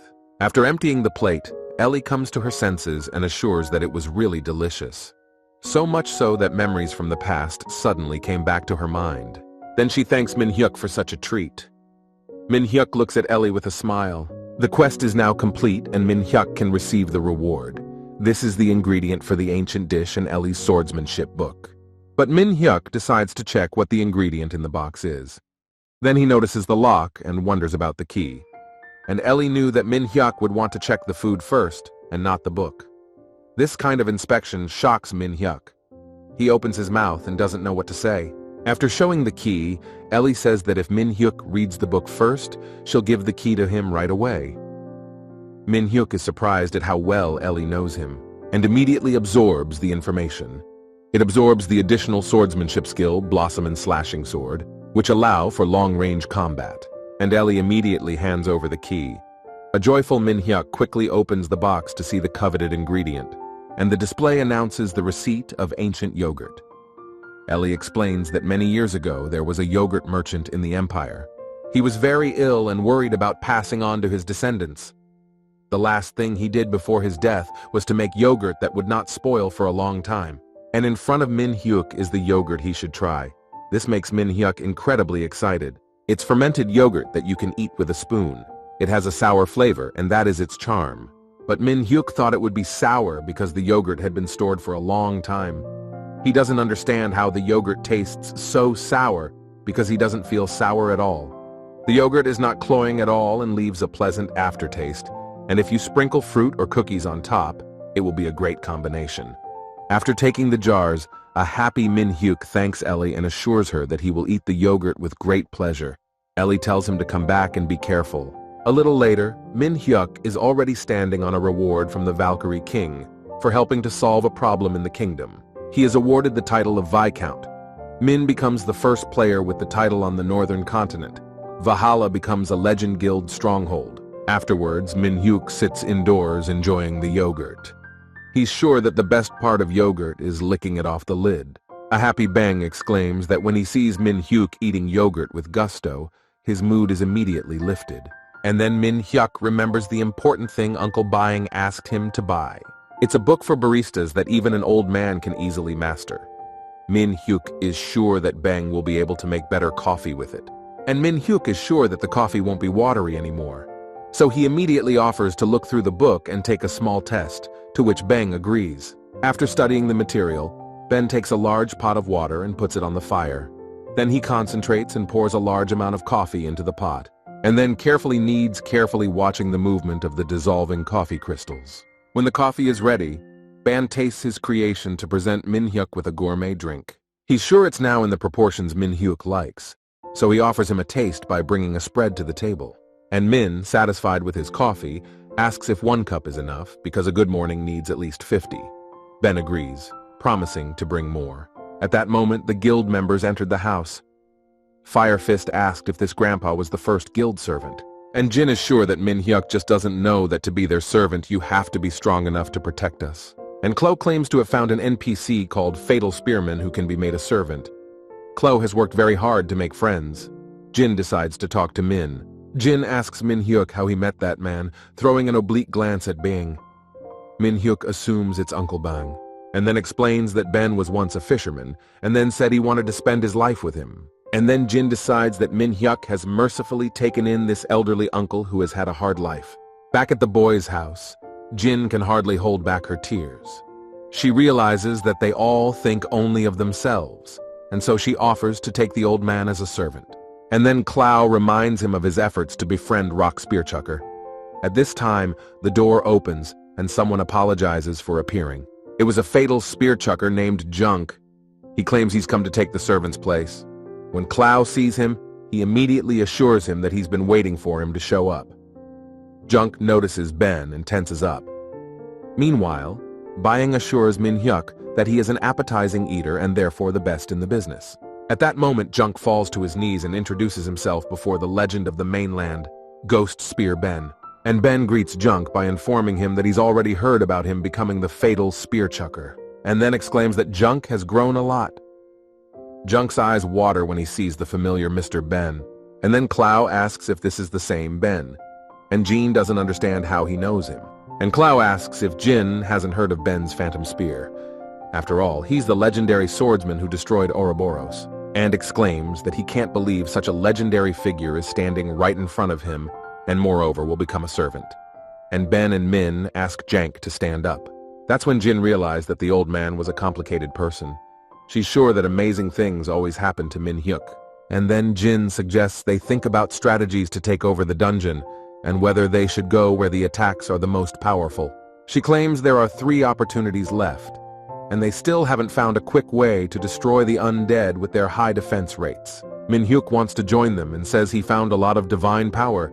He thinks he can help catch the undead. And Jin agrees, especially if Min Hyuk's divine power is really high.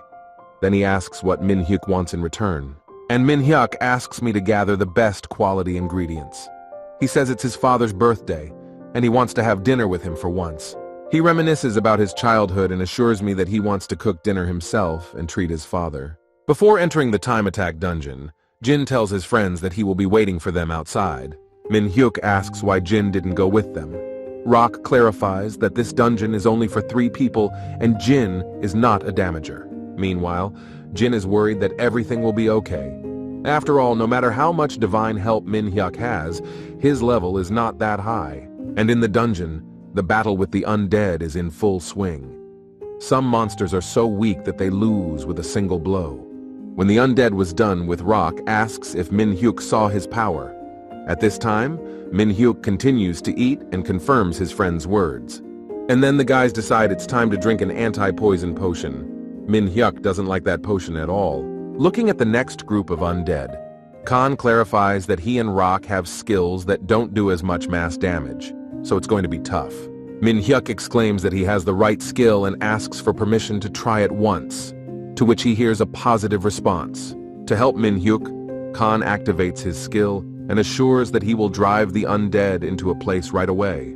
And Min Hyuk summons the great sword of the ancient water dragon Barak. And then he slams the sword into the floor, activating the blossom sword, and the sword begins to illuminate everything around it. But Khan had no idea that Min Hyuk wasn't just continuously eating, but even increasing his skill levels. Stylo Min Hyuk activate his skill as every monster started taking damage from the sword. This makes Khan wonder how Min Hyuk got so strong. Min Hyuk explains that he just ate and exercised all the time. And the guys decide to keep going to clear the dungeon even faster. Min Hyuk closes his eyes because something fiery is blocking his view. It appeared that a river of lava was spreading out in front of them. They stopped, trying to think of a plan of action. A slightly flustered Rock says that the river of lava is also one of the tests. The frightened Khan assures him to pour a freezing potion into the river and it will partially cover with ice. Then you have to tread carefully on the ice islands. But Min Hyuk doesn't understand why he has to go through the river that way. And Khan and Rock are puzzled by the stupidity of Min Hyuk's question. And Rock reminds them that they don't have the freezing skill, and then asks what Min has. Min has Castella and asks about the effectiveness of their method. The guys realize it's too ineffective, but they're sure there's no other way. Min Hyuk is thinking about this task, and offers an option in the form of a frying pan. He immediately activates its magnification. He places a huge pan across the river, and prepares to cross it like a bridge, and offers to throw a freezing potion into the pan, which recreates a real ice skating rink. Climbing up on the handle, a cheerful Min Hyuk offers the guys a breezy ride, and Khan and Rock watch with their mouths hanging open. Meanwhile, Jin realizes that she sent Min-hyuk, but the difference between the levels is too big and it bothers her a lot. After passing through the river, the next opponent appears in front of the guys. Min-hyuk has to raise his head to look at him. It was boss King Durahan. He saddled his horse, and instead of his head, a bright blue light protruded. Rock asks if Min-hyuk remembers their plan, to which he hears an affirmative answer. And Rock says it's time to get started.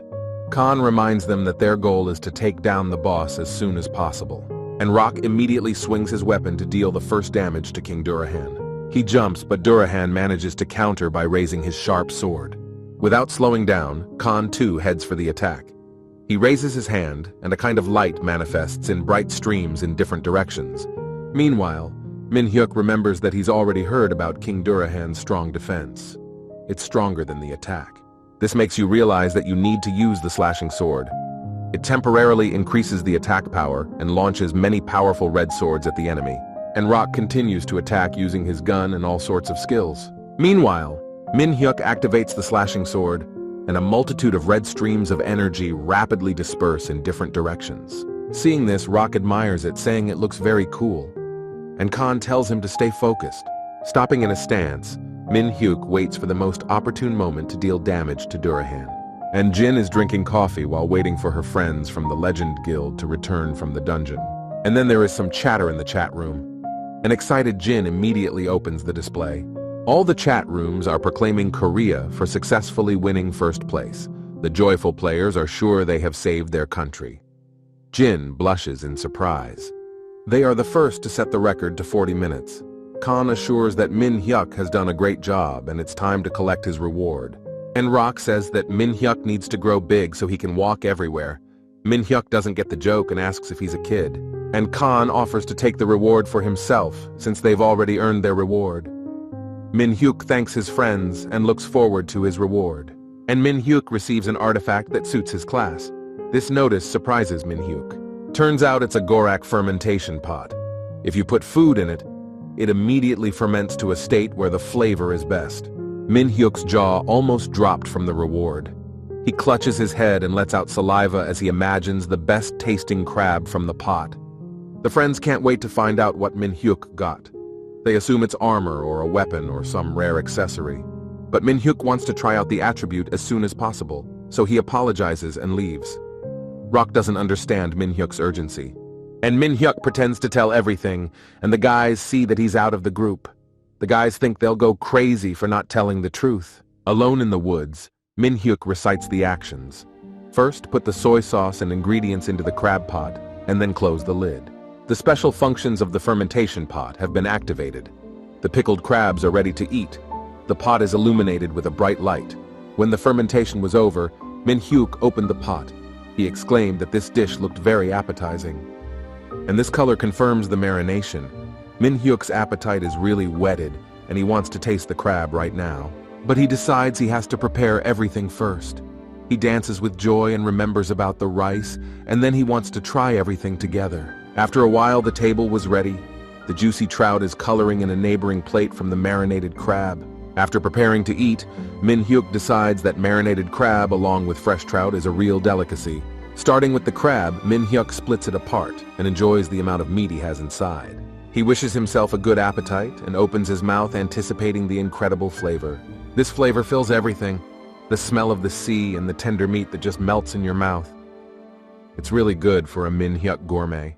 Then he decides to sprinkle dried seaweed leaves. Mix it all with rice right in the crab shell. The rice compensates for the slight saltiness of the marinade, and the result is unassuming and flavorful. The aftertaste and pleasant consistency are just perfect. The happy and ruddy Min-hyuk is sure to go by the name Rice Snatcher. But that's not the end of it, because there are trout left. That brilliant orange hue and its luster is perfect. Min-hyuk also thinks you should put thinly sliced onions and pour horseradish sauce on top. The peculiar sweet flavor of the fillet and the fresh onions and sauce go well together. Min-hyuk doesn't understand how he can't like such a delicate flavor. You can also put the trout on rice and add wasabi. This fish has a lot of variations. You can have it with pepper sauce, too. Meanwhile, the general is being held accountable for the lack of live coverage. It's user journalist Chua She lowers her head and assures me that she is very remorseful. But the general explains that the apology is to the frying pan destroyer and asks if Yua understands the position she has put the general in. After all, even fans shouldn't do that. Tears are streaming from Yua's eyes. She assures that she understands everything and repents and will try to compensate for everything. And Hua expects a high price because the destroyer is from a rich family and has a high level of Persian. The general scratches his head and asks for information about delicious food. After eating to his heart's content, Min-hyuk is convinced that he's really good at catching seafood. After deciding to go fishing again tomorrow, Min-hyuk suddenly notices a call from the general. He is surprised and takes the call, and the general explains that there's information that Min-hyuk will definitely like. But Min-hyuk reminds him that he has no interest in the outfit. The general knows this and asks if Min remembers the user who uploaded the video. Min-hyuk confirms that he does, and the general claims to have gotten some information from Jua. Min-hyuk's eyes freeze with anticipation at the topic of the information.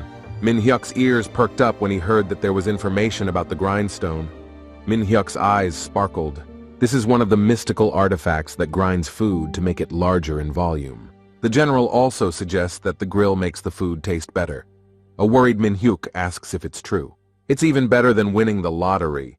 This is great for Min-hyuk's gourmet. It turns out you can get the grindstone from Rukto's tomb, a dungeon that no one has yet managed to capture. To clear it, you have to pass the Rukto trials. It's hard, so all the players give up on the idea.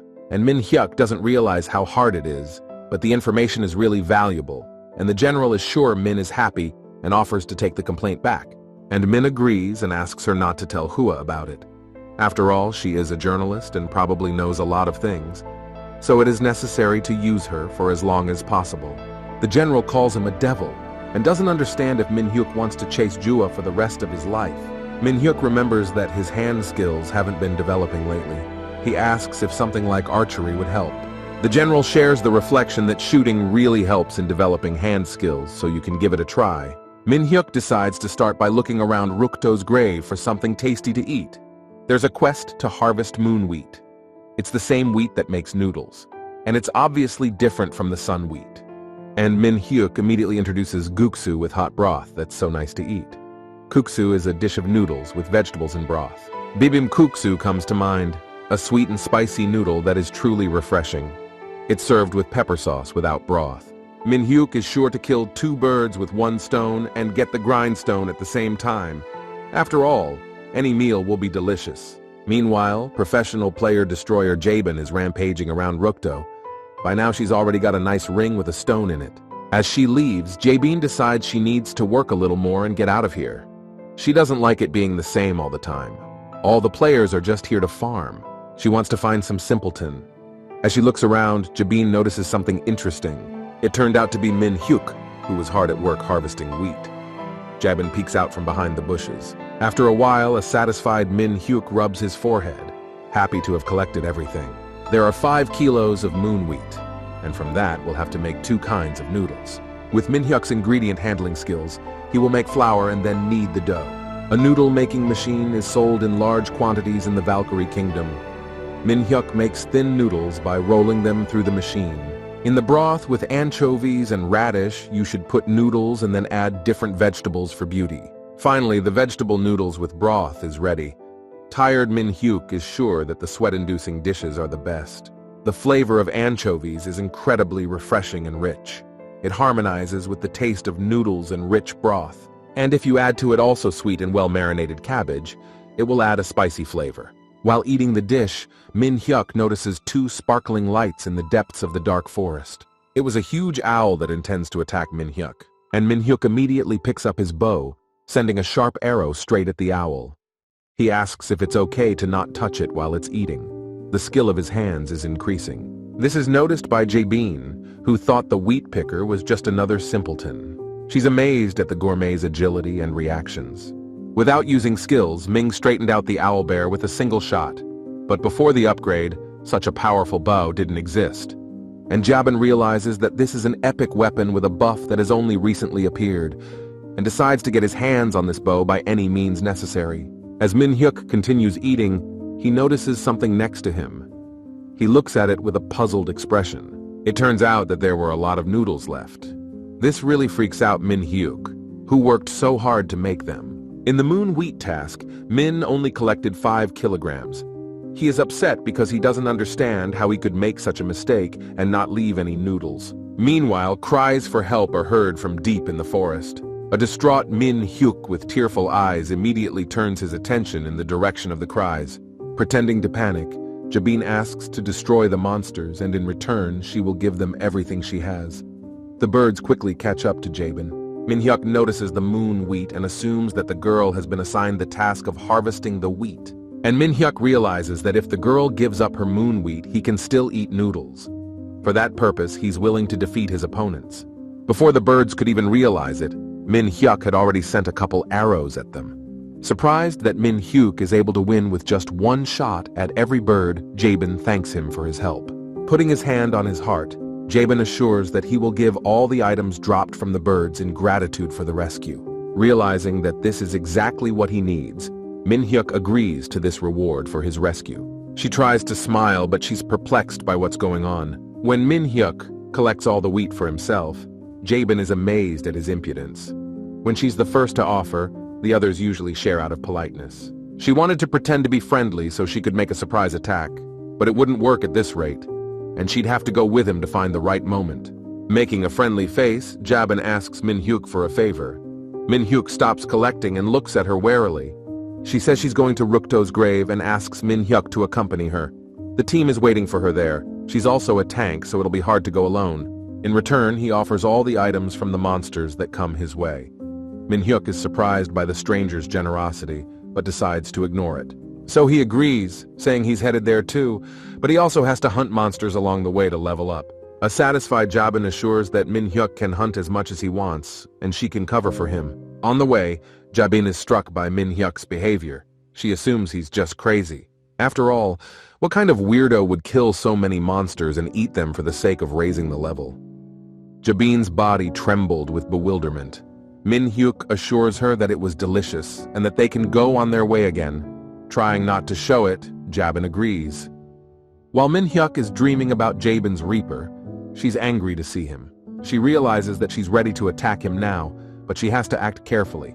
Realizing that Min had so easily slain several dozen monsters, Jabin decides to attack him along with the rest of his guild.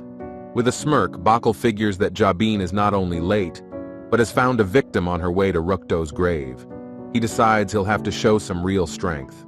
Upon arriving at the grave, Jabin makes a pitiful appearance and apologizes for coming so late. After greeting the guys, Bakul thanks Min Hyuk for his help. He replies that it's okay because it was good for him too, and Bakul is happy that it wasn't hard to see Jabin off, and then decides to propose something. Opening the cookies, Min Hyuk doesn't know what the offer will be. Turns out he's offering to join us, especially since I heard from Jabin that Min Hyuk, the archer, should come here too, and clarifies that there's an empty seat because they've only gone up to the 4th level and even a beginner can fit. Min Hyuk doesn't care, so he accepts. The display notifies them of joining the group, and the cunning players rejoice at Min Hyuk's naivety. The group enters Rukto's grave.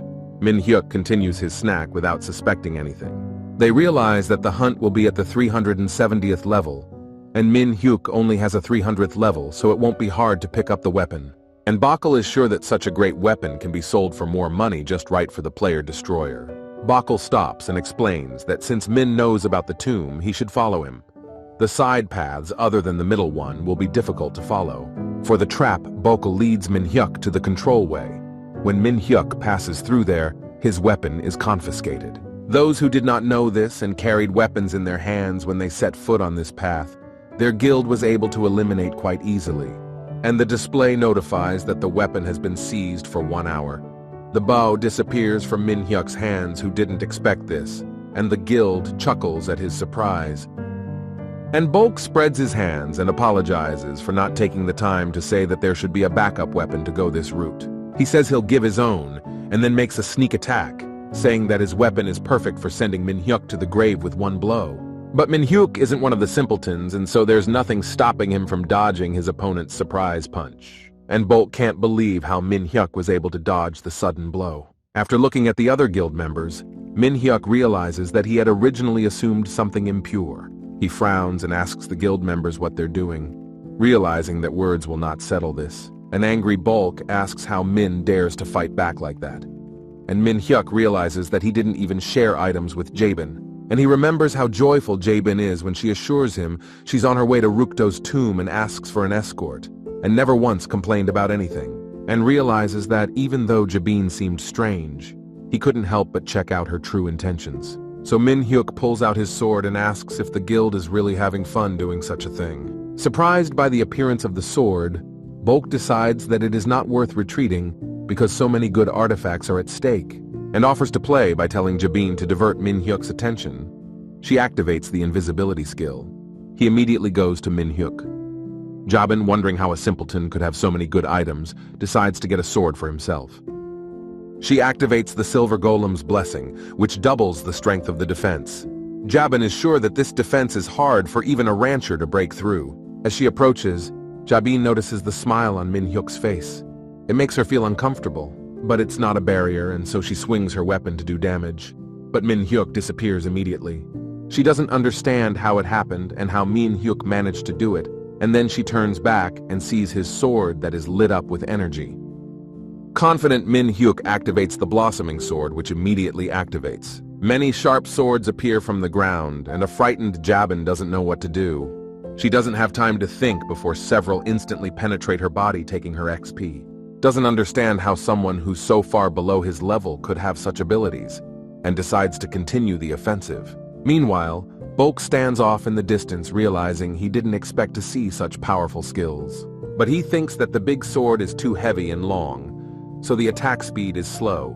In addition, it is necessary to use both hands, and that's enough to get the timing right. So he gets closer and swings his weapon, but Min Hyuk has time to react and instantly counters with his opponent's weapon, and Bulk is activating a sustained attack. He is confident of his victory. And Min Hyuk didn't expect to see such a skill on his opponent, so he doesn't know how to resist. He stands there with fear in his eyes, assuming that he has lost. And at that moment, a bright light manifests between the rivals. Bean comes out of the portal. Scared for Bean's life, Min Hyuk claims that it's very dangerous here, and Bulk looks at her with bewilderment. But Bean is angry and determined to take down whoever is attacking her master. But an enraged and simultaneously agitated Bulk demands the lousy pig get away, and Bean uses a spatula and throws a lot of blows to Bulk's head. Bulk doesn't understand where such a pig came from and tries to dodge. Moments later, Bean lands a critical blow to the head that Bulk is unable to resist. The display informs us that Bulk is unconscious from the violent blows. There's smoke coming from his head, and his HP is at its lowest setting. The other guild member sees what happened to Bulk and decides to fight Min Hyuk. He asks how he dared to knock Bulk out. Min Hyuk is asking why he's talking, and it's clear that their guild has been doing this for a long time. They've been ripping off good-natured users who play games. The guild member is startled at the sight of the angry and brave Min Hyuk. He trembles with fear and begins to stammer, asking Min Hyuk to wait. And Min Hyuk picks up the frying pan and heads towards his opponent, asking who's the bad guy. And then it comes to the guild member's attention that this artifact is meant to be a frying pan destroyer. He claims he doesn't want to die and immediately goes on the run. But Min Hyuk suggests that he feel at least one blow before running away. Waving the frying pan at his opponent, Min Hyuk says that it's not even interesting to play with such a player. He turns to look for Bulk, but he's gone. Min Hyuk assumes that Bulk is out of the game, but Bean tries to make it clear that she's dealt with him herself, and then turned his attention to Jabin, who was lying on the floor, exhausted. She comes to her senses and fearfully apologizes to Min Hyuk, claiming that she didn't mean for all of this to happen. Rising excited, Jabin states that if she ever leaves the game again, her account will be locked. But Min Hyuk was determined that he didn't want to forgive him, because Jabin was going to kill him more than once. Trying to do everything for his survival, Jabin decides to tell the essence of what is happening. After a while, Min Hyuk stretches, assuming that the noodles are already digested. He asks if they have any more moon wheat left, and then he notices something unexpected that perplexes him. He comes across a parchment with a choice of rewards. Meanwhile, the Wakran Guild is discussing the sudden exit of Mr. Bulk. It's a Vakran leader named Clone. A guild member verifies the information and tells Clone that Bulk had a confrontation with the frying pan destroyer. Clone doesn't know who he's talking about. And then it becomes clear that Min Hyuk wanted to pass a test that even the united members of the Wakran Guild couldn't pass. They're sure that Min Hyuk can't do it alone. Meanwhile, Min Hyuk is eating and sees a notice about the start of the trial behind that door. Imagining that Min Hyuk starts the trial alone, Clone is sure that there should be no problem with such an opponent. A confident Clone knows that there is a boss in the challenge that is beyond the reach of the simpletons. Meanwhile, Min Hyuk is examining the parchment with the reward selection. It's the same item that was picked up from the Wakran Guild. Happy that it is indeed possible to make a choice of reward for passing the challenge, Min Hyuk does not hesitate to stop at the ingredients. After deciding that he should eat first and then go in, Min Hyuk feels something strong and sharp tearing the sausage roll out of his hands. And Min Hyuk turns back to see the vampire in front of him, reaching out his hand in his direction. The vampire is sure the human is appetizing and the snack will be excellent, but Min Hyuk sees that his precious sausage roll has fallen to the ground, and that's unforgivable. Min Hyuk pulls out the frying pan and is ready for revenge. If you destroy the vampire rune, the reward is his blood. The scroll spoke of a 6th reward of culinary ingredients. Min Hyuk realized that he could taste vampire rune's blood soup, and Rune demands to stop looking at him and immediately activates the ability, releasing a multitude of bats. Meanwhile, Min Hyuk swaps the frying pan for an onion and decides to try the vampire blood soup by all means. The bats are already approaching. But Min Hyuk instantly dispatches each approaching mouse by deftly piercing it with arrows.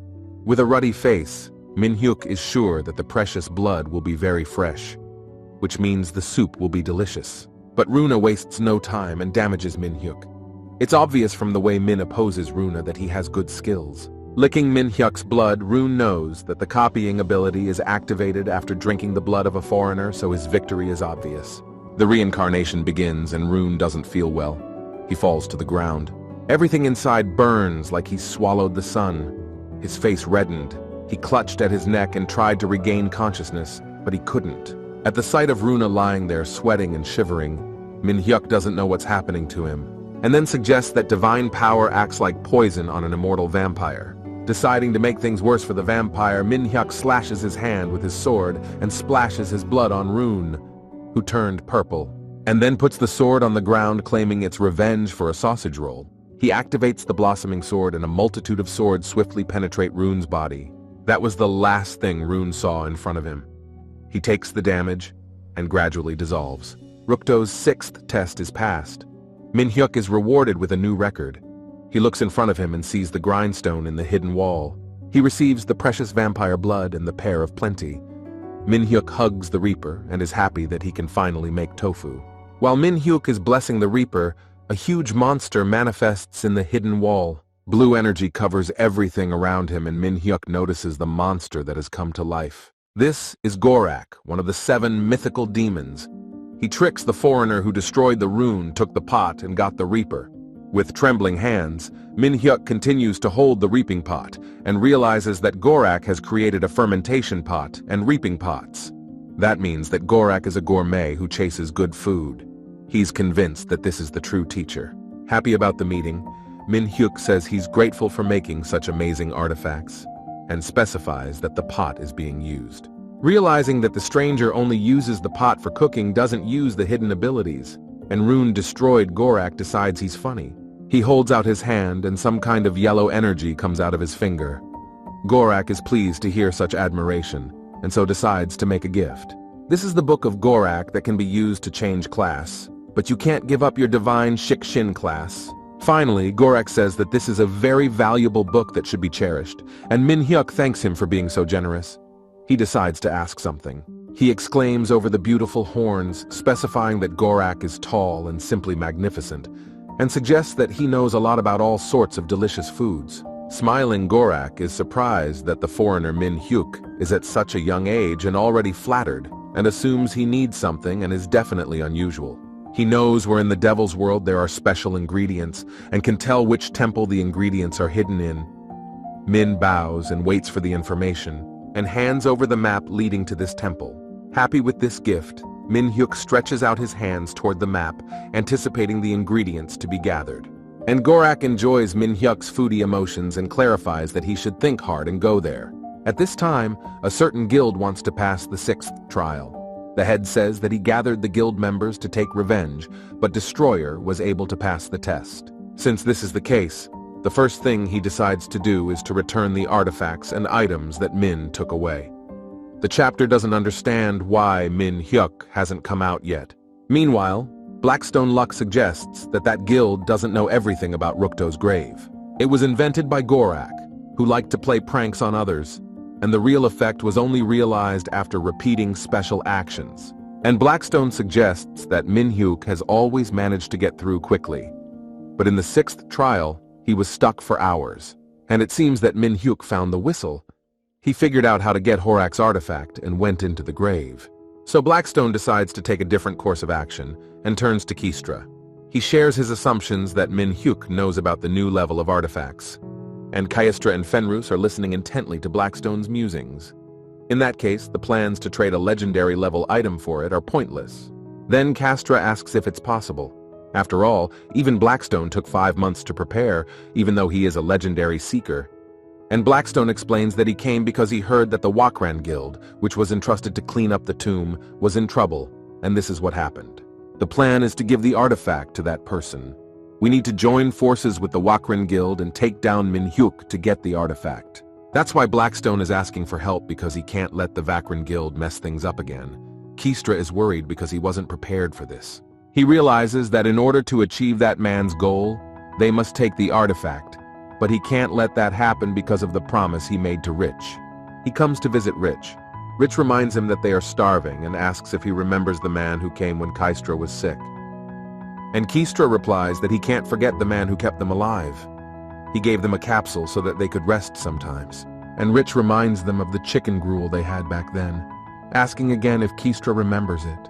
It was hot and tender. It made their lives so much better, but it was impossible to forget the taste. So Rich asks if it's possible to make it possible for him to taste that dish again. It's his wish, and will no longer be a whim. And Kistra realizes that the frying pan destroyer has far more outstanding cooking skills than Twilight Chef Black. And in order for the destroyer to help Kistra, you must not participate in the player's massacre, but instead help him escape. This is a betrayal of Blackstone. After all, Blackstone has a mission to retrieve the artifact, and Kistra realizes he'll be considered a traitor. However, for Rich's sake, Kistra certainly needs the power of the destroyer with Min Hyuk's frying pan. Meanwhile, Min Hyuk spins the grindstone in sweat and anticipation of the result. After a while, the physical activity was over. Min Hyuk puts the plate on the table and exhales in relief. After professionally twirling his knife, Min Hyuk decides that tofu tastes better when it's freshly cooked. So he needs to make tofu right away. Min Hyuk dices the ingredients and adds spices and egg. After gathering all the necessary ingredients that were simmering in the saucepan, it didn't take long for Min Hyuk to be ready. Taking the spoonful of tofu, Min Hyuk can't help but admire its smoothness and shape. He happily wishes himself a good appetite and sends the spoon into his mouth. The cold broth gives such a soft texture that it resembles a steamed egg, and the clams and rich vegetable and egg broth are a real splendor for the true Min Hyuk gourmet. For Min Hyuk, it's the perfect combination. He believes that a Korean table should have soup and stew, and another perfect dish. It's tofu with kimchi. Min Hyuk admires his creation while anticipating the taste. Spicy sweet kimchi goes perfectly with tender tofu. They complement each other perfectly. After a while, all the plates were emptied. Min Hyuk is surprised at how quickly he ate everything. Looking at the empty box, Min Hyuk asks why tofu is so delicious and healthy. He thinks tofu deserves to be called beef from the field. When Min Hyuk sees that there isn't a single piece of tofu left, he falls to the ground with a sigh. Then he remembers the vampire's blood that he should also try. He decides to make more tofu and use the blood. Min Hyuk licks his lips in anticipation of the new flavors and takes up the grill again. After Min Hyuk scrolled a couple times, the grindstone began to glow. Min Hyuk looks at it with a puzzled expression. After a moment, the light became so bright that it illuminated the entire room, causing the surprised Min Hyuk to fall to the ground. And then the jug appears right behind Min Hyuk's back. This startles him because he didn't pull it out. Reaper of Abundance upgraded to Thundering Reaper of Joy and Sorrow. Upon receiving the set, the artifact level increased to Catastrophic. The display notifies that a new ability has been learned. Min Hyuk doesn't understand what ability it's about. Hell, lightning, and lightning strike were released. Min-hyuk is sure that they're amazing effects. The display notifies players of the completion of the raid at Rukto's tomb. No one was expecting this. The Wakren Guild members are heading towards the entrance to attack Min-hyuk, but they think it's impossible to pass the test so quickly. And Blackstone is already there. He peeks out from behind a tree and wonders why Min-hyuk isn't coming out if the mission is already over. And then there's the assumption that after the cleanup, there was a new exit that Min-hyuk used. In the moment, Blackstone hears rapid footsteps and turns back. He looks there with panic because the situation is getting out of control. It was Keistra riding Fenris. When Blackstone sees him, he immediately asks where the fool is going. But Keistra ignores the questions and thinks only of what to give the destroyer in return: money, artifacts, and whether he'll want it all. Then she notices Min-hyuk standing in the middle of Rukto grave. Keistra realizes that Min-hyuk is strong enough, so he needs to find the right words. As Keistra approaches, he notices the return scroll. He doesn't understand how he missed it. Min-hyuk notices Keistra and looks at him questioningly. At the moment when Min-hyuk wants to tear the scroll, Keistra excitedly informs him in a voice that there is a hungry child. Covered with sweat from the experience, Keistra in a trembling voice clarifies that the child is also African like himself, and he has forgotten the taste of one dish. He's worried and starts his story the wrong way and thinks he's losing his chance to appeal to the destroyer by doing so. Min-hyuk looks at the child, but Min-hyuk realizes what's going on and asks the name of the dish to see if he can make it or not. It was a surprise to Keistra. He asks if it's really possible to ask the destroyer to do that, and assures him that he'll do anything he wants in return. But Min-hyuk puts his hand on his heart and says that all he wants is for there to never be hungry people in the world. These words bring Keistra into a deep memory from her childhood. Early in the morning, a group of kids were out on the grounds. Some were playing soccer, and some were painting on the road. And Keistra sat and talked to the man. He knows that the man helps not only the village but also orphanages and nursing homes in other countries. Taking a close look at the man, he decides to ask why he's doing all this. After all, he gets nothing in return. Smiling, the man clarifies that he really doesn't get anything, but he does it for the sake of not a single hungry person in the world. Mentally, Keistra compares the appearance of both heroes and tries to figure out who they are. And Min-hyuk laughs modestly and replies that he's just a person who likes yummy food. In the moment, Blackstone bursts into Rukto and calls Destroyer with a frying pan, asking where he went.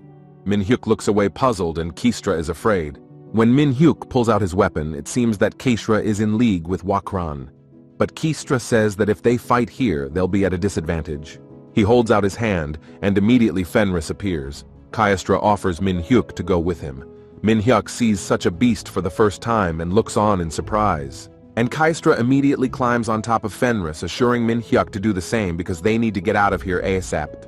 And Min-hyuk continues to be in a perplexed state and looks at the huge beast with a frightened, pale face. When Min-hyuk tried to clarify that he could use a letter of opportunity, Fenris immediately grabs him by the scruff of the neck to set off immediately. On the road, Keistra decides to resume an unfinished conversation and reminds Min-hyuk, who doesn't understand what's going on, of his last words. And Keistra claims that worrying about people's hunger is actually pretty cool. After a while, Keistra opens his door and exclaims to Rich that he's already home.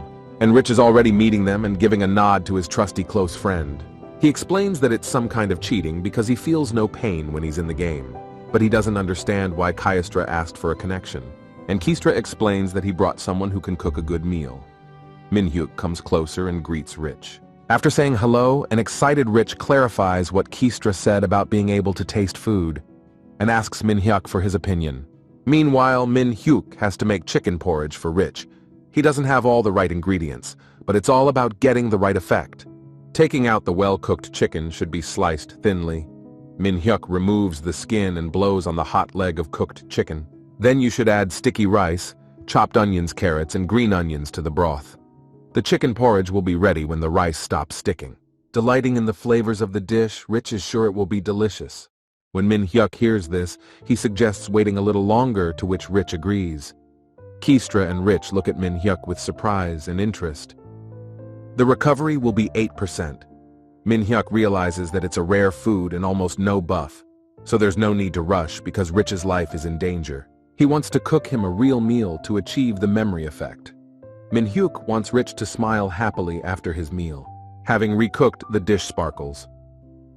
Min-hyuk puts the plate on the table and apologizes for the long wait.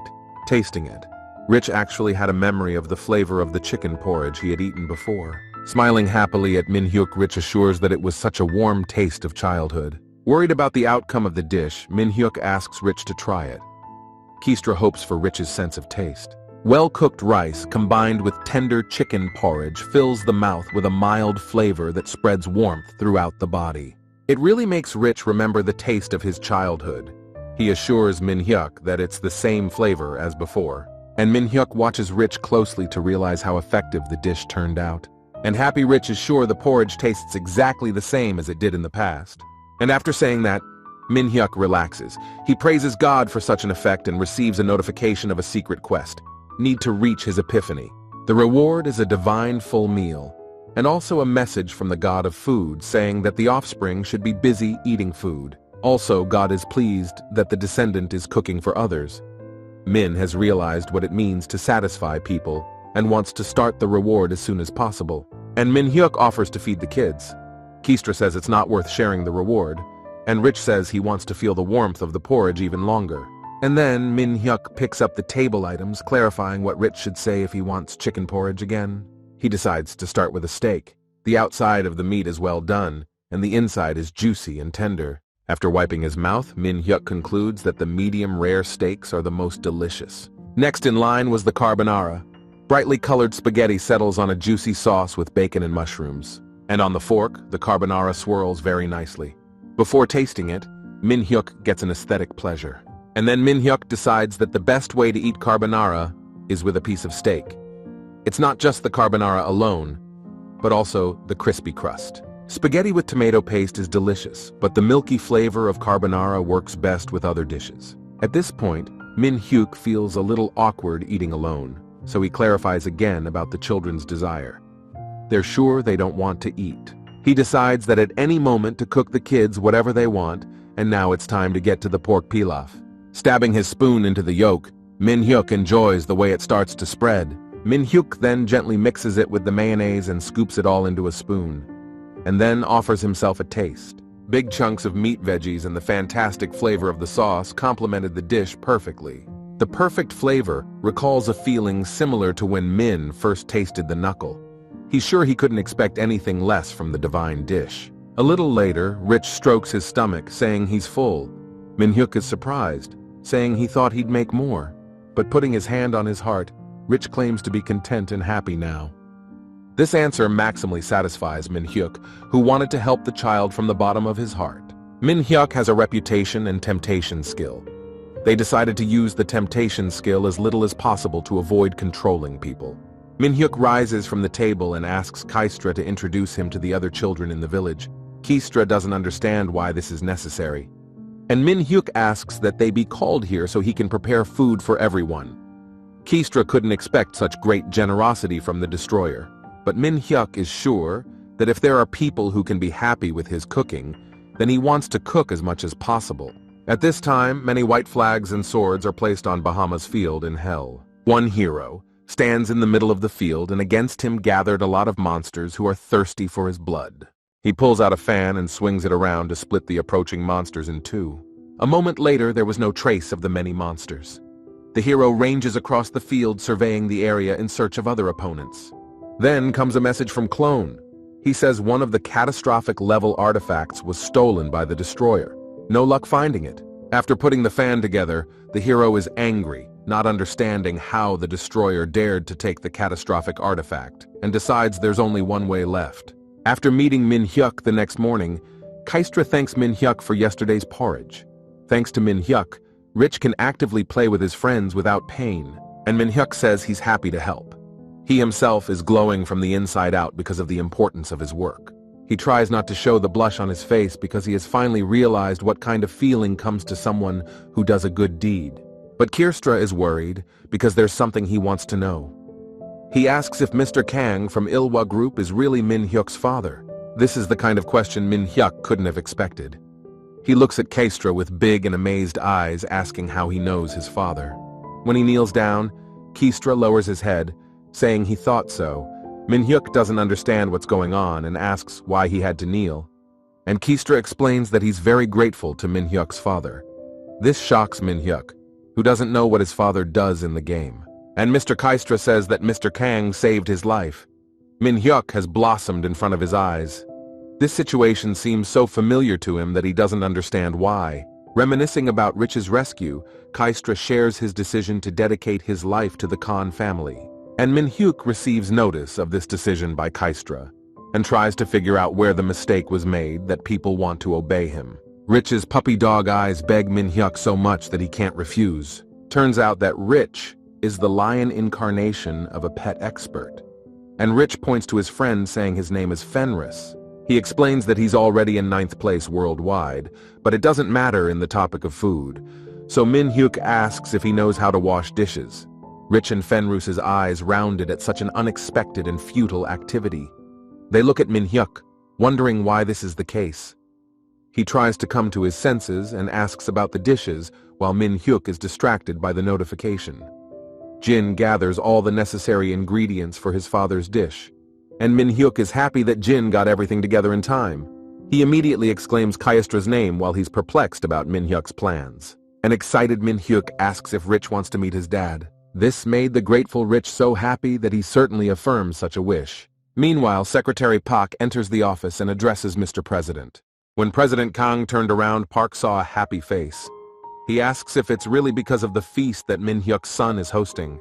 Taking the mug with the drink, President Kang denies such an assumption and says that they really haven't eaten together in a long time. And the subject came up about icebergs. One of them has delicious milk ice that you can cut up for dessert and eat until your brain freezes. After thanking him for the information, President Kang offers to add him as a friend, and such an offer made Park happy. He asks for the president's nickname. Turns out his nickname is Black Dragon. I mean, young people on the internet like that. And this nickname was recommended by other players. And President Kang asks for Park's nickname. With his head slightly lowered, Park calls his nickname King God. He happily shakes President Khan's hand and assures him that this nickname was also recommended, but it doesn't compare to Khan's nickname. After reciprocating the compliment, Mr. Kang offers to join us to see Min-hyuk together. It's a huge honor for Park. On the full moon, Kana's pet takes to the skies. The black dragon cuts through the clouds with its wings, and Puck is worried because he has never flown a dragon. He exclaims that in addition to his cool specialty, Khan also has a magnificent black dragon. As expected, the president is also brilliant in the game. And Khan thanks by clarifying that it took a lot of ups and downs to become that way. He doesn't understand why the players laughed at the nickname. Nevertheless, Kang continued to play for Min-hyuk. He recalls that one day something happened that changed the game. The system notified him that a secret quest had been completed, and the Black Dragon was the reward. That's how Khan met Bratney. And with Bratney, no one's making fun of Khan anymore. It's clear to Puck that a lower qualification can mean something good. After a while, they arrive at the location.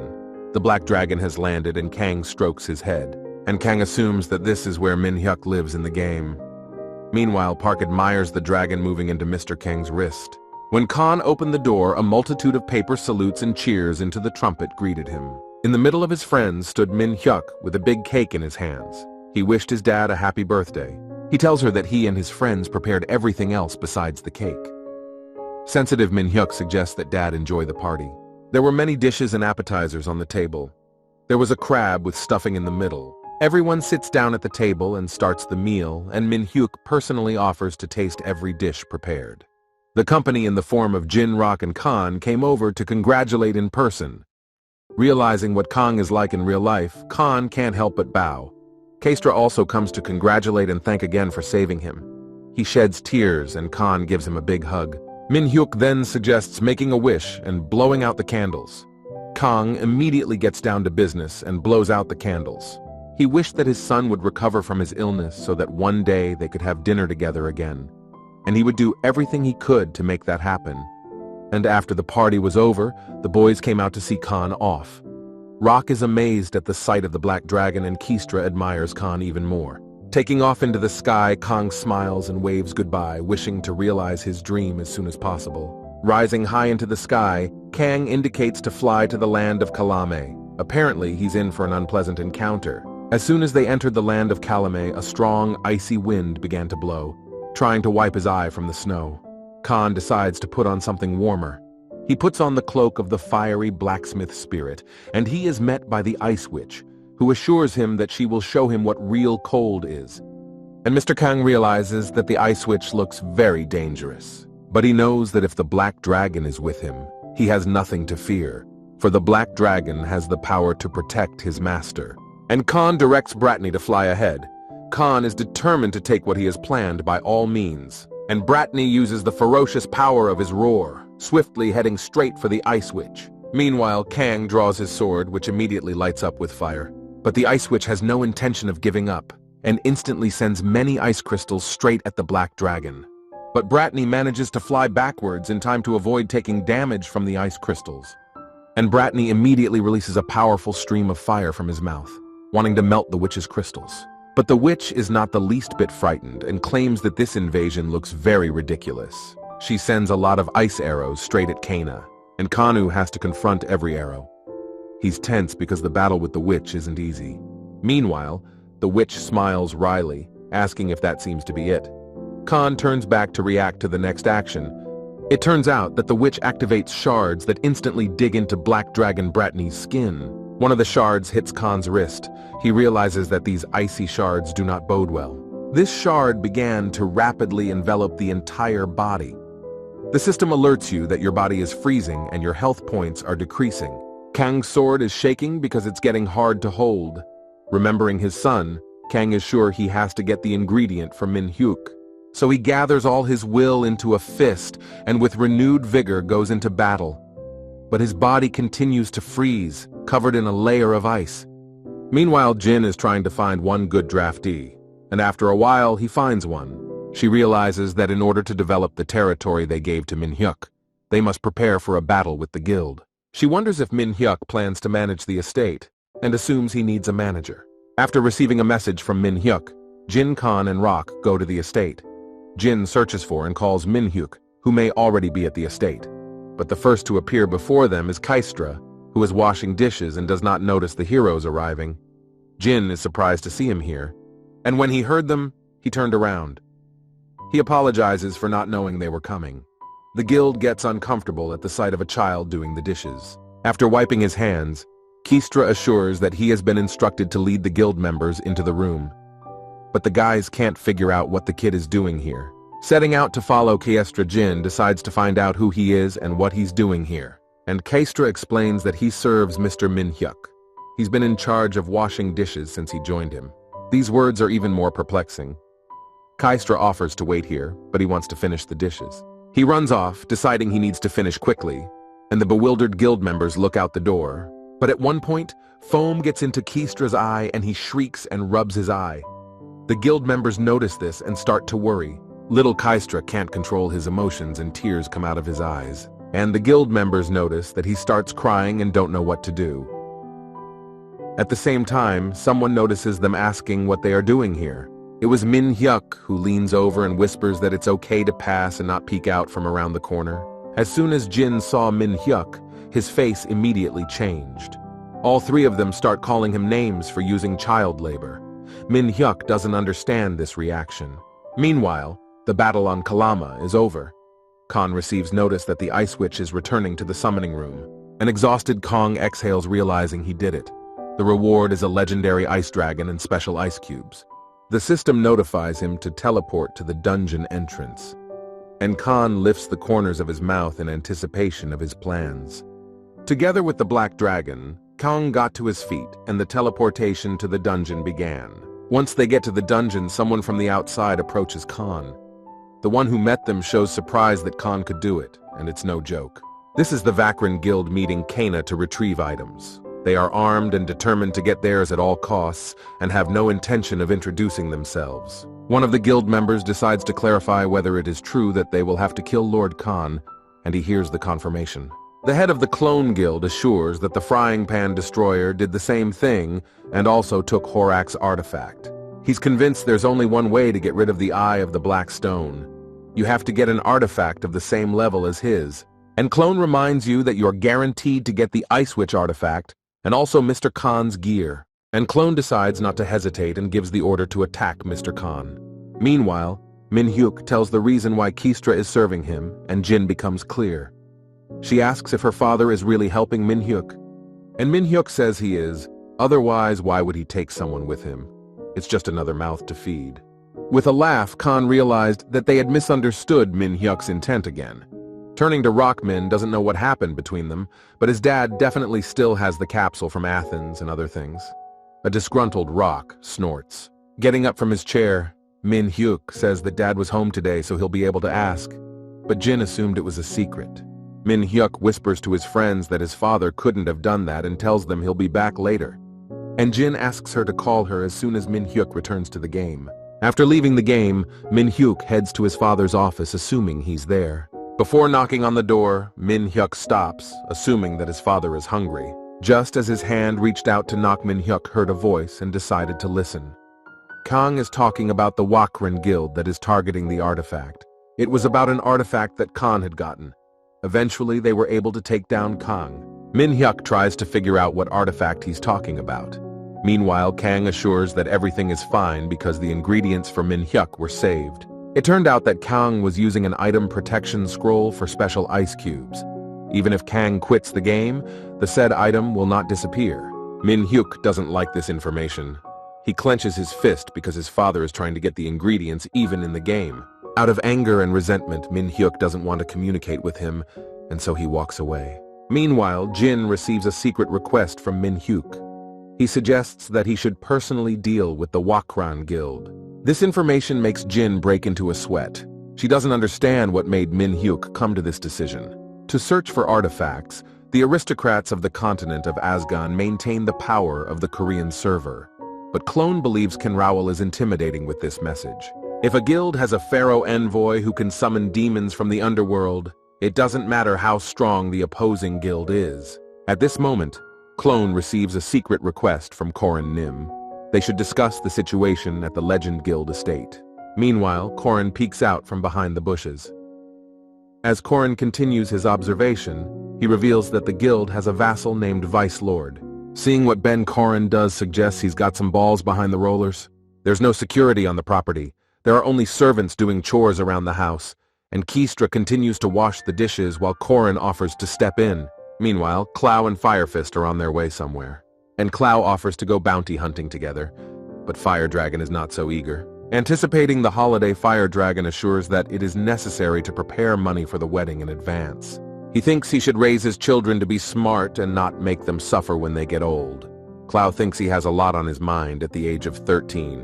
And Claw assures us that we must hunt carefully to collect the money. Then Firefist offers to catch the villain and points to Korin. They immediately block Korin's path and he gets scared because he wasn't expecting it.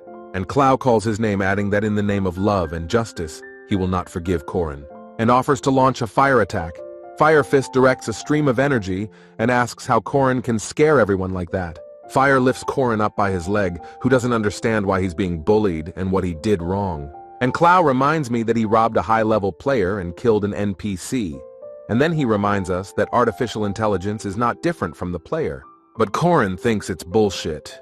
Moments later, the system notifies that a member of the group has forced Korin's player out of the game, and the bounty hunt is immediately over. But Clow wasn't expecting it, so he wonders why so quickly. He asks if a skill with high damage was used, but Firefist assures him that Korin only took 2% passive damage. And the system notifies you of a warning. Firefist seems to have been disrespectful. They also attacked a man from the Vakran Guild. Such information scares Clow because he didn't know that Korin had become a member of the guild. It turned out that Korin had joined the guild during a difficult time, and had even expressed remorse by donating large sums of money to the church. A flustered Firefist looks at Clow, waiting for a decision. In a short time, Clow comes to the decision that they should tell the guildmaster as soon as possible. While Min avenges his father who was massacred by the Wakran Guild, he temporarily leaves the guild so as not to harm it. Jin sees the notice. She wants to offer to help Min-hyuk, but another notification alerts her to a message from Clow. And Clow specifies that Korin went into chaos after the massacre.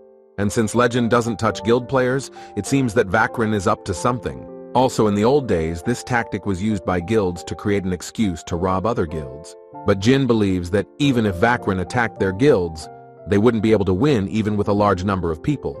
And Jin gets a message from Clone. He says that Clow is apologizing for their new guild member, but Jin doesn't seem to be forgiving. Only she decided to call as Clone states the decision to declare a guild war. Jin is puzzled by the reaction of the Vakrin guild. No sooner has Jin thought of a plan than the Vakrin launch an attack on foreign territory. People run away screaming for help. Looking around the area, Jin notices statues of pharaohs. It throws her into a stupor. A messenger from Pharaoh appears on the horizon, intent on destroying Legend's estate. She doesn't understand where Anubis from Egyptian mythology also came from. And Jin turns to the guild exclaiming the Vakrin attack in Valhalla Assembly. But she knows that her guild's players don't log in that early. But Rock gets Jin's message and goes into the game. He looks around and asks what's going on, but Jin assures him to go into battle first to protect the humans. She immediately activates a flaming whip to confront Anubis. And Rock uses Berserk's heel and swings in to deal damage to his opponent. Whip Jin envelops Anubis and Rock turns around hoping his opponent has been dealt with. But Anubis continues the onslaught without feeling Rock and Jin's damage. When Rock turns around, he realizes that his opponent doesn't have a scratch on him. He should have known better, since it was the first time he'd seen such a monster. At that moment, Anubis's weapon flies right in front of Rock. Rock manages to dodge it while screaming in fear, and Anubis starts chasing Rock, who has no choice but to run away. He asks for Jin's help. At that moment, Pharaoh's messenger raises a staff in the form of a snake. He decides to activate his skill to deal damage to his opponents, and immediately triggers the Pharaoh's curse. All player stats are temporarily reduced by 15%. Meanwhile, Jin doesn't understand how the Vakrin guild had a player capable of imposing a debuff of that radius. Just as she was about to go to Rock's aid, a hand slapped her shoulder. She gets scared because she doesn't know who it could be and turns back. Turns out it was Kyastra. He knows a lot about battle and asked permission to join the guild. But Jin realizes that the child doesn't belong in the war and assures him that it's too dangerous, and so he should run inside. But Kyastra assures him that he wants to join the guild. Jin asks if he wants to join right now, to which he hears a confident confirmation. She accepts. The system notifies her that Kaestra, the messenger of incarnation, has become a member of the guild. This shocks Jin, who thought he was just a normal kid. Continuing to stand in a stupor, Jin repeats the name of his profession, and Kaestra confidently goes into battle. On the way, he thinks about the new rubber gloves Minhyuk gave him. He likes them, but there's something more appealing to Kaestra. Reincarnated, Kyastra asks Fenris if this look really suits him better. And Clone is sure that because of the beasts summoned by the Pharaoh, the legend base must already be destroyed. And when the members join, it's easy to steal artifacts. He immediately instructs us to prepare to perform right away. The members of his guild are ready for further instructions. The system is alerted to a secret request from a Pharaoh's envoy. He asks what's wrong, and he hears that the Kaestra have joined the battle against them. And Clone says it's wonderful. He assumes that everything is going according to plan, and the messenger of the incarnation has already done everything. But Pharaoh's messenger denies it.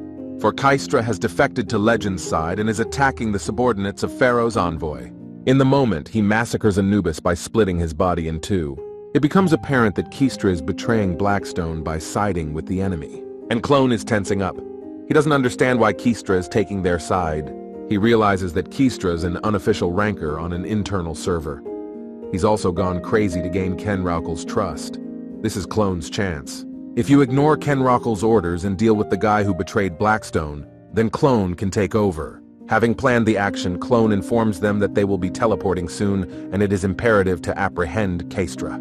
He indicates to prepare for teleportation, but the guild members don't pay attention because they see something terrifying behind Clone's back. Not realizing what everyone was staring at, Clone turns back and a huge wave of water hits him and his guild members.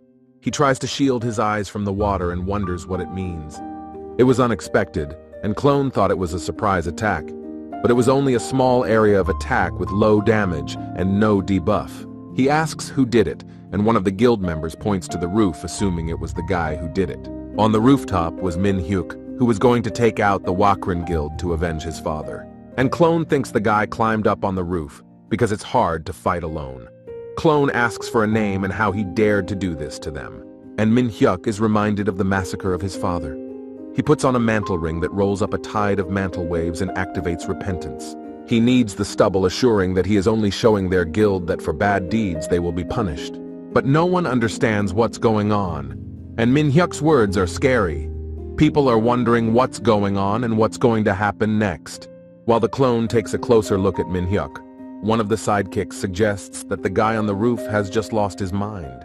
In the moment, Clone notices that the hand and the stick from the grinder are illuminated by some kind of current. Clone can't believe it's possible, because there was lightning in the sky. Meanwhile, Vela is being electrocuted. The system notifies you to forcefully exit the game. When Clone sees this, he gets scared and asks what it all means. And it seems that it could be the water that was poured on him or the lightning. One by one, the guild members are forced to leave the game. The clone realizes he's distracted and jumps aside.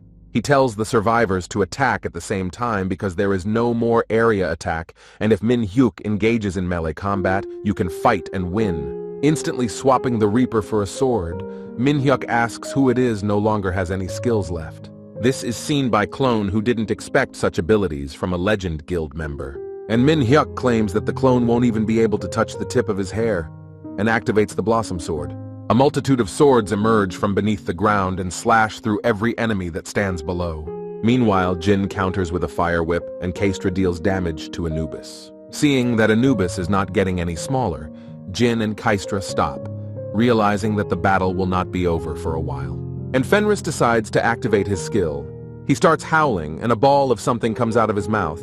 He exhales, and a huge stream of energy is sent at his opponents. Fenris's blessing is activated, so debuffs are removed from guild members. All guild members' stats increase by 8%. Jin and Rock are illuminated with a bright light, clearing debuffs. Looking at Kaestra, who went into battle, Jin recalls that it had long been rumored that the summoner of the Rankers was Kaestra. Deciding that it's time to continue the battle, Jin assures Rock that they've got buffs on them, and now it will be much easier to face their opponents. And Rock agrees as he prepares to continue the battle and destroy his opponents at the expense of Fenris's help. Activating his whip, Jin deals damage to the approaching Anubis. And Rock picks him up and deals damage with his weapon in an attempt to bring his opponent down. At last, Anubis has fallen.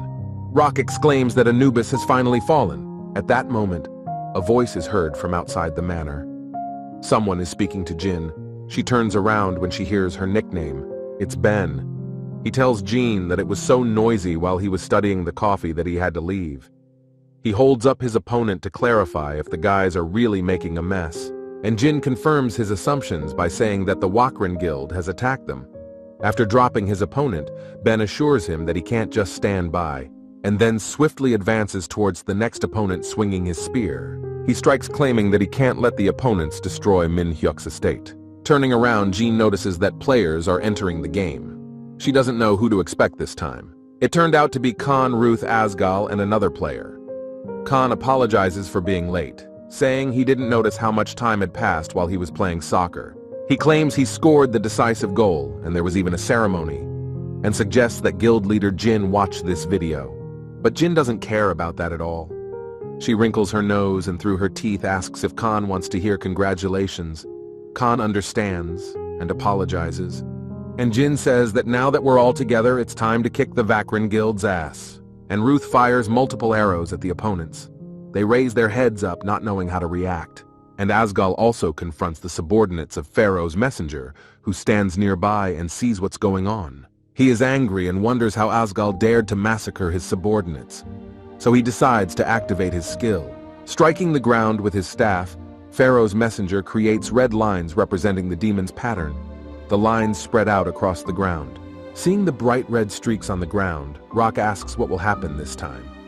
Khan turns around to understand the reason for Rock's tension. It turned out that the seventh great demon Baphomet had been summoned. This creature is considered a satanic idol. Meanwhile, Min-hyuk dealt with the opponents who were on the other side of the manor. The players were immobilized and shrouded in electric lightning. Min-hyuk says it's a punishment, and the opponents should stop doing bad things to get a fresh start. He picks up the cube. As a reward, Min-hyuk receives a scroll of artifact modification. It changes the appearance of the weapon and customizes the characteristics to match the appearance. Min-hyuk decided that this would definitely come in handy and immediately changed his Baraka's two-handed sword to Baraka's blade. He knew it would suit him better. A notification from the guild chat comes out in front of him. Rock says that Ram's head is strong. Khan assures him that it's all about the debuffs that take out a lot of XP. Seeing the word lamb, Min-hyuk immediately envisioned the roasted meat. The happiness of the upcoming meal illuminates him. Meanwhile, on the other side of the estate, the battle doesn't end. Each player is trying his best to make his guild win, and Rock decides to attack Pharaoh's messenger himself to end the existence of his skills. He attacks from behind. But Pharaoh's messenger is not so simple. Rock realizes that his actions were overconfident and is frightened, assuming that the damage from the messenger will not be bad. A stream of fire is released from the staff, and Rock takes heavy damage to the chest. He falls to the ground and shakes in pain. Jin is nearby and asks how he is feeling. Meanwhile, Blackstone is watching from around the corner. He assumes that these players are from the Legend Guild. Jin continues to ask Rock how he's feeling. And Rock rises up assuring that all is well, but the Pharaoh is very strong. Blackstone hears the conversation, concluding that Mr. Kenraukal has sent Pharaoh. Turns out Blackstone came because he heard a rumor that Keistra was in Legends Guild territory, but he wasn't expecting what was going on here. And at that moment, Keistra himself leaps past Blackstone on Fenris and doesn't notice him. He stops right in front of Baphomet, who raises his staff up and wishes to destroy all opponents. But at that moment, Blackstone comes running out of the corner and runs to Keistra, asking what he's doing here. He says he's afraid for Keistra's life. He wondered if Keistra had turned his back on Kenraukal, because that could cause big problems. Many people know that Kenraukal was a member of the Chebele family, and hints that going against the will of such a man is not worth it. He asks you to come to your senses before it's too late, because Baphomet is a creature from the demon realm. But Keistra assures me he's already made up his mind and wants to take something back. Blackstone looks at him in amazement, because such intentions are very dangerous for a child. Trying to find the right words, Blackstone sees Keistra immediately set off to do battle with Baphomet, who is floating in the air. At the sight of the approaching Keistra, Baphomet reaches out to confront. He instantly lifts Fenris and Keistra into the air, activating his skill. And Keistra falls to the ground near Fenris, who is hit even harder. Baphomet screams and strikes the ground with his staff, tearing it apart. Jin and Rock are sitting in the distance, and Keistra is next to Fenris. And Blackstone sees that Keistra can't get up and wants to go to his aid. To protect Keistra, Blackstone activates the prince's grave. The huge grave falls right on top of Baphomet. He uses all his powers to protect the players. Jin and Rock try to get close to him, but Blackstone asks to stay away from the tombstone because he can't restrain him. Jean thanks him for his help and takes the wounded Rock away. At that moment, the prince's grave breaks apart and flies right over Blackstone's head. Turns out Baphomet had no trouble lifting the graves up. As soon as Keistra regains consciousness, he decides to ask why Blackstone is confronting Baphomet, what his betrayal means. But Blackstone Luck says that Keistra is a good guy he trusts, and there must be a reason why he did it. Keistra decides to help Blackstone Luck, but he asks him not to interfere. Baphomet raises his hands in the air, wanting to take down the traitors. Meanwhile, Min-hyuk continues to slaughter his opponents and asks the players who are not involved in the battle to run away. The man protecting his daughter from destruction thanks Min-hyuk for saving her from the attacks. Min-hyuk looks around and wonders where the members of the Legend Guild have gone. He hopes that Keistra is safe, and finally notices the seventh great demon Baphomet activating the staff. The system notifies that ribs, breast fillet, and loin will be received from Baphomet. Min-hyuk is drooling at the sight of the lamb. He's happy that even the demon Baphomet can be eaten. And then he hears a voice speaking to Keistra. As Baphomet's hands flash with lightning, Keistra approaches to do damage. Min-hyuk is happy that he's okay. And Min-hyuk notices that Keistra has taken damage and cut the Baphomet demon's torso into pieces. But in the blink of an eye, the torso had already recovered. Much to Min-hyuk's surprise, he was sure that Keistra had done the damage and split Baphomet in two. After thinking about it for a while, Min-hyuk has a great idea that needs to be realized. He realizes that the monster regenerates even after losing XP. And if he wants to get before he tastes the divine food, there's something he needs to do. It turns out that Min-hyuk has to tame Baphomet through culinary temptation. This idea conspires to obtain an endless supply of lamb for life.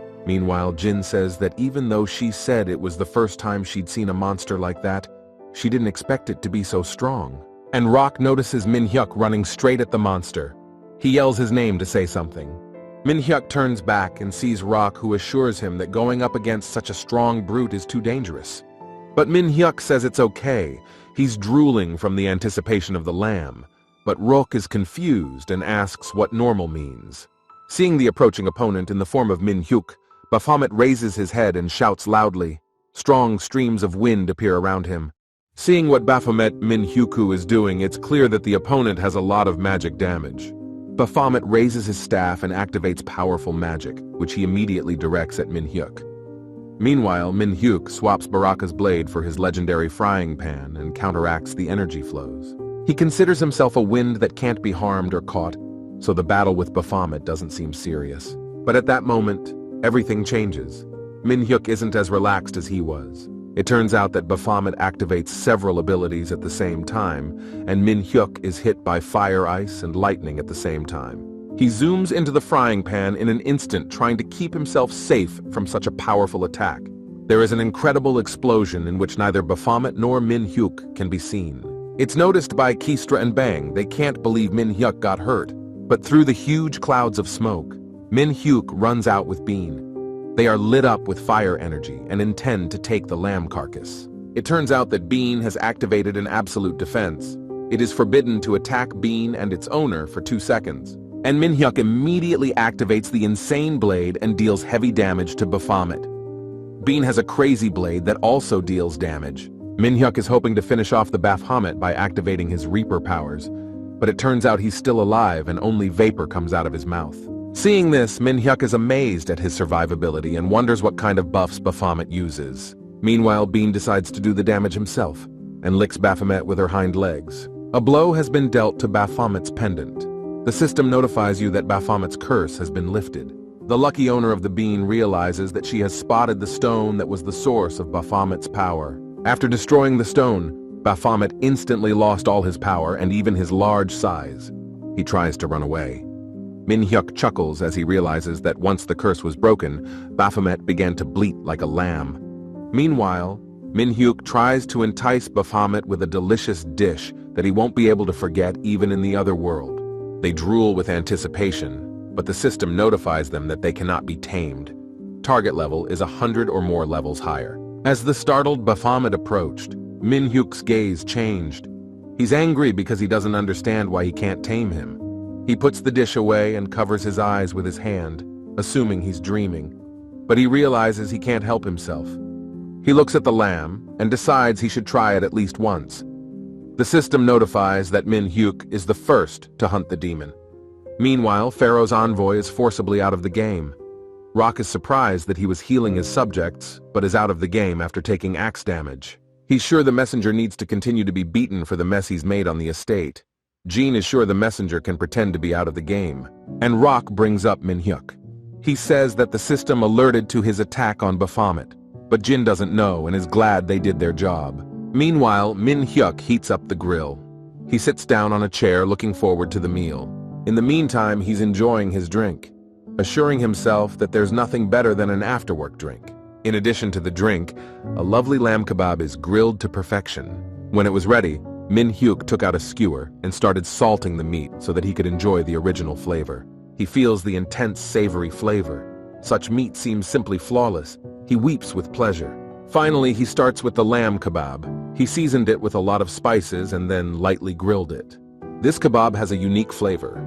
After wiping his lips, Min-hyuk realizes that he enjoyed the appetizers, but that's not all. And now she's going to start on the lamb ribs, which are also ready. For him, it's a unique flavor and constantly tender meat that melts in his mouth. Min-hyuk says it's delicious. Tears keep flowing out of Min-hyuk's eyes from the pleasure. It was so delicious that he wanted to eat even the bones he kept nibbling. At that moment, the system notifies him of an opportunity to gain Baphomet skills. He realizes that he hasn't seen one in a long time, so it's worth a try. The system notifies you when you try to get a random Baphomet skill. The progress percentages are increasing, and Min-hyuk is very nervous and gnawing on his bones. When progress has reached 100%, then the system notifies you of a successful acquisition. In the morning, there is an alert for all players. The Korean battle has begun. There will be a qualifying competition to select each country's national representative. The player who wins will receive a huge prize pool along with the title of Korea's MVP. The MVP is the most valuable player. And Jin wonders if Min-hyuk will participate. Meanwhile, Min-hyuk chews and mumbles something. Jin doesn't like it. She asks why Min-hyuk always keeps all his information about himself a secret. Min-hyuk says it's annoying and he's busy eating. And Jin asks what if there's a fastest eating contest, and Min-hyuk unconditionally agrees to participate. An overjoyed Jin says that's all she wanted to know, and also got information on Vakran's whereabouts, so it's time to run away. Deciding to practice, Min-hyuk realizes that after repelling a raid on their estate, he and the Wakran Guild have become enemies. Anyone who gives up the location of their guild members will be rewarded, and they're hunting in the village field. That's why Legend is attacking. When the other guilds heard about it, they came to help, but the Vakran decided to subjugate them. So most of them couldn't stand it and left the guild. Therefore, the ranking of the Wakran Guild has fallen beyond recognition. When Min-hyuk finished training, he decides to activate his new skill. Active skill, Dark Firestorm. Storm of black fire covers enemies within 6 meters and damages them. And Min-hyuk thinks it's better than an earthquake. It will need to be saved in a weapon using the preservation skill that was also obtained from Baphomet. The summoning stone of the weak Baphomet was also obtained. Min-hyuk had a hard time, but he got a lot out of it, plus he ate some mutton. While Min-hyuk was licking his lips wanting to eat the lamb once more, the system displayed a new message. When Min-hyuk reaches level 350th, the god of food will stop increasing the characteristic from the food eaten. This is to balance the game. After rereading all of Min-hyuk's updates, he realized that there is no limit to how much he can eat. That makes Min-hyuk happy. He realizes that he's a long way from level 350, so he decides that he needs to put all his points into dexterity. The system also notifies you when the route map to the hidden temple is unlocked. This information reaches the goddess. She realizes that whoever unlocked the card will soon reach the temple, so she immediately reaches out her hand to activate her ability. A certain man manifests before her who doesn't understand who called him and why. He scratches the back of his head and asks why Gremry called him here, and Gremry claims he's still as tough as ever. But once again, the man asks the meaning of this call. Turns out the goddess just wanted to see the sword god's face. He's silent.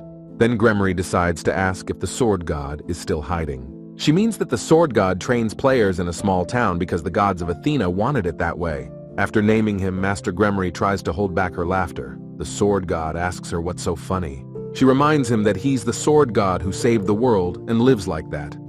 She clarifies that her opinion is not important, but that this way of life does not suit him. But with his hands on his chest, the sword god assures Gremry he can think what he wants, and he got married and had a baby, so he's living a normal life. Upon reflection, Gremry notices that God does not have the sword he has always carried with him. She wonders if he is now going the other way. Turns out the sword god gave it to whoever gave him the memories. Standing up from his throne, Gremry smirks at this information and clarifies that he's human after all. And the sword god agrees with those words, while Gremry turns his back to him. And God asks if anyone is really coming here. Gremry looks out the window to confirm that her card has been unsealed. He can't wait to see what kind of man has broken the seal and is now on his way to the temple.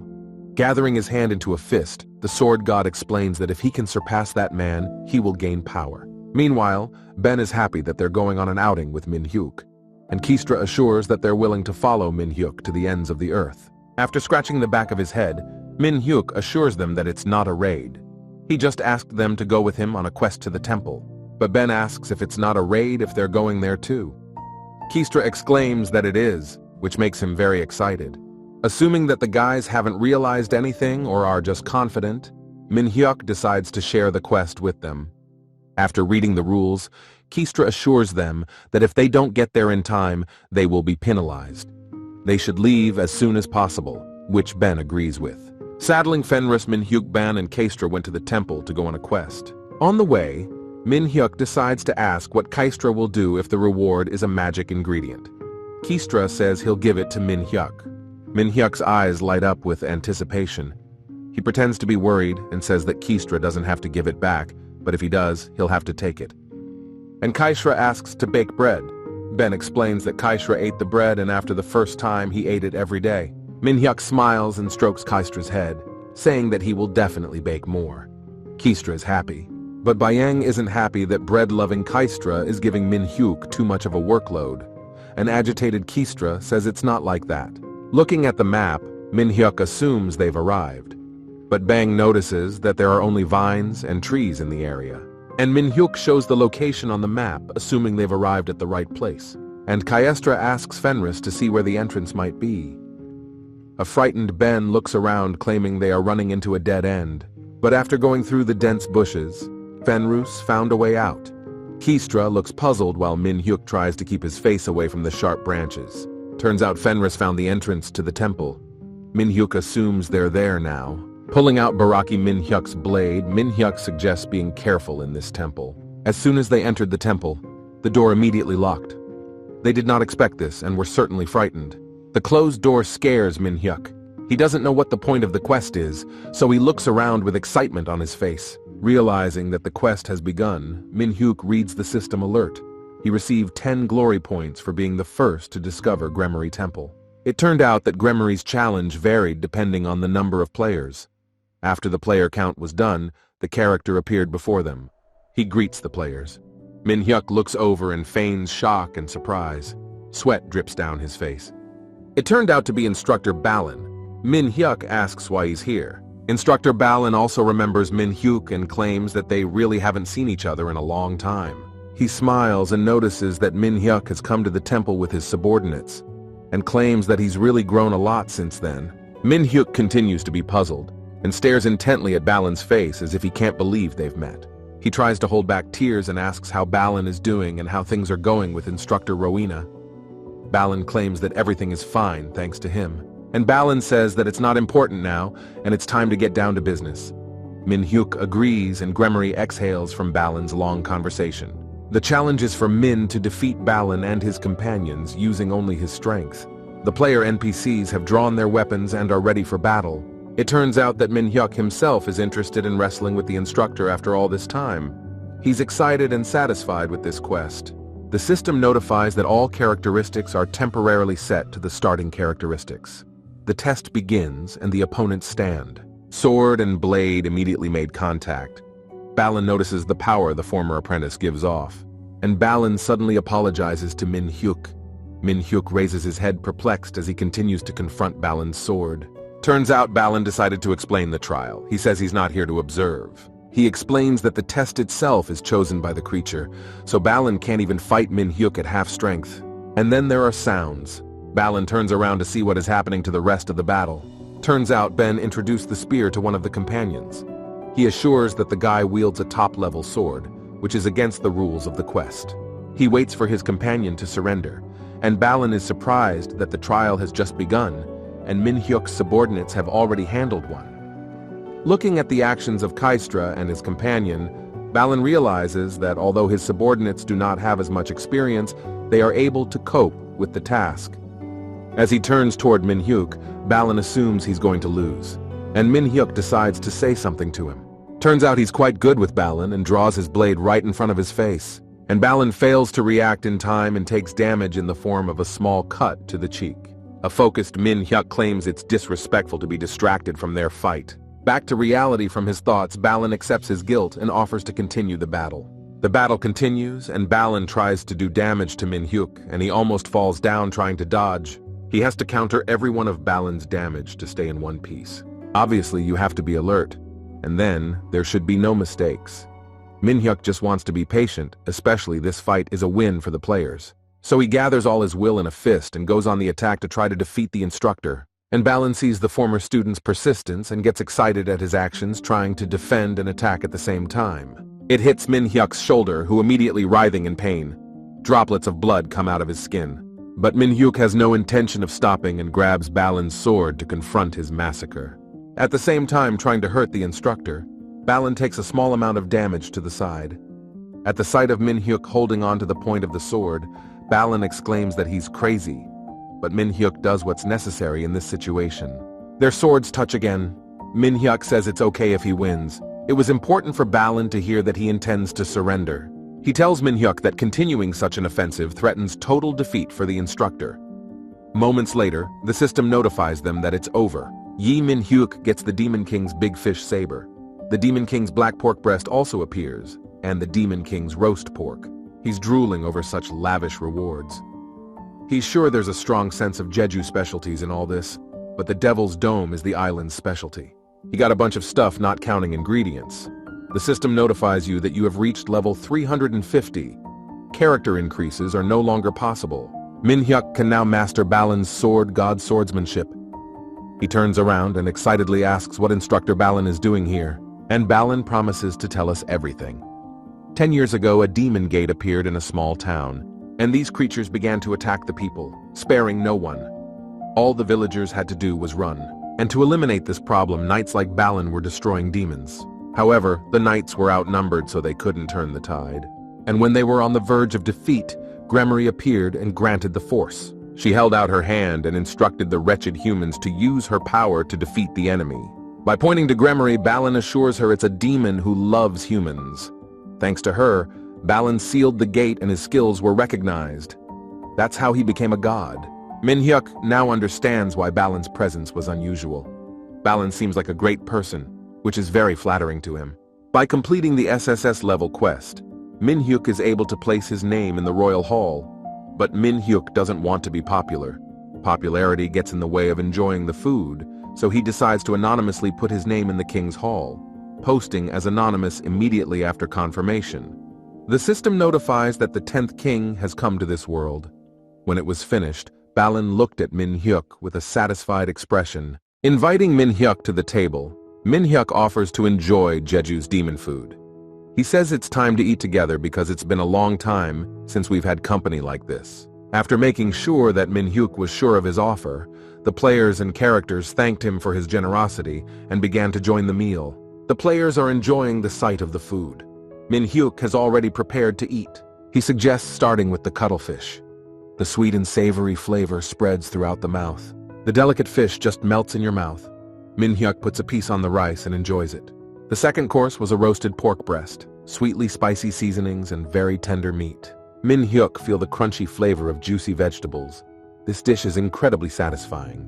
Noticing that the food was running out, Min-hyuk immediately added rice to make a complete meal. While Min-hyuk was enjoying his meal, Gremory and Balan are grilling meat. Min-hyuk exclaims that he should keep the food too. Balan asks for a plate, and Min-hyuk asks to wait until he finishes his dish and instantly devours the rest of the rice and fried pork breast. The Book of Horak itself responded to Min-hyuk upon reaching 2,000 in characteristics itself, chose a suitable profession. Yi Min-hyuk opened the book to understand the essence of its components and to understand his second profession. The book says monosodium glutamate is made by grinding minerals. It was superior to any seasoning Gorak had ever tasted. And Horak used to make charcoal from Gardena, the best tree in Athens. Then he ate food cooked on these coals. He used sacred water from the dragon sphere. Gorak borrowed it from the water dragon Baraka. The flavor of ramen cooked with this water is delicious. Also, Gorak was a geek. He created many special and strong professional classes. Gorak's book gives a profession called Geek Gourmet. While Min-hyuk is confused, the system notifies him of a new quest. You have to cook amazing dishes that borrow the power of a special creature. Also create special seasonings. Min-hyuk is amazed at this variety. It's too much at one time. He needs to check everything, so the first thing he decides to do is learn a passive skill called Chef Geek. Remembering the restriction in promotion from the food god, Min-hyuk wondered if things went on like this, would there be a difference from losing the true value of the food god? At that moment, Gremory comes over to ask about the book Min-hyuk is holding. Min-hyuk explains that he received a notice from his previous job. But Gremory clarifies that she means the book. Min-hyuk says the title and asks if she knows anything about it. After thinking about it, Gremory realizes that Gorak is one of the 3 great demons like her, and then assumes that Min-hyuk has a new power. But she didn't tell Min-hyuk about her knowledge. When Min-hyuk gets back on his feet, he asks if he liked the food, and Gremory says he liked it a lot. She immediately decides to reward Min-hyuk for passing the test. Min-hyuk interjects because he didn't expect to be rewarded by her as well. Having activated his power, Gremory claims that Min-hyuk will now inherit the power of the sword god. But now, after inheriting, Min-hyuk has a job. The god of Athens gives him a new mission. Min-hyuk was very interested in that. And Gremory reminds me of the last time Balin stopped the demons. Turns out one of the demons was Varys. He was among those who planned the case. He's been active lately. And since Min-hyuk inherited Balin's power, he must now stop Varys. After thinking about it for a while, Min-hyuk feels like he won't get something tasty for this. While Gremory talks about how cruel and evil Varys Min-hyuk is, Min-hyuk activates Geek Gourmet's insight, which allows him to figure out how to improve the flavor of the dish. Gremory's blessing allows you to receive a portion of her magic. If you put it into kanjajang, you can cook and taste a flavor that is unmatched. Min-hyuk doesn't understand the connection. He doesn't understand what it has to do with magic. It seems like magic is black like soy sauce. Just thinking about kanjajang makes Min-hyuk drool. Then Gremory asks if Min-hyuk is listening. He asks where they left off, and Gremory repeats that he needs something before he goes to stop Varys. Min-hyuk keeps drooling but asks what it's about. Turns out we're talking about a magic mineral. It's called antirrhenium. Turns out that Gremory herself had sealed the power in this mineral. Min-hyuk remembers what he's heard and knows about this mineral. And Gremory wants to tell what will happen if he finds the mineral, but Min-hyuk interrupts and asks if he does it quickly, will he praise Gremory for it? But Gremory is not happy and asks if Min-hyuk is so arrogant even when he's standing right in front of her. Min-hyuk can't believe it. He twists it by explaining that it's nice to hear praise from someone strong. Gremory likes that, so she pledges her blessing. Min-hyuk says he'll have to come back within 3 days, and then offers to explain how to find the mineral. But Min-hyuk says he doesn't need any help. She doesn't understand his confidence. But Min-hyuk takes the antirrhenium out of his inventory a moment later, happy that he kept it. Antirrhenium is one of the secret minerals. If you collect all of it, you can get huge power, so it is hidden so that no one can find it.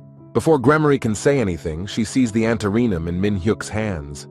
She opens her mouth in surprise and asks how he was able to get it. And Min-hyuk explains that he received it recently and kept it because it was a mineral whose purpose was unknown. But he didn't know it would be useful. He assumes he can report Baphomet, but decides not to hesitate and asks for a blessing.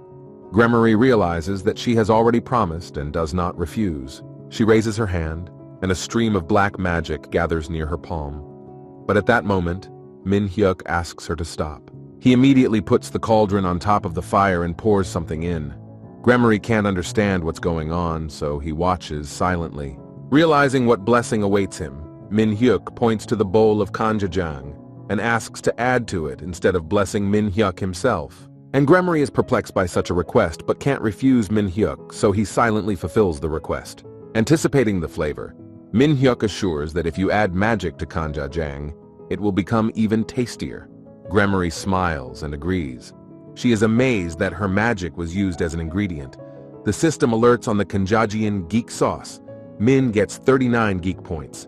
Realizing that the magic of the third great demon Gremory Min-hyuk had been used, Min-hyuk decides that very few points have been obtained. And then ponders that it's not just about the ingredients, but the tools and seasonings as well.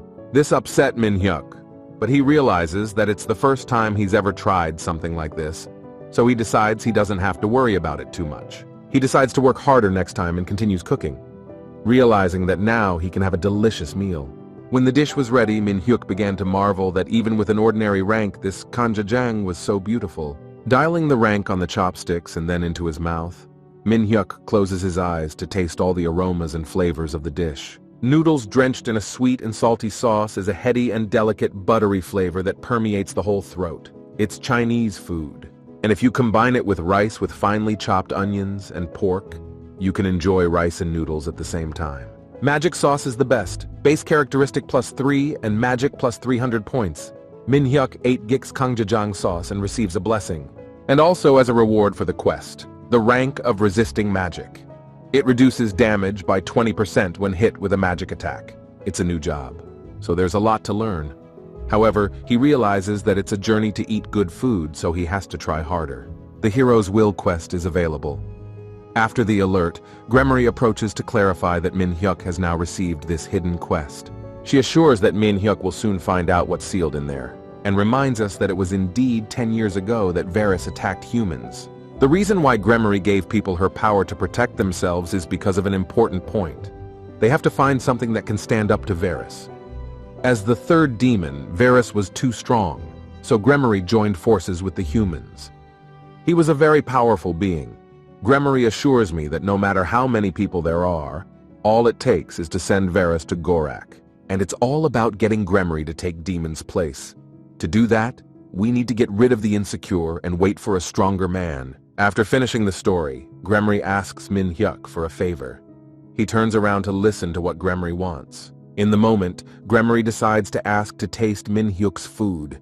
She can't understand why Min Hyuk's food smells so good. And Min Hyuk clarifies that this dish is made with Gremory's magic. She thanks him for that. It's time to try the freshly made hot kangjajang. Taking Gremory's dish seems to make it look strange, although it's not different from magical food. Picking up the noodles on sticks, Gremory wonders again why the food smells so good. After tasting the food, Gremory drops the chopsticks and falls to her knees. She doesn't know what kind of food it is, but she asks Min Hyuk to make more. Min Hyuk, surprised by this reaction, can't say a word. Gremory continues to beg with a pitiful expression on his face. And then Min Hyuk feels like he has too much to lose, so he has to trade. In return, he asks me to tell him more about magic, and explains that this is a food that goes well with kanjajan. He agrees to even give sour sweet pork and chumpong. Presenting these dishes, Gremory lets out saliva, and Gremory certainly agrees to the exchange. She asks to cook right away. Min Hyuk asks to wait for a second while Balin watches from the sidelines. With a smirk, Balin notices that Min Hyuk got along with Gremory, and Min Hyuk is getting uncomfortable. He turns to Balin and doesn't know what to say. But when Min Hyuk looks at Balin, he notices that his body has started to disappear. He informs Balin, who stands there smiling silently. With his head down, Balin says Min Hyuk doesn't need to worry. Now that he's found his successor, Balin can go back to where he came from. In parting, Balin holds out a book and asks Min Hyuk to take it for himself. It's a skill book that will transfer all the power to Min Hyuk. Min Hyuk can inherit it or combine it with his skills.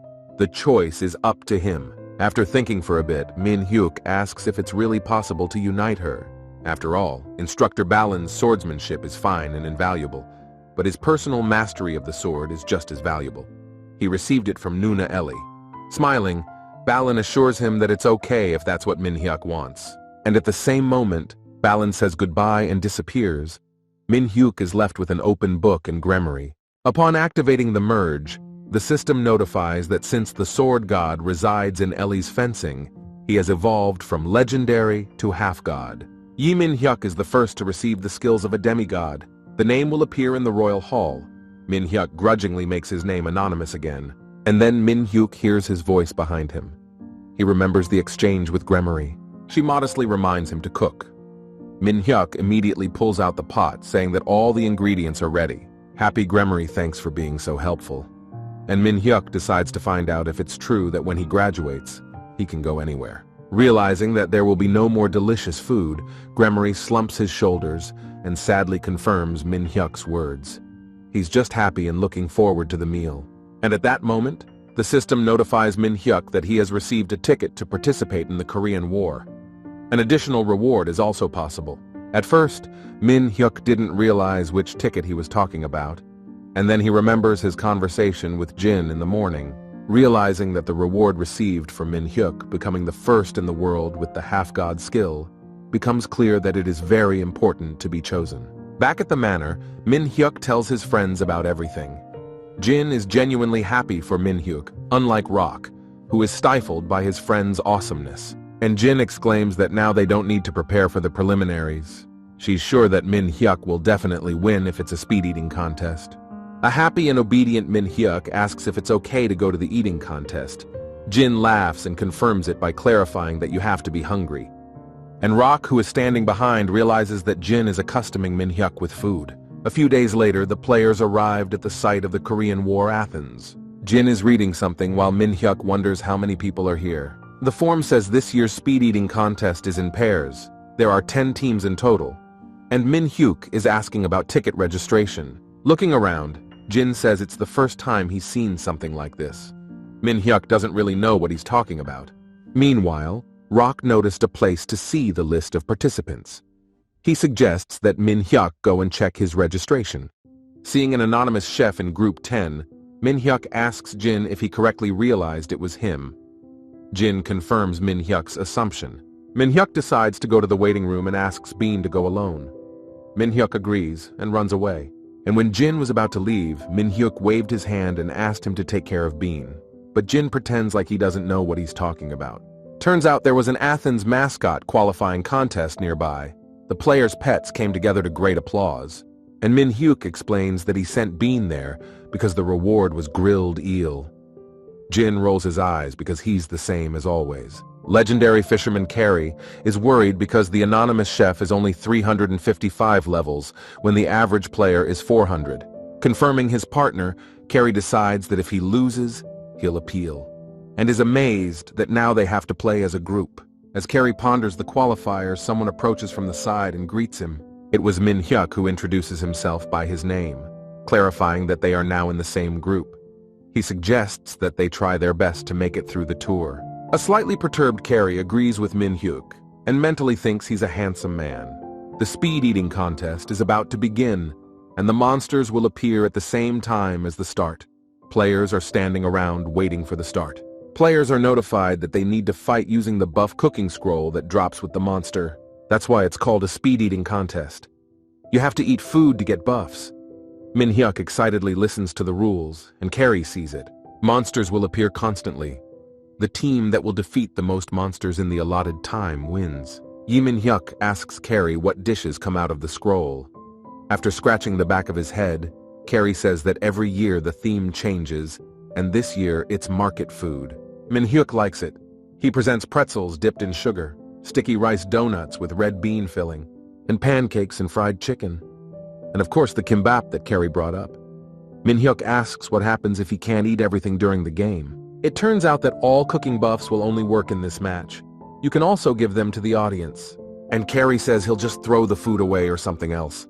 Min-hyuk's attitude towards food is unacceptable. He asks if Carrie can seriously just throw it away if he can't eat it all. Carrie assures him that he will, and they just have to try harder. And then Carrie realizes that Min-hyuk doesn't have anything special. He thought he might have some cool artifacts, but it seems he was mistaken. Heard the notification that it's time to get ready to go. And Carrie's trying to cheer himself up. He's thinking about believing in himself and working with him. As soon as they reported at the start, Min-hyuk suddenly rushed forward. But the monsters blocked his path. Obviously, Min-hyuk has no buffs, and it becomes interesting if he can handle monsters. The purposeful Min-hyuk wows the hosts and viewers of the competition. He activates an area attack, and the announcer exclaims that such a tactic is incredible. Carrie continues to stand still and watch Min-hyuk in amazement. Heading after Min-hyuk, Carrie asks him to wait and use the scroll, but Min-hyuk continues on his warrior path. The anchor comments on his actions as something astounding. Min-hyuk ignores the scrolls and continues to massacre the monsters. After seeing another massacre, the host wonders if it's okay to do such a thing without buffs, and Min-hyuk continues to fight. Then the host concludes that the anonymous chef from the production class. After a while, the announcer announces that time is up. A sweaty Min-hyuk stops to catch his breath. This contest succeeded due to an outstanding performance by an anonymous chef. Therefore, the 10th group wins. Turns out Carrie didn't even have time to use the scroll. He stands amazed at the speed, so he wonders how it happened. The players stare at Min-hyuk's face and wonder who he is. Even Khan is upset that he's not as strong as Min-hyuk, and Jin just admires him, saying that Min-hyuk is obviously so strong. The winner of each match becomes the most valuable player. He will be able to take part in the Athens World Battle. The host announces that an anonymous chef is approaching Carrie's player. He assumes that Min-hyuk is going to praise him. And Min-hyuk is really thankful for the effort. But Carrie claims he didn't do anything. Min then asks to take back all the scrolls that fell out, and Carrie can't object. Meanwhile, the players try to figure out what the conversation between the winners is about. And Jin notices that Min-hyuk's words are getting very loud. She assumes a microphone is being used. And when Min-hyuk asks for the scroll that is in Carrie's hands, it's clear to everyone what the conversation is about. Hearing this makes Jin and Khan laugh. They continue to marvel at Min-hyuk's cynicism when it comes to food. And Min-hyuk is moving on. In Athens, the Battle of the World Tree. You have to hunt termites that gnaw on the roots of the world tree to fill it with essence. Whoever pours in the most essence wins. Rock is worried because he's not sure he can be MVP, but Jin assures him that he'll benefit from participating. He's nervous because he heard that a national kendo player is going to participate. He can't believe he can beat the top 10 players. There's less and less enthusiasm, and Rock feels it's better to send Min-hyuk instead. Rock won if it was an artist competition. He believes that Min-hyuk is distinguished by his playing skills, characteristics of luck and calmness. He was a sports champion when he was young. Looking back at himself, Rock realizes that as a child all he did was eat and play. He even takes breaks between exercises because he doesn't feel well. He remembers meeting Min-hyuk. A delighted Min-hyuk says he's never met a better player than Jisoo. He also asks him to teach him how to play. And Min-hyuk called him the best player in Korea and asked him again to teach him how to play. It amazes Jisoo, who can't say no after saying that. Then Jisoo realizes he's in a virtual reality. He's sure that Korea's best player won't be intimidated. With such confidence, Rock nudges a nearby player, exclaiming that there is no need to despair. And then realizes that it was unnecessary in the stranger's direction and excitedly starts asking if the stranger is okay. Looking at the stranger, Rock realized it was the gold medalist Kendo Lee Duel. He is astonished and asks if he has correctly realized who is standing in front of him. And Rock was immediately sickened. He realized that he had met Lee Duel in such an environment and would have to train with him. Meanwhile, Lee Duel confirms Rock's words by calling him by name. Rock is surprised that Lee Duel knows his name. It turns out that 5 years ago, Rock traveled to the National Middle School Kendo Championships. Rock tries to remember that tournament. And then Rock assures him that his friend is an athlete. So he has participated in many competitions, and there he won. Lee Duel says he'll never forget that day. He remembers there was a fat woman and a parasite guy in the stands. The three of them were cheering on that athlete. So the guy no one had ever heard of became a star. Lee Duel sure got lucky because Lee Duel wasn't in the best shape. And Lee Duel claims that Min-hyuk really insulted him at that competition. And smiling at Rock, he asks how after that he can forget that day. While Rock is shocked by Lee's story, Duel hopes the god of luck is on his side. He sharpened his sword for revenge, but they haven't played since. Because of Min-hyuk's disappearance, Lee Duel felt like he was going crazy. They finally meet here. He assures that he'll stomp on Min-hyuk, and Rock is confused. And Rock is angry at Lee Duel, who puts his hand on his shoulder. He says he's going to find out everything about Min-hyuk and has already found out everything about Rock. He calls him a freak who only knows how to play games and is otherwise a total jerk. Remembering himself sitting at the computer, Rock is silent. And Lee Duel assures him that he shouldn't be so cocky if he's being bullied. No sooner had they separated than the tournament correspondent notices them and asks permission to ask a couple of questions. Trying to contain his emotions, Rock remains silent while Lee Duel exclaims that he doesn't mind the questions. After a moment, Rock replies that they should talk without him. The correspondent is surprised by this reaction, and Lee Duel looks down on him. With a look of dislike, Rock explains that Lee Duel's asshole perfume stinks. It makes you want to puke. And before he leaves, he claims he went to prepare for the competition. The correspondent tries to digest such negativity, while Lee Duel is pleased with himself. At this point, the system notifies that the Mad Priest of Doom's entrance is complete, and the Battle of the World Tree is about to begin. The system reminds you that the participants have to deal with termites. Also, the essence must be poured into the roots of the World Tree. Being at the beginning of the tournament, Rock can't get Lee Duel's words out of his mind. He knows he can't do anything but play games, and asks what else he should have done.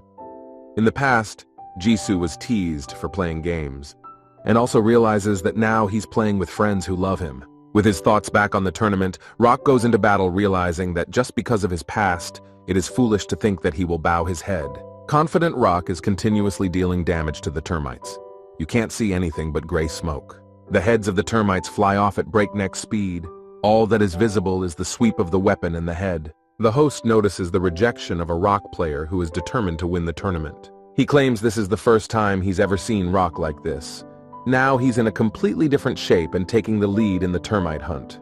And also exclaims that seeing the hidden power of players is the best thing about this tournament. At this rate, Rock could be the MVP. The announcer's assertion is heard by Lee Duel. He tries not to show emotion, unlike his friend. Then he starts smirking and whispers that there's no way he's going to let Rock be MVP. Meanwhile, Rock stops looking at whole piles of lifeless termite bodies. At this moment, players appear behind him and turn to Rock as he tries to catch his breath after such a speedy battle.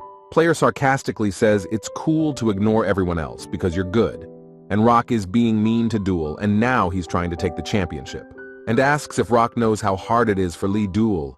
But Rock doesn't understand what the player is getting at and asks the point of such a conversation.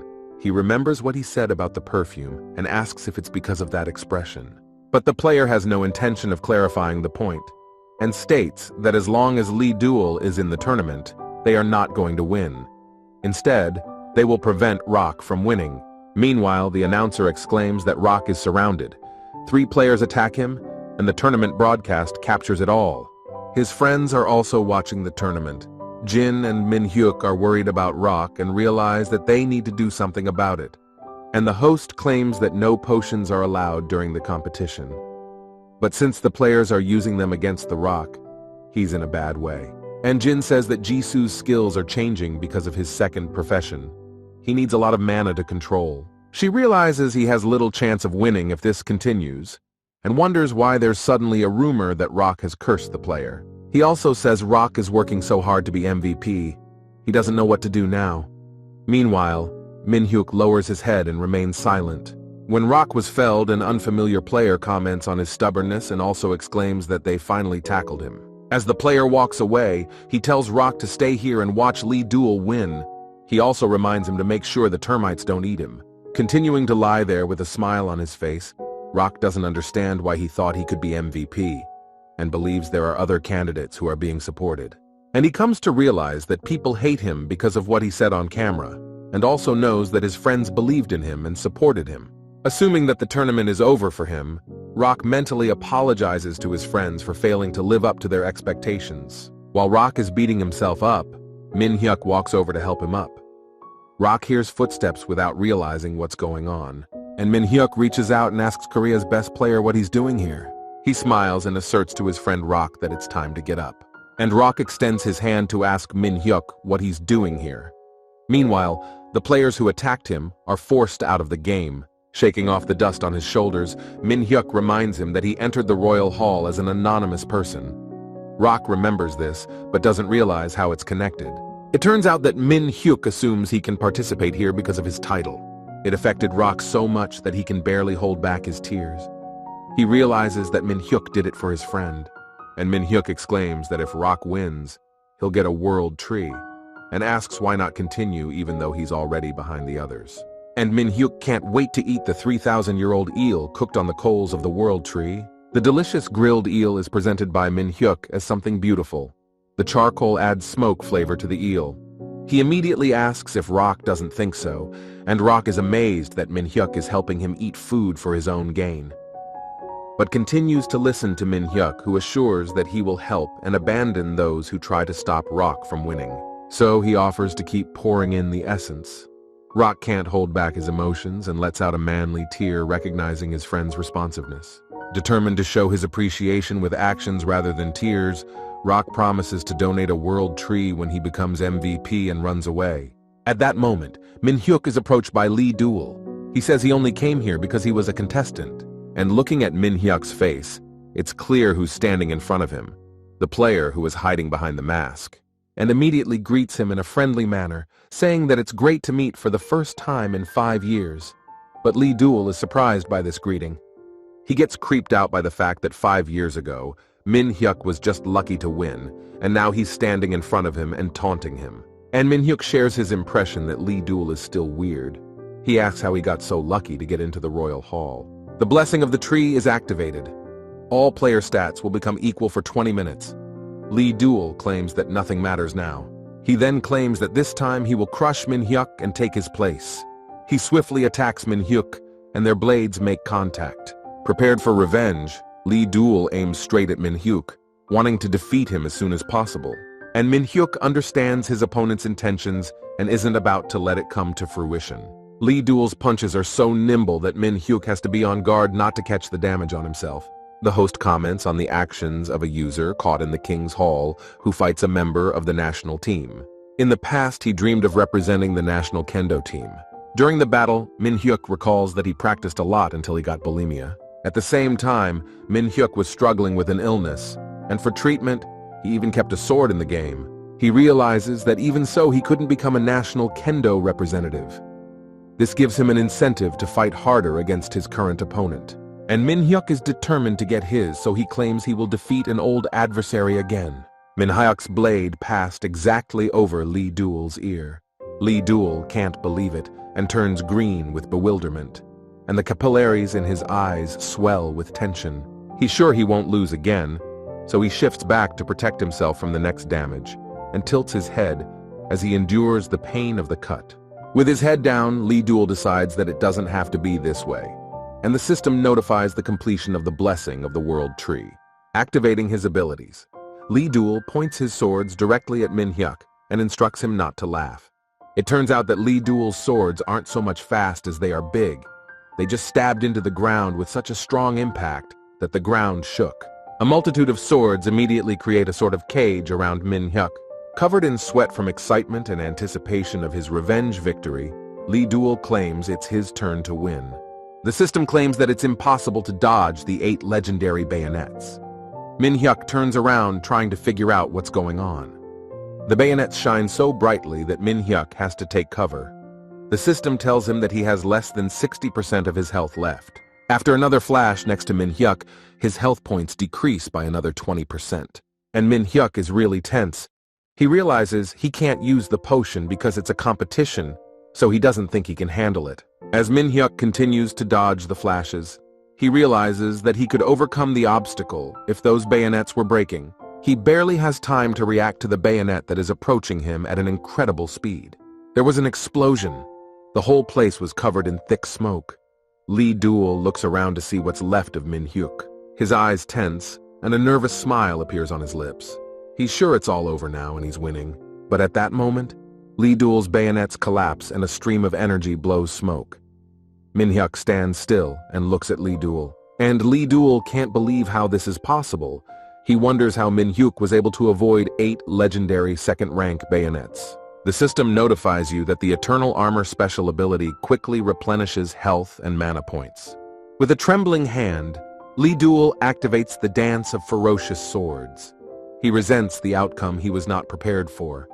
And that's why he's asking why Min Hyuk always gets in his way. Meanwhile, Min Hyuk is standing with his back to the swords that are flying straight at him. As soon as the swords come closer, Min Hyuk bullets towards Lee Duel, who doesn't even notice his actions. And when Min Hyuk stopped, it was clear to Lee Duel that Min Hyuk had only left behind shards from his swords. He can't believe that Min Hyuk was able to shatter 8 legendary bayonets and use a skill without a time limit. And Min Hyuk activates the scattering sword to finish off the enemy. The last thing Lee Duel could do was cry out in pain after taking the damage from the scattering sword. Meanwhile, in the arena, the people are cheering. They hear the announcer say that the event is over. The best player to take the world tree is already marked. It turns out that Lee Duel was finished exactly in time for The Rock to take the MVP title. The audience celebrates Rock's victory. His friends immediately came over to congratulate him on his victory. Jin and Khan are squeezing him, and Min Hyuk is standing next to him laughing. A lot of people congratulated Rock, but not all of them. There was a player who wanted revenge. As Lee Duel gave in to his emotions, the plate flew toward Rock. Lee Duel says he can't lose to someone like Rock. His body shakes with indignation at the suggestion that Rock and Min Hyuk were mocking his defeat. He tenses and scowls, claiming that the players are proud of themselves just from one win, and then exclaims that the punching bag dared to go up against him. But Rock says he doesn't care what Lee Duel thinks, but decides to say that Lee Duel should pay attention to what people think, and suggests he think about what he's done. The cameras are rolling. The article explains the situation where Lee Duel insulted Rock by bringing up Rock's painful memories and showed the opposite of the title of a well-mannered player. After the war, Min Hyuk was warming himself by the fire, looking forward to the meal. Lee Duel was forgotten, and life in Athens continued.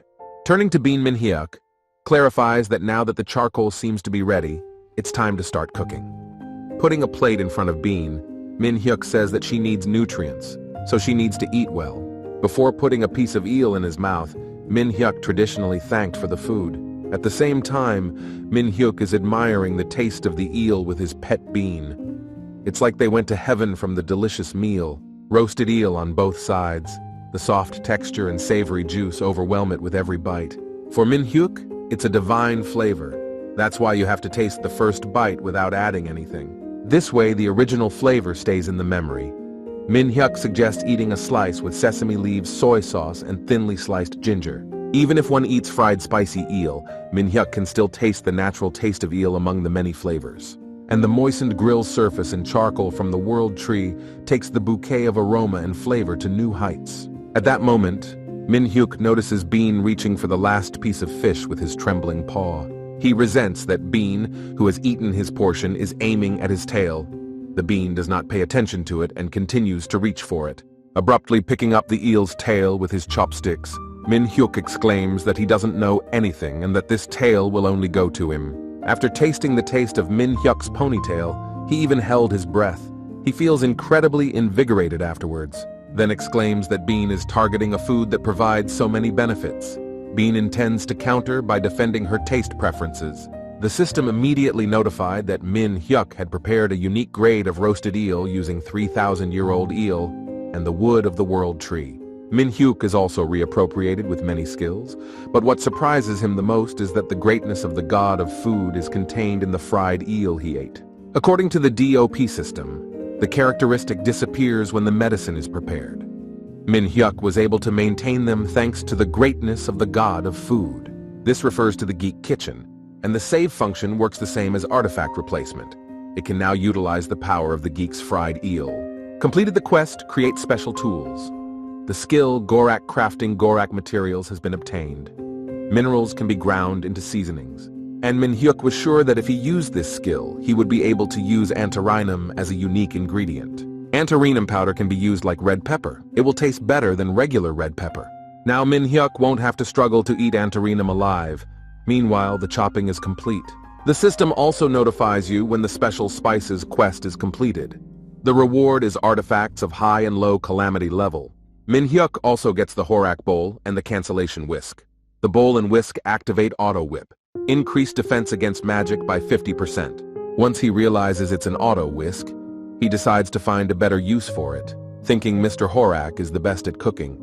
Disregarding the active undo skill, Min Hyuk uninterruptedly kisses the new artifact. In a similar inventory, he sees Gorak's passion for cooking. After deciding to enjoy the items, Min Hyuk comes up with the idea to cook a summer dish since summer has already started in the real world. Athens also has the perfect elixir for the dish. You have to find the highest point in the barest mountains. One of the players intends to find this elixir. After climbing up the mountain, he feels a mana increase of about 1.5 times. It really took him 2 months to find this place. Also, the player is sure to get exactly what was planned. Meanwhile, Min Hyuk went to the village of Vias. It leads to the Beresta Mountains. He knows it's a meeting place where users from all over the world can meet. But it's hard to get into the village, so Min Hyuk doesn't see anyone. He assumes it's because the village is only allowed to stay for a week.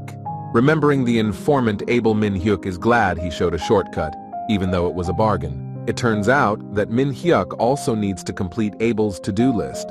He found a herbalist who has a quest for 1,000-year-old ginseng. Getting closer, the cheerful Min Hyuk is immediately interested in information about the 1,000-year-old snow ginseng. After receiving the quest, the system activated a search for Min Hyuk to find the ginseng. It turns out that the arrow is pointing to the highest point of the mountain. Min Hyuk decides that everything should be simple as long as he goes by searching for materials. Min Hyuk mentally tells him that it's too dangerous to follow him because his friend disappeared when he went to look for him. But Min Hyuk is satisfied that he didn't listen to a long story for nothing and learned about the 10,000-year-old potato. Grandpa suggests going after it instead of ginseng. 5 guards once stopped Monarch Tyrant because the demon Varus had brainwashed him. They sealed him in a sculpture and cut him into pieces. The guards, who at the time were knights of the monarch in memory of him during his life, took care of the 10,000-year-old potatoes and sealed in his favorite food. Food gained the power of a sculpture to possess a strength comparable to 1,000-year-old snow ginseng, and the shards with the monarch's power were sometimes awakened. Players come to the village to subdue the shards, but the likelihood of subjugation is low. Min wanted potatoes but couldn't get rid of Samgatan. In a moment, the direction changes abruptly. Min Hyuk worries, hoping that the skill of finding materials hasn't broken. He suggests that the reason that the herbalist cannot find for 20 years is that the location of the ginseng is constantly changing, and it's obvious that Min-hyuk is very lucky to have the skill to find materials. We have to hurry before the location changes again. After walking another 50 meters, Min-hyuk stops and stares at something in amazement. He finds the same ginseng that hasn't even lost its leaves in this blizzard. After digging up the roots, Min-hyuk sheds a tear of happiness. He decides it's time to warm up and goes to the nearest cave. He immediately pulls out a wok and stove to keep warm and cook a meal. After a while, the dish was ready and Min-hyuk admires its appearance. He pulls out a chicken leg and blows, realizing it needs to cool down a bit. The soft, tender, and lean meat melts in his mouth. He enjoys the dish, forgetting that it's summer in the real world. My stomach felt warm after the broth. Min-hyuk knows that if you salt the meat a little and put kimchi on it, the flavor will be harmonious and rich. Min-hyuk has a blush on his face from the pleasure. He's sure it's the perfect combination of chicken and kimchi. When he takes out the spoon, Min-hyuk gets serious. He thinks that when you eat samgyetan with kimchi or peppers, you can enjoy the bright flavor. But there is one thing. The finale should follow the Korean rule of eating rice wrapped in kimchi. And finally, it's time for Min-hyuk to eat ginseng, which contains many healthy and natural flavors of nature. As he was eating, the same player who was also in search of the 10,000-year snow ginseng appears. He notices the ginseng in his hands and gathers his hand into a fist, asking if this is the 1,000-year-old ginseng. Continuing to chew happy, Min-hyuk confirms the unfamiliar player's assumptions. His eyebrows are furrowed in rage and flames come out of his hand. He asks where he can find the monster that uses this ginseng for samgyetan. But Min-hyuk is not at all alarmed at the sight of the enraged stranger, and he directly replies that such a monster can be found here. After putting out the fire, the player falls to the ground and starts whimpering. He claims that he has been looking for this ginseng for a long time. It took a lot of time and money to get the information, and when I found this place, I was sure I had to get it as if my life depended on it. Looking at Min-hyuk, the player can't believe that he took and made a samgyetan out of a precious item. As the player continues to cry, Min-hyuk finishes his meal and decides to deal with the stranger. He frowns and asks why the player came here in the first place. Bean fully supports his master. And then the player realizes that he made a mistake. As soon as he saw Min-hyuk, he immediately started to cast the skill. When the player regains consciousness, he explains that he's sorry. His name is Alex. In fact, Alex has just been looking for a 1,000-year-old snow ginseng for a very long time. How Wizard Alex wanted to get into the Hall of Kings for the first time in Korea, and not even watch Korean War Athens because he was only obsessed with ginseng. Alex says that he met Min-hyuk making ginseng samgyetan right in front of his eyes, so he couldn't help himself. Then Min-hyuk decides to share his thoughts with Bean. He doesn't think that Alex is a bad guy. He just lost something that Min-hyuk wanted to eat. Trying to open his tear-swollen eyes, the player apologizes for wanting to use attack magic on Min-hyuk, and then he assumes that Min-hyuk is the production class chief. Rising, Alex decides that he can help Chief Min-hyuk as his apology. Taking an item out of his inventory, Alex holds it out to Min-hyuk, claiming to be giving him a magic snack box. Even Bean's face turned red and his eyes doubled in size from amazement. Min-hyuk is excitedly asking about the snack box. Opening the box, Alex specifies that once a day, one of the world's snacks will appear at random. He offers to see what's coming today. Turns out today's appetizer was Jagalchi snacks. He's taking them out of the box. Min-hyuk and Bean immediately got their hands on the snacks. Min-hyuk continues to be perplexed by the box. Their eyes light up with excitement, and Min-hyuk exclaims that it's a real breakthrough. He immediately opens the packet and tastes the snacks in the shape of cute octopuses. They're crunchy and salty. Licking his fingers, Min-hyuk enjoys the fact that the seasoning soaks into his fingers, and it's just perfect. Seeing Min-hyuk eating the crumbs, Alex asks if it's really that good, to which he hears an unqualified affirmation. Min-hyuk finishes chewing and says he wants to repay Alex for such a treasure, and asks if Alex is going to take the Royal Hall quest. Alex assures me it is. He knows it's a hunt for the ancient monarch of the village of Vias. Even the rankers can't get through because the difficulty is too high. While Bean tries to get the snack crumbs, Min-hyuk offers to help Alex.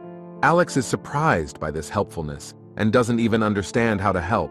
And then Min-hyuk assures that his cooking buffs are pretty good. Meanwhile, on the Chinese server in Athens, there is the infamous Hao Shen Guild. It's a huge guild with a large number of players. They also have rankers, which made the Haoshen Guild untouchable. Turning to the guild master, one of the participants kneels down, claiming that the monarch will awaken today. The guild master's name is Veda. He had really waited for this day for a long time. He is sure that soon rankers from all over the world will join this raid. With only one part of the sculpture, the most powerful forces of the world had to gather to subdue it. But if you combine 2 or even 3 parts, the monarch will awaken. With this absolute power, all players will be destroyed. Sly Vedu wonders what artifacts are dropping off rankers around the world. At this moment, the guild members kneel to Vedu. He directs them to go wake up the monarch. Meanwhile, Alex is sitting at the table, thinking about how it's so cold in the cave that the tip of his nose hurts. Bean is in full agreement and Min Hyuk is busy. He cooks the noodles and adds the right ingredients so that the final result is kalkusku with clam chowder. Passionately eating the noodles, Alex thanks Min Hyuk for such a meal. Dense noodles soaked in a thick broth, crunchy vegetables and soft shellfish are perfectly combined. At the end, Alex enjoys the thick broth, sipping it from a raised plate. After finishing the meal, Alex feels like an angel in heaven and exclaims that this is the real paradise. And the system notifies you about the increase of wisdom and intelligence. The recharge time of skills decreases. This is the first time Alex has encountered such buffs. His body lights up with a bright light. Alex feels a surge of strength. Min Hyuk asks if it's enough to get into the royal hall and hears the confirmation. And Alex assures me he tried Twilight Chef's expensive dark dish, but it didn't even come close to having the same effect. Realizing what a precious dish Min Hyuk has prepared, Alex decides to do something about it and addresses him by name. He raises an eyebrow and makes a serious face and then asks for Min Hyuk's left hand. Before Min Hyuk knows it, he feels something on his arm. He's worried because he doesn't know what's going on. Turns out Alex had stamped it to mean they were comrades now. A scared and tense Min Hyuk asks what it is. Alex comes closer and asks if he knows when a person goes to the next world. Trying to find a suitable answer, Min Hyuk still can't guess. Alex raises his hand, saying that a man leaves when his comrades forget about him, and it's a reminder for them to never forget each other. Alex offers to join him and buy Min Hyuk food in return. It's impossible for gourmet Min Hyuk to refuse such an offer. Their friendship is now strong, which Bean is not happy about. The system notifies us that 3 shards of an ancient monarch statue have fused together, and the stone icicles are beginning to shake. The players are struggling to stay on their feet. They wonder what's going on. The system notifies that the ancient monarch is becoming more powerful, and the warriors have risen and are gaining strength. Min Hyuk gets scared.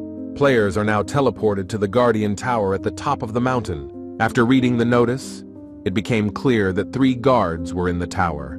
A reward has been added for their slaughter. The player does not understand how to pass this difficult raid. He figures he has a lot to lose if he loses trying to get the reward and wants to just give up, and shares his decision with his comrade. And his comrade turns to the side and notices Kentaro Musashi, who is ranked 2nd in Japan's official rankings. He's a player who raided an ancient monarch. Players assume that the reward for the raid is a legendary artifact recipe. Looking at Kentaro Musashi, the players decide that if there's a man who can clear the tower, it's him. Turning to the players, Kentaro assures them that it may be difficult to destroy the powerful monarch, but anything is possible if they work together. He decides to create teams of 5 to distribute the rewards fairly. The player is surprised by this decision. Kentaro himself is looking for guys to join the team. He already has an archer 420th level warrior in legendary class. That's a strong combination with the priest. And then humbly putting his hands together, the player approaches Kentaro with an offer to join their team. It turned out to be a pair of 420th and 450th level players. Kentaro assumed that such participants would be okay too. Kentaro has a pocket watch measurement skill that shows the approximate level of the user. All he has to do is find the wizard. And then he sees Alex talking to Min Hyuk. He's level 470, which is good enough for Kentaro. He turns to him and immediately offers to join his team. Pointing towards Kentaro, he claims that they already have an archer and a healer on their team. Alex ponders this proposal and wants to agree. He realizes that even though the rumors aren't good, if we band together, the chances of getting into the king's hall increase. Looking at Min Hyuk, Alex asks Kentaro if he can join with his comrade. Seeing Min Hyuk's level raised to 350, Kentaro hears Alex's admiration for the good guy. And Kentaro can't realize that since it's not a bug, Then how did a player with such a low level show up on the raid? So he decides to find out Min-hyuk's level by word of mouth to make sure it's not the meter. Min-hyuk is a level 3.555. It surprises Alex, who realizes that Min-hyuk's buffs aren't on that level at all. And Kentaro assures that with this level, Min-hyuk will be a burden because he'll have to get to the top, so he asks Alex's decision. Then Alex replies that it's okay and will have to go separately because he'll be on the same team as Min-hyuk. And then he shows the sign on his hand and in a serious voice states that it's all about being comrades. Wishing Kentaro good luck, he walks away, deciding it's for the best, and the players flap their wrists to confirm their connection. The system announces the monarch's arrival.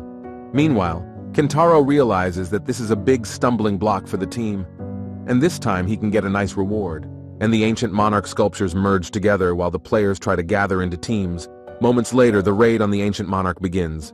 Appearing right in front of the players, the ancient monarch assures that the lord players are obliged to deal with him. He assures that he is suffering from the devil and therefore asks for salvation.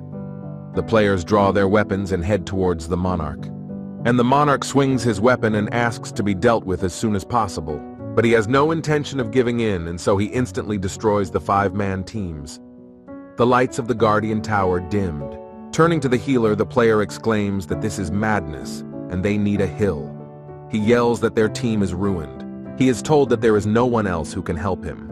The player hopes that this is a bug, otherwise he does not understand why all the comrades are lying, lifeless bodies.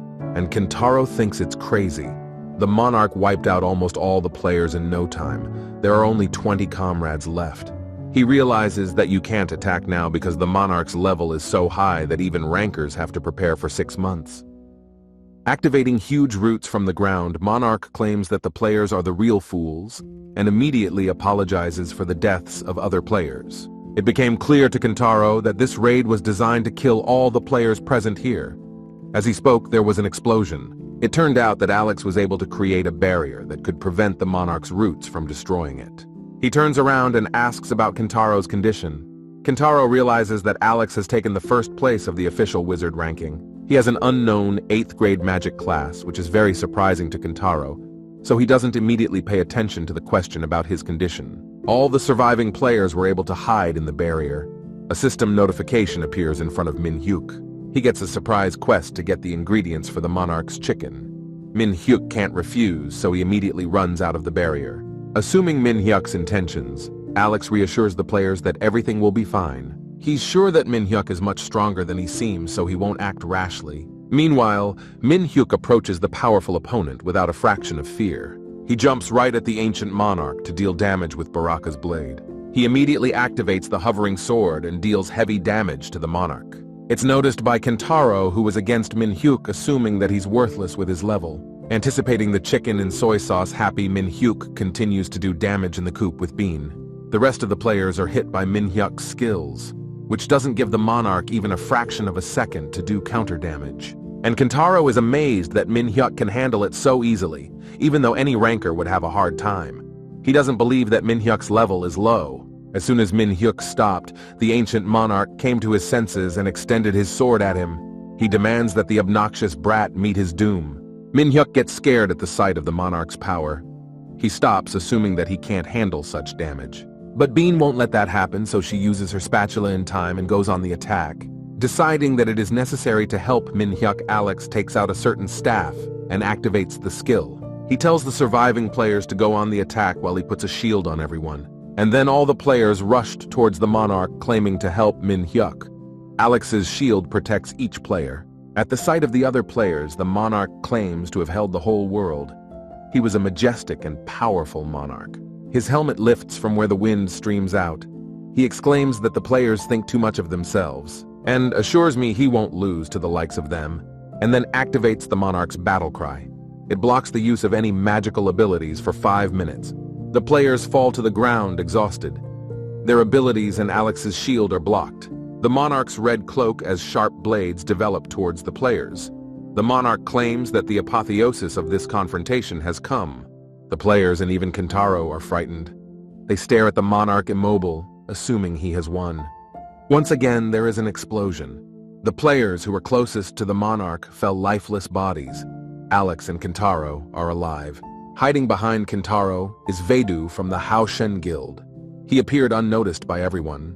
Looking at the situation, Vedu was sure that everything was going smoothly. He is sure that when the 3 survivors die, their guild will come here and take all the artifacts and then instantly disappear. He sees Min-hyuk assuming there's no outstanding player here, and Min-hyuk pulls out a gift from Gorak and asks if this is really all the monarch's skills. At the sight of the cocky Min-hyuk, Monarch claims he's just an arrogant fool. When Alex saw Min-hyuk, he was happy. He's happy that Min-hyuk survived.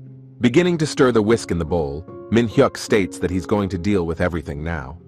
Seeing this, Alex tries to figure out what Min-hyuk is doing but assumes it's something acting. Also, Kentaro doesn't understand the point, but Vedu at the sight of such a powerful artifact anticipates the time when he will steal it. The monarch's hand begins to tremble as he sees the powerful streams of energy flowing from the Corolla.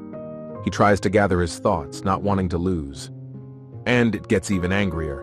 The monarch claims that no one dares to belittle his power. No sooner had the monarch attacked than Min-hyuk's item skills activated and a powerful yellow light approached him in a strong stream. Meanwhile, a dispel is activated that neutralizes all magic and abilities within 5 meters of the player.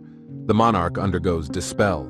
Turning to Alex, Min-hyuk claims that his chance has come, and Alex uses his skill from which many patterns appear heading towards the monarch. While the monarch feels the dissipation from Alex's skill, a multitude of arrows illuminated with bright light arrives. On his knees, the monarch believes it's too soon for him to retire. He assures that there are men who have given him strength. His energy is reaching straight for Vedas. The surviving players realized who was behind such a serious opponent. Vedu doesn't know what to do because of the unexpected outcome. Sweat drips from his face as he contemplates what fate awaits him. And the monarch continues to speak out. He claims to be under the auspices.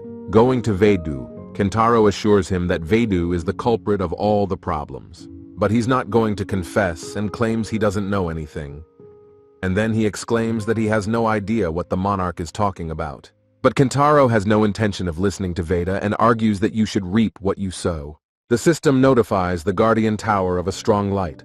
The contribution calculation is underway. Min-hyuk wins. He has reached an impossible level of contribution in the raid, so the name will once again be inscribed in the hall. Alex is jealous of him, and Min-hyuk is tired of choosing an anonymous inscription. The fame of the anonymous king from Korea is growing worldwide. This notice came to Kentaro.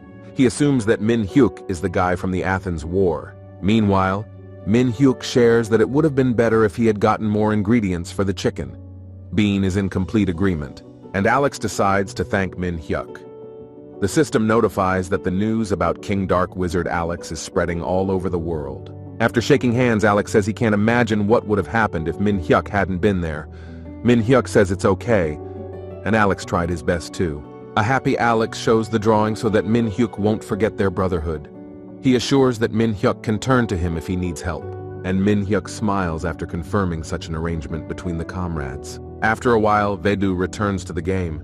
His body trembles with indignation. He realizes that not only did he not get any artifacts, he lost all of his. And Min-hyuk is ready to check the reward of the magic box Alex gave him in the morning. He's very curious about what will be in it this time. Just the other day, Alex told me that a 2,000-year-old ginseng came out. Remembering the dish, Min-hyuk has a craving for chicken again. He opens the box, hoping to get some nuggets, but he gets a way to create demigod artifacts. Now he can study it. Min-hyuk can hardly hold back his tears because the creation method can't be eaten. He lowers his head, accepting today's bad luck. But Alex would resent that, because such a gift is valuable too. And then Min-hyuk remembers that there isn't even a chicken and lets out a tear. And then pulls out the ancient monarch's steamed chicken, deciding it's still possible to make it yourself. So he organizes his workplace and prepares a delicious lunch. He puts the pot on the table, and somewhere in the background, music is playing. Upon opening the pot, Min-hyuk's tears immediately flow out, and his eyes begin to glisten from the aesthetic appearance of the dish. There were chicken legs and wings and vegetables and soy sauce in the pot. It looks so delicious that Min-hyuk can't resist. The chicken is juicy, and the sweet and salty flavor can't be ignored. After wishing himself a good appetite, Min-hyuk begins to eat the chicken. The flavor is rich and harmonious, and the chicken has a very tender texture. It's so delicious that Min-hyuk eats it and can't get enough of it. And what's equally important to Min-hyuk is that when he finishes the chicken, you can immediately tell how the chicken was cooked by the look of the bones. But you mustn't forget the rest. Now, it's the turn of the potato. It should be mashed and eaten with the rest. Min-hyuk tasted a very soft and tasty potato. And then one of the beauties of the broth became clear. After Min-hyuk starts with the noodles, it's all soaked and looks very appetizing. It is also very firm but soft at the same time. It is easy and pleasant to chew, and the flavor is very rich and pleasant. Bean is enjoying the noodles with him. Thanks to this chicken, the quest to find food was born. This divine secret is a special ability only available to the gods of food. Meanwhile, there are quite a few people gathered in the center of Athena. One of the priests spots Lady Rowena. Lady Rowena sees the large number of people and asks what could have happened and why the commotion. Then the priest asks if today isn't the day, and reminds him that Novice Julian's training is over. Today is indeed the day when Novice Julian will challenge the sword of the saints. According to Athenian legend, whoever pulls out the sword of the saints sealed in stone becomes a hero. But in the last 2,000 years, there's never been a hero who could do it. It requires immense divine power. Besides, the hero must be innocent and pure of heart. No one knows if Julian can do it. In the meantime, he tries to pull the sword out with all his strength, which makes his body shake with tension. Julian himself is amazed that the sword didn't move. He wonders what it means. Rowena sighs, realizing that this time, too, he has failed. Demon worshippers have been very active lately. Lady Rowena realizes something's brewing. The crystal ball also shows strange mana movements. She's sure something terrible is coming, and assumes it's the work of Berosus and his followers. At that moment, someone enters and addresses Lady Rowena. It was Koru. He lowers his head and tells me that a few days ago a stranger asked Lady Rowena for an audience. Lady Rowena immediately replies that there are many people who wish to meet her, and asks why the stranger in question is the one she's talking about. And then Koru explains that the stranger is quite unusual. Lady Rowena wondered what exactly was unusual about him. Turns out he's become the favorite of all the Athenian priests. Rowena can't believe the priests have opened up to some stranger. Arguing that it's really hard to believe, Koru assures me it's the truth. That's why he decided to inform Lady Rowena. Lady Rowena wonders if these arrogant priests could do such a thing. Rowena can't believe it. It appears that the stranger is about to challenge the sword of the saints. Lady Rowena is outraged at this insolence, so she demands to be escorted to the stranger. Turns out the stranger was already there. A lot of people had gathered to watch, and Rowena and the knight were already there. It was Min-hyuk. But Rowena doesn't know what he is, so he wonders how he could be allowed to challenge the sword of the saints. He's not even a novice, which surprises Rowena even more. She wonders how great his divine power is. Realizing what needs to be done, Min-hyuk casually pulls out the sword of saints. Rowena shivers in surprise. She asks how that's possible, and Min-hyuk is startled by her reaction and asks if she couldn't just pull it out. He tries to put it back in because he's worried he's done something wrong, and Rowena asks why he's doing it. Min-hyuk then asks what needs to be done then. Rowena felt sick at how easily he pulled out the sword of the saints. Koru manages to pick her up. Her body trembles, and then Rowena guesses what that might mean.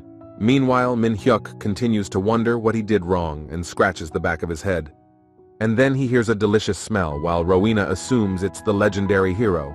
Just a few days ago, Min-hyuk received the monarch seed that only a worthy candidate or supreme pontiff can awaken. Looking at the seed, Min-hyuk assumes that it can be grown to produce something tasty, but still decides to call Abel to find out who is the pontiff or the candidate. Abel says the pontiff is Karuno, and the candidate is Rowena. She's pretty famous, and so Abel asks how Min-hyuk might not have heard of her. And Min-hyuk asks if it's weird that he didn't know about Rowan before, and asks how to meet. Abel assures her that she's the first beauty in Athens, and she could be waited for about 10 days at the Athens temple. Min-hyuk came to the temple without a second thought, but a donation of 10 million gold pieces to enter the temple is too much for Min-hyuk. After paying the entrance fee, Min-hyuk goes to Kyung to find out how he can meet Rowena. But Kyung smiles with his palm outstretched and claims that meeting Rowena is simply impossible. So Min-hyuk asks for a workaround, to which Kyung suggests just flying out of the temple. Min-hyuk is not happy with such a cruel rule. As Min-hyuk walks by, he notices the sword of the saints and asks Kyung about its importance. It turns out that in Athens there is a legend that whoever manages to pull the sword of the saints out of the stone will become a true hero. Min-hyuk then asks if this means that if he can pull out the sword, he can meet Lady Rowena. With a smile, Kyung confirms this assumption. He notices that it's lunchtime. He asks if Min-hyuk knows that eating meat is forbidden here. A flustered Min-hyuk says he knew it. He wants to ask something, but he notices the table with plates on it. There was garlic spinach and gala herb salad that cost 10,000 gold pieces each. With his hand trembling with shock, Min-hyuk asks if this is the entire menu, to which he hears Kyung laugh and reply in the negative. And Kyung specifies that sometimes they eat a salad of onions and leeks. It looks like gray, tasteless food to Min-hyuk. He asks if they're eating nothing but grass with no sauce, no seasoning, and nothing at all. He turns around and sees priests and novices munching on grass without feeling any pleasure. And then Min-hyuk remembers that it looks like when he only ate cherry tomatoes. Then he notices the priest and asks how the food tastes. He frowns, saying it tastes like he's chewing paper. And then he explains that there's nothing he can do about it, but he's hungry. As Min-hyuk recalls the different dishes, he asks if it's like this every day, since there are so many delicious vegetarian dishes. And then he gets an idea. He thinks that if he can win the favor of the local priests, he might be able to see Rowena, and then claims he wants to treat the priests and novices, but without meat, of course. This surprises Kyung so much that he can't find words, but stares at Min-hyuk with his mouth hanging open. His eyes open so wide that it looks intimidating. Kyung doesn't change his expression. Then another novice notices this and asks what is happening to his face. After all, he's been looking like this since the moment he tasted a stranger's food during lunch. We had tofu steak for lunch. The steak should be held with a fork in the left hand and a knife in the right hand to cut it. It's Min-hyuk who instructs the proper way to eat the dish. After slicing the steak, place it on a fork and bring it to your mouth. The fragrant sauce of fried onions slowly coats the tongue and harmonizes with the flavor of the toasted tofu. It simply melts in your mouth. Kyung has never eaten meat, but he's sure tofu is just as good. In the morning, he turns to Min-hyuk with a new taste. When Min-hyuk meets him, he's surprised that Kyung is already awake. But Kyung couldn't sleep a wink because he wanted to taste that steak at least one more time. He doesn't know how to live because he's willing to give up everything to eat steak tofu. The other novices who have experienced Min-hyuk's abilities immediately pick up on Kyung's words. They beg him to make tofu again. This really surprises Min-hyuk, so he decides to find out if they really liked the tofu steak that much. With his head down, Min-hyuk realizes that he has a lot to do. The novices decide to find out what Min-hyuk will do. A bewildered Min-hyuk says he wanted to listen to the harp playing today, but he also wanted to rest and eat chips. Then the novices begin to offer 1,000,000 gold coins and the best sword, which Min-hyuk refuses without hesitation. Then Kyung gets the idea to offer the priest's blessing that increases holy power. Smiling, Min-hyuk assures that the priest's blessing will do just fine, and he's asking everyone to listen to his offer. He'll make steak tofu to those who give his blessing in return. The novices argue over who will go first. As Min-hyuk began actively cooking the steaks, he raised the priest's blessing by 70 points. So in the morning, he goes to the Sword of Saints to finally win the attention of Lady Rowena. After Min-hyuk succeeded, the system notified the player who had managed to pull out the Sword of Saints. The news spread so quickly that soon Kuruno himself was aware of Min-hyuk being able to pull out the Sword of Saints. He is amazed that a foreigner did it, so he asks the information again, to which he hears an affirmative confirmation. This satisfies Kuruno. He claims that everything is God's will, and this news is wonderful. He assures the novice that he can leave, and he goes away, leaving the pontiff alone. He suggests that things are going badly. At the same moment, Demon Varus's takeover of the pontiff's body. Demon Varus is surprised that a stranger would show up and pull out the holy sword ahead of him. But the deed is done, so there's nothing to worry about. Once inside the pontiff's body, Varus is satisfied that everything is going according to plan. Meanwhile, Lady Rowena is acting as disgruntled as possible. She thinks that she doesn't like it at all. After all, Min-hyuk tempted the novices with food, then got the blessing, and drew the sword with their help. It's a complete fraud. She's sure there's no way the villain is a legendary hero. But out loud, she decides to find out the reason why Min-hyuk wanted to meet her. He takes out the monarch's seed and shows it to Lady Rowena. Then he specifies that only Lady Rowena or the pontiff himself can break the seal. Angry Rowena asks if it's right that she can't remove the seal without paying the appropriate fee, to which Min-hyuk certainly agrees. Then she expects his suggestions. Min-hyuk didn't think of this beforehand, so he's thrown into a fever by the awkward situation. Realizing that there will be no offers, Rowena argues that he should prepare a meal for her as well. She does this to see what might tempt her subjects. She's sure she can't be broken, but it was a temporary certainty. Rowena's face is like Kyung's after the first meal. The combination of fresh, crispy vegetables accompanied by tender rice and spicy sauce that allows you to feel the whole flavor spectrum to the maximum. Lady Rowena is surprised that vegetables can have an incredible flavor. The taste made her forget her sense of dignity as a saint. With a trembling voice, Rowena asks Min-hyuk to give her the monarch seed. Min-hyuk is happy with Rowena's responsiveness, so he thanks her immediately. The only thing left is to nurture the seed. Min-hyuk is sure it will grow something tasty, but Rowena resents it because no one knows what will happen. But there's no doubt that the power there is huge. Rowena also instructs him to meet the pontiff at the Vatican, and Koru will escort him. The pontiff asks if the one who drew the sword of the saints has really come. Lowering his head, Min-hyuk confirms this information. The pontiff then hospitably thanks for the visit. He immediately gives the assignment to Min-hyuk. Min-hyuk is excited about this because he didn't expect to receive an assignment from the pontiff as well. Turns out you have to deliver rice cakes to the Athenian priests. They can't spoil by divine power. And the pontiff assures that the man who draws the holy sword will be served a special meal. It's rice and dumpling soup. It's made from the rarest ingredients that can only be obtained once every century. Min-hyuk hasn't even heard of such a thing and can't miss this chance. Min-hyuk decides that he needs to deliver the pies urgently, and Varys as the pontiff sees him off with laughter. As soon as Min-hyuk left, the smile on the pontiff's face immediately disappeared. It became clear to him that little Min-hyuk really likes to eat good food. Meanwhile, Koru reminds Min-hyuk where the portal is. Min-hyuk has never been in as much of a hurry as he is now.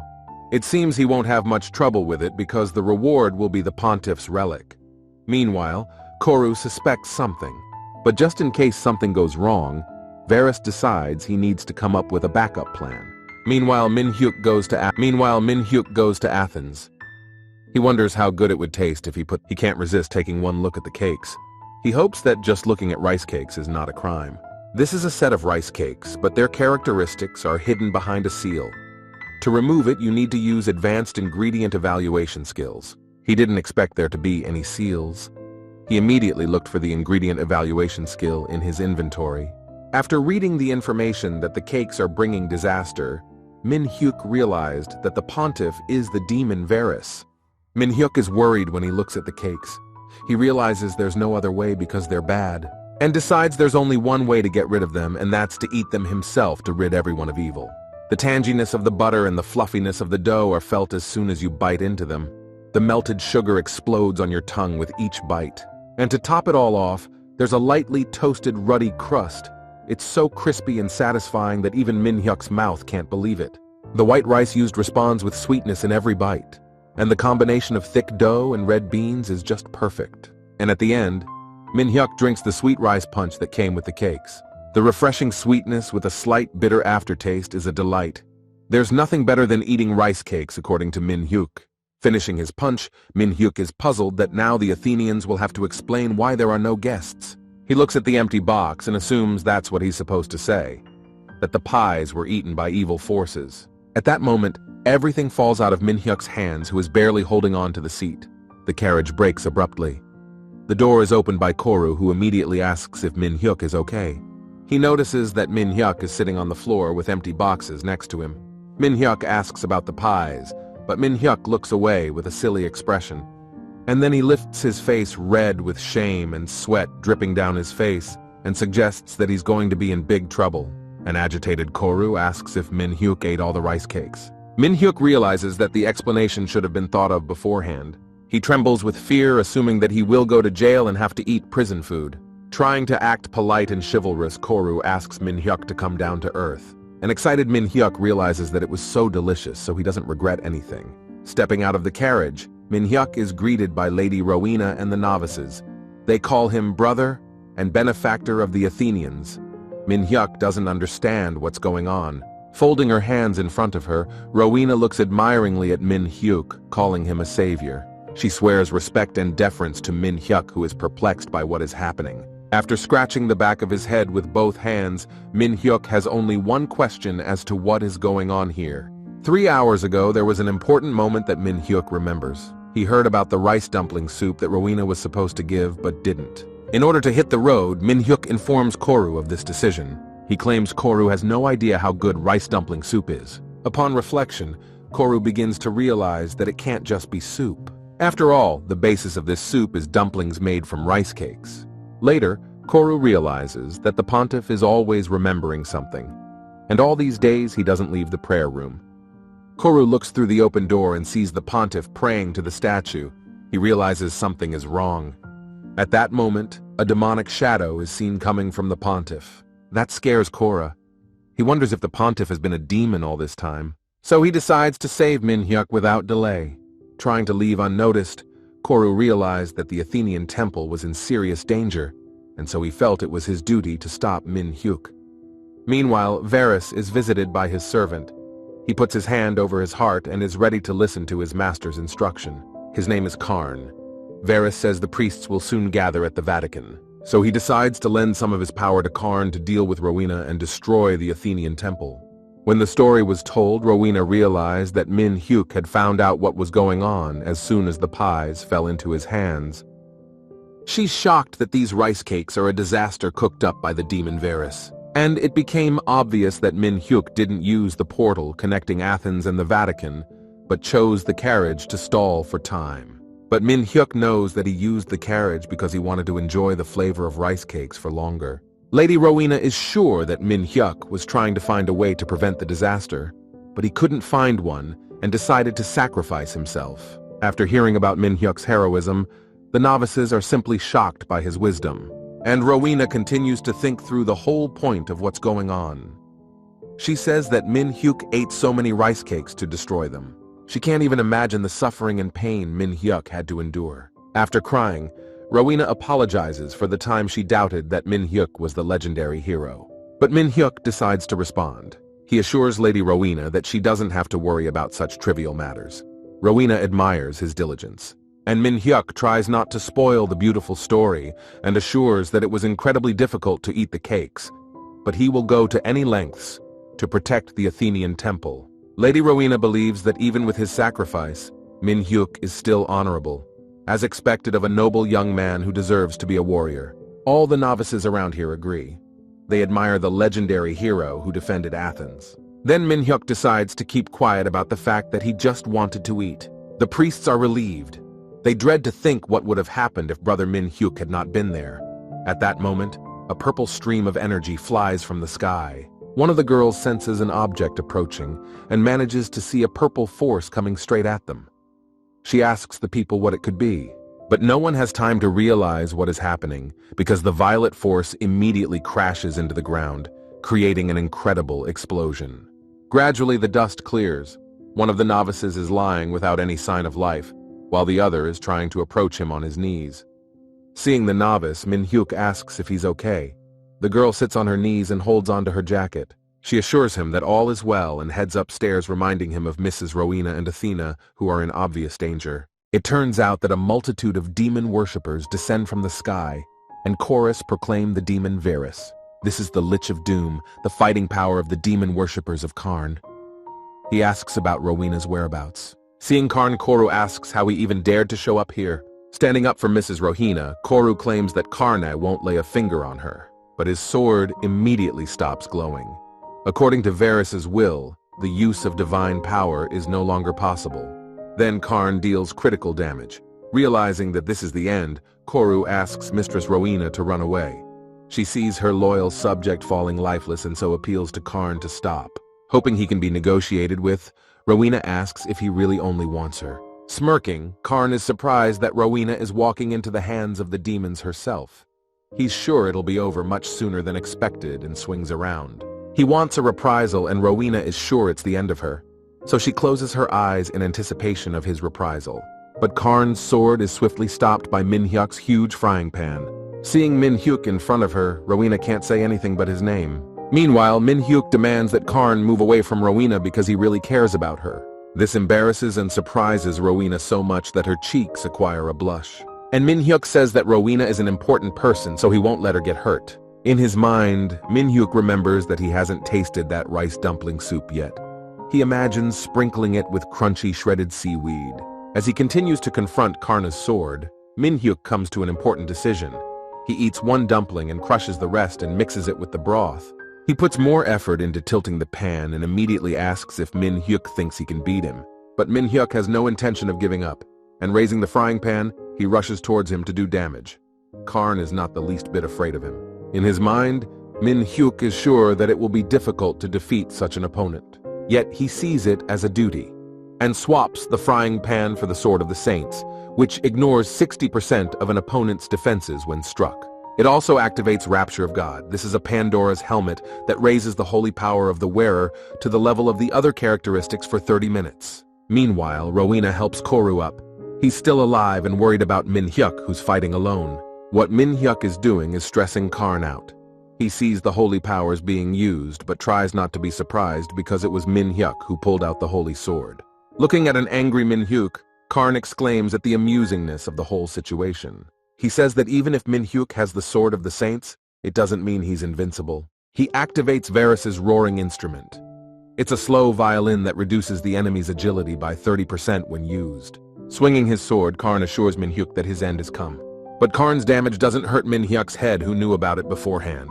This outcome really scares Karn. He asks how this is possible.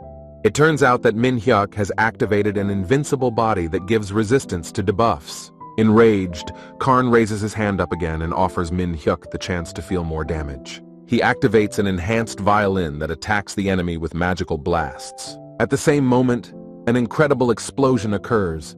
Rowena and Koru stand nearby, trying to see Min-hyuk through the thick smoke. Min-hyuk has everything under control. Bean came to his aid and was able to create a barrier to prevent Varys's abilities from reaching Min-hyuk. But Karn can't believe that Varys's ability can be blocked.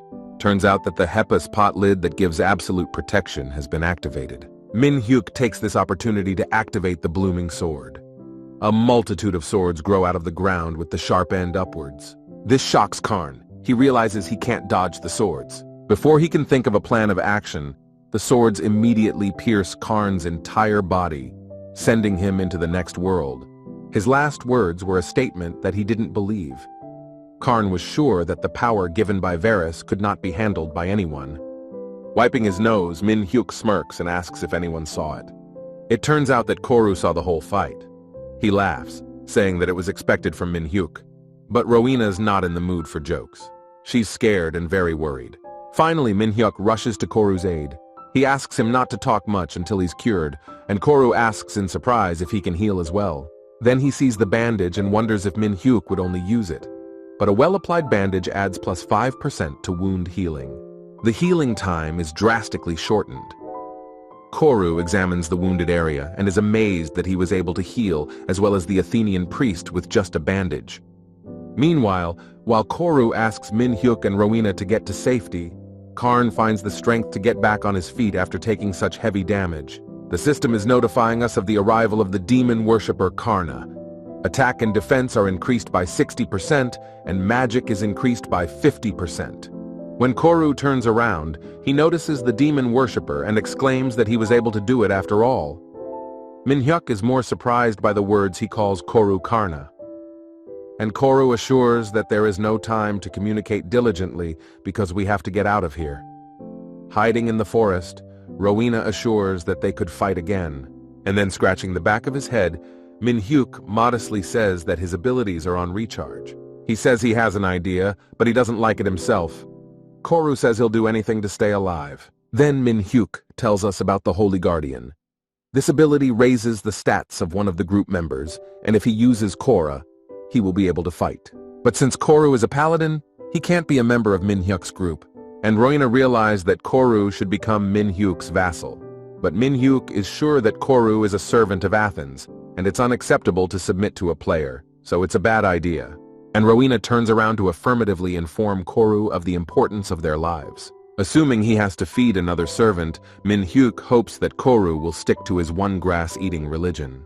At that moment, Karn finds the location of Min Hyuk, Rowena, and Koru. Koru can't believe that Karn found them so quickly. Using his ability, Karn claims he'll take them all down this time. A stream of destructive energy is being sent towards Koru. Koru creates a barrier to counter the violet ball's attack. Neither Min Hyuk nor Rowena expected this from Koru. Min Hyuk silently looks at Koru, who has already made up his mind. He claims he's willing to do it. Min Hyuk is so shocked that his eyes almost fall out of his orbits, and Koru exclaims that he will become Min Hyuk's vassal. Koru has sworn lifelong loyalty, and Min Hyuk can't contain his disappointment. He falls to the ground, explaining to himself that he has another vassal. Then he decides to see if he has any useful skills. Koru has the Athenian prayer skill. While praying, mana health increases and animals and plants grow faster and more abundantly. That's what it's all about.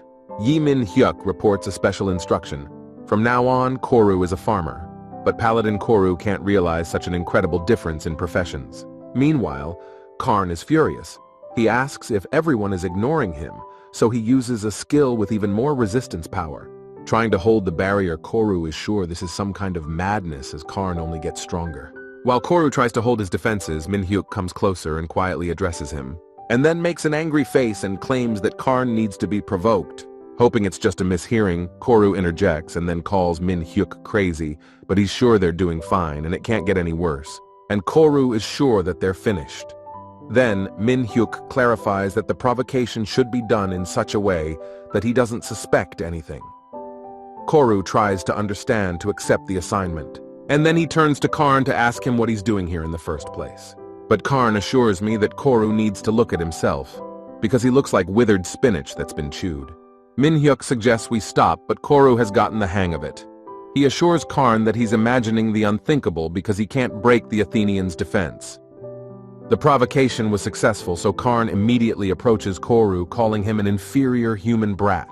Moments later, Koru's barrier began to collapse from the intense pressure from the enraged Karn. When Min Hyuk sees the shield collapsing, he realizes it's time and immediately pulls out the whisk and bowl given by Gorak. The power of the utensil is activated and streams of energy rapidly spread out from the whisk. Min Hyuk tries hard to pull his tongue out of his mouth. The whisk nullifies all skills and magic within 5 meters of the one using it. Trying to dodge the skill, Karn flies high into the sky and activates the purple power once again. He swings the ball around, saying he'll send Min Hyuk to the next world right away. And it hit Min Hyuk. It hit his cheek, which immediately made him bleed.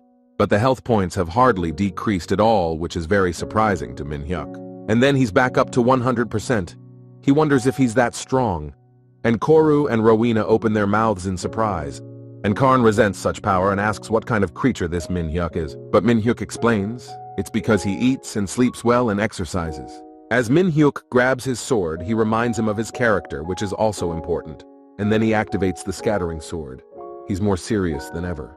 Raising his sword, Min Hyuk begins to smile with a full-mouth smile with the question of whether he should have mentioned the scattering sword of saints. Moments later, the system notifies you that Karn has been defeated by the Servant of Awe and a 4th strong hand. After raising the level, the notification of the bet with the God of Food comes out. The God of Food himself appears in front of Min Hyuk. He identifies his admiration for Min Hyuk and assures that he is more fidgety than expected, yet looks flashy. Laughing in response, Min Hyuk reminds him that he is also the God of Food. The God of Food would like to talk longer, but he doesn't have much time, so he asks Min Hyuk to see his request. This is a class quest proposal. Recalling the past, it became known that the God of Food was an outstanding commander who shone on the battlefield. The other gods envied him and said that his descendants were only hungry for food.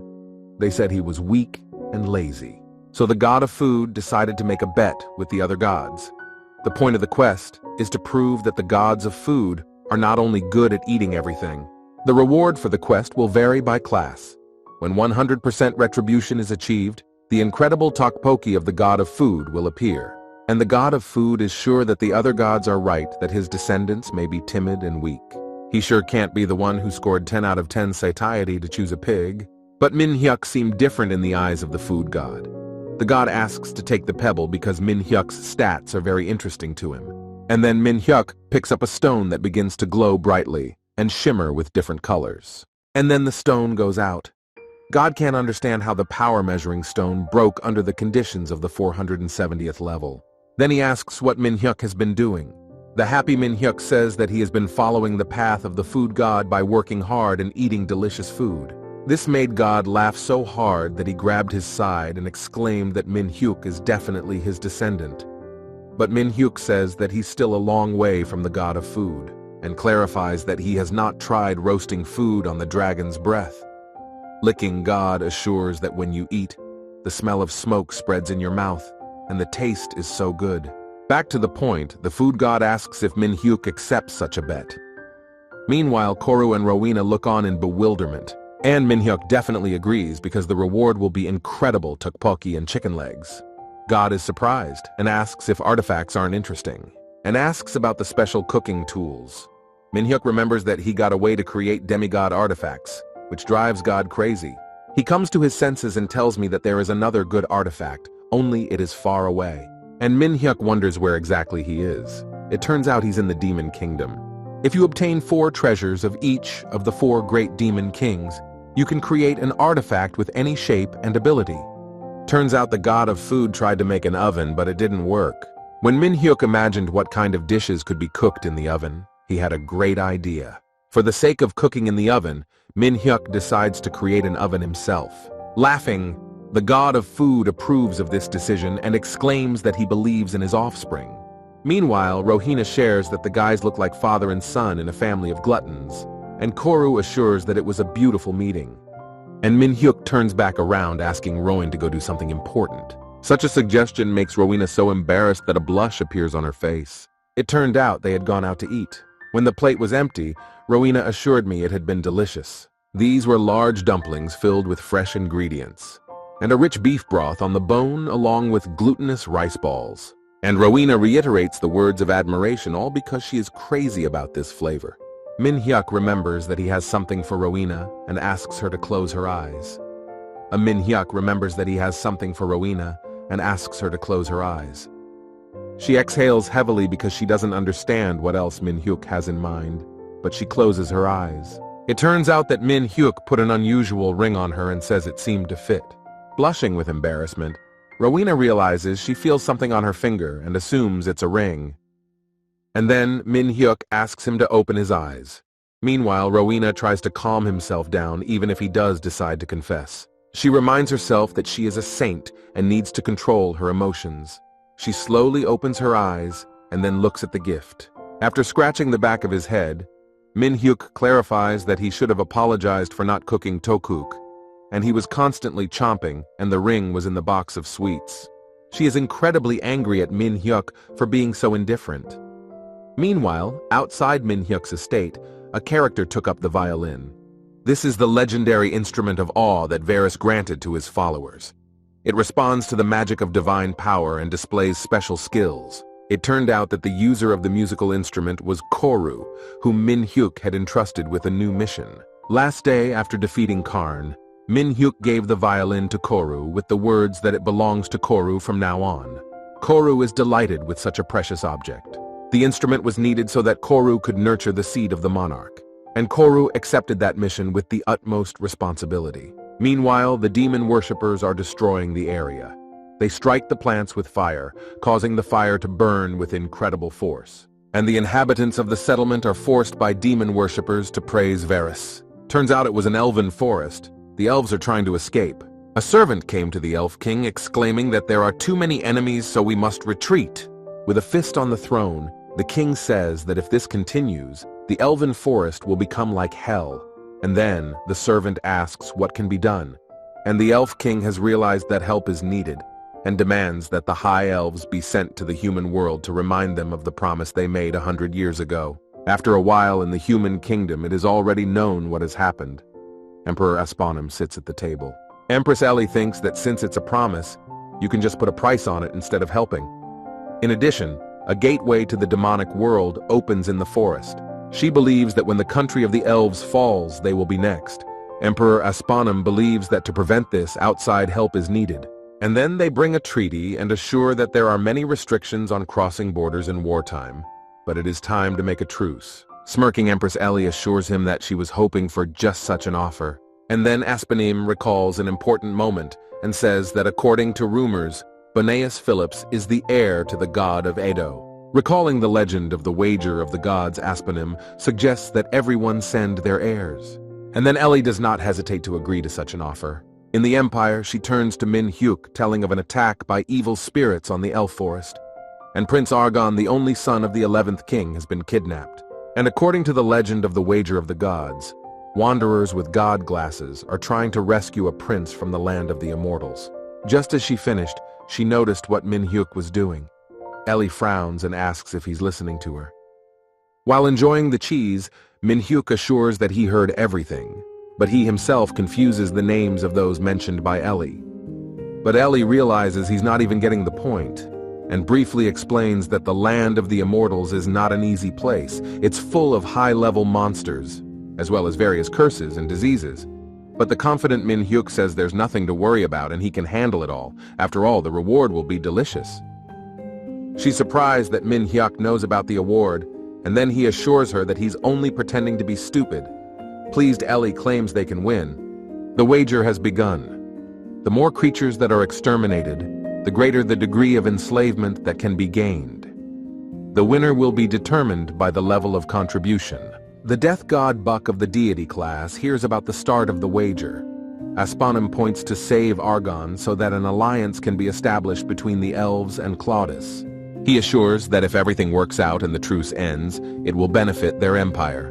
Asponimus also listens to Eclipse, the god of war from the deity class. A tense Aspanim mentally addresses Ellie, stating that it's easy to accept the truce offer but then regret it. And then turns to the deities, specifying that it is they who must save Argon no matter what opponent comes out. And it must be done at all costs. And Eclipse decides to clarify if it's necessary to achieve this at all costs. But Aspanim says that if they attacked in the open, it would complicate things. But there is a way that he knows of. One must deliberately kick out the opponents and notify the opponents of their location. This plan is completely satisfactory to the deities. A new episode of Invasion of the Demon Realm begins. Elvenheim is the place where the Elven Forest is located. It is divided into regions based on level. Each region has war points that allow you to buy position artifacts and ammunition from Nips. People who are the first to reach the Elven Forest can challenge themselves and get special rewards. In town, Jin hears the players talking. They know about the special reward. Also to arrive first, region A will be the closest. That's when Jin realized that strong guilds would rush to region A. She comes up with a clever move and realizes that many players are now absent. Then he glances over at Korra, who is passionately engaged in farming. Jin wonders if he can protect the mansion. Rock comes up to ask if it's a paladin, and Jin confirms it. Meanwhile, Koru realized that taking care of the seed wasn't enough, and he still had to play the instrument of awe. He gives himself over to the cause and hums a song that is sure to make the snot seeds rise faster. After hearing the song, Rock decides to clarify that Paladin Koru is not only a weirdo, but also a little crazy. Meanwhile, Eclipse's company Ironblood is confident that they will not fall here, but will return alive. Eclipse cheers them on, calling them heroes for saving the world, and addressing his company Reaper Buck assures that they are sure to be honored with great glory, and everyone should believe these words. Seeing the confident warriors, the human guild is frightened by such an incredible atmosphere of jeers and wonder what their commander will say. They were the warriors of Min Hyuk's company called Food is Life. Min Hyuk assures that food will be the cure and offers the kids a little snack. This confuses the warriors. Min Hyuk gets worried and asks what's wrong. Don't they eat at the Imperial Palace? The warriors are all droopy but say they do eat. But Min Hyuk says it's almost a crime not to want a free meal. And judging by their slogan, they have to eat or they won't make it on the road. And directs the boys to repeat the final words in chorus. They stand puzzled and hesitantly exclaim their company slogan. This situation is noticed by the deities. Eclipse laughs and calls Min Hyuk a chump and then tells Buck that they're really going to eat now. And Buck claims to see for himself and offers to see how worried the guys at Min Hyuk's company are. Seeing the other company commanders, Min Hyuk asks if they've eaten, to which he hears an indifferent agreement. And Eclipse assures that Min Hyuk can give them the first and second zone of Eternal Earth, and suggests that Min Hyuk support their company from the rear. He assures that the front can take over. Min Hyuk decides to ask if they can safely go out to eat, to which he hears giggles and confirmation. Then Min Hyuk doesn't forget the important thing and asks for permission to eat the item that might fall out, to which he once again hears the confirmation. And Eclipse clarifies that in any case, if Min Hyuk has the right to receive the item, no one can stop the system from giving it to him. But Eclipse knows that right has to be earned. And staying in the rear is literally just support. It's going to be extremely difficult to hunt there and get points. He's not going to clarify things like that to Min Hyuk. But Min Hyuk is fine with it and confirms the arrangement. Trying to appear benevolent, Eclipse asks Min Hyuk to take care of them. But he realizes that they're almost rid of their rival. Then he turns to Buck, realizing he's the only opponent left. But he doesn't see a problem with it either. Eclipse has the potion of the magic mineral village in his hand. After overflowing the earth with energy, Gremory's power will awaken. He's sorry it's not the strongest antirrhinum, but such a potion has pretty good abilities too. Eclipse is confident of his victory on this mission. After a period of time, the system notifies you that you have entered the first Eternal Earth Zone, limiting the use of potions and scrolls. Players can only carry a kilogram of food from outside Venus Earth. Min Hyuk is upset because it's a horrible place that restricts food. He looks out from the top, realizing that there are also strong monsters popping up everywhere. There were eternal ogres as well as trolls that were several times the size of humans. However, Min Hyuk realizes that he's doing a good job of supporting the rear. At this time, one of the warriors is amazed at such a clueless commander. It was Benzas who is already being asked to take over halfway through. But Benzas reminds Benzas that Min Hyuk has earned Ellie's trust. But mentally, Benzas realizes that if there really is a loophole, he should wait for Min Hyuk to make a single mistake. Meanwhile, the shield bearers are instructed to hold out until the signal and then increase their distance. At this point, Eclipse exclaims that it's time to increase the distance, and the spearmen should pierce the ogres through their shields. Eclipse's instructions are successfully carried out, and Ogre takes heavy damage from the copiers. Players notice Ogre's minimal health points and rejoice that there is only one strike left. At that moment, an arrow from far away suddenly hits Ogre. Ogre falls to the ground lifeless. The shield bearers and spearmen are in a state of bewilderment. The system notifies you that the Iron Blood contribution has increased by 30%, and the Food is Life contribution has been increased by 50%. Min Hyuk had the bow that destroyed the ogre. He's immediately happy about his marksmanship. This act angers Eclipse, who realizes that the chance has been lost. The knights complain to Eclipse, but he tries to calm them down because there are still a lot of monsters left, and they need to not let anyone take the final blow. Meanwhile, Min Hyuk pulls out the legendary Bell of Llamas and immediately strikes it to activate it. It was a gift from the rescued Pontiff Karuno. It increases attack power, physical defense, and magical damage by 20% when facing undead. It's noticed by Eclipse, who doesn't know where Min Hyuk got the artifact from. He realizes there's nothing he can do because the battle will be over. So he turns to Carmen and Neville. They need to come back with items they can get. But in the moment when they put their hand on the ground, some force prevents them from taking any artifact. The terrified boys realize something's not going according to plan. They have no right to pick up any of the items lying around due to restrictions. Meanwhile, while Min Hyuk is collecting artifacts, Eclipse approaches. He assures that Min Hyuk is really good at supporting from the rear. In his mind, he wants to beat up Min Hyuk once, but out loud, he suggests that they fight together at the front so that they can all be dealt with quickly. But after a bit of thought, Min Hyuk confidently refuses the offer. Eclipse is very surprised and angry. Min Hyuk doesn't understand what happened because Eclipse was fine with it at first. Min Hyuk realizes that it's going to be difficult if he has to lead the way. Eclipse is happy with that answer, so he suggests that we split up so that there won't be any unnecessary escorts. Min Hyuk immediately agrees. Shivering at Min Hyuk's equanimity, Eclipse clarifies that there's no way to survive alone. Min Hyuk is sure they'll find out later. And then Eclipse realized that even though Min Hyuk had supported them for a short time, if there was no support from the rear, they would be in trouble. Then Buck comes up and suggests not to sweat it by assuming that Min Hyuk's company has already used all its power. And then he shows a map with everyone's location on it. Buck assures them that with this map, they'll get there and rescue Prince Argon faster than Min Hyuk. Surprised at this usefulness, Eclipse asks Buck why he didn't tell him about the map earlier. But Buck reminds them that although they are from the same empire, they remain enemies in the end. And reminds me that Eclipse has some trump cards too. Buck really embarrassed Eclipse, who was plotting a cunning plan against everyone. but they decide to start with Min Hyuk before competing with each other. Meanwhile, the third day in the Eternal Lands has arrived. Hunting would be easy, but the weather is very bad. As the work continues, the soldier's condition is not improving. But Buck realizes there's the biggest problem of all. No one wants to eat junk food. That's very important in Buck's opinion, and there are no nuts or jerky left. There is no way for them to get food anymore. Knights suffer from cold and hunger. The ranking of ability value is decreasing. Eclipse is sure that Min Hyuk's situation is no better than theirs. He opens the rankings and sees that Min Hyuk's percentage of commander abilities is incredibly high. Eclipse calls Buck to show his rapid growth. But 2 days ago, when Min Hyuk decides to separate, Benzis asks what he was thinking. He's excited and claims it's not too late to change his mind and go with the others. But Min Hyuk says it's dangerous.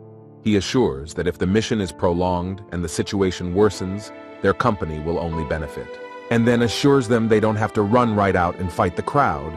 And then Benzis remembers the artifact situation where there was nothing useful. But now it's clear that Min Hyuk pretended to be shallow on purpose. Benzis finally realizes that he was too narrow-minded and didn't know what Min Hyuk was. Arthur asks if they should prepare for the battle with the monsters. But Min Hyuk says we should start by looking for food.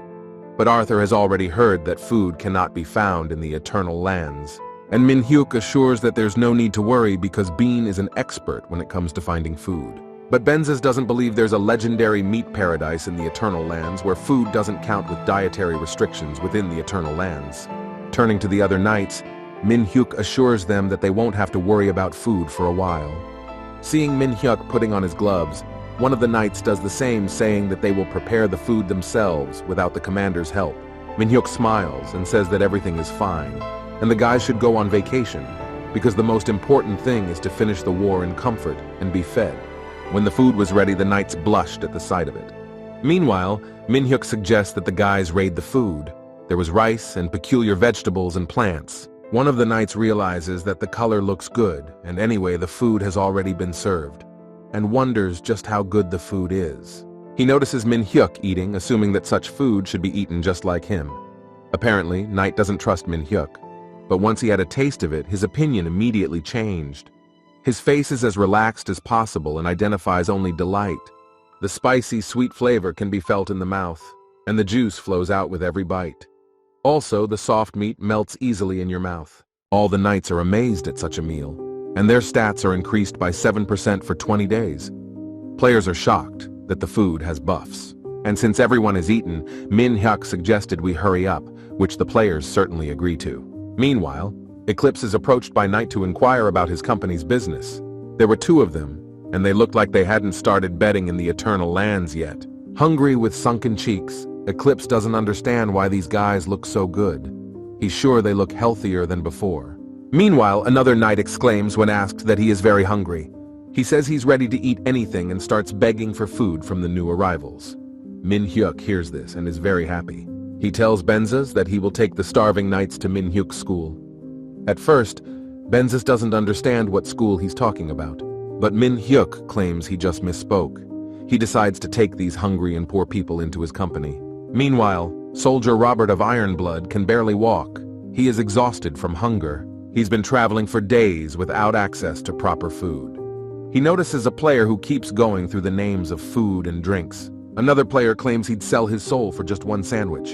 And then the incredible aroma of meat reaches them and awakens their consciousness. The player asks if it smells like meat.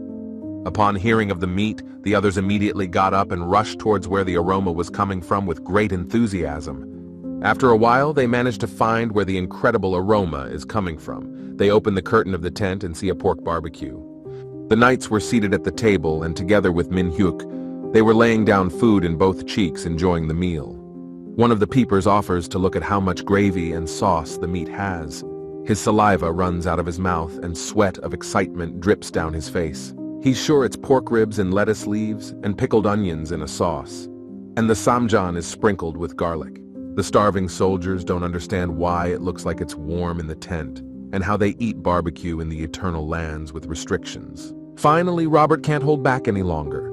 He rises and assures him that he will go and get some, while his comrade asks about pride.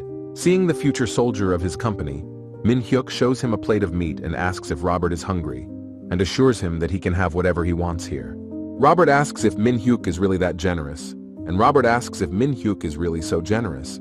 He assures me he'll feed the people who are hungry, and asks what's the point of being another empire if you can be here, and immediately welcomes the others. Robert's tears flowed and his face flushed with delight at the generosity. Another soldier asks for permission to eat since he's only eaten nuts and beef jerky for 3 days. This shocks Min Hyuk, who convinces him to join him. Turning to his soldiers, Min Hyuk smirks, signaling that the soldiers have taken the bait. He's sure they were asking for it, and Min Hyuk's soldiers agree with his plan. Arthur realizes this is really happening, and his leader's plan is truly unbelievable. But at that moment, Buck walks into the tent and notices his soldiers and asks what they're up to. He grabs the soldier by his clothes, reminding him that they are part of the Clotus Empire's army and are going back. Min Hyuk decides to intervene and find out what the problem is because people just eat because they're hungry. And the soldiers confirm his words. They assure him that Buck is the only one who won't give food and asks to see those who are starving. That answer pisses Buck off. He exclaims to the rookies that this is a strict rule of army law. At this point, the system notifies you of a deteriorating relationship with your team members. The commander's ability scores are severely degraded if he takes damage. He has to let soldier go. Buck looks at him bewildered because from now on, team members can leave his company. Standing up to their commander, the player assures that they will move forward relying on the commander of the company. Food is life. But Buck assures them they're all mad because it's their duty to be loyal to Emperor Aspanim in the first place. But the soldier is not going to continue the dialogue and silently turns around, showing the immutability of his decision. This makes Buck incredibly angry. He tenses up and turns to Min Hyuk, calling him petty and asking if he really tried to steal his troops on purpose. But Min Hyuk plays innocent and asks what's the big deal about just giving food to hungry people. Soldiers saved from starvation rise to his defense. They demand good treatment for a good commander, claiming that there is nothing to accuse him of. Pulling out his sword, Buck, mad about what happened, explains that the soldiers were blinded by the food and fell for a weakling, but a commander must be strong, and immediately summons Min Hyuk for a PvP. That means the battle will only be between 2 players. Min Hyuk is tense about this outcome, but then he comes up with conditions. If he wins, Aspanim will have to say that the commanders died halfway through, and Min was forced to take over. That's more than satisfactory to the overconfident Buck. Then if he wins, Min Hyuk's troops will be with him. The system notifies that a contract has been created by the players, and if it is broken, the level of the offender will be reduced by 5. And Buck immediately heads towards his opponent, assuring that now they'll see how long Min Hyuk can hold out. He manages to do the damage while sharing that Min Hyuk won't make it. In a sword confrontation, Buck assures that Min Hyuk's team sucks and is weak, and asks if Min Hyuk accepts this as a commander. But Min Hyuk replies that he can't let someone like Buck lead the people. He assures them that he will be with them until the end to keep everyone alive. Buck's soldiers can hear that. They're trying to figure out if the ability Buck showed earlier is being used here. Meanwhile, Min Hyuk's soldiers are sure that this big battle is for their sake. They decide that from now on, they will follow Min Hyuk for the rest of their lives. And then it becomes clear to the Baka soldiers that Min Hyuk is really a wonderful person. That's when Buck realized he couldn't beat Min Hyuk, and then wonders if Min Hyuk didn't purposely avoid hitting vital points. Looking at the calm Min Hyuk, Buck gets even angrier. He shows his fury and grin, wanting to overpower his opponent. But Min Hyuk decides to find out if that's all Buck can do, and immediately grabs Buck's wrist, doing unexpected and unpleasant damage. Then it becomes clear to Buck that Min Hyuk is just hiding his power. It's so shocking and frightening that sweat drips down his face. But Min Hyuk wastes no time in talking and immediately commits a head kick to the nose. Holding his bloody nose, Buck can't believe this is really possible. Afterward, the soldiers exclaim with rapture that Min Hyuk has won. They assure that they will follow Min Hyuk even to the afterlife. Min Hyuk takes a casual glance at where Buck was. He sees the map tied up with a rope. Looking inside, Min Hyuk couldn't contain his emotions. He wondered if it was a map of the Eternal Lands. He exclaims that it even shows the location in real time. He is even more amazed that the commanders are the only ones who have used it. At that moment, an equally shocking notification from the system arrives. Min Hyuk had reached the 100% mark of the commander's ability level. The reward notification doesn't take long to arrive either. Min-hyuk is so amazed that he's covered in sweat and his face turns pink. A little later, a demon invasion occurs in Elvenheim in Region A. They're gaining on the elves. The system notifies you of a mission to reclaim the lands that were stolen by the demons of hell. If the better can successfully defend the land 2 days after the demons return, he will be able to get the land. The bet participants' contribution will increase.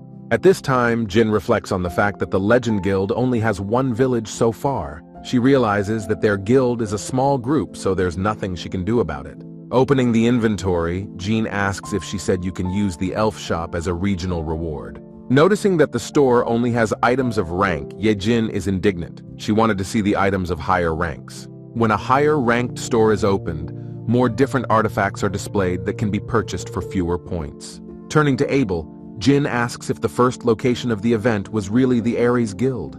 Abel confirms this by clarifying that they are now C rank. Looking at the number of points it takes to improve the store, Jin wonders why it's so expensive. A royal rank costs 1,000,000 points. She realizes they can't make it.